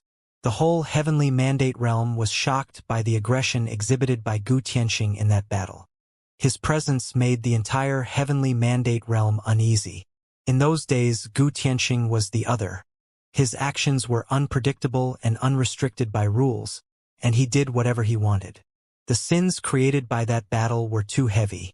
The blood stained the dynasty so that the heavenly mandate realm no longer had a place for him. It was obvious what those from the heavenly mandate dynasty were trying to do. Gu Tianxing and the dynasty had serious scores to settle with each other, and it was thanks to the heavenly mandate dynasty that the Gu clan was destroyed. At present, knowing that there were survivors from the Gu clan, the heavenly mandate dynasty naturally saw fit to take them away. While the dynasty suffered terrible losses all those years ago, many lives from the celestial gate of vast heaven were lost as well, and the Gu clan was totally destroyed. The feud between the dynasty and the Gu clan ended at that time. And right now, are you telling me that you people from the dynasty are unwilling even to let one descendant of the clan off?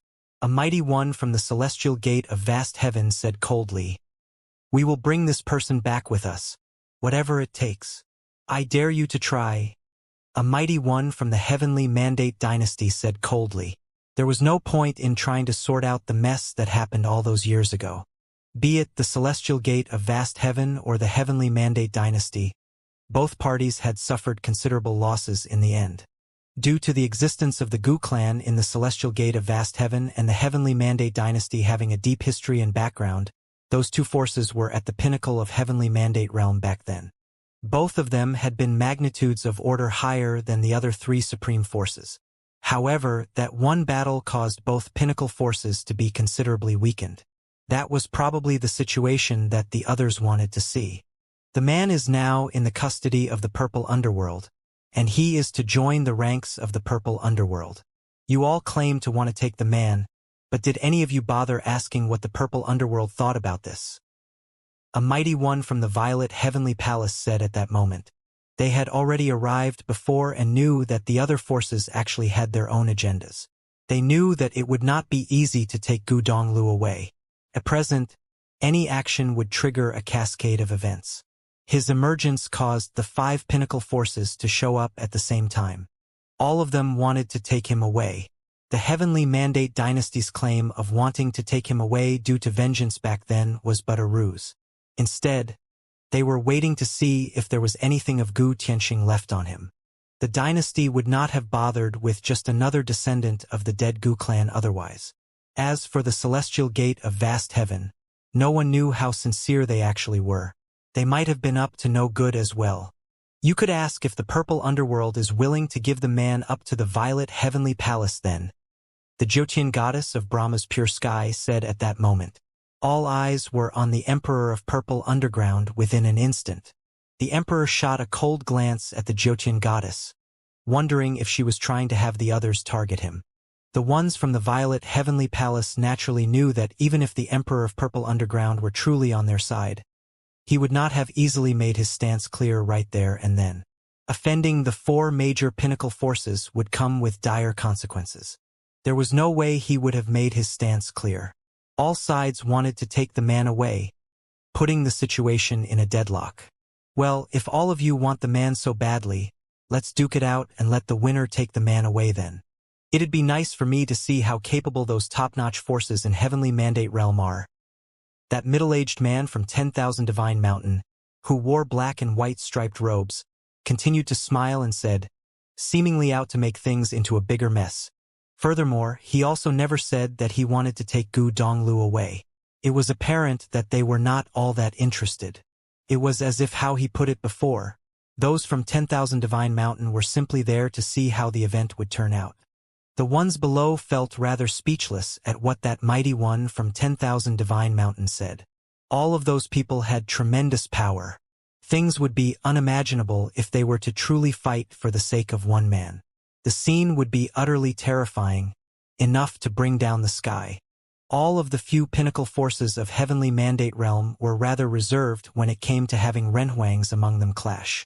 If any conflict arose, the fight would be something out of this world. What happened between the Gu clan and the Heavenly Mandate dynasty back then served as a very good example. Everyone was silent again.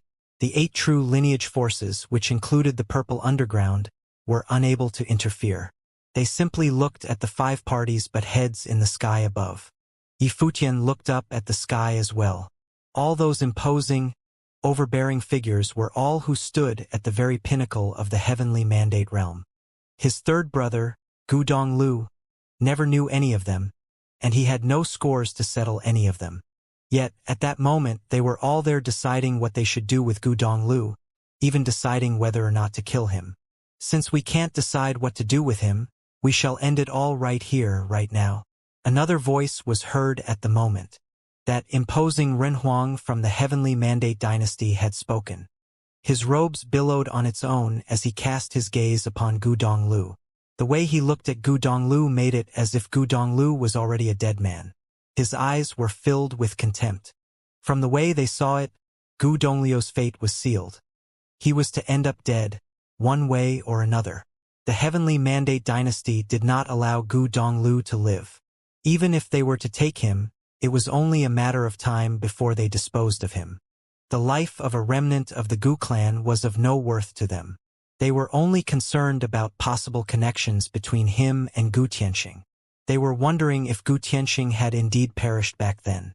That Renhuang stepped out and piled his might of Renhuang onto Gu Donglu.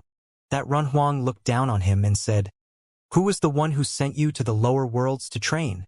The way he spoke made it seem like he was out to make others submit to him. Gu Donglu's spiritual will was rattled, and he began to see illusions. A tall, majestic Renhuang seemed to have appeared right before him, making it so that he was compelled to answer. Gu Donglu grunted and bit his lip, shutting his mouth and refusing to speak. "Speak!" That Renhuang of the dynasty continued to press on him. The Renhuang's voice reverberated in Gu Donglu's eardrums, wearing down on his resistance. It seemed as if the Renhuang's voice was that of the heavens, utterly undeniable. The others only understood what was going on right there and then. The 5 forces were out to determine whether or not Gu Donglu lived or died, and they were dealing with him on the spot. Countless voices reverberated in his mind, and his face was twisting in pain. He was able to sense killing intent from the other party's will of the Great Path alone. "I don't know." Gu Donglu looked up, and his eyes were open, staring coldly at the one who stood tall and mighty in the air. At that moment, the Run Huang from the violet heavenly palace cast his gaze below, unleashing the terrifying brilliance of lightning from his eyes. "Have you trained in the mystical ways?" the overlord from the violet heavenly palace asked. Bolts of lightning flashed in Gu Donglio's mind, making his hair dance. His brain felt like it was about to crack. His expression revealed extreme pain. "I'm asking you a question." That person from the violet heavenly palace took yet another step out after seeing that Gu Donglu was not answering. Bolts of lightning pierced through Gu Donglio's spiritual will, causing the limit of his life spirit to be triggered right there and then. He wanted to see where the limit of Gu Donglio's potential lied, and if he had the means of pulling what the Gu clan had pulled all those years ago. Gu Donglio's body was twisted, and his expression was extremely pained. However, he held his head up high and looked at the godlike figures above. His eyes were bloodshot. Those people were of the pinnacle forces of heavenly mandate realm, but they were all leaning on a saint like him at that moment. Nobody stopped them, and nobody dared to stop them. Dong Lu, the sword saint, had demonic gleam flashing in his eyes, looking at all that was transpiring. Yifutian's fists remained clenched as well. This was too much. "Your Majesty," Yifutian yelled. "Didn't you say that you wouldn't pressure him or anything before?" The Emperor of Purple Underground took a look at Yifutian with a plain expression. He was not the only one doing so. All mighty ones from the other 8 true lineages turned to look at Yifutian as well, feeling pity for him. Yifutian had broken the limit of Wutu Divine Mountain on that day. He should have been the one to have his name known throughout the world, yet due to the presence of a descendant of the Gu clan, everyone came to care about Gu Donglu more than him. Not only was he unable to join the ranks of the Purple Underground and train under the Emperor, but he was always forced to witness the cruel scene before him and was unable to do anything. No one said anything, and even the Emperor of Purple Underground was silent. Everything was already out of his hands. "Speak the truth, and your pain shall be lessened," the Jyotian goddess of Brahman's pure sky said, feeling pity for Gu Donglu, thinking that he might not know about his birth after all. But then again, his surname was Gu, and he was a descendant of the Gu clan. While it was not clear about what the others would have done, the Heavenly Mandate dynasty at least would not let him live. "Enough, everyone," a mighty one from the celestial gate of vast heaven said, throwing down a powerful will of the great path on Gu Donglu. It turned into an image of yin and yang, repelling the pressure put on him by those from the Heavenly Mandate dynasty and the Violet Heavenly Palace. "What are you doing?" the one from the Heavenly Mandate dynasty asked coldly. He might really not know anything. Piling what happened all those years ago on a member of the younger generation who knows nothing, don't you all think you're going a little bit too far? That mighty one from the celestial gate of vast heaven said coldly. "So long as there is one man from the Gu clan alive, what happened back is still not over," the Run Huang from the Heavenly Mandate dynasty said forcefully. "Countless from the dynasty perished in that battle all those years ago. Their blood had stained the vast regions of the dynasty. Many had even thought that it would have been the end of the dynasty back then, and that Run Huang saw what a doomsday that day had been. On that day, all of them swore to eradicate the Gu clan." The conversation between the two men caused everyone's hearts to race. The commotion all those years ago affected the entire Heavenly Mandate realm. At that moment, they were wondering if the Heavenly Mandate realm and the Celestial Gate of Vast Heaven would clash once again due to Gu Donglio's emergence. Overwhelming might descended from the sky as the Run Huang from the dynasty spoke, with his will of the great path clashing with that from the mighty one from the Celestial Gate of Vast Heaven, on Gu Donglio's body. That scene made the mighty one rescind his power immediately. It would have caused Gu Donglio's body to overload from the stress and collapse immediately. "You went to the lower worlds to train. So why are you here now?" the mighty one from the Celestial Gate of Vast Heaven asked. That probably would have been the very last of the blood of the Gu clan. However, judging from the attitude of those from the Heavenly Mandate dynasty, they seemed to have no intention of letting Gu Donglu leave alive. "Spill it." The Run Huang from the Violet Heavenly Palace continued to pressure him. Boundless lightning rained down on Gu Donglio's soul. Terrifying lightning coursed throughout Gu Donglio's life spirit at that moment. It seemed as if his body would crumble at any given moment.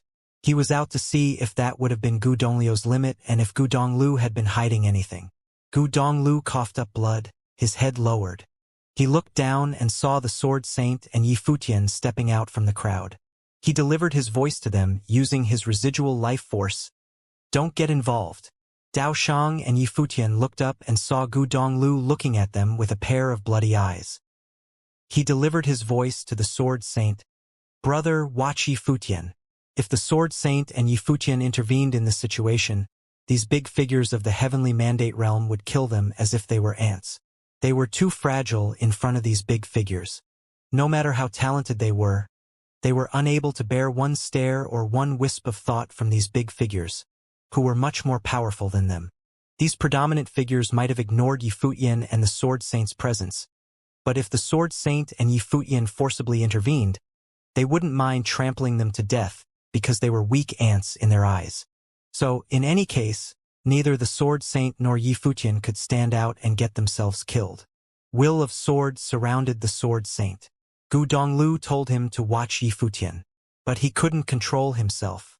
The Sword Saint reached out a trembling hand and placed it on Yi Futian's shoulder, pressing Yi Futian's body down by force. They both fell to the ground and looked up at everything happening in the void sky. Brother, called Yi Futian, looking at the Sword Saint beside him. Master is not here. It is my fault. I am too useless, the Sword Saint said in a low voice. Their master was not here, so it was supposed to be his duty to protect his brothers. However, he couldn't do anything. Seeing them leave, Gu Donglu raised his head and said to the figures high above the sky, "Hey!" The moment he spoke, all the forces suddenly dispersed. There was only might shrouding his body, as if it could befall him at any time. Warriors of the Heavenly Mandate Dynasty and the Violet Heavenly Palace were all looking at him, waiting for his answer. Did this descendant of Gu clan know about his origin? Were there any other people of the Gu clan still alive? Did he have any cultivation methods of the Gu clan with him? He asked me to tell you that by the time he returns, the dynasty and the palace will be reduced to ruins, Gu Donglu said with a smile, but the smile was quite sorrowful. Say something? What did they want him to say? He didn't know anything. But since these people were scared of a deceased figure, full of fright even after so many years, he had to say something that they expected him to say. By the time he returns, the dynasty and the palace will be reduced to ruins. People ruminated over these words in shock. Even warriors of the Heavenly Mandate Dynasty and the Violet Heavenly Palace looked pale after hearing his words, doubting their authenticity. Will he return? They wondered.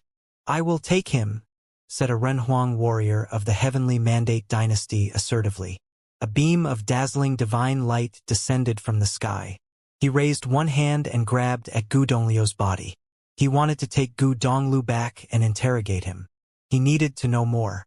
If Gu Donglu refused to speak, they would find ways to control him, even using some special tactics. You are asking for your own destruction, a warrior of the Violet Heavenly Palace said coldly. The horrifying will of thunder in his pupils burst into Gu Donglio's body. Boom! Gu Donglu just felt that his soul was going to burst and shatter into pieces. He opened his arms, hair messy, his clothes blowing in the wind. Boom! His life spirit celestial shadow was being destroyed little by little, but at this moment, from his life spirit, wisps of intimidating life force permeated and rushed into the sky. At this moment, Gu Donglio's life spirit seemed to be resonating with the law of heaven.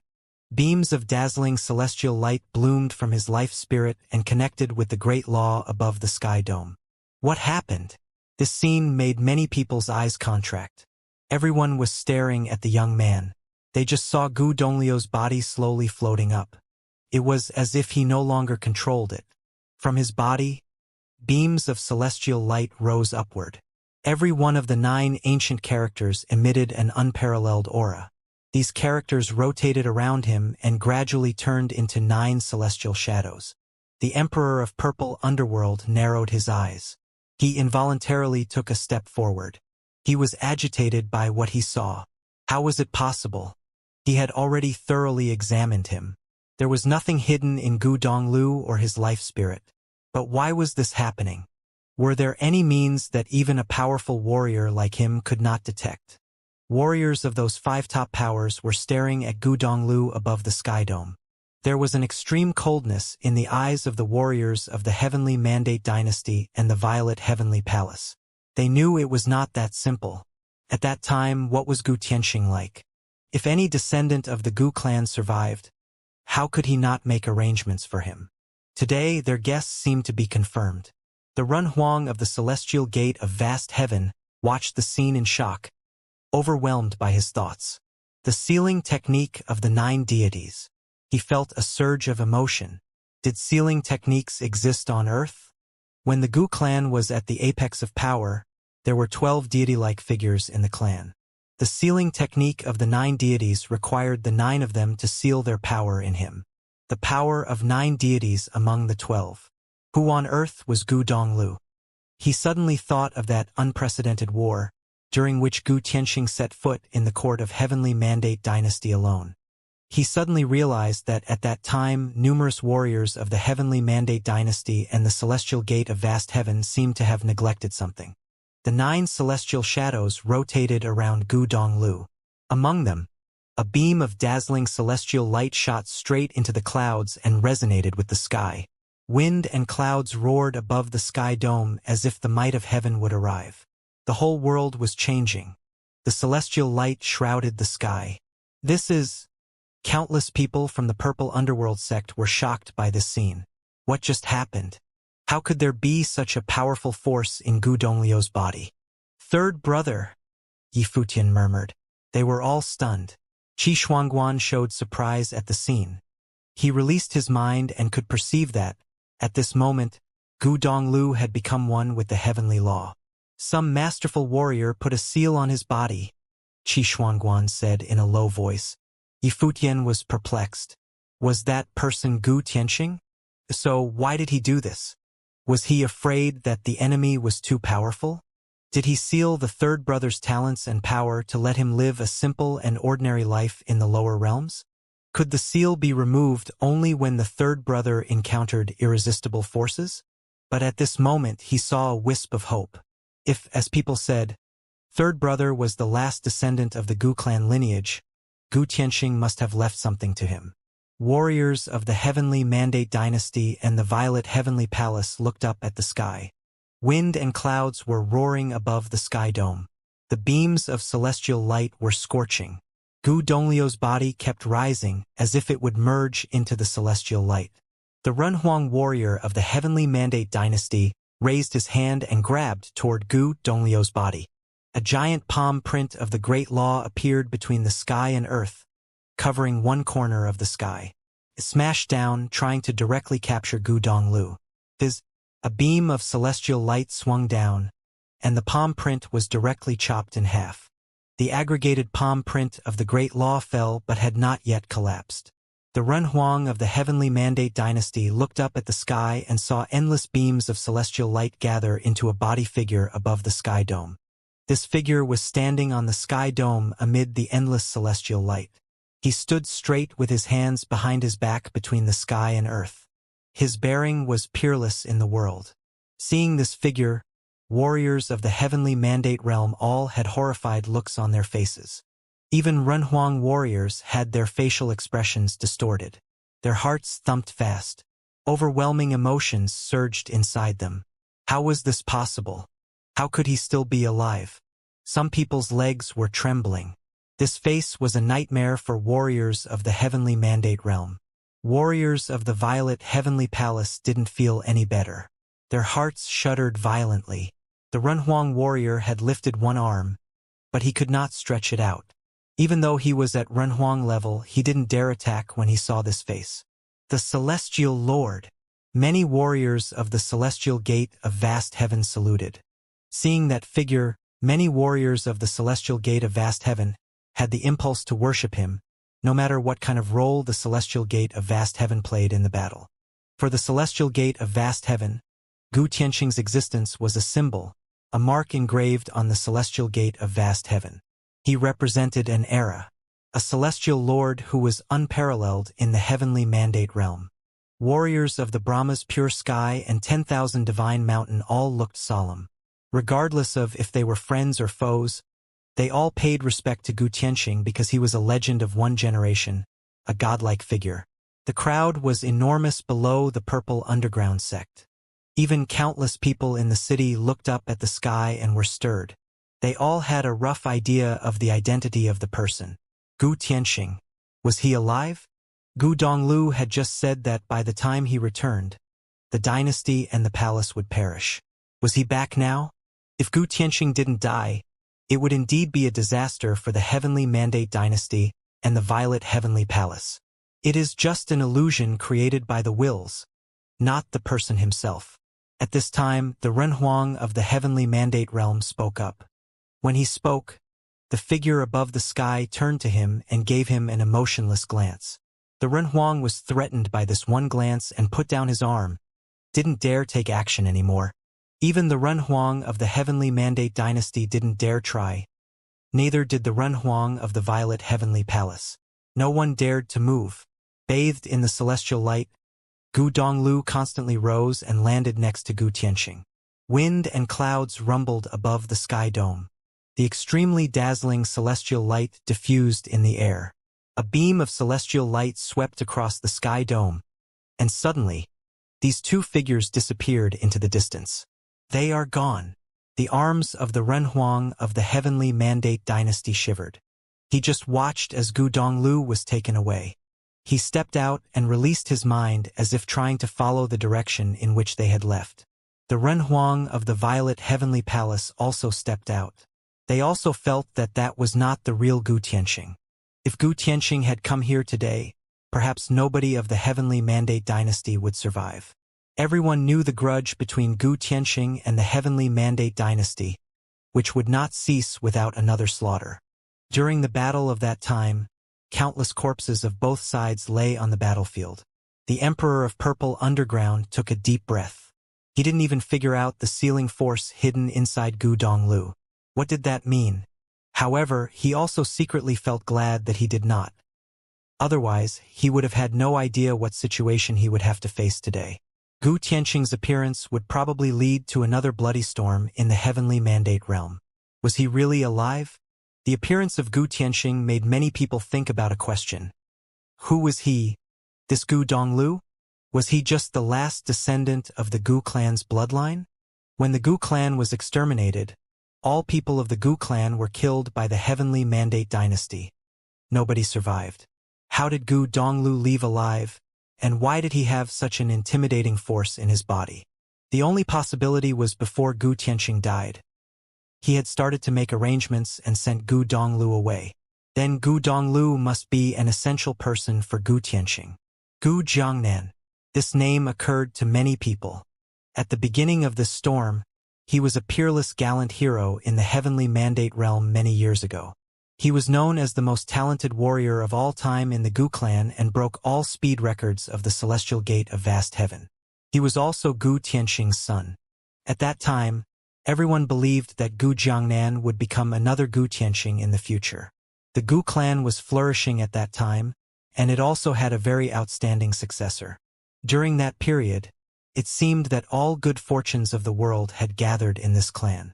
However, maybe because of this, many people said that the heaven was jealous of the Gu clan's prosperity, so the Gu clan's fortune began to wane from its apex, and what happened after that indeed confirmed this prediction. Gu Jiangnan and his wife were both peerless figures of that time. When the conflict erupted between them and the crown prince of the Heavenly Mandate dynasty, they were besieged by many warriors of the Heavenly Mandate dynasty. The Heavenly Mandate dynasty might be afraid of Gu Jiangnan's potentials and ordered their warriors to behead this couple. At that time, the Heavenly Mandate dynasty was also extremely powerful and was hailed as the strongest force in the Heavenly Mandate realm. At that time, they did not expect that Gu Tianxing would be so intimidating when he went mad. Otherwise, they wouldn't have dared to kill them. It was because of the Gu Jiangnan couple's death that Gu Tianxing stepped into the court of the Heavenly Mandate dynasty alone. The battle trembled the sky and earth, making ghosts and gods weep. Gu Tianxing took revenge on the crown prince of the Heavenly Mandate dynasty. In front of all warriors in the court of the Heavenly Mandate dynasty, He slew the prince in the cruelest way and put his head on top of the temple hall of the heavenly mandate dynasty. And now, the appearance of Gu Donglu had to make people wonder whether the Gu Jiangnan couple had any offspring before they fell. No one had ever heard of it. But the thing that happened today seemed to indicate this possibility could be great. If Gu Donglu was really the child of Gu Jiangnan couple, Gu Tianqing's grandson, and his ceiling had been removed after he cultivated for a while, there will be another bloody storm in the future, many people thought to themselves. The grudge between the heavenly mandate dynasty and the Gu clan was far from over. Yifutian, however, felt relieved at this moment. He didn't know the third brother's life story, but it was fortunate for him to be able to leave unharmed. Was the person who took the third brother away really Gu Tianqing? When they planted the sealing force in his body, maybe they had expected that the day would come. In the void air, Emperor of the Purple Underground looked down and glanced at Yifutian. Gu Donglu was Yifutian's elder brother. Yifutian went to the Wu Divine Mountain just to meet him and plead for Gu Donglu. Their relationship must be unusually good. However, since that powerful figure could take Gu Donglu away, there was no point in capturing Yifutian, and the Emperor of Purple Underground had no need to incite hatred for no reason. Yifutian himself certainly had not expected that his brother had such a background. "Would you like to cultivate in my sect?" Emperor of Purple Underground asked Yifutian again. It was the second time he invited Yifutian. Yifutian looked up at Emperor of Purple Underground. The Emperor stood there with an imposing bearing. His deep-set eyes looked unfathomable. No one could speculate what he was thinking. However, since his third brother had a grudge with the Violet Heavenly Palace, it was very unfavorable for him to cultivate in the Purple Underground sect. People fixed their eyes on Yifutian again. Everything that just happened was so shocking to them that they almost forgot about Yifutian, who just broke the record of the Divine Mountain because of Gu Donglu. Yifutian was also a very rare talented figure. It was the second time that Emperor of Purple Underground invited him to be his disciple. However, since the Emperor of Purple Underground refused to release Gu Donglu, Yifutian might have felt estranged and would not cultivate with his guidance. "I am grateful for your appreciation, Your Majesty. It's just I am not specialized in thunder laws, so I am afraid I will not live up to your expectations," said Yifutian, bowing. No matter what he was feeling at this moment, he would not show it. Many people had expected that he would decline the offer, but this guy even claimed that he was not specialized in thunder laws, which was too. A genius with thunder attribute who had just broken the record of Wutu Divine Mountain and gone through 1,000 streaks of divine thunder said that he cultivated in thunder laws just for fun. One could imagine how the people around him felt. What would those practiced warriors who had made great accomplishments in thunder laws think of him? Too presumptuous, Zhang Chongqing said in a low voice behind the Emperor of the Purple Underground. Yifutian's tone was polite, but his words sounded particularly jarring to him. He once had also broken a record and endured 900 streaks of divine thunder. He was also very good at using thunder laws. Not only Zhang Chongqing, but cultivators of the 8 orthodox sects in thunder laws were all staring at Yifutian. Yifutian's words sounded too arrogant. If I am not wrong, he should be the first person among the 8 orthodox sects who broke the record but was reluctant to enter sects to study thunder laws. Right? A Renhuang figure said with a smile at this moment. He looked toward the Emperor of the Purple Underground and said, "Zi Ming, your Purple Underground sect does not seem very attractive." The Emperor of the Purple Underground looked unconcerned and glanced at him. Of course, he understood the slight irony in his tone. For many years, there were not many people able to break the record of the 8 great divine mountains, only very few. Since you could break the heavenly thunder record of the Wutu Divine Mountain, how about coming to the Violet Heavenly Palace to cultivate? At this moment, a warrior of the Violet Heavenly Palace in the air looked down at Yifutian and suggested. His words shocked countless people. Pairs of eyes looked towards Yifutian. People were all stirred by these words. Even the Violet Heavenly Palace sent an invitation to him. There was a strange look on the face of every Purple Underground sect warrior. Zhang Chongqing raised his eyebrows slightly. The Violet Heavenly Palace had never invited him to cultivate there. All thunder laws of the world originated from the Heavenly Palace. The Violet Heavenly Palace was the precursor of all the 8 thunder law orthodox sects. Entering the Violet Heavenly Palace meant that one could practice all kinds of thunder laws, including the Wutu infernal thunder. What one would learn depended on how strong one's talent was. Even any common disciple from there was surely an extremely talented person. However, Gu Donglu might be part of the reason that the Violet Heavenly Palace invited Yi Futian to cultivate. Would Yi Futian agree? What he said was also out of Yi Futian's expectation. He looked up at the figure above the sky and said, "Thank you for your offer, but I am afraid I don't deserve entering the Heavenly Palace because of my limited talent." He didn't deserve it? Yi Futian's reply made many people feel speechless. His reason to decline the offer was a bit too pretended. He had just said that thunder law was not his field. However, this was also Yi Futian's attitude. Even though it was the highest force in the heavenly mandate realm, he still refused to join it. Warriors of the Violet Heavenly Palace above the Sky Dome took a glance at Yi Futian. The speaker looked away and didn't say anything. Who could expect he declined the invitation of the Violet Heavenly Palace? A young man standing next to that warrior looked towards Yi Futian. His stare was sharp. It was as if thunder was hidden inside.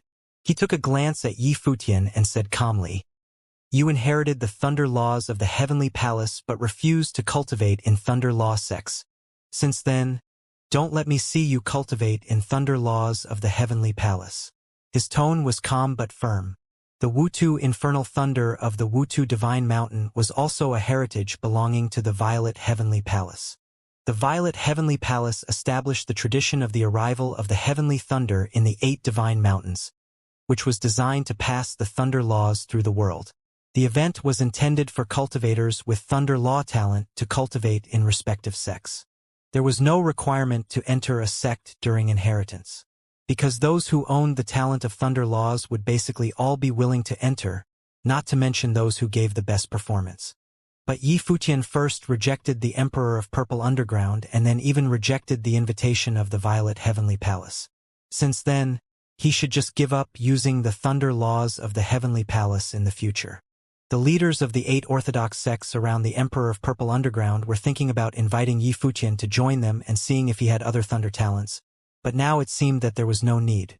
Although Yi Futian was exceptionally talented, he was also an arrogant person. Now, he had nothing to do with the thunder laws.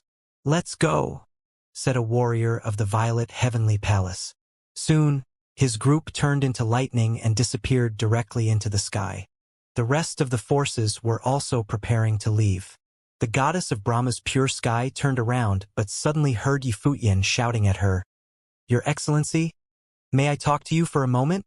The goddess of Brahma's pure sky turned her head and looked at Yi Futian. There were strange looks on many people's faces.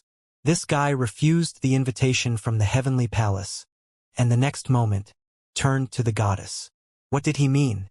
"What's the matter?" The goddess of Brahma's pure sky asked in a calm tone. "Your Excellency, may I ask that among all cultivators in Brahma's pure sky, whether there is a cultivator named Hua Jieyu who once cultivated in the lower realms?" Yi Futian asked. He looked quite nervous, his eyes fixed on her, his heart thumping fast. This was the first time he approached a person from the Brahma's pure sky. He might get news about Jieyu. The goddess still looked calm. She took a glance at Yi Futian, then turned around and walked away, leaving a word, "No" after the word. Warriors of the Brahma's pure sky gradually all left, and soon disappeared from sight. Yi Futian heard her answer and froze in the void sky. No? He heard from Xia Qingyuan that Jieyu might be alive, so he came to the heavenly mandate realm with a wisp of hope. Finally, he met a person from the Brahman's pure sky, but she just told him no. If Jieyu was not in the Brahma's pure sky, what did that mean? Was she really alive? Yi Futian's face looked quite pale. The wind blew on his face. He felt a little cold. People around him looked at him. Yi Futian was a bit strange. He refused the invitation from the Heavenly Palace but wanted to socialize with Brahma's pure sky. However, the Brahma's pure sky ignored him. No matter how talented he was not in good favor with the goddess of Brahma's pure sky. Xianxia came beside Yifutian. Seeing Yifutian's pale face, she also felt quite lost. Maybe she was not clear on what you were asking, Xianxia whispered. But shouldn't she be glad? Why did she also feel sad? Many people looked up at Yifutian, who stood there with his back facing them. The atmosphere became a bit depressing. The person he mentioned must have been significant to him. But why did he think she would cultivate in Brahma's pure sky? Suddenly, Yifutian laughed at himself with a tinge of bitterness. Perhaps that wisp of hope had just been an illusion he created. Was it even possible for her to have survived the battle of the ultimate holy palace? If Xianxia hadn't told him this message, he would have lost all hope. With that in his mind, he came all the way to the heavenly mandate realm. However, now it seemed that it was nothing but his chimera. Even if Jeyu's soul had not dissipated, why would the exalted Lord of Brahma's pure sky in the heavenly mandate realm have to help her? To her, people in the lower realms were nothing but insignificant ants. Yifutian turned around and walked back. Xianxia looked at his face and followed him quietly. Although she tried to comfort Yifutian, she also thought Hua Jeyu had died upon hearing the answer from the goddess of Brahma's pure sky. The hope that Yifutian had built over several years had shattered. He must have been devastated. His heart was filled with only despair, without any room for happiness. Yushang, Yi Wuchen and others were all looking at Yifutian. They knew best about the relationship between Yifutian and Hua Jeyu. They were in each other's company since they came from Qingzhou City until Hua Jeyu lost her life in the battle of Ultimate Holy Palace. Whatever hope they thought was there faded away. They all understood how Yifutian felt at this moment. "Let's go," Yifutian said softly with a low voice. Soon he walked away. Everyone nodded and followed him without a word. Only time could heal their wounds. The crowd involuntarily gave way to them. By breaking the record of Wutu Divine Mountain, Yifutian's extraordinary talent earned him the respect of the cultivators who came to attend the event today. It was a pity that he missed the great opportunity to join the Purple Underworld sect and even declined the invitation of Violet Heavenly Palace, perhaps due to his brother Gu Donglu. Even though Yifutian had outstanding thunder talent, he was now no longer able to deploy it. He said that the thunder was not his forte, and people of the Violet Heavenly Palace claimed that they did not want to see him use thunder laws in the future. He inherited the thunder laws from them but was banned from using it. Yifutian's future in thunder skills might have been ruined, and he might hardly have achieved anything within the district of Violet Heavenly Palace ever since he had offended those top forces. People wouldn't have pitied Yifutian if he was just mediocre. They pitied him because he broke the record and had the opportunity to enter top forces, but he missed his chance to do so. He missed the chance to enter Violet Heavenly Palace because of his relationship with Gu Donglu. Since everything about Gu Donglu was left unknown, other top forces wouldn't have taken him as a disciple, either. In this case, Yifutian could only cultivate his rare talent on his own. After Yifutian left, the crowd also gradually dispersed. On this day, the Wutu Divine Mountain was not the only place where divine thunder fell. Each of the 8 divine mountains in the Violet Heavenly Palace district of the Heavenly Mandate Realm all held such events. Many talented warriors performed excellently in the 8 divine mountains. Among them, there was another warrior aside from Yifutian who broke the record of a divine mountain and became a Renhuang's disciple. Many opportunities laid ahead of him. Compared to him, Yifutian of the Wutu Divine Mountain looked even more pitiful. However, Gu Tianxing's appearance stole the spotlight of all the Thunder Law events of the 8 Divine Mountain. People in the Heavenly Mandate Realm talked more about Gu Donglu and Gu Tianxing. Was the person who showed up that day actually Gu Guxing? Was he still alive, or was it just his remnant soul on Earth? Gu Tianxing's appearance directly intimidated many Renhuang figures of the top forces in the Heavenly Mandate Realm. His peerless bearing was admired by countless people. Many people hoped that he was not dead, so they could have the opportunity to see what kind of person he was. Gu Donglu was also mentioned most frequently in people's conversations. He was said to be the only descendant of Gu clan and was sent to the lower realms for cultivation at an early age. Even his life spirit was sealed by an overwhelming force, suppressing his talent. He did not know of his own origin until he was captured by people of the Purple Underground sect. Now, there were several voices in the heavenly mandate realm speculating that Gu Donglu was Gu Tianqing's grandson, the rare talent Gu Jiangnan's son. If so, many people would have felt uneasy, especially the two top forces, the Heavenly Mandate Dynasty and the Violet Heavenly Palace. At the time, they mostly contributed to cleansing the Gu clan. The Heavenly Mandate Dynasty and the Gu clan were especially deadly foes.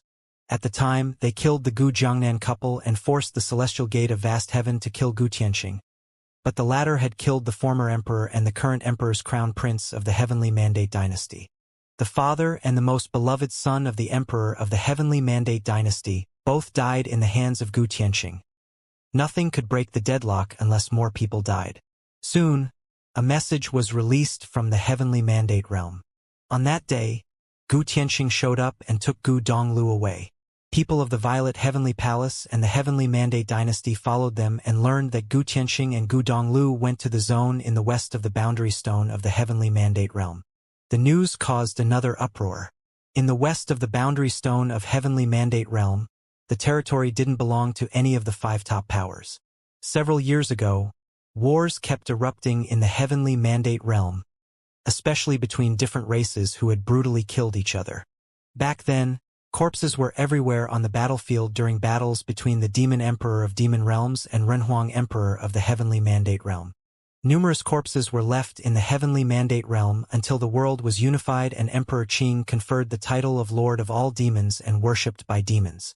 From then on, the situation somehow improved enough for the human race and the demon race to coexist in the world. Even so, the divergence between races was still ubiquitous. The Heavenly Mandate realm was also demarcated from other areas, of which the border was set by a boundary stone. The west of the boundary stone was the main force of the demon realm. Humans could also go there to cultivate, but royal members of the human race were not allowed inside, or the demons wouldn't have been responsible for their deaths or injuries. Similarly, the other side was the territory of the human race. Over the years, both sides had infiltrated each other to some degree, but each side would not interfere with the other side's ruling. Demon warriors were cultivating on the east side, while many human cultivators entered the western region. However, the Renhuang-level figures usually did not enter the other race's area since it was risky. This was especially true after Emperor Yi Qing passed away. Renhuang-level warriors must have been extremely cautious about the decision of entering the western zone because they might have not been able to return. Human cultivators called the land in the west of the boundary stone of Heavenly Mandate realm a place of chaos. It was the barren land where a variety of demons, ghosts, monsters, and spiritual creatures existed. Furthermore, it was the main battlefield of the chaotic war of that year. With countless ancient sites and mass graves, it was far more complicated than the human zone. Because of this, even though there was more chaos there, countless cultivators still went there to cultivate and go through trials despite the growing chaos. The complex environment could have made them more powerful. Now, Gu Donglu disappeared in the land to the west of Heavenly Mandate Boundary Stone, which made it hard to follow and kill the Renhuang figures of the Heavenly Mandate Dynasty and Violet Heavenly Palace. Once the news rang out, it was said that top powers began to send their disciples there to investigate Gu Tianqing and Gu Donglu. The Heavenly Mandate Dynasty, the Violet Heavenly Palace, and the Celestial Gate of Vast Heaven were especially concerned about this.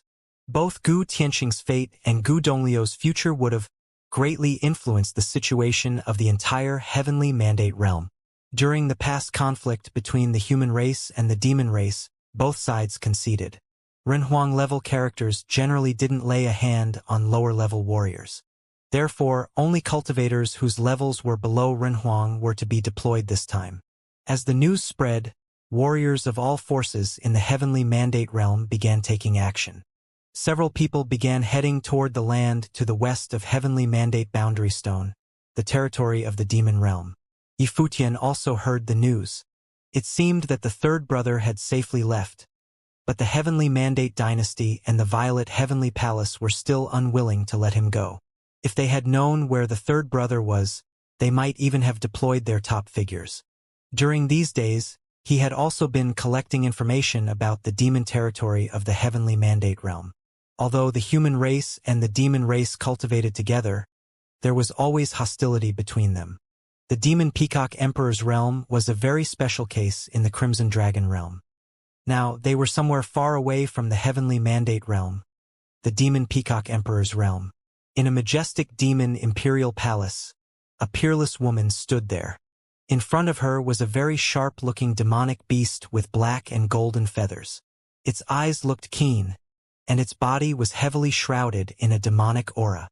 My father told me that the demon zone in the Heavenly Mandate realm is one of the gathering places for demons among the 3,000 worlds of the Great Law. Compared to the Crimson Dragon realm, top figures of the demon clan are more willing to go there when they are strong enough, said Kong Xian, her eyes fixed on the demonic beast in front of her. Do you want to go to the Heavenly Mandate realm? I have cultivated here for many years. Now I really miss my master. Your Highness, could you please ask His Majesty a favor for me? It would be better if Your Highness can also go with me. My master must deeply miss you, too, the black-winged condor said, blinking hard. Kong Xian looked at him without emotion. She didn't forget what that guy had done to her that year. She wished she could have killed him in the empty realm. However, she did want to go somewhere like the Heavenly Mandate realm. What would it have been like to see so many demon clans gather? Yi Futian went there with Qishang, the prince of the Crimson Dragon realm. She neither cultivated in the Regional King Palace nor was listed in the Regional King ranking list, so she was not invited to travel with them. Now she really wanted to go there and see. Thinking of Yi Futian, she thought to herself, would that guy leave her behind that far away? If she had the opportunity to meet him again in the future, she didn't want to be mocked and disdained by him. With this in mind, Kong Xian said, I'll go ask my father. I can tell that Your Highness missed my master as much as we do, said Black-Winged Condor. His way of speaking was the same as before. He always needed someone to teach him a harsh lesson. The life force started to flow around Kong Xian's body as she stared at the Black-Winged Condor. No, it is my master who needs Your Highness. He is in the land of the demon clan, after all, Black-Winged Condor said, immediately changing his tone. Kong Xian had been used to this jerk's loose lips. She just ignored him and turned around, walking towards the palace hall. Since she wanted to go somewhere as far as the Heavenly Mandate realm, all she could do was ask her father for help.